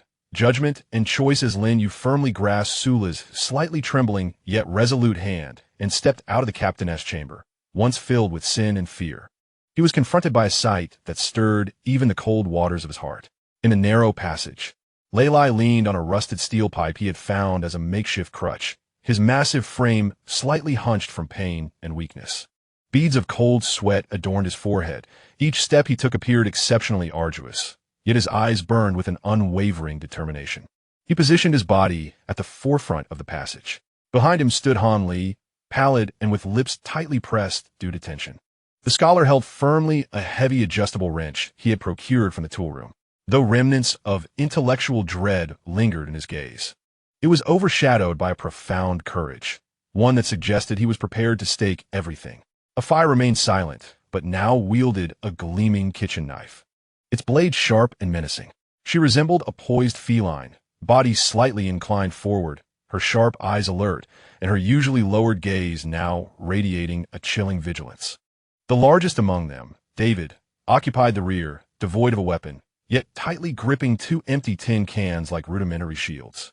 His earnest face bore the marks of anxiety intertwined with a simple determination, serving as a silent barricade at the passage's end. This truly was a rescue team composed of the old, weak, and injured, appearing exceedingly frail, their combat prowess negligible. However, upon witnessing Lin Yue emerge unscathed, leading Sula, and observing the still fresh bloodstains on Lin Yue's body, alongside the palpable aura of lethal intent, they were struck by the sight of Sula, though weakened, now bearing a glimmer of clarity and no longer enveloped in despair. In that moment, a profound, indescribable light ignited in their eyes, a blend of ecstatic joy, exhilaration, and relief. No cheers, no clamor, only a silent, weighty emotion rapidly flowed and coalesced in the air. Lei Lai exhaled deeply, his grip on the steel pipe loosening slightly, as the iron will he had sustained momentarily faltered, nearly leaving him drained. The wrench Han Li held clattered to the ground. unnoticed as he hastened forward to support Sula's other arm, which was teetering precariously. Afai sheathed the knife, silently approaching Sula to offer a small, treasured bottle of clean water. David broke into a grin that was more painful than tears, yet radiated sincere joy. A victory reunion. Upon this ghostly vessel adrift on the sea of despair. A group of oppressed souls, long tormented and teetering on the brink of life and death, finally embraced an invaluable triumph through their fragile unity and indomitable will. Is it resolved? Leilai's voice was hoarse and deep, his gaze sweeping over the faintly visible figures sprawled on the floor of the captain's cabin. Lin Yue nodded succinctly. Two are incapacitated. Yamaguchi is inside. He refrained from elaborating on the details. But the underlying bloodshed and resolve in his calm tone conveyed the gravity of the events to all present. After a brief silence, a more pressing urgency supplanted the joy of reunion. Food, water, prolonged hunger and thirst had already pushed their bodies to the brink. At this moment, the most significant threat had been momentarily abated, and the suppressed physiological needs surged forth with the ferocity of a volcano awakening from slumber. Without the need for further words, they moved in harmonious accord. David and Han Li took charge of scouring the captain's quarters and the nearby storerooms for all supplies Yamaguchi Hiroichi had stored. As boxes of perfectly sealed canned goods and bottles of clear drinking water were unearthed and stacked on the relatively clean dining deck, all eyes sparkled with hope, throats involuntarily convulsing. They did not indulge in gluttony. The trials they had endured preserved their final vestiges of reason. Underhan Li's guidance. They sipped water in small gulps and slowly consumed easily digestible canned meats and fruits. The warm liquid soothed their parched throats and stomachs like a rejuvenating river, while the energy from the food gradually replenished their nearly depleted strength. This process was silent and focused, akin to a sacred ritual. Each face reflected a complex expression of survival and a return to life. However, the fleeting satisfaction of fullness could not conceal the imminent and harsh realities they faced. Once sated and with a modicum of strength regained, the atmosphere grew grave once more. The three neon gene loomed like foul-smelling obstacles over the fragile peace they had just attained. Two bodyguards remained incapacitated. One, with broken ribs and possibly damaged organs, lay groaning in the engine room after Lin Yue's strike with the steel pipe. The other, with a ruined shoulder and significant blood loss, had succumbed to his injuries in the captain's cabin. As for the instigator, Yamaguchi Hiroichi, he had been thoroughly attended to by Lin Yue and Su La, his face bruised and battered, likely with several broken ribs. Sprawled inelegantly on the floor of the captain's quarters, occasionally emitting pained groans. What shall we do with them? Han Li adjusted his glasses, breaking the silence with a heavy tone. This question loomed like a boulder upon each heart present. David hesitated, glancing between Lin Yue and Leilai, ultimately bowing his head and softly praying in his native tongue. His innate kindness flickered with anger at the memories of previously withheld food and humiliation. Afyu's gaze was the coldest. She did not even glance in the direction of the three men, merely stating flatly, "Throw them overboard." These three words, devoid of emotion, carried a chilling intent. Chapter 72. Where to go? Sula leaned closely against Lin Yue, her body trembling slightly. She harbored a profound hatred for Yamaguchi Hiroichi, wishing nothing more than to see him suffer 1,000 deaths. Yet, when faced with the moment of deciding his fate, a flicker of softness and hesitation, reminiscent of an ordinary person's heart, surged within her, causing her to feel a pang of anxiety. She raised her gaze towards Lin Yue, her expression laden with complexity. Leilai furrowed his brows, having experienced life and death. He understood all too well that in such extreme circumstances, mercy towards the enemy could translate into cruelty toward one's own. He spoke in a deep tone. Keeping him alive is a disaster. As long as they draw breath, they may find an opportunity to retaliate. We cannot afford any unforeseen events. His stance leaned towards eradicating future threats. Ultimately, all eyes converged upon Lin Yue. It was he who had single-handedly turned the tide. It was he who had clawed his way back from the hellish engine room to enact his revenge. At that moment, he unwittingly became the backbone of this small group.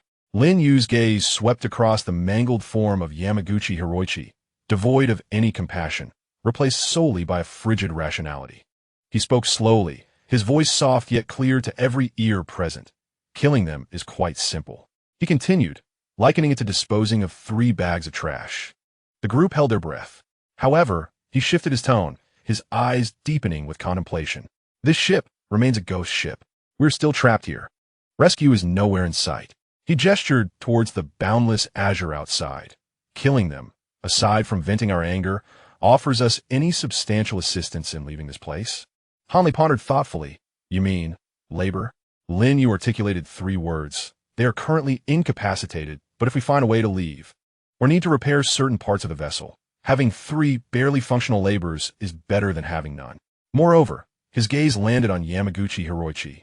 Laced with a cold calculation, he is a magnate from Waigwa.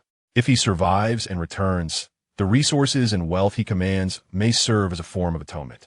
This perspective was one that others had not considered. Revenge is gratifying, yet survival demands rationality and foresight. Naturally, Lin Yue's tone shifted to one of cold finality.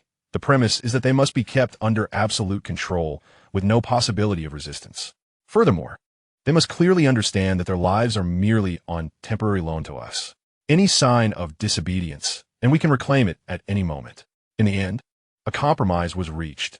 The 3 Waigwa individuals will be confined separately in 3 small, sturdy storage rooms on the lower deck, with David tasked to oversee and distribute the bare minimum of sustenance and water, limited to a meager supply of fresh water and basic rations.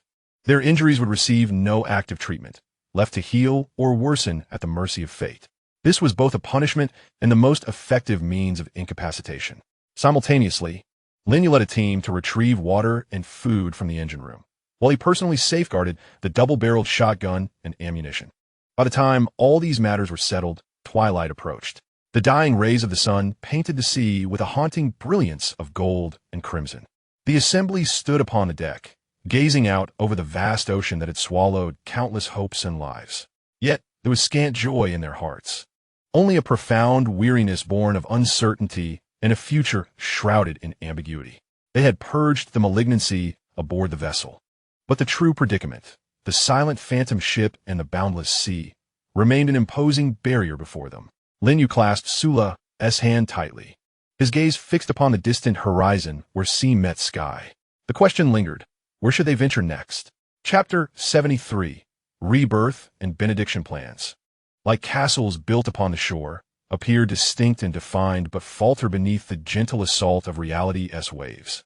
Lin Yue's pragmatic proposal, to utilize Yamaguchi Hiroichi and his bodyguards as both labor and potential ransom, quickly revealed its naivety under the unforgiving laws of nature and the relentless passage of time. The 2 bodyguards, grievously wounded by Lin Yue's steel pipe, suffered far more severe injuries than surface appearances suggested.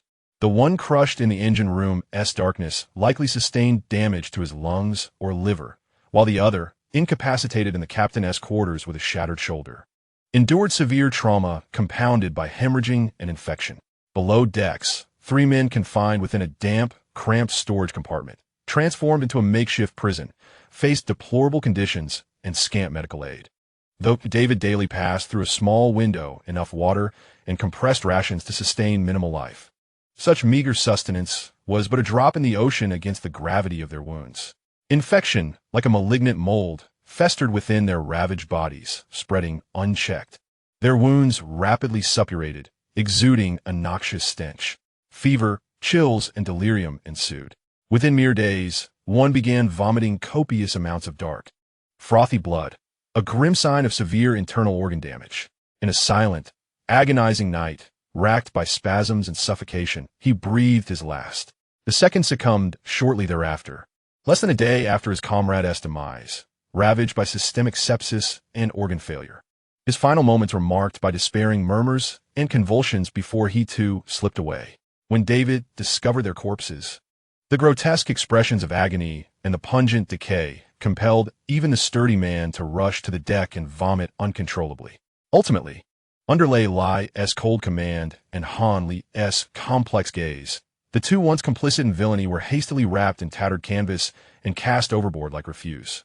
The icy sea swallowed them swiftly, leaving no trace but a fleeting ripple.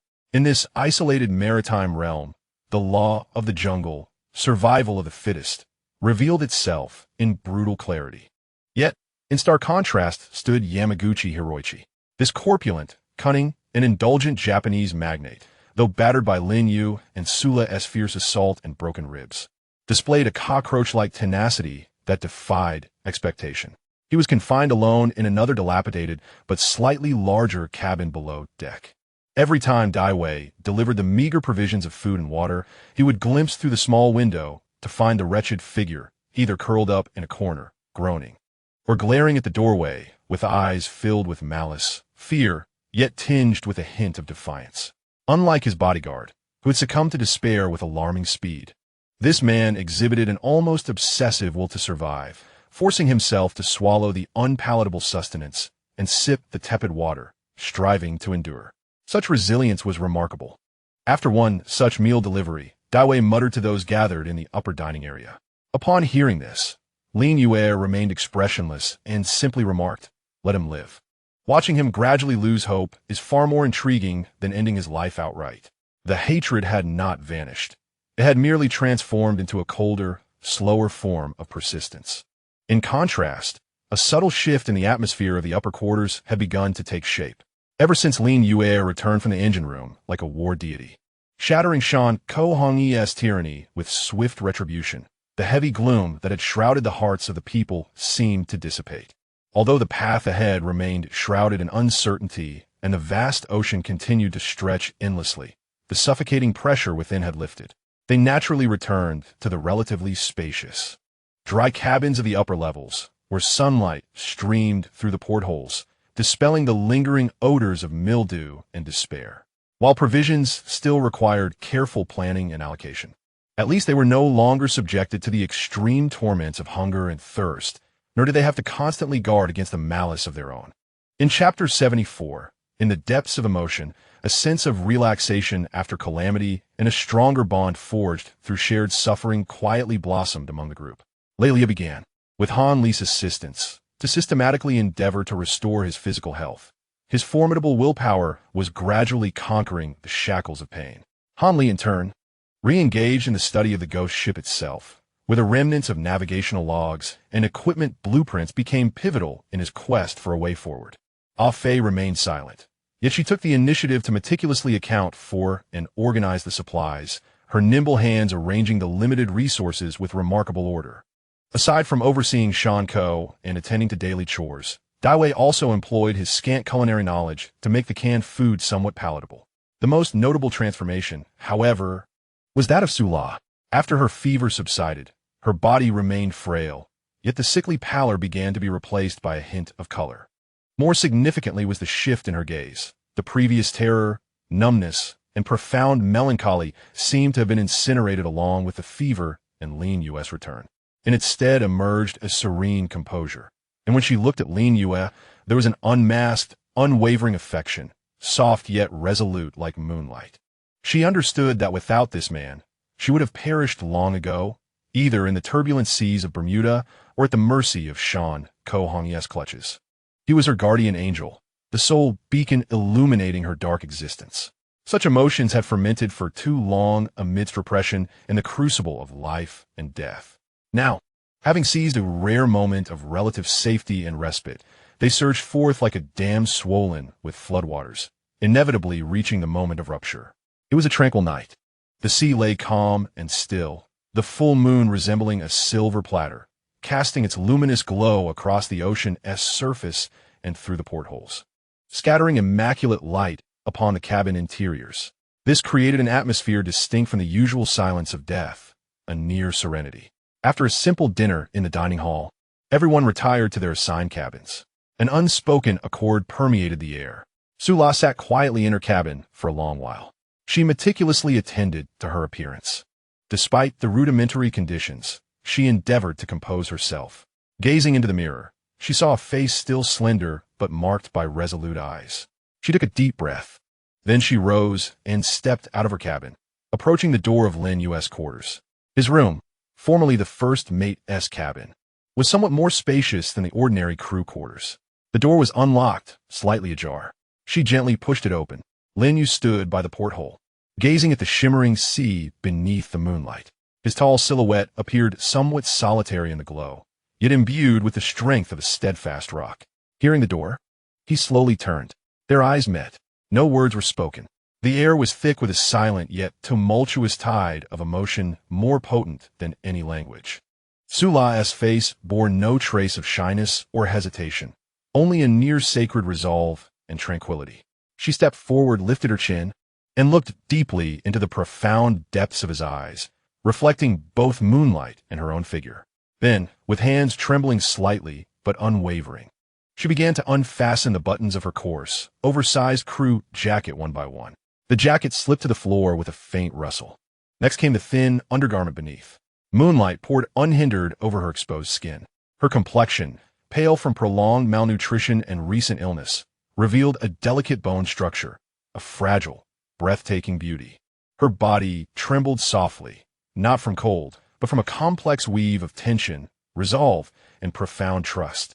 Her actions spoke volumes. Her gratitude, her love, her entrustment, and her unwavering determination to offer everything she possessed, including this body, weathered yet pure, unreservedly to this man. Lin Yue's gaze deepened suddenly, like an ocean stirred by hidden currents. He saw the resolve in her eyes, and, beneath it, a tenderness revealed solely for him. He noticed the subtle tremor of her body and, beyond it, an indomitable will. He was no automaton. From northern Myanmar to Bermuda, and now aboard this ghost ship, this girl had entwined herself around his cold, unyielding heart like creeping vines without his noticing. He was merely accustomed to burying all emotions beneath reason and action. Yet now, confronted with such naked, sincere, and courageous sacrifice and trust, the icy barrier within him shattered with a resounding crash. He extended his hand, not hastily embracing her, but instead gently brushing over the faint bruise on her shoulder, a remnant of their earlier struggles, with his calloused yet remarkably steady fingers. His gesture exuded a tenderness that starkly contrasted with his usual cold demeanor, almost clumsy in its warmth. Sula's voice was soft, tinged with a barely perceptible quiver, yet remarkably clear as she spoke. Brother Lei, Mr. Han Li, of Faye David, they all understand. This statement acted as the final catalyst. It was not an impulsive act born of desire, but rather a sacred union forged in the crucible of blood and fire, life and death, receiving the silent blessing of all their surviving companions. Lin Yue no longer hesitated. He opened his arms and drew the trembling girl, who boldly bared her soul before him, into a firm embrace, as if to merge her into his very being. His hug was powerful and warm, banishing the last remnants of coldness and tremors from Sula's body. The moonlight flowed like water, quietly illuminating their entwined forms, outlining their fusion. Garments faded away, revealing their true selves. No longer were there barriers of identity, nor echoes of past sufferings, nor fears of the future. In this moment, aboard a solitary vessel floating above the endless abyss, there existed only two souls, warmed and redeemed by one another. Their fervent bodies finally breaking through all hindrances to come together. Their breaths intertwined, gradually quickening.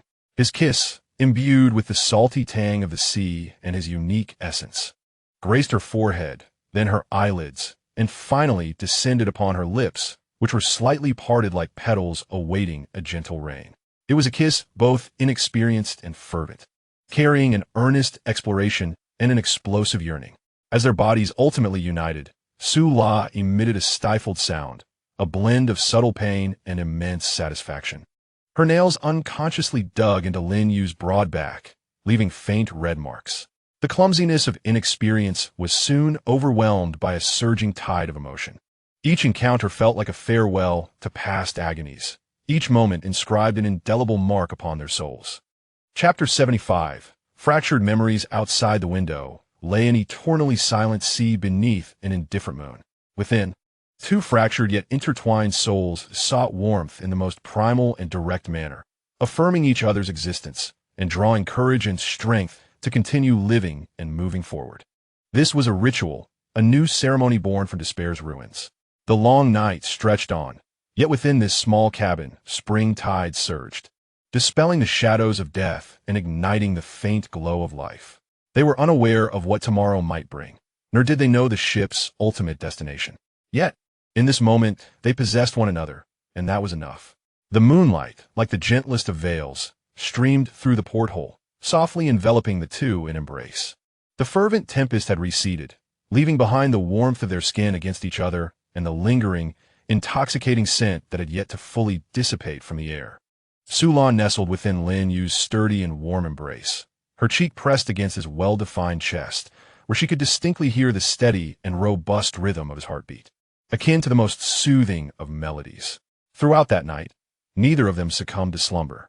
The intertwining of their bodies resembled an ancient and sacred ritual, shattering all defenses and barriers, binding together two souls struggling in the abyss of despair. At this moment, words were unnecessary to affirm their connection. A profound sense of tranquility and trust flowed between them in the stillness. However, the shadows of the past, much like the profound darkness outside the cabin, had not entirely dissipated. They lurked in the corners of memory, awaiting the moment to be voiced and comprehended. Lin Yu's large hand, with gentle strokes, caressed Su La's smooth yet somewhat fragile back, as if soothing a frightened cat that had finally found its sanctuary. He did not urge her to speak. Rather, he offered silent companionship, bestowing upon her the courage to open up. After a long pause, Su La stirred slightly, lifting her head. Bathed in moonlight, her eyes resembled obsidian submerged in water, clear, yet tinged with an inescapable sorrow.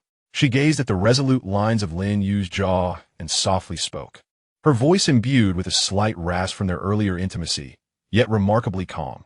"Would you like to hear my story?" She hesitated for a moment, a self-deprecating smile curling her lips. "It is not a beautiful tale, but rather one that is somewhat sordid." Lin Yue lowered his head, placing a gentle kiss upon her crown, and murmured in a deep tone of acknowledgement. He understood that this was the moment when she would shed all pretenses and reveal to him her most authentic, scarred past. Sulain fell deeply, her gaze seemingly penetrating the metallic walls of the cabin, reaching into the distant and now blurred memories of her past. "I am from Malaysia," she began, her tone steady as if recounting the story of a stranger. "My family was relatively affluent. My father was in the rubber business." A fleeting glimmer of fondness for her warm family life crossed her eyes, only to be swiftly overshadowed by a deeper gloom. "At that time, I had just graduated from university and was traveling around the world with my boyfriend of 2 years, well, my ex-boyfriend." She had initially envisioned this journey as a dreamlike adventure. Her voice revealed little bitterness, only a sense of numbness after being toyed with by fate, until we docked at some port, disembarked to explore, and were taken hostage. When she awoke, it was inside a filthy truck, only to be sold to northern Myanmar. Her words were succinct, yet they painted a chilling picture. Later, I discovered. Her voice finally quivered slightly. "I was not randomly chosen. It was he, my boyfriend, who had vowed to protect me for life, who, due to gambling debts, sold me to those traffickers." A brief silence enveloped the cabin. Even with Lin Yu's composure, hearing such a raw betrayal caused his gaze to chill momentarily. He could sense the rigidity of her body in that instant. "Tell me, is this misfortune a stroke of luck, or is it luck wrapped in misfortune?" Sulasada ni po esta peculiar cuestión. Without awaiting Lin Yu's response, she continued, "I was sold to a scam operation. It was a living hell. I had initially succumbed to despair, resigning myself to the notion that perhaps my fate was to be ravaged by the callous enforcers or the henchmen within the compound. A fate I deemed preferable to being tortured to death." Her tone carried an agonizing sense of acceptance. Yet, fate played a cruel jest upon me. A peculiar, ineffable quality crept into her voice, for that compound also engaged in the dealings of kuntai.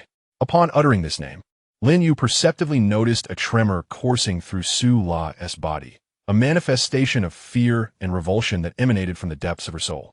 The guards, perhaps deeming my appearance somewhat pleasing, refrained from employing the phrase "stunningly beautiful," instead speaking with a tone laced with humiliation. They cleansed me, adorned me in relatively pristine attire, and then, like a sacrificial offering, presented me before kuntai. I had anticipated an even darker humiliation awaiting me, having even prepared myself for the possibility of suicide. Su La's nails inadvertently dug into the skin of Lin Yu's arm. Though it did not hurt, it betrayed the tumult within her heart. However, I soon discovered that kuntai was a pervert. No, to be more precise, he was a eunuch. This term resonated with an unsettling clarity in the stillness of the night. It was said that in his youth, during a fierce struggle for control over the drug trade, he had been mutilated in the most brutal manner. Sula's tone adopted a chilling, dispassionate quality, as if recounting the fate of an object unconnected to her. Externally fierce, he was, in truth, a worthless shell. This physical deficiency had warped him into a being of extreme distortion, darkness, and cruelty. Sula's voice grew somber as she recounted how he imprisoned me within his palace, nurturing me with the finest delicacies and exquisite garments, as one might care for a precious collectible. Yet, the gaze with which he regarded me was never one of desire typical of a man toward a woman. It was a chilling stare infused with possession, jealousy, and a thirst for destruction. He sought to reclaim his lost masculinity through torment and control. At that moment, Sula revealed a fact that astonished Lin Yue and epitomized Kuntai's perversion. Somehow, he had discovered that it was my ex-boyfriend who had betrayed me. And to my horror, that fool had not fled immediately after receiving his payment, but instead indulged in frivolity nearby. A cold, almost cruel smile graced Sula's lips as she recounted how Kuntai sent men to execute him before my very eyes, employing the most brutal methods. Under the moonlight, her complexion appeared somewhat pale, yet her eyes held an extraordinary calm. Chapter 76, Prepared for the Future. Do you know what Kuntai said at that moment? Sula mimicked an eerie, sinister tone, declaring that any man who had ever touched me deserved death. She paused, observing the flicker of wrath in Lin Yue's eyes, before slowly and distinctly adding, albeit I myself am incapable. This statement pierced through the twisted, selfish, and brutal essence of Kuntai's soul, laying it bare under the moon's illumination. He, unable to possess, harbored a delusional belief that any man associated with the women he coveted tarnished his claim and thus must be eradicated. What a pathological and terrifying logic this is. Thus, you see, Sula's voice regained its characteristic tranquility, yet bore a weariness that spoke of trials endured. In a certain sense, that perverse Kuintai inadvertently shielded my innocence. She lifted her gaze, once more delving deeply into Lin Yue's eyes, as though attempting to peer through his pupils and glimpse the depths of his soul. Her eyes were clear and sincere, imbued with a resolute determination to lay bare her most fragile and unsightly past. Before encountering you, I, Sula, was a complete girl, both in body and spirit. My relationship with that former boyfriend had never truly crossed the bounds of intimacy. She spoke softly, her words seemingly a clarification, yet more so a declaration, a solemn offering of her most cherished and untainted self into his hands. The lengthy and oppressive narrative came to an end. Sula appeared to have exhausted all her strength, burying her head deeply into Lin Yue's neck, her body trembling slightly, as if she were silently weeping, or perhaps seeking the last vestiges of warmth and refuge. Lin Yue embraced her tightly, the strength of his arms conveying a silent vow. He uttered no hollow reassurances that all was in the past, nor did he cast any curses upon Kuintai or her former lover. Instead, he conveyed through his steady heartbeat and warm embrace that regardless of how dark and shattered the past may have been, from this moment onward, your world shall be safeguarded by me. Should the opportunity arise, I shall repay in kind the pain and distortions inflicted upon you. The moonlight remained serene, and within the cabin, the two souls found a small yet steadfast warmth to combat the frigid world around them, intertwined in each other's breath and heartbeat. The long night was not yet over, but dawn seemed to be drawing near, casting a faint glimmer of light. After a brief victory and an emotional release, life aboard the ghost ship appeared to have settled into an almost eerie calm. Ample supplies of food and fresh water, a relatively safe and comfortable living environment compared to the lifeboat and lower cabins, and the removal of internal threats, the mountain pass and its bodyguards, all combined to create an illusion of tranquil passage on this steel island adrift in an endless ocean. During the day, sunlight streamed through the scrubbed portholes, illuminating the once dismal dining hall. David, harnessing his skills as a chef, though limited by the lack of ingredients, managed to create some variety from the monotonous canned goods, occasionally using the scant, unspoiled seasonings found aboard to concoct a warm soup that slightly invigorated the palate. The dining table was no longer a battleground for food, but rather a space of silent yet relaxed camaraderie. Hanley had nearly buried himself within the schematics of the cockpit and engine room, poring over the remnants of logs. Wearing an old pair of glasses with scratched lenses, discovered from an unknown source, He furrowed his brow as he attempted to decipher the blurred circuit diagrams and illegible captain's notes, seeking any clues regarding the ship's power system, navigational equipment, and the ultimate truth behind its abandonment. His diligence bore the stubbornness characteristic of a scholar, carrying with it the dim hope of all for a way forward. He has repaired the solar panels on the cabin roof. Not only has basic lighting been restored, but the radar surprisingly managed to work intermittently after being connected to the battery. This marks a monumental advancement. Lin Yue has been exceptionally diligent in his rehabilitation training. He has declined excessive assistance from Su La and Han Li, relying solely on his indomitable will to repeatedly attempt to walk independently and mobilize his injured limbs. Sweat often drenches his tattered garments, and the pain causes veins to throb on his forehead, yet he has never uttered a single groan. His spine, gradually regaining its uprightness, stands as an invisible pillar of spirit aboard this vessel, silently conveying to all that we have not yet succumbed. Fei remains the silent shadow she has always been. She meticulously organizes the upper living quarters, repeatedly auditing supplies to ensure that every resource is utilized most efficiently. She has even managed to find some needles and thread, quietly mending the torn clothing of others. Her presence is like a slender yet resilient thread, maintaining the order of this small community's daily operations. Meanwhile, the relationship between Lin Yue and Su La has entered a realm of unspoken understanding and warmth following that night. They still refrain from excessive flattery, but a shared glance or an inadvertent touch flows with an intimacy and trust that is palpable to those around them. Su La's complexion has visibly improved, her eyes rekindling the radiance of youth, nourished by love and a sense of security. Lin Yue's once stern contours seem to soften slightly, tethered by this emotional bond. However, this tranquility is akin to the seemingly smooth surface of the sea under moonlight, concealing turbulent undercurrents capable of engulfing everything. Underlying worries cling to the hearts of each individual like barnacles slowly growing on the hull, becoming increasingly burdensome with the passage of time. First and foremost, there are the supplies.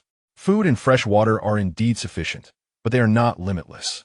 Each time a can is opened, each time a bottle of water is consumed, it feels as though a mark is being erased from an invisible countdown clock. The numbers on Han Li's supply list steadily and resolutely decrease. No one speaks of it, yet everyone is acutely aware that consuming our resources without replenishment hangs like the sword of Damocles over our heads.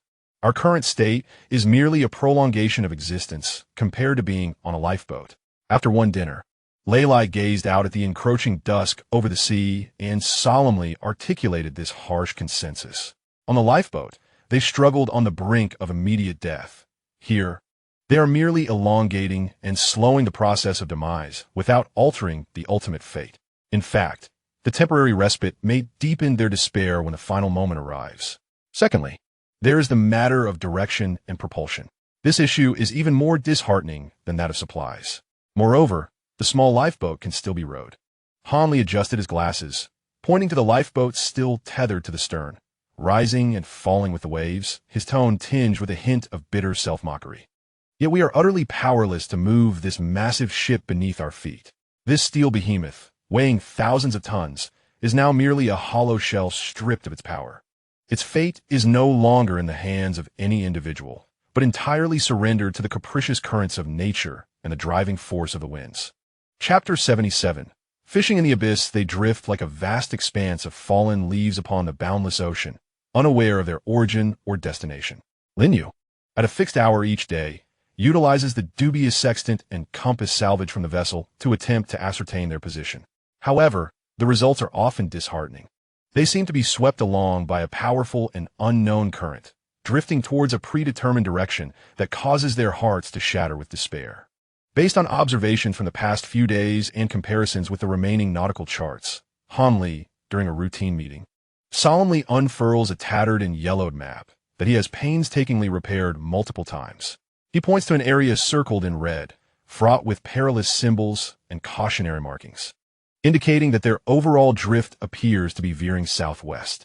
His fingertip ultimately rests heavily upon the infamous Devil's Sea, a region that strikes terror into the hearts of countless mariners. If this continues, it is not impossible for us to be drawn once more into the Bermuda Triangle. The mere mention of the words Bermuda Triangle seemed to cast a spell, instantly freezing the air in the dining hall.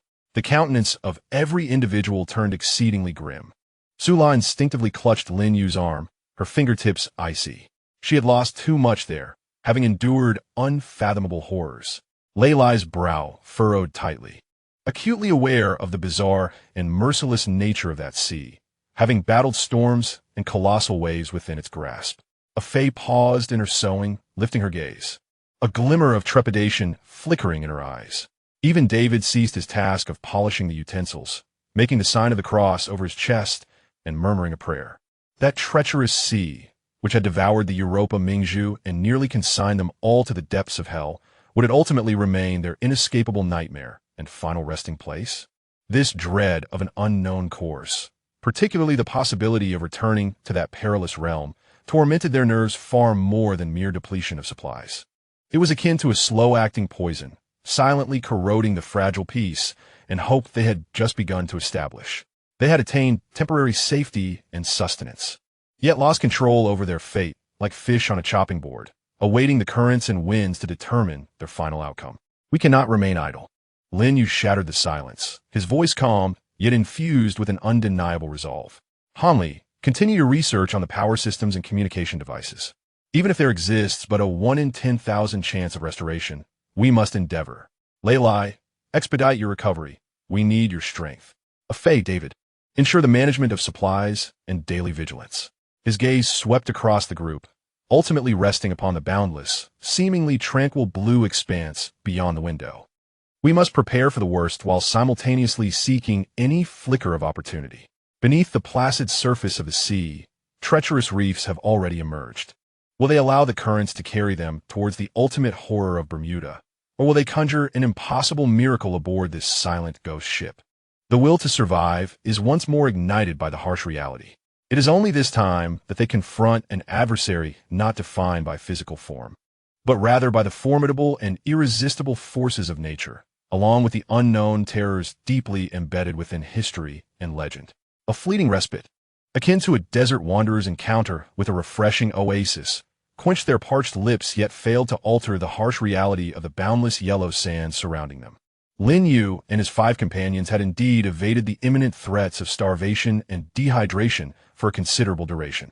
The provisions stored aboard the vessel were sufficient for them to sustain their planned consumption for several months. However, every conscious individual understood that this was merely a commutation of a death sentence to life imprisonment. With their confinement shifting from the cramped confines of a lifeboat to this larger, drifting steel coffin, hope had not genuinely descended upon them with their filled bellies. Rather, it had grown increasingly tenuous amidst the monotonous, azure confinement that marked each passing day. Within the cockpit, Han Li's brow furrowed ever deeper. The tattered blueprints and logs resembled a tome missing crucial chapters, and despite his fervent efforts, he could not piece together the method to awaken the heart of this behemoth, the main engine. The core components of the radio equipment appeared as though deliberately sabotaged, leaving only a hollow shell. Each failed attempt pressed a heavier stone upon his heart. He often stood alone before the nautical chart, watching the small that represented their current position, marked through rough observation, slowly traverse the ominous shadow that signified the Bermuda Triangle. A suffocating sense of helplessness seized him. Lei Lai's recovery progressed significantly. He had cast aside his crutches and could now walk slowly across the deck unaided, even engaging in some light strength training. Yet, as he gazed out upon the vast horizon, a seemingly endless expanse of water, a sense of frustration, possessing strength yet having nowhere to exert it, tormented him far more than his physical injuries.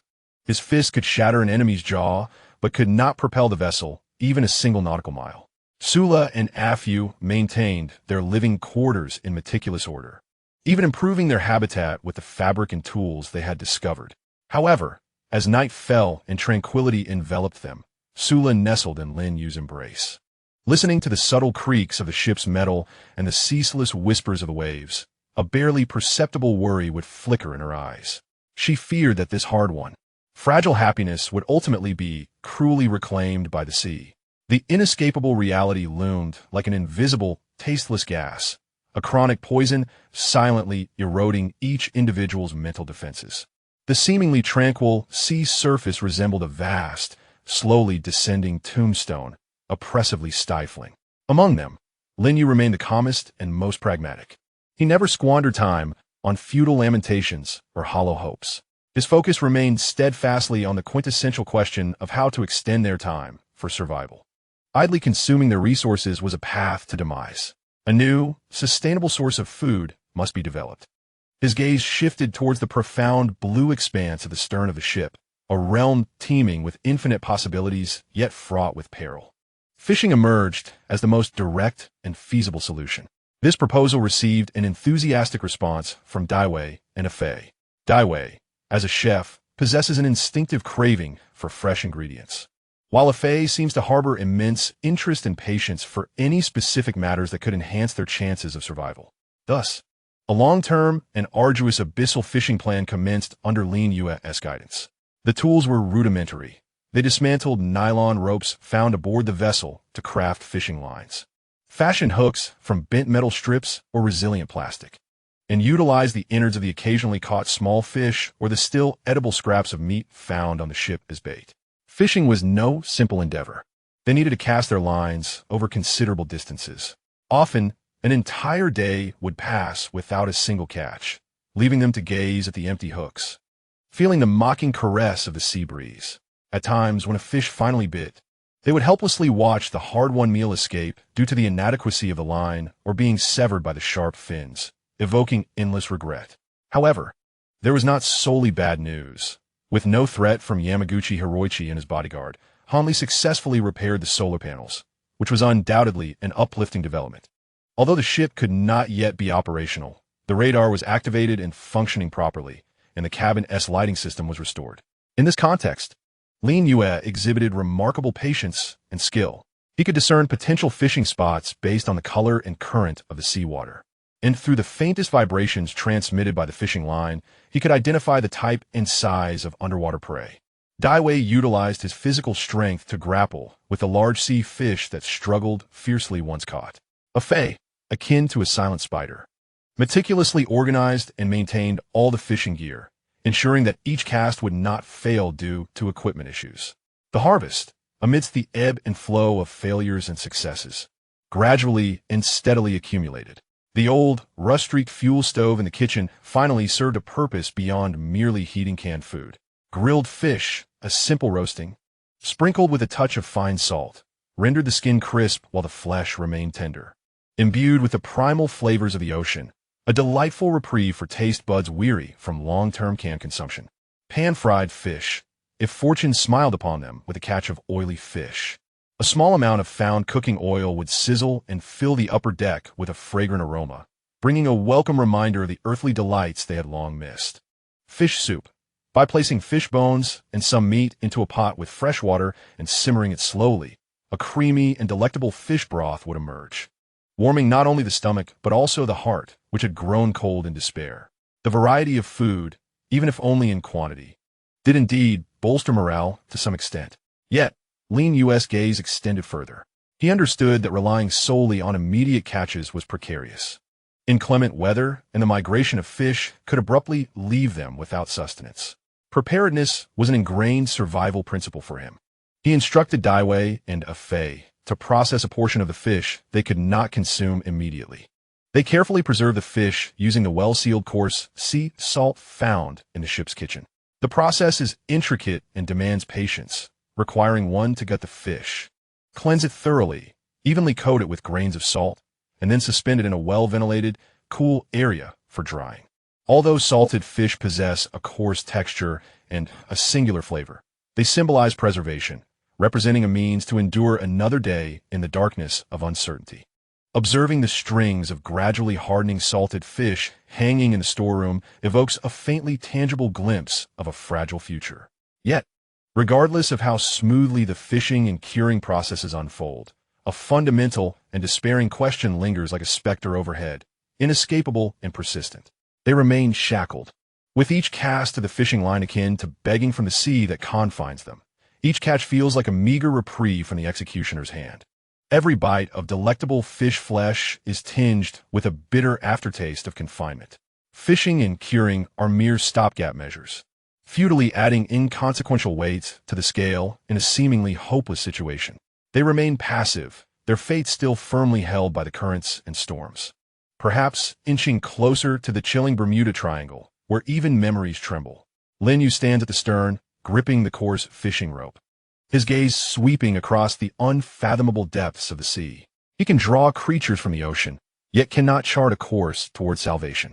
This ghostly vessel, after providing a fleeting sanctuary, proclaims a harrowing truth with its immense, unyielding silence. It may not be an executioner's guillotine, but it is destined to become a floating, slowly sinking coffin. All they can do is to inhale as much air as possible before the lid of the coffin is sealed. Days within this eternal azure cage seem to transform into a viscous, sluggish entity, void of the significance marked on a calendar, reduced to a cycle of sunrises and sunsets, tides rising and falling, fishing, curing, maintaining the vessel, and remaining vigilant of the horizon comprise the entirety of Lin Yue and his companion's existence. The fleeting exhilaration from defeating pirates has long dissipated, replaced by profound fatigue and uncertainty about the future. Su La's complexion has gradually improved under the relatively stable environment and Lin Yue's guardianship. At times, a glimpse of youthful lightness flashes across her brow. However, whenever her gaze falls upon the vast sea that has consumed too many pasts, an indelible shadow sweeps through her eyes. Lei Lai's injuries have mostly healed, enabling him to engage in most physical activities and even embark on a systematic regimen to reclaim his peak condition, yet his furrowed brow rarely relaxes, as if storing strength for the next unforeseen blow.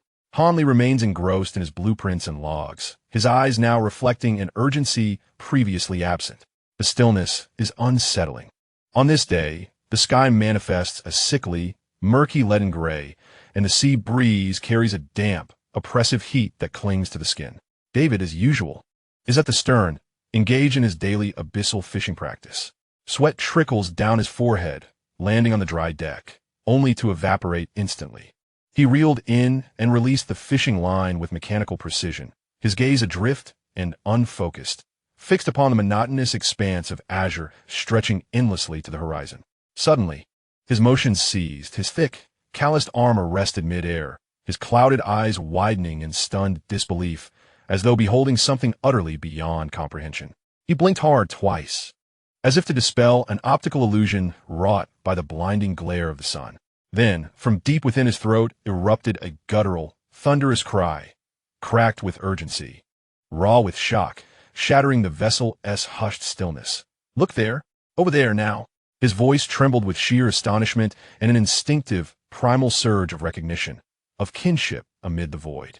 His trembling fingers shot out, rigid and precise, pointing toward the sea's left forward quadrant, roughly 1 kilometer distant. At once, every soul on deck was galvanized. They converged at the stern, following David's outstretched arm. Against the muted, gray-blue canvas of the open sea, a vivid orange speck blazed with startling clarity, the unmistakable hue of international maritime rescue craft. Chapter 79. A distress signal upon the sea. It's a life raft. Hanli's voice quavered, unmoored by disbelief. Instinctively, he adjusted his spectacles, as though sharpening vision might somehow verify the miracle before him. That radiant, sovereign orange, the universal herald of civilization's reach, of salvation, struck each heart like a physical blow, a maelstrom of elation, doubt, and profound, vertiginous impact. Sula clapped a hand over her mouth. Tears welled instantly, glistening, unbidden, inevitable, the reflex of a soul long starved of hope, suddenly glimpsing its first fragile ember. Even Lei Lai, ever stoic and unflinching, drew a sharper, shallower breath. AFI narrowed her eyes, her hand drifting, unconsciously, yet decisively, to the hilt of the short blade tucked at her waist. Lin Yue remained silent, his gaze, unwavering, locked onto the orange speck as it swelled steadily larger, an object of scrutiny, not celebration. In the depths of his irises, no warmth stirred, only a dispassionate, almost clinical assessment. As distance dissolved, the truth resolved with quiet certainty. A small, engineless inflatable life raft, slightly smaller than their own, drifting low upon the waves, its silhouette dotted with indistinct human forms. Faint, wind-torn cries reached them, fragmented yet piercing. Help. Over here. Please, help us. A fractured bilingual plea, English interlaced with Mandarin, hoarse, ragged, trembling on the edge of sobs. It pierced through the ocean's deep, ceaseless murmur, striking each ear like a needle of pure, unvarnished despair. They knew that sound, not as observers, but as echoes of their own buried terror. It was the final, fervent gasp of a soul teetering on the precipice of extinction. David was the first to reach the rail, breathless and agitated. Ropes. We need ropes now. His eyes darted wildly, hands trembling, not from fatigue, but from the visceral reawakening of memory. The circling sharks, the dwindling water, the slow, suffocating dread. Hanley pushed his glasses upward, lips moving soundlessly. Sula gripped Lin Yue's forearm, knuckles white, tears spilling unchecked. Lin Yue, did you hear? Save them, please. Leilai inhaled deeply, a measured, grounding breath. The retired Marine Corps operator's stern, weathered face softened with rare, unguarded emotion. Survivors, he declared, voice low but resonant, cutting cleanly through the wind's insistent howl. We do not abandon them. His gaze swept the deck, settling with quiet authority upon the coiled rope ladder stacked neatly along the portside rail. I'll deploy it. Without pause, he strode forward. The metal rungs gleamed cold and sharp in the sun. The nylon treads swayed faintly, whispering in the salt-laced breeze. In the midst of despair, encountering kindred spirits who extend a helping hand appears to be the final glimmer of humanity, the last vestige of moral foundation remaining after the collapse of civilized society. The others on the deck began to spring into action. Afei was already preparing to toss out a life buoy. Wait! A cold voice, sharp as a drawn blade, abruptly severed the burgeoning rescue efforts. It was Lin Yue. With one hand, he pressed down on Leilai's arm, which was poised for action. His grip, not forceful, yet imbued with undeniable resolve. His gaze remained unwaveringly fixed on the approaching lifeboat. Lin, Leilai looked at him in confusion. Upon closer inspection of the boat, Lin Yue's words were neither an explanation nor a discussion, but rather a warning. Following his lead, everyone turned their attention once more. The fog over the sea was dissipating, and the sunlight became increasingly blinding. This time, the scene was clearer. The standard lifeboat was indeed drawing closer, its speed unhurried, evidently propelled by someone straining to paddle. The orange-red hull stood out vividly against the blue sea, representing the internationally recognized colors of rescue, which should symbolize safety and hope. Yet now, this vibrant orange began to take on an eerie hue in the eyes of the onlookers. The silhouettes aboard the vessel also became discernible, all of them young men in their prime. A cursory glance revealed at least 7 or 8 individuals. Though their clothing was tattered and their faces deliberately smeared with grime and what appeared to be dried blood, it was evident through their thin, water-soaked garments that they possessed well-defined biceps, broad shoulders, and pronounced back muscles. Their movements were coordinated and powerful. 3 paddled on the left, 3 on the right. Their rhythm perfectly synchronized, the angle of their paddles entering the water precise, with the splashes they created nearly identical. Such harmony could not be achieved by mere castaways. It required prolonged training in unison. As for their cries for help, upon closer listening, they revealed numerous inconsistencies. The voices were indeed hoarse and filled with despair. Yet upon careful discernment, that hoarseness resembled a deliberate disguise, a rough timbre produced by intentionally straining the vocal cords. The so-called desperate shouts were robust and sustained, each helped piercing through the sound of the waves with clarity. Those who have endured prolonged hunger and dehydration typically experience a significant reduction in lung capacity, resulting in a frail voice incapable of such resonance. Even more suspicious were their eyes. Lin Yue raised a pair of binoculars he had found in the captain's cabin, an heirloom of the captain's, the lenses cracked yet still functional. Through the lenses, he beheld the eyes of those so-called castaways. There is no true despair, no hollow, vacant gaze characteristic of those on the brink of death.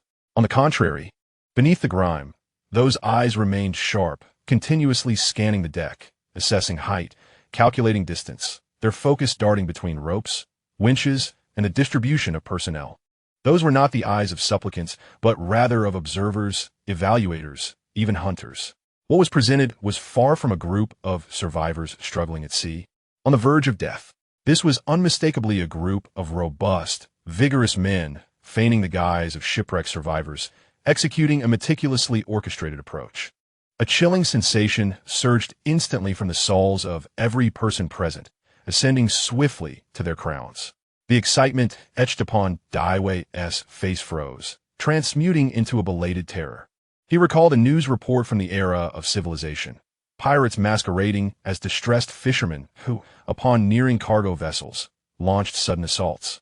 At that time, he had believed such incidents were confined to the Somali waters, worlds apart from his own reality.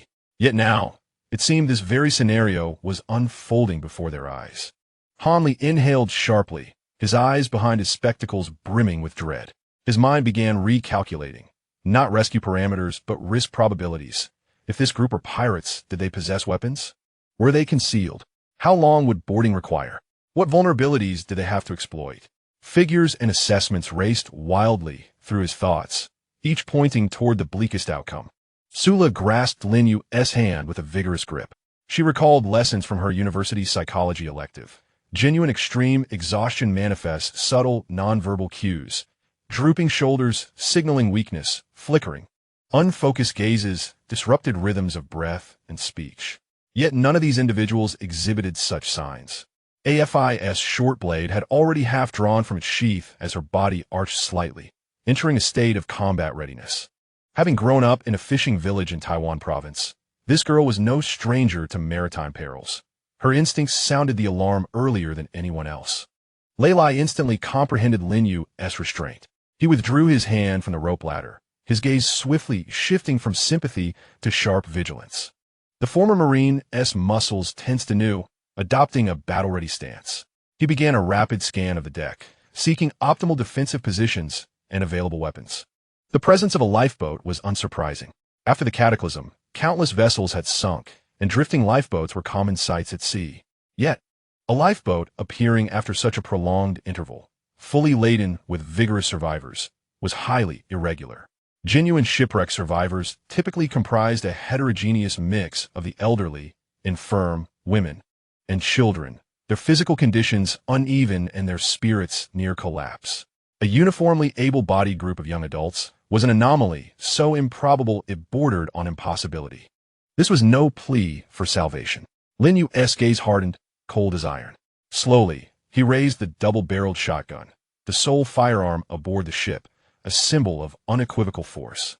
The muzzle dipped slightly, aimed at the water ahead of the lifeboat, both as a deterrent and to avoid directly targeting human figures, preserving a sliver of discretion. His voice was low yet imbued with an icy chill. "Halt your approach, or I will fire." The sea breeze seemed to freeze in that instant. Where moments before the ocean had echoed with desperate cries for help, an eerie silence now reigned. Only the monotonous lapping of waves against the hull persisted, rhythmic and unyielding like the ticking of a countdown heartbeat. Suddenly, the paddling ceased aboard the orange lifeboat. 7 or 8 pairs of eyes simultaneously lifted to fix upon the armed silhouette standing on the deck of Hope. The feigned expressions of despair melted away, replaced by cold appraisals and a flicker of vexation at being unmasked. Several pairs of eyes instantaneously transformed into fierce gazes, akin to caged beasts that can no longer masquerade as docile. The lifeboat gently swayed upon the surface of the sea, stationed approximately 30 meters away, precisely at the fringe of the range for most thrown weapons. This distance was close enough to discern the expressions of one another, yet sufficiently far to ensure safety unless the adversary bore firearms. Time on the deck appeared to stretch indefinitely, with each second laden as if forged from lead. David could hear the frantic pounding of his heart within his chest, while Sula's hand trembled and cold sweat beaded upon Han Li's forehead. Lei Lai had stealthily repositioned himself behind a cover, now wielding a heavy crowbar. Afu crouched in the shadows like a cat, her short blade entirely unsheathed. The individuals within the lifeboat exchanged furtive glances, their murmurs barely audible, shrouded in a low tone that rendered the content indistinct. One person's hand quietly crept towards the storage hatch of the lifeboat, perhaps to conceal something. Lin Yue's index finger rested lightly upon the trigger. The shotgun contained 2 rounds, to be deployed only at the most critical moment. His gaze swept over each survivor, committing their features to memory, The second from the left bore a scar on his face, the third on the right had a notch missing from his right ear, and the individual in the center sported extensive tattoos on his arm, the outlines still discernible despite being blurred by seawater. 20 seconds of silent confrontation stretched on, feeling as protracted as a century. At last, the apparent leader of the lifeboat, the tattooed man, slowly raised his hands. His movements were deliberate and clear, signaling a lack of threat. Yet, his eyes remained as icy as the depths of the ocean. "We mean no harm," he shouted in accented English, his voice still masked by a hoarse tone, yet lacking the previous urgency, merely requesting assistance, food, and water. "Stay where you are." Lin Yue's voice brooked no argument. "We will drop supplies, but you must not approach." This was not a negotiation, but a command. Chapter 80. The fangs of the pack. Lin Yue's warning struck like a cold rock, shattering the facade of desperate pleas. The silence over the sea endured for merely 3 seconds. Those 3 seconds were a predator's assessment of risk, the moment before an arrow is loosed.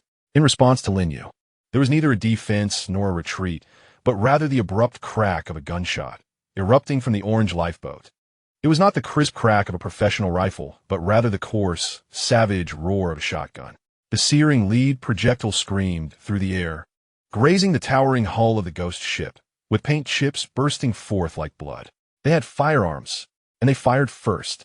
The gunshot resonated like a heavy hammer, shattering the last vestige of hope in everyone's hearts. The rules of the civilized world collapsed with that single shot, revealing the cruel survival laws lurking beneath the apocalyptic surface of the sea. Survival of the fittest, strike first or perish. Take cover. Lei Lai's roar thundered like a clap of thunder. The instincts of this former Marine had ignited a split second before the gunfire. His pupils dilated, muscles tensed, and adrenaline erupted like a volcano. His massive frame unleashed an astonishing speed, pouncing like a predatory tiger. As he forcefully knocked the still dazed Han, Li, and Sulit down onto the solid deck. With a dull thud, the three of them crashed heavily onto the deck. In nearly the same instant, the second bullet whistled through the air, striking precisely where they had just stood, scattering pellets like snowflakes. Almost simultaneous with the gunfire, Lin Yue's double-barreled shotgun belched forth flames. Boom! This sound resonated deeper and more majestically than the adversary's shot. The immense recoil caused Lin Yue's shoulder to dip slightly. This time, he had loaded not the birdshot intended for driving away or warning, but rather the more concentrated deer ammunition. 28 lead pellets, propelled by the explosive force of gunpowder, were unleashed like a metallic tempest upon the lifeboat. The coverage area of the pellets had been meticulously calculated. Lin Yue did not aim at specific individuals on the swaying vessel, which would require a sniper's skill and fortune. Instead, he targeted the area at the front of the lifeboat, a space crowded with individuals reaching for their weapons. The outcome was devastating. The densely packed pellets rained down upon the rubber boat and the bodies like hail. The 4 robust men at the bow were the first to bear the brunt. Having just retrieved their weapons from the bottom of the boat, the pellets tore through their flimsy garments, piercing flesh. While not fatal, the wounds inflicted immense pain and instilled terror. The anguished cries instantly shattered the tranquility of the sea. On my eyes, one man's shotgun slipped from his grasp, tracing a futile arc through the air before splashing into the ocean. Another clutched his bloodied arm, losing his balance and tumbling heavily onto his companion. The lifeboat rocked violently, nearly capsizing. It was only at this moment that the crew aboard the ghost ship discerned, beneath the bodies of these men, the weapons that had been deliberately concealed, several shotguns of varying lengths. One was an antiquated double-barreled shotgun with a cracked stock. Another was a pump-action shotgun, its barrel wrapped in tape. And there was also a rudimentary single-shot firearm, crudely fashioned as if from an underground workshop. The earlier shot had been fired by one man who, while his companion feigned rowing, suddenly bent down to seize the pump-action shotgun and fire. Their coordination was seamless, evidently practiced countless times. One attracted attention, while another struck unexpectedly. The ruse was utterly dismantled, and the brief silence over the sea was supplanted by an even more fervent exchange of gunfire. Bang, bang, boom! The thunderous roars of the shotguns echoed in succession, reverberating like savage drum beats against the hearts of all present. The men aboard the lifeboat, relying on the meager cover of the rubber boat, whose thin layer of rubber offered negligible defense against the bullets, desperately unleashed their firepower upon the deck of the ghost ship. Lead pellets hammered down like hail against the bulwarks, the cabin walls, and the deck. Splinters flew, resembling a deadly snowfall, when metallic projectiles struck the iron plates. They emitted a sharp clang, igniting showers of sparks. Each bullet left a startling scar upon the ancient body of the ghost ship, a testament to the scars of civilization and the marks of humanity's degradation. Here, aboard the ghost ship, Lin Yue stood as the sole stable point of firepower. A section of the bulwark became a reliable barrier against modern fire. Each time he leaned out, aimed, and fired, he had to operate like a finely tuned machine, inhaling, holding his breath, squeezing the trigger, and swiftly retracting. The movements were clean and decisive, devoid of any superfluous actions. Each roar of the shotgun compelled the pirates to bow their heads in evasion. The spread of the buckshot rendered anyone exposed at the bow of the boat a living target. Lin Yue's shooting rhythm, meticulously calculated, was not the fastest rate of fire, but rather the most intimidating intervals. He aimed to instill in the pirates the understanding that every moment of exposure could exact a heavy toll. Lei Lai crawled behind a pile of ropes, his gaze fierce as if he could breathe fire. Gripping a steel pipe tightly, this former Marine, who had once faced machine gun fire on the battlefield, now felt an unprecedented sense of helplessness. The distance was too great. The steel pipe was utterly useless. He needed a gun, or at the very least, a bow. Han Li's complexion was as pale as parchment, pressing tightly against a reinforced bulkhead. He listened to the bullets whizzing by his ears, his body trembling uncontrollably. This was not fear, or at least not entirely. It was a physiological response, an instinctive stress reaction triggered by the brain's assessment of extreme risk. Lei Lai's mind raced. The initial velocity of the bullets was approximately 300 meters per second, with a time of 15 seconds from firing to impact. The enemy's reloading time averaged 5 seconds, while Lin Yue's reloading time was 3 seconds. The disparity in fire intervals danced in his mind, but all calculations pointed to the same conclusion. They were at an absolute disadvantage. Sula was firmly pinned behind a sturdy winch by Afu. This cast-iron winch, over a meter in diameter and weighing several hundred kilograms, was one of the most reliable shelters on the ship.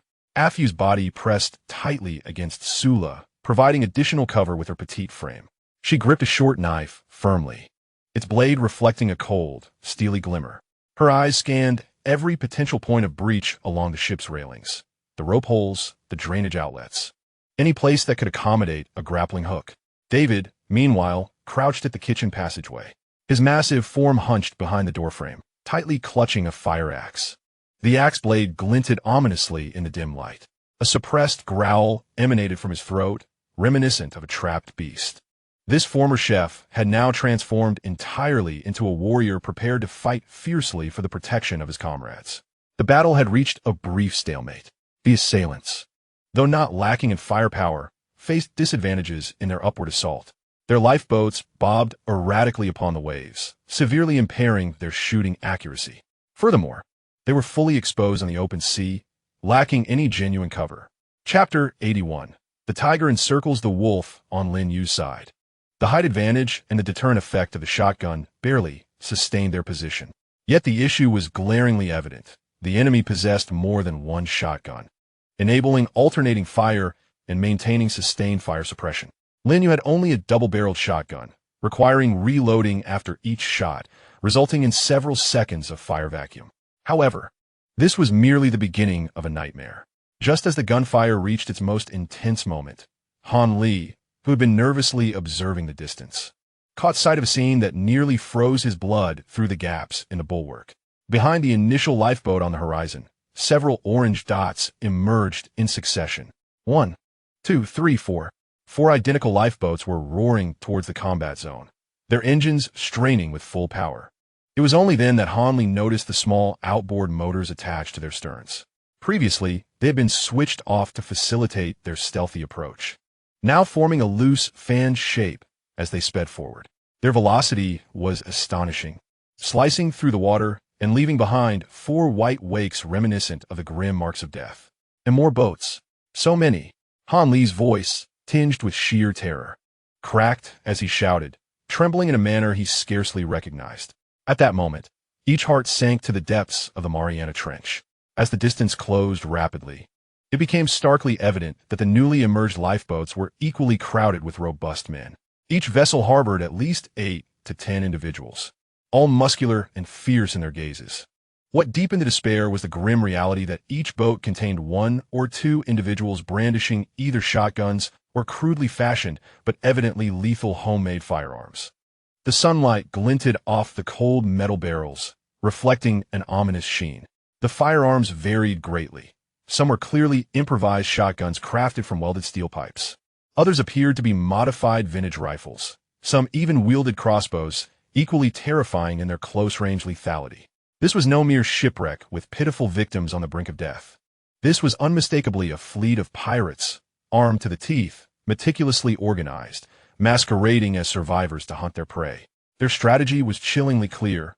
One boat acted as bait, feigning a pitiful distress signal to capture the attention and sympathy of target vessels.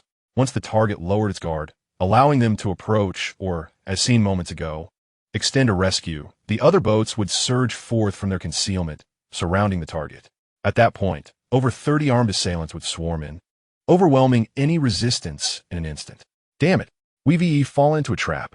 Lelai bellowed, slamming his fist onto the deck. The rough would piercing his hand as blood seeped out, yet he felt nothing. His eyes burned with a mix of rage of being toyed with and a profound sense of helplessness. As a former soldier, he was all too aware of the insidious nature of such tactics, exploiting the last vestiges of human kindness as a weapon. The enemy's numbers had surged to over 35, equipped with at least 7 or 8 firearms. The BA, it is unacceptable to relinquish complete control to the adversary. They would board with ease, subsequently employing various means to either force the occupants out or trap them. Negotiation? The opponent has already opened fire. The foundation for dialogue has long since vanished. All options have been swiftly eliminated, leaving but one path, to strike with sufficient ferocity and impact, to make this pack of wolves acutely aware that this prey possesses lethal fangs. Lin Yue, who had remained silent amidst the gunfire, suddenly exhibited a glimmer of resoluteness in his eyes. He swiftly retreated, evading a barrage of bullets. The projectiles struck the location he had just vacated, leaving behind a fresh row of bullet marks on the parapet. With his back against the wall, he deftly operated the firearm, ejecting the spent shell from his shotgun. The brass casing clattered against the deck, producing a crisp sound as it rolled away. He did not load it with buckshot or birdshot. Instead, he retrieved 2 hefty, large, brass-tinted slugs from the ammunition pouch he had found in the engine room's safe haven. These projectiles, known as solid slugs, were twice the length of standard shot and comprised solid lead cylinders, each weighing over an ounce. They were specifically designed to engage large, dangerous targets at close range. North American grizzlies, African wild boars, or the hulls of vessels. They possessed a terrifying stopping power and penetrative ability, effortlessly capable of piercing 2-centimeter thick steel plates within 100 meters. Lin Yue calmly pressed the 2 slugs into the chamber, closing the action with a definitive click. His movements were fluid, devoid of any tremor, as though he were engaged in a routine practice session at a shooting range rather than a life-and-death battlefield. He inhaled deeply, the scent of gunpowder mingling with the sea breeze filling his lungs. Then, he abruptly leaned out from behind cover.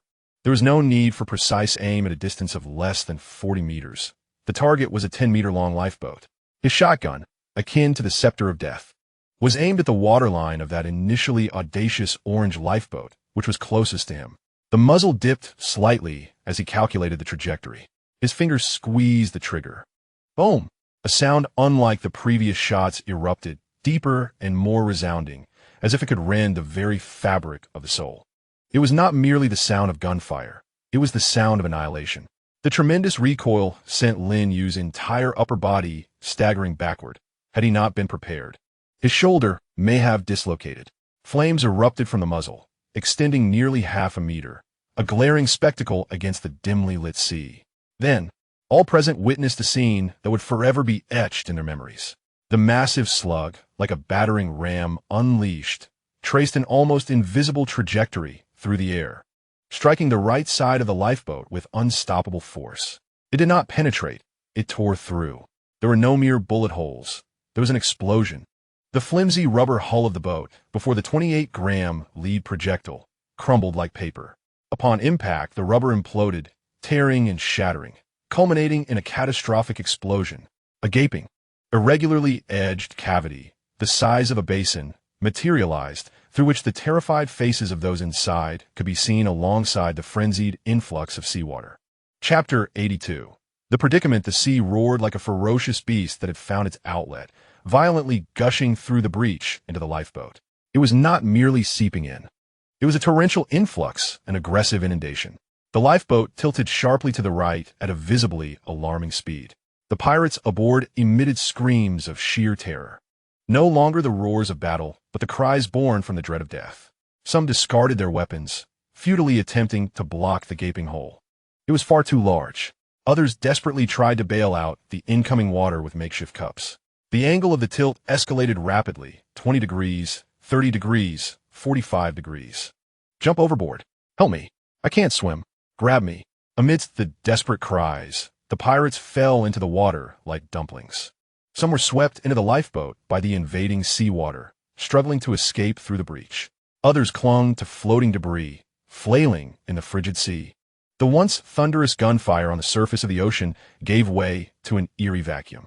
Within mere seconds, the lifeboat was half submerged, with only the orange bow remaining above the surface, resembling a floating tombstone. The other lifeboats, rapidly approaching, were evidently daunted by the terrifying power that had punctured the vessel. Their advance faltered noticeably. Some instinctively crouched down, as if the next bullet could target their small craft. All outboard motors simultaneously reduced their speed. They watched helplessly as the breached lifeboat sank swiftly, their comrades floundering in the icy waters, then being hastily rescued by nearby allies. No one dared to approach the deadly angle at the rear of the ghost ship, where Lin Yue had already proven his capability to sink any lifeboat within 100 meters. The pirates, dragging their drenched companions and overwhelmed by fear, swiftly altered their course, retreating beyond the effective range of the shotgun. They regrouped, for boats converging, as if deliberating their next move. Yet their eyes remained greedily fixated upon this formidable, unyielding adversary. Their gaze resembled that of a pack of wolves confronting a spiny porcupine, aware of the danger, yet unwilling to relinquish the tantalizing prey. The gunfire temporarily ceased. The only sounds left on the surface were the waves lapping against the hull, the mournful whimpering of the wind through the bullet holes, and the soft gurgling of the slowly sinking lifeboat, akin to a dying sigh. The last trace of orange vanished beneath the waves, leaving behind only floating debris and a spreading ring of oil. On the deck, the air was thick with gunpowder and scattered remnants of wood and metal, reminiscent of a small tempest. A peculiar scent of burnt powder mingled with the briny essence of the sea permeated the atmosphere. Lin Yue stood resolutely, his figure resembling a cold statue amidst the dissipating smoke. The barrel of his gun still emanated faint wisps of smoke, rising slowly in the twilight of the setting sun, gradually fading away. His finger remained poised on the trigger, ready to fire at any moment. His gaze traversed the sea, fixated on the distant pack of wolves that lingered. 4 lifeboats hovering 300 meters away, akin to patient hunters awaiting an opportunity for their prey to reveal a vulnerability. The wolf pack merely retreated temporarily, their fangs remaining as sharp as ever. Both sides persisted, enduring until one entirely succumbed. The gunfire and clamor upon the sea swiftly dissipated, akin to the ebbing tide. Yet, what lingered was not tranquility, but a suffocating silence, as if the entire world had been enveloped in soundproof cotton, absorbing every noise until only the pounding heartbeat resonated against the eardrums, each beat heavier than the last. 4 orange-red lifeboats clung stubbornly like malignant dog-skin plasters, exuding hostility, stationed some 300 meters astern of the ghost ship.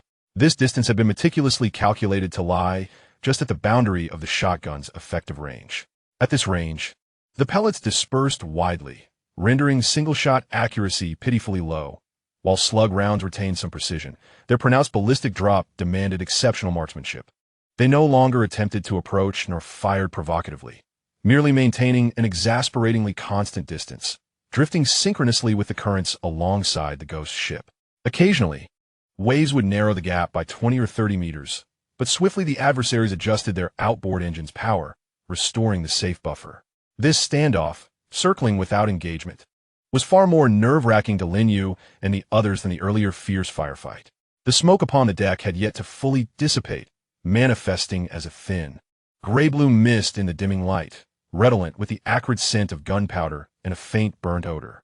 Bullet holes, resembling malignant rashes, densely adorned the ship's bulwarks and bulkheads, silently recounting the peril just endured. Some bore splintered wood fibers curling outward, revealing fresh timber beneath. Others pockmarked the iron plates with inward dents, their torn edges resembling petals. Lin Yue tore a strip from his sleeve, hastily binding a grazing wound on his left arm. The lead bullet had not lodged, but had carved a 3-inch gash with flesh turned outward, blood slowly seeping. His face was darkened with a palpable bitterness, not from pain, but frustration. This former Marine would rather confront an enemy head-on than endure such suffocating encirclement. Hanley slumped behind the winch's cover, his back pressed against the cold cast iron. His hands trembled faintly, not from fear, but as a physiological reaction to the fading adrenaline. His glasses were smeared with a blend of sweat and gunpowder residue, blurring his vision. Removing them, he mechanically wiped the lenses with his shirt's edge, repeating the action several times before ceasing, his mind still grappling with the overload of recent events. Cela n'a fait exister David. Using every available material to reinforce the most severely damaged section amidships on the starboard side. Concentrated fire had blasted 3 basin-sized holes through the wooden bulwarks, exposing the sea beneath.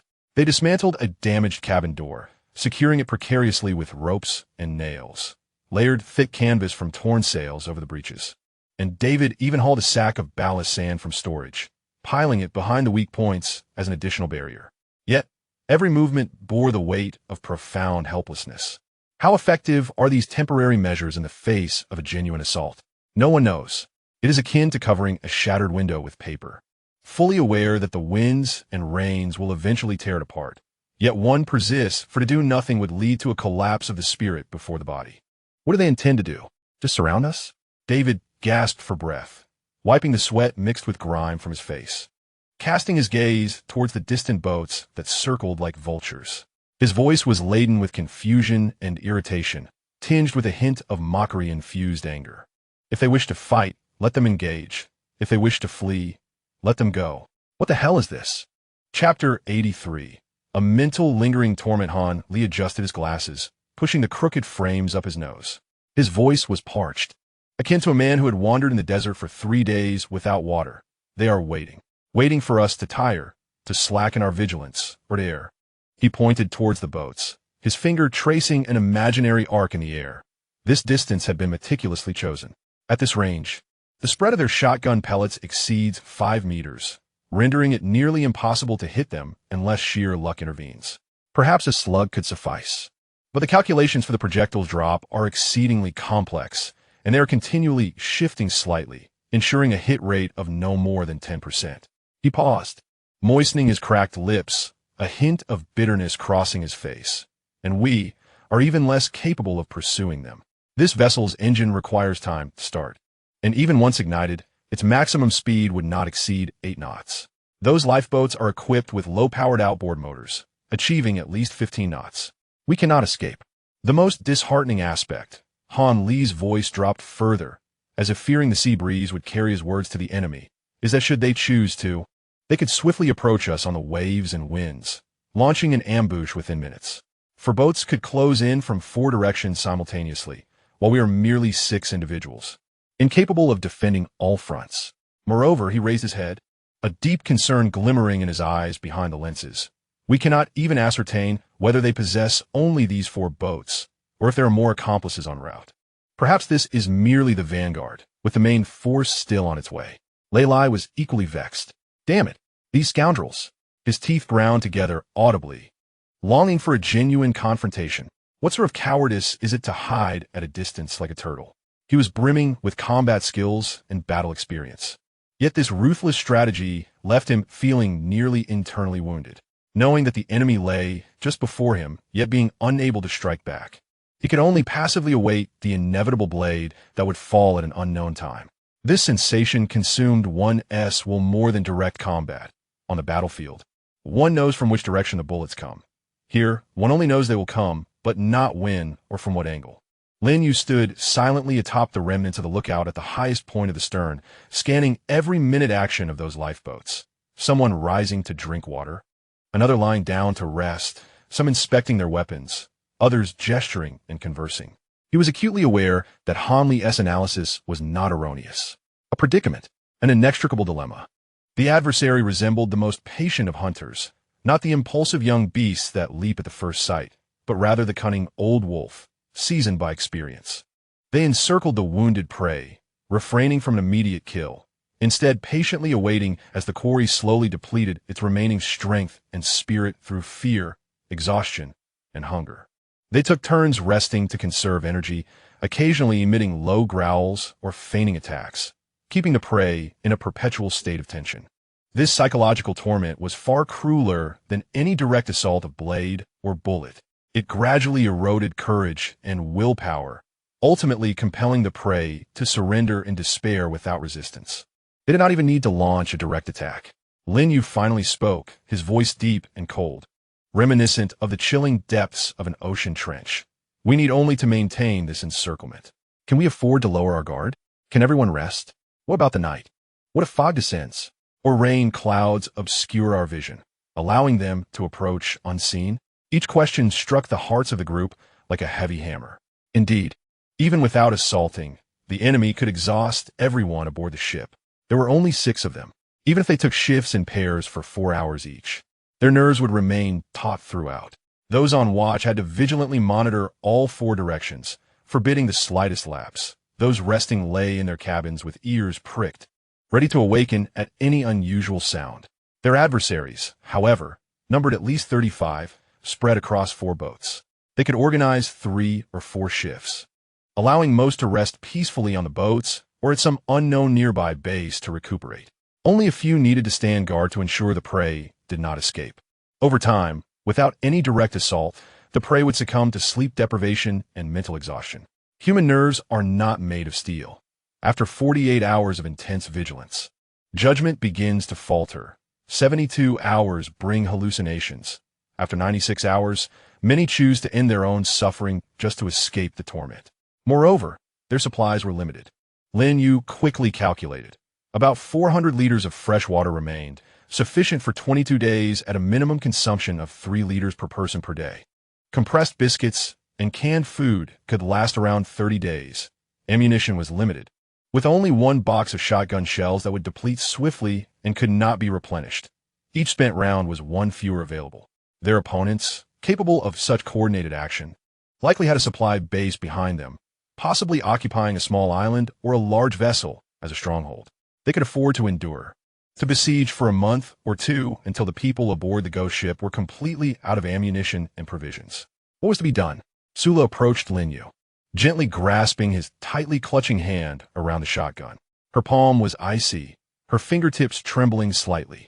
This sensation of being watched by a hidden serpent evoked memories of her captivity under Kuntai in northern Myanmar, the omnipresent, terrifying surveillance that left no refuge. Then, too, she had to brace for the unknown arrival of guards and violence, enduring relentless mental torment that nearly shattered her. Fei silently inventoried the ammunition. She sorted the remaining shotgun shells by type. For deer slugs, birdshot, and single projectiles, each meticulously cleaned and neatly arranged in a wooden box. Her brow furrowed, not in the calculation of numbers, but in the contemplation of the time or space that each bullet might procure. Which shot could serve as a deterrent? Which must be reserved for the final moment, and which could be employed to sow chaos?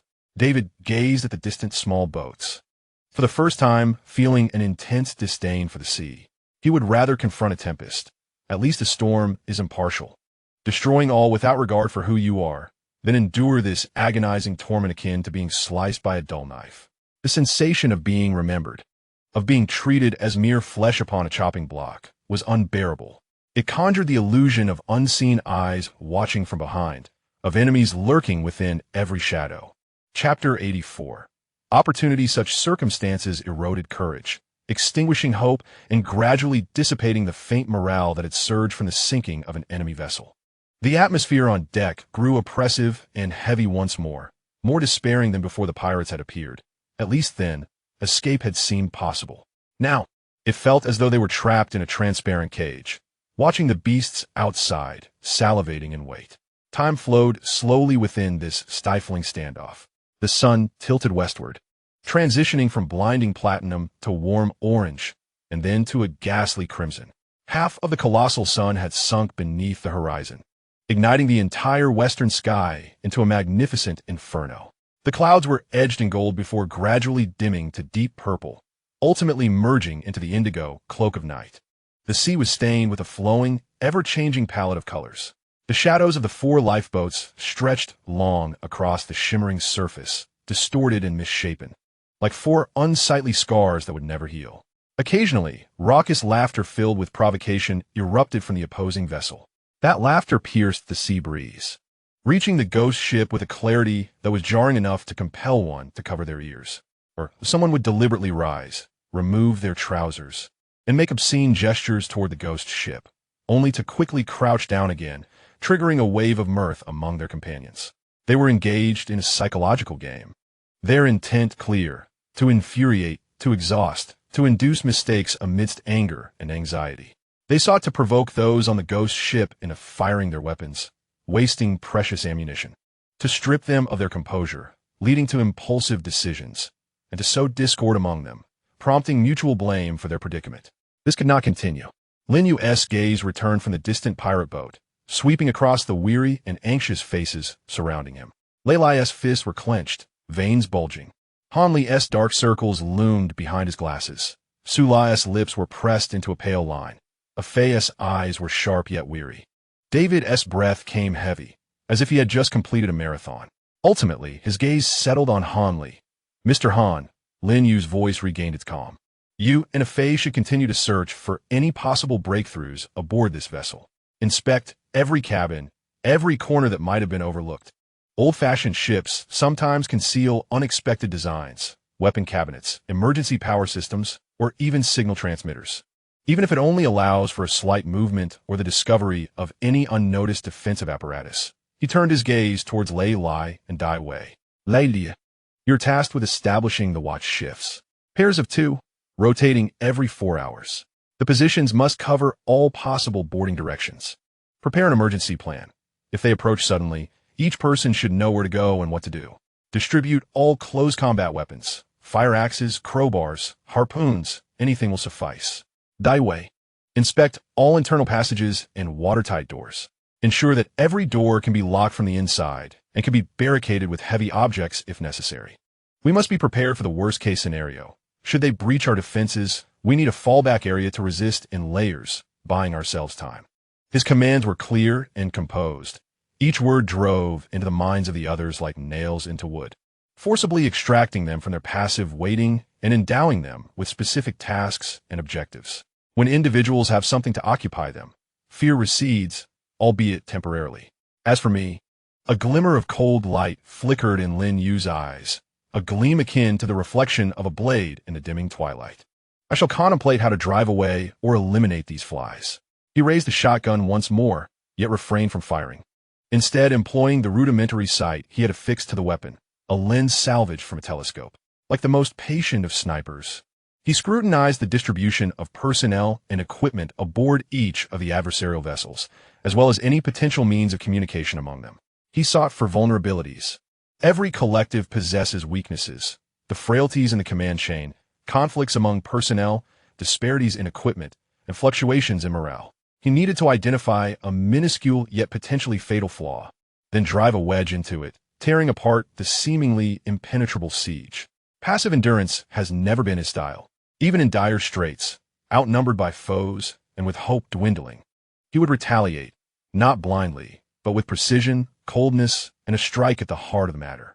The sun sank completely beneath the horizon, the final vestige of daylight extinguished. The night enveloped the sea like an immense black velvet cloth. Stars began to emerge, first a few bright ones, followed by clusters, densely packed within the Milky Way.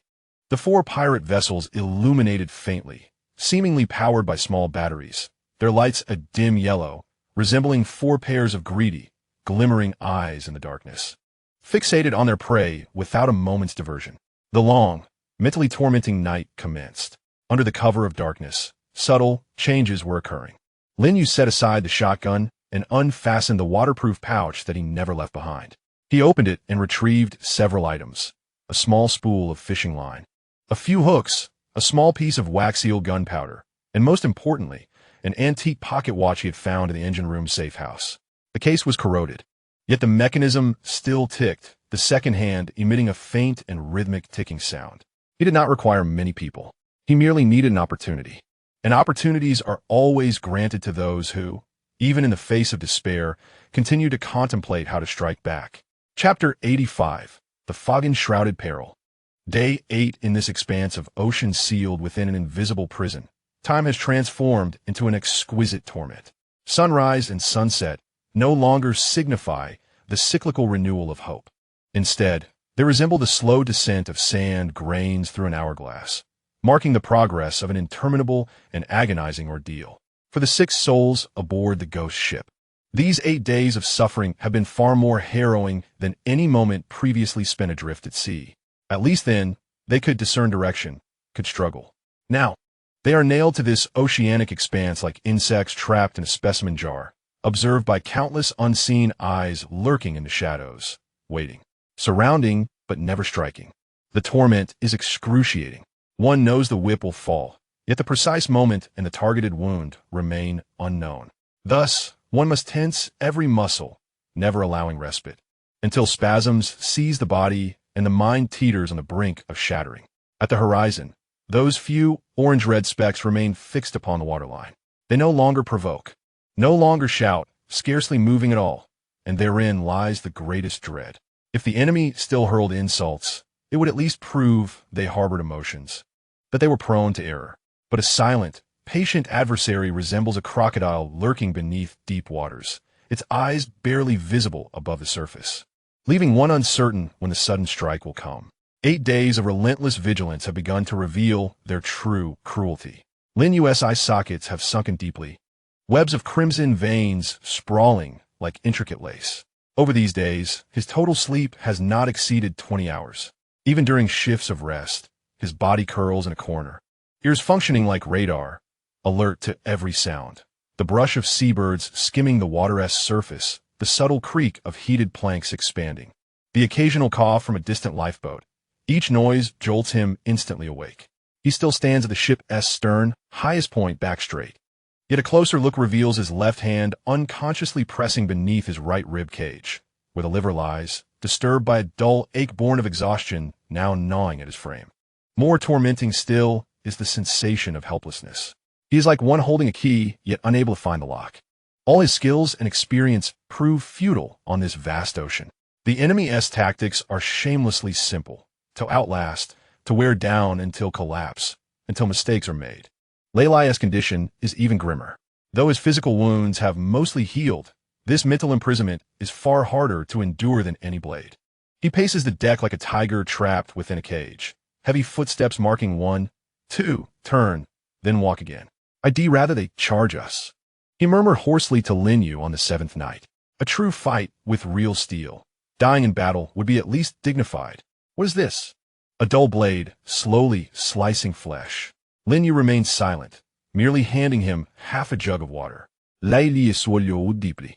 Water mingling with sweat as it trickled down his chin. What are they waiting for? For us to starve? To perish of thirst? How do they know we cannot endure much longer? They need not know. Lin Yue gazed toward the distant glimmers. They only need to outwait us.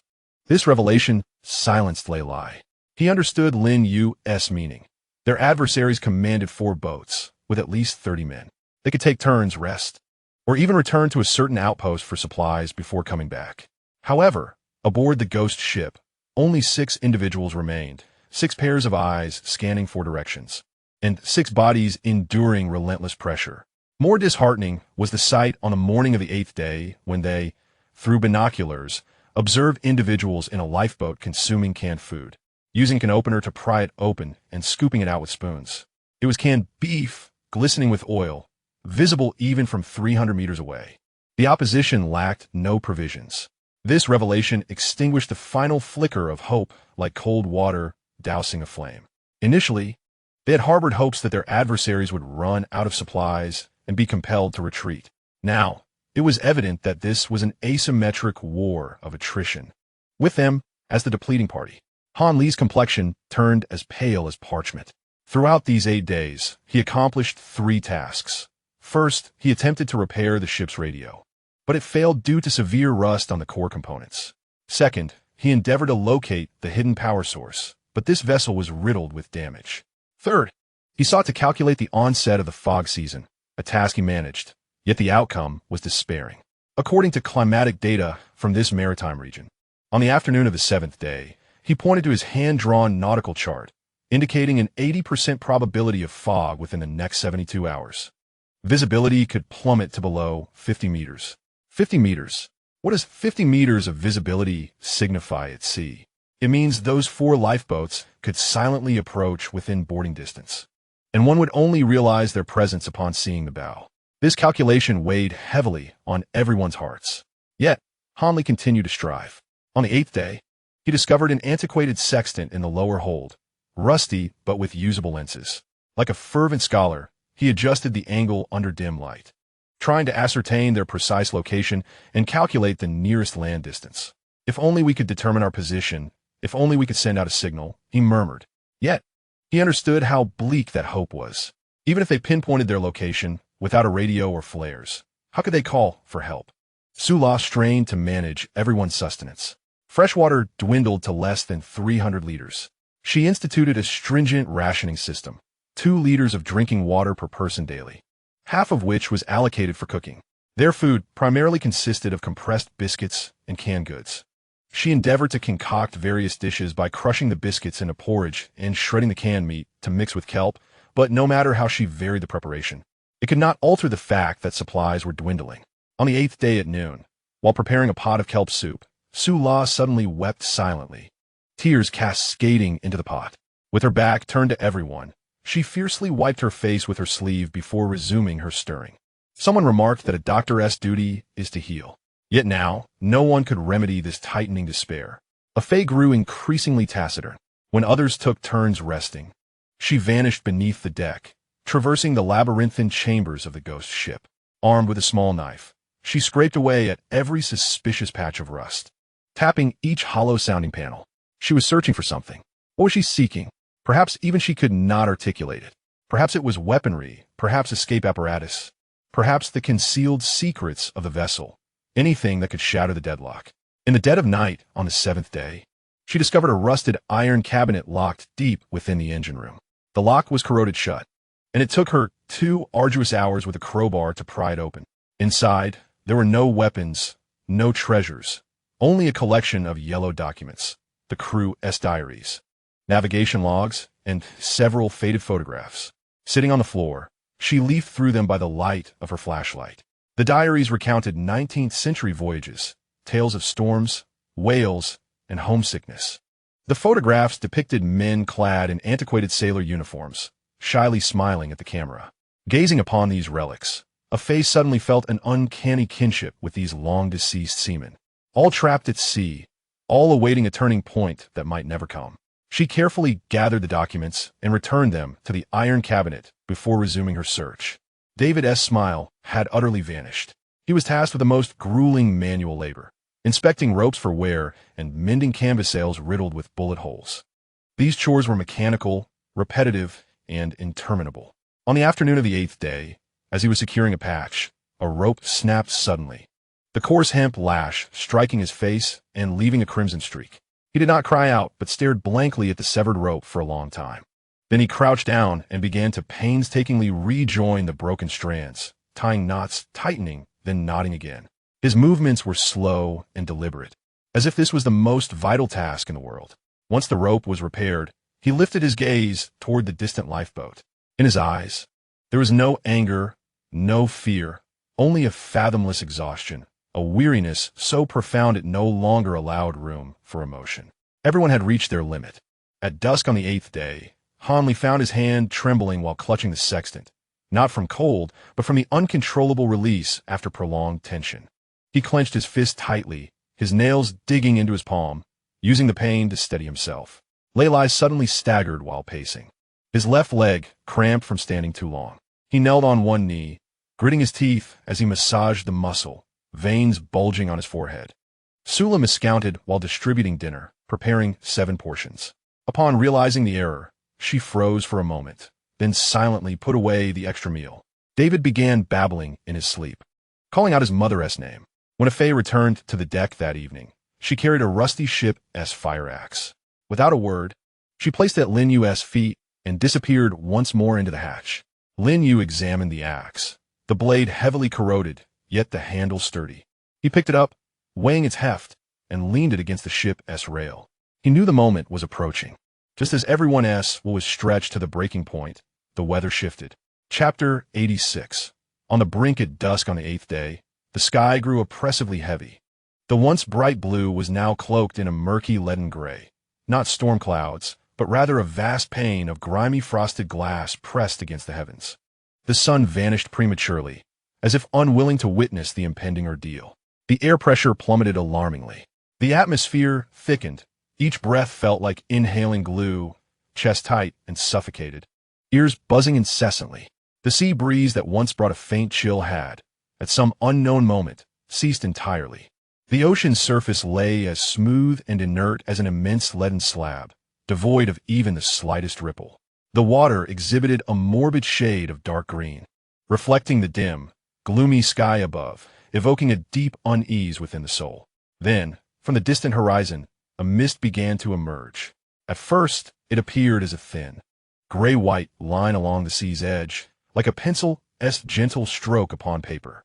Yet swiftly, that slender line swelled and ascended, resembling a heavy quilt saturated with polluted water, gradually unfurling toward the location of the ghost ship.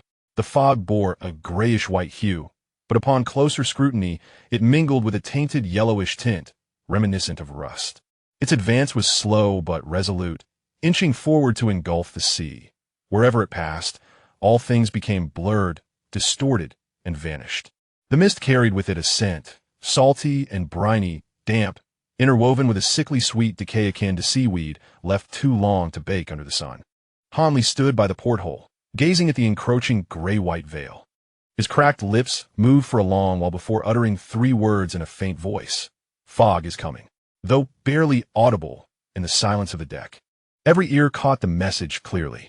Lin Yue approached the ship's edge, extending his hand beyond the railing. The vanguard of the mist had already touched the hull, cold and moist, like countless minute tendrils. Visibility was diminishing at a perceptible rate. What had been a clear sight of the lifeboats 300 meters away, now reduced to a vague, orange glow. Moments later, even that glow vanished, swallowed wholly by the gray-white expanse. 50 meters, 30 meters, 10 meters. At last, even the figures at the far end of the ship's railings blurred, as if viewed through frosted glass. The world contracted into a gray orb with a radius of less than 20 meters. Beyond this sphere lay a chaotic, swirling, unknown whiteness. Deep within this fog, 4 orange-red lifeboats quietly adjusted their course. The hum of their engines was absorbed and distorted by the mist, transforming into a distant, indistinct drone, impossible to pinpoint. Lin Yue gripped his shotgun tightly. He could no longer see his adversaries. But did they see him? Perhaps not. Perhaps this was precisely the opportunity they awaited. Turning, he faced the 5 blurred, tense faces on deck and spoke deliberately. Prepare yourselves. They are coming. This message struck like the final straw that surpassed the limits of endurance, crashing with immense force upon the already taut, nearly snapping heartstrings of all present. The dense fog, an unforgiving torment for those who depended heavily on sight for defense, was nothing short of a cruel calamity, even fatal. The night seemed to hasten its descent, eager to intertwine and merge with the pervasive sea mist. Visibility plummeted at an alarming pace. The ship's railings mere meters away blurred, as if shrouded behind thick frosted glass. Soon, the entire ghost ship was utterly engulfed, enveloped within a milky, suffocatingly viscous chaos. In the distance, several lifeboats, akin to thorns in the flesh, vanished completely behind an impenetrable veil of fog, as if they had never existed, or perhaps had merged with the mist, transforming into an omnipresent harbinger of death. The world seemed to regress to a primordial state, untouched by light, sound, or form, leaving only this shroud of annihilation. Everyone, highest alert. Lin Yue's voice abruptly shattered the suffocating silence. imbued with an unprecedented urgency and severity, akin to a block of ice plunged into boiling oil, erupting in every ear, securing all potential boarding positions. Lei Lai at the port side, David at starboard, Han Li and Fei safeguarding the aft flanks, while Su La remained by my side, attentive to the sounds of the water, should any anomaly arise. Raise the alarm immediately. The command was executed swiftly and silently. No one questioned, no one hesitated. The instinct for survival propelled them to their posts. Hearts thundered within chests, nearly breaking through ribs in their frantic rhythm. The dense fog not only deprived them of sight, but began to distort and toy with their hearing. The once clear sound of gentle waves lapping against the hull now resonated dully, appearing to emanate from a distant realm.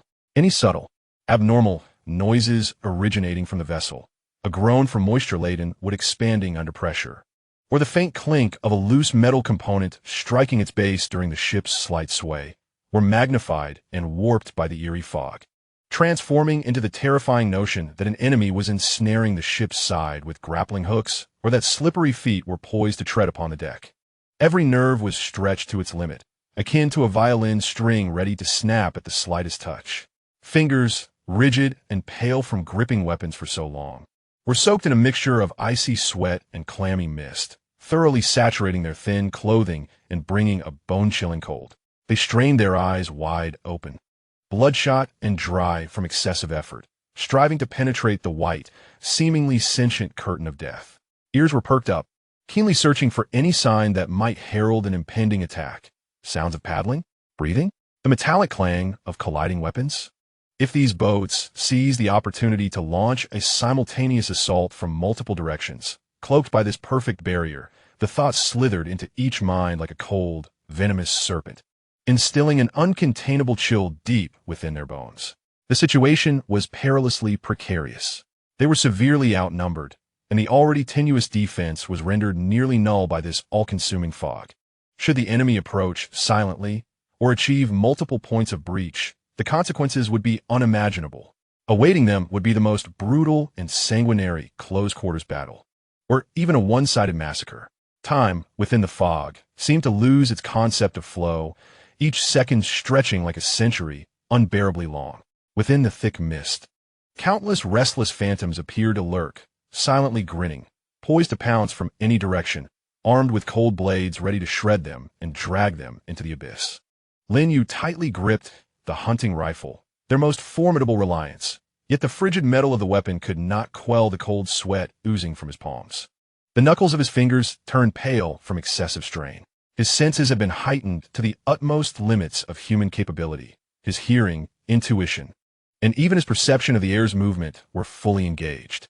Yet, against this all-consuming, bewildering expanse of white chaos, personal bravery and acuity appeared utterly powerless. For the first time, he clearly sensed that his fate, along with that of everyone else, seemed irrevocably beyond control. Transforming into a solitary vessel on the verge of capsizing amidst tumultuous waves, drifting toward an unknown and dark abyss. Just as this suffocating despair reached its zenith, threatening to crush the last vestiges of reason, Su La, who had been intently focused, nearly leaning over the ship's railing, listening intently to the sounds below, suddenly reached out, gripping Lin Yue's arm with fierce determination. Her nails dug painfully into Lin Yue's flesh. Her voice, tinged with extreme tension and a quiver born of uncertainty, was as delicate as a whisper but pierced through the thick fog with clarity. Listen, it seems there are other sounds in the mist. It was neither the faint ripples of enemies stealthily approaching nor the familiar murmurs of rhythmic waves in this desolate sea. Instead, it was a deep, intermittent roar, as if emanating from a far-off place, yet imbued with an undeniable sense of presence. An engine's rumble? This sudden, entirely unexpected sound, like a strange and powerful variation, abruptly tore through the deathly silence shrouded in fog and despair, forcefully inserting itself into the despairing symphony titled End of the Road.